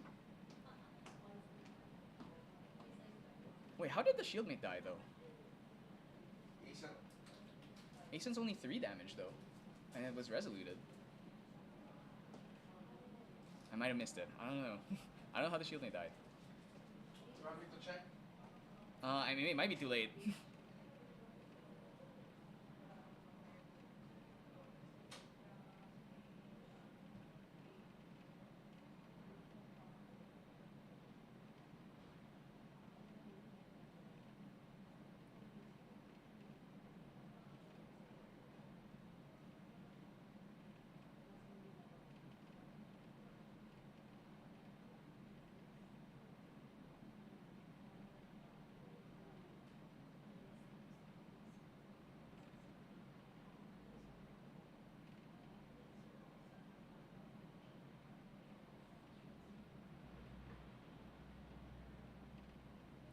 It's been a long day, so unfortunately, I think Everyone's pretty tired at this point.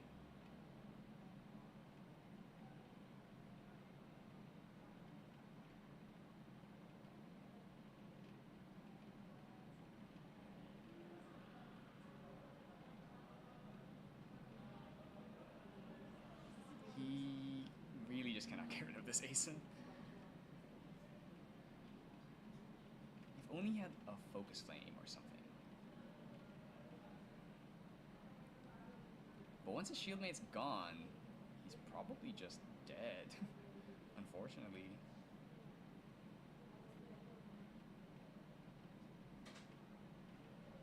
Does he really not have... Does he really not have the Ember Song after all this time? This is why people cut to day 2. I know. It's been a long day. I think everyone's tired as hell. He really doesn't have the Ember Song. I can't believe this. I mean, that's the thing. That's a bit the reason I don't like playing Erupting. Sometimes just never draw your stuff. So I tried this deck for 2 weeks, and I gave up. I was always one card short, or one spell short. And in the entire 2 weeks, I wasn't able to kill anyone with the combo. Oh, you know, he probably should have gotten Smoke Bombs. I don't think he's playing Smoke Bombs, but that would be getting around his Asen right now. I don't think he is, but... And he's actually one card farther now because he got rid of one. I think fire he had card. another Shield Mate in there, though. I think he has Innervate, actually. Is it time to use it? I think it might be time to use it.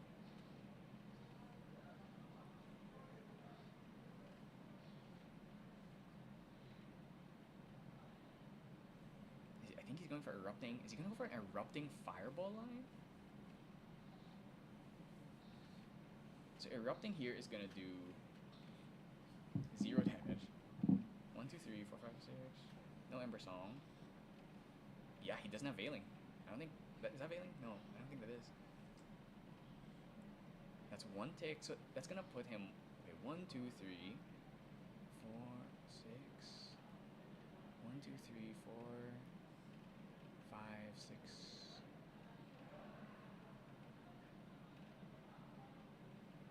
This one game has taken 40 minutes. This is longer than a Luxem. This is longer than a Luxem game. I think both these players are just playing so. I mean, also Patrick is unlucky that he hasn't hit his Ember Song this whole game.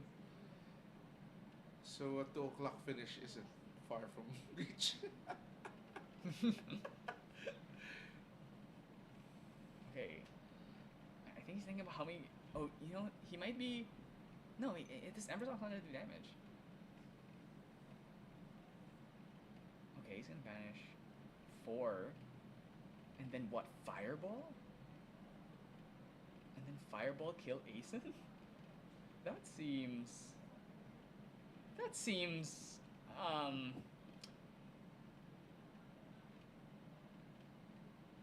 Yeah, okay. I mean, it works out in the end. And then just pass? Oh, you might be dead this turn. Tariff is... If he has another intercept here... I mean, he spent one Erupting just to kill an Asa? Like... That doesn't feel great. Zeke might have it here. He could go... He has Inspiring... Oh, he doesn't have a sword. He swings in Shield Mate, kills it.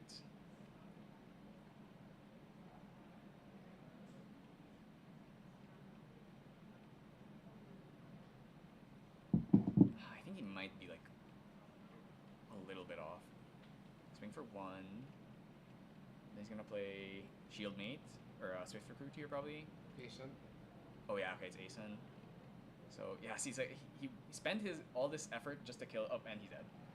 Yeah, so he spent all this effort just to kill this Asen, and like what? I mean that is a bit unlucky, but I feel like there must have been a way to kill there. Because what he was at 6, 14. If he had what, like 12 fire cards. He lost 1. I think the misplay actually hurt him. He probably wanted... Did they force him to materialize the Janix? Or he used a Tempered Steel.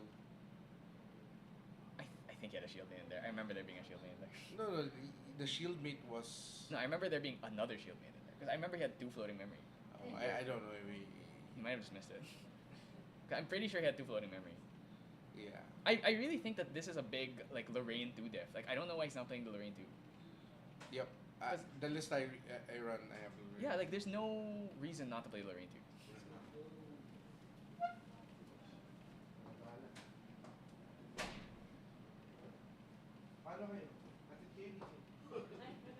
Okay, well, I think we're probably gonna finish extremely late at this point.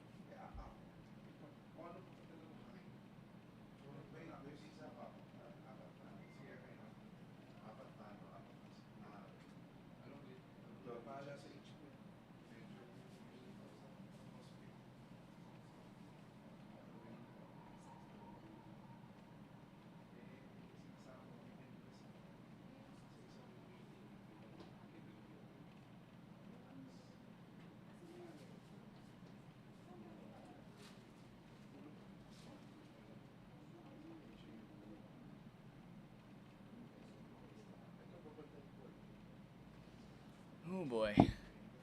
Oh, I sure hope the second game.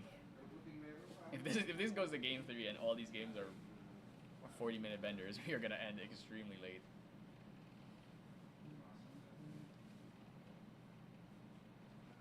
And this is why we do 2 days. I mean, at this point, it doesn't matter that much. Because really, the pricing difference in first place and anyone in top 8, it's not that big. So we're really just doing it for the CP is 1, and the pride. Also, you get the winners mat.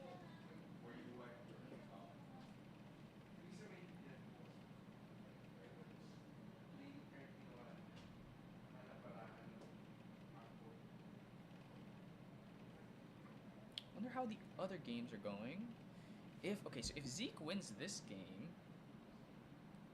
who is he going to fight? He's gonna fight Bino, I believe, which is, I think Bino would much rather play against the Erupting player because he's playing Diana, and that's one of Erupting's worst matchups.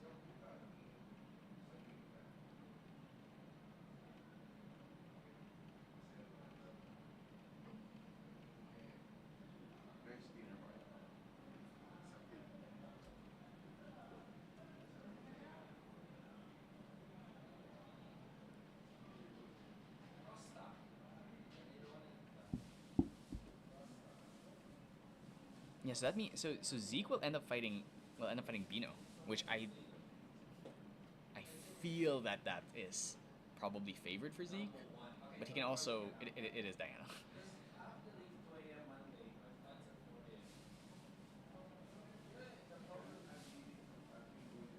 So let's see. Hopefully Patrick can bring this back. I think he'd really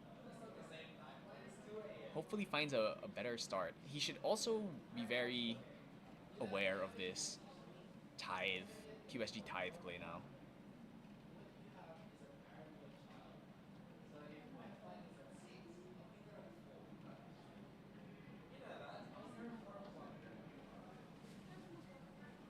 Okay, going into game 2 here.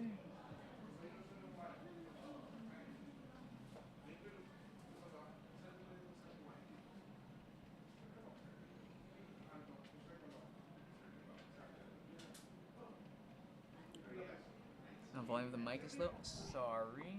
Try raising it a bit.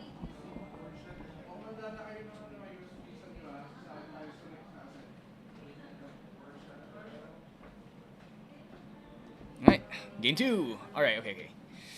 Hopefully, okay, Zeke, typical line, he likes to go second. Maybe we can open a better starting hand, like an increasing dangers. Oh, he does have one increasing danger. Okay, there's the first one. There's already a much better start. Can he get like a... I don't think he can cremate anything at this point. Probably just gonna play a witch.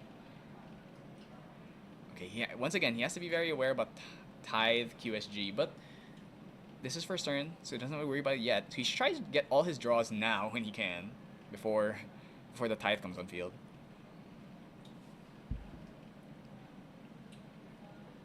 Do you think not killing those library witches worked for Zeke last game? I think it did, but I also think that it wouldn't always work out. You know, like it's not something that I say you should always do, right? But the bad thing, last game, now he probably has a feeling breeze. Does he?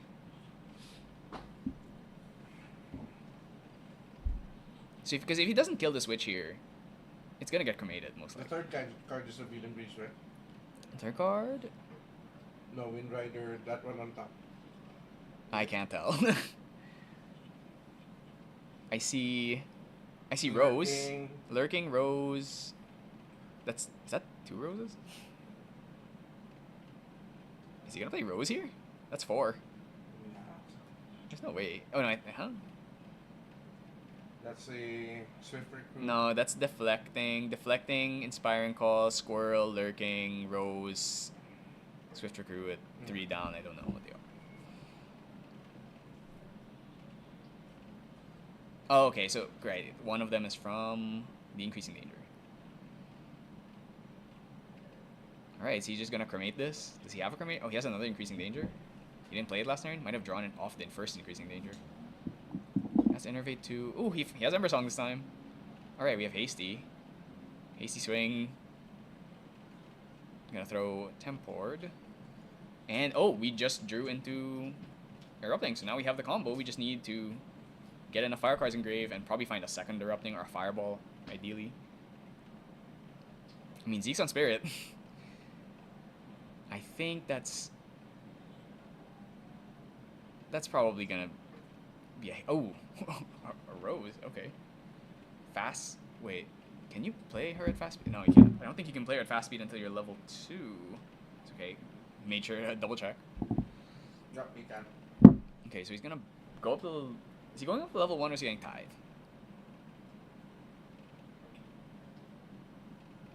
I mean.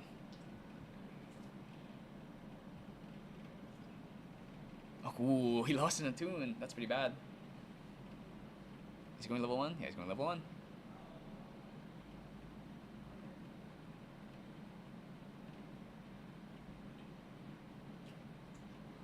He's got to kill this Hasty. I mean, it should be really easy. Just gonna go maybe Lurking.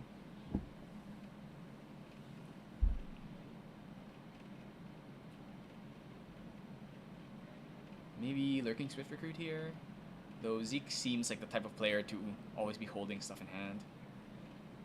Might just go Lurking Pass.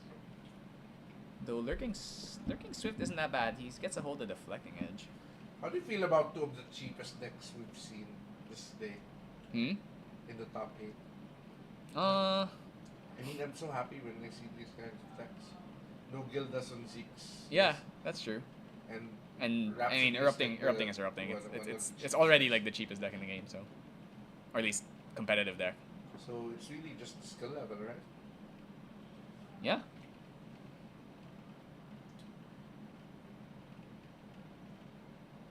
What this Wind Allies deck is probably what? GZR is $60. Probably not over. The most expensive card is probably, aside from GCR, is probably Zephyr. Yeah, so it's what, $6, $4, $3? It is $4, $3. Nason's not that expensive. Phalanx used to be kind of expensive. The SP1 is like $6. Yeah, but the regular one you can get for cheaper. even less. Yeah. And this Rhapsody deck, people are selling kits of this for like $60 the entire kit. Yeah, I mean Rhapsody is probably the cheapest deck in the game. And then GCR, so both decks under $150. I mean, I think you only start getting expensive decks once you start. I mean, I'd say once you start getting into level 3s, Yeah. Gildas does make the ally decks a bit expensive, especially the water ones because they have to also get Dungeon Guide. But Wind Allies is not bad. It's really just the Gildases. But I've seen those things sell for like $30 a piece. And Gildas does sell for. Oh wait, did he forget a sword trigger? Or is he just okay? No, he's just checking his hand. Okay, you're gonna just go straight for Bulwark here. I'm not a big fan of the. I'm really not a big fan of the Flame Sweep without Marine 2. It feels, especially against wind. I mean, even against water would be even extra dead. You just cremate your witch here? Zeke's never gonna hit it. I think you should just get rid of it.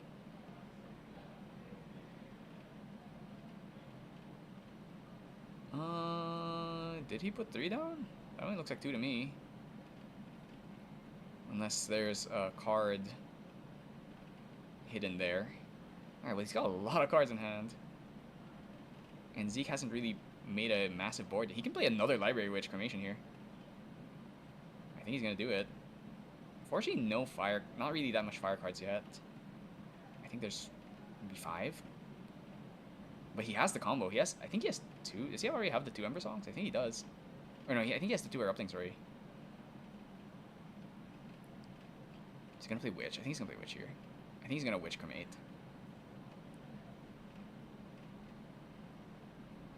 Okay, no, that's... Yeah, he's gonna play another Witch. Just cremate it. Yeah, makes sense. Draw another 3. I mean, this is what Erupting does. It just draws a bunch of cards. Okay, he has 2 Ember Songs now. Can he kill? I think he's got 7, maybe 7 fire cards. If he goes Channeling Stone, even he can like Spurn Ember Song, Erupting maybe? Let's see. He's counting his fire cards. Show him, please.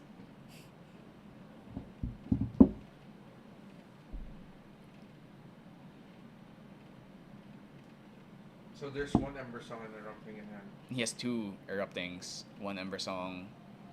I think he has a Momentum too. Putting another 2 down. Oh, he's just gonna swing, kill this. Okay. I wonder if Zeke is gonna like favor. Oh, is he gonna Deflecting Edges? Okay, he's just gonna let it go.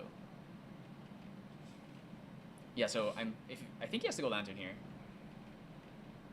I'm not sure how many fire cards, but I think it's probably around 6, 7. Okay, he's gonna count it. Okay.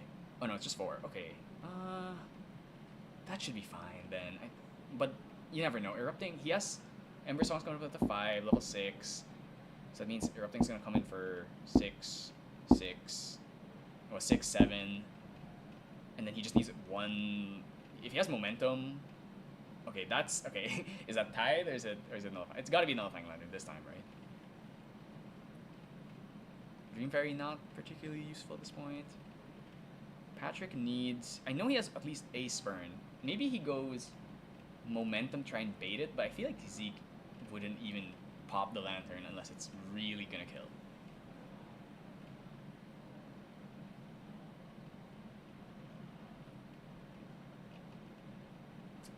How's the other match going? I'm not watching. So what's that matchup? It's Water Allies versus Fire Merlin. Let me check. Gonna go for Inspiring here, maybe? What I do know is the Fire Merlin player got a paper cut. Oh, was it that bad?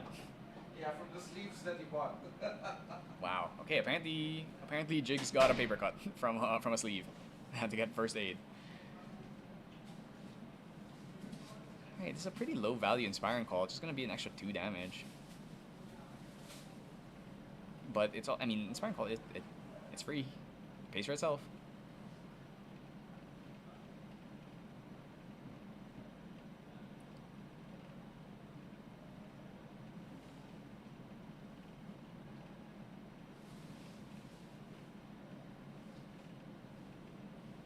You definitely have to be concerned about the tithe here, but I feel like that's extremely greedy.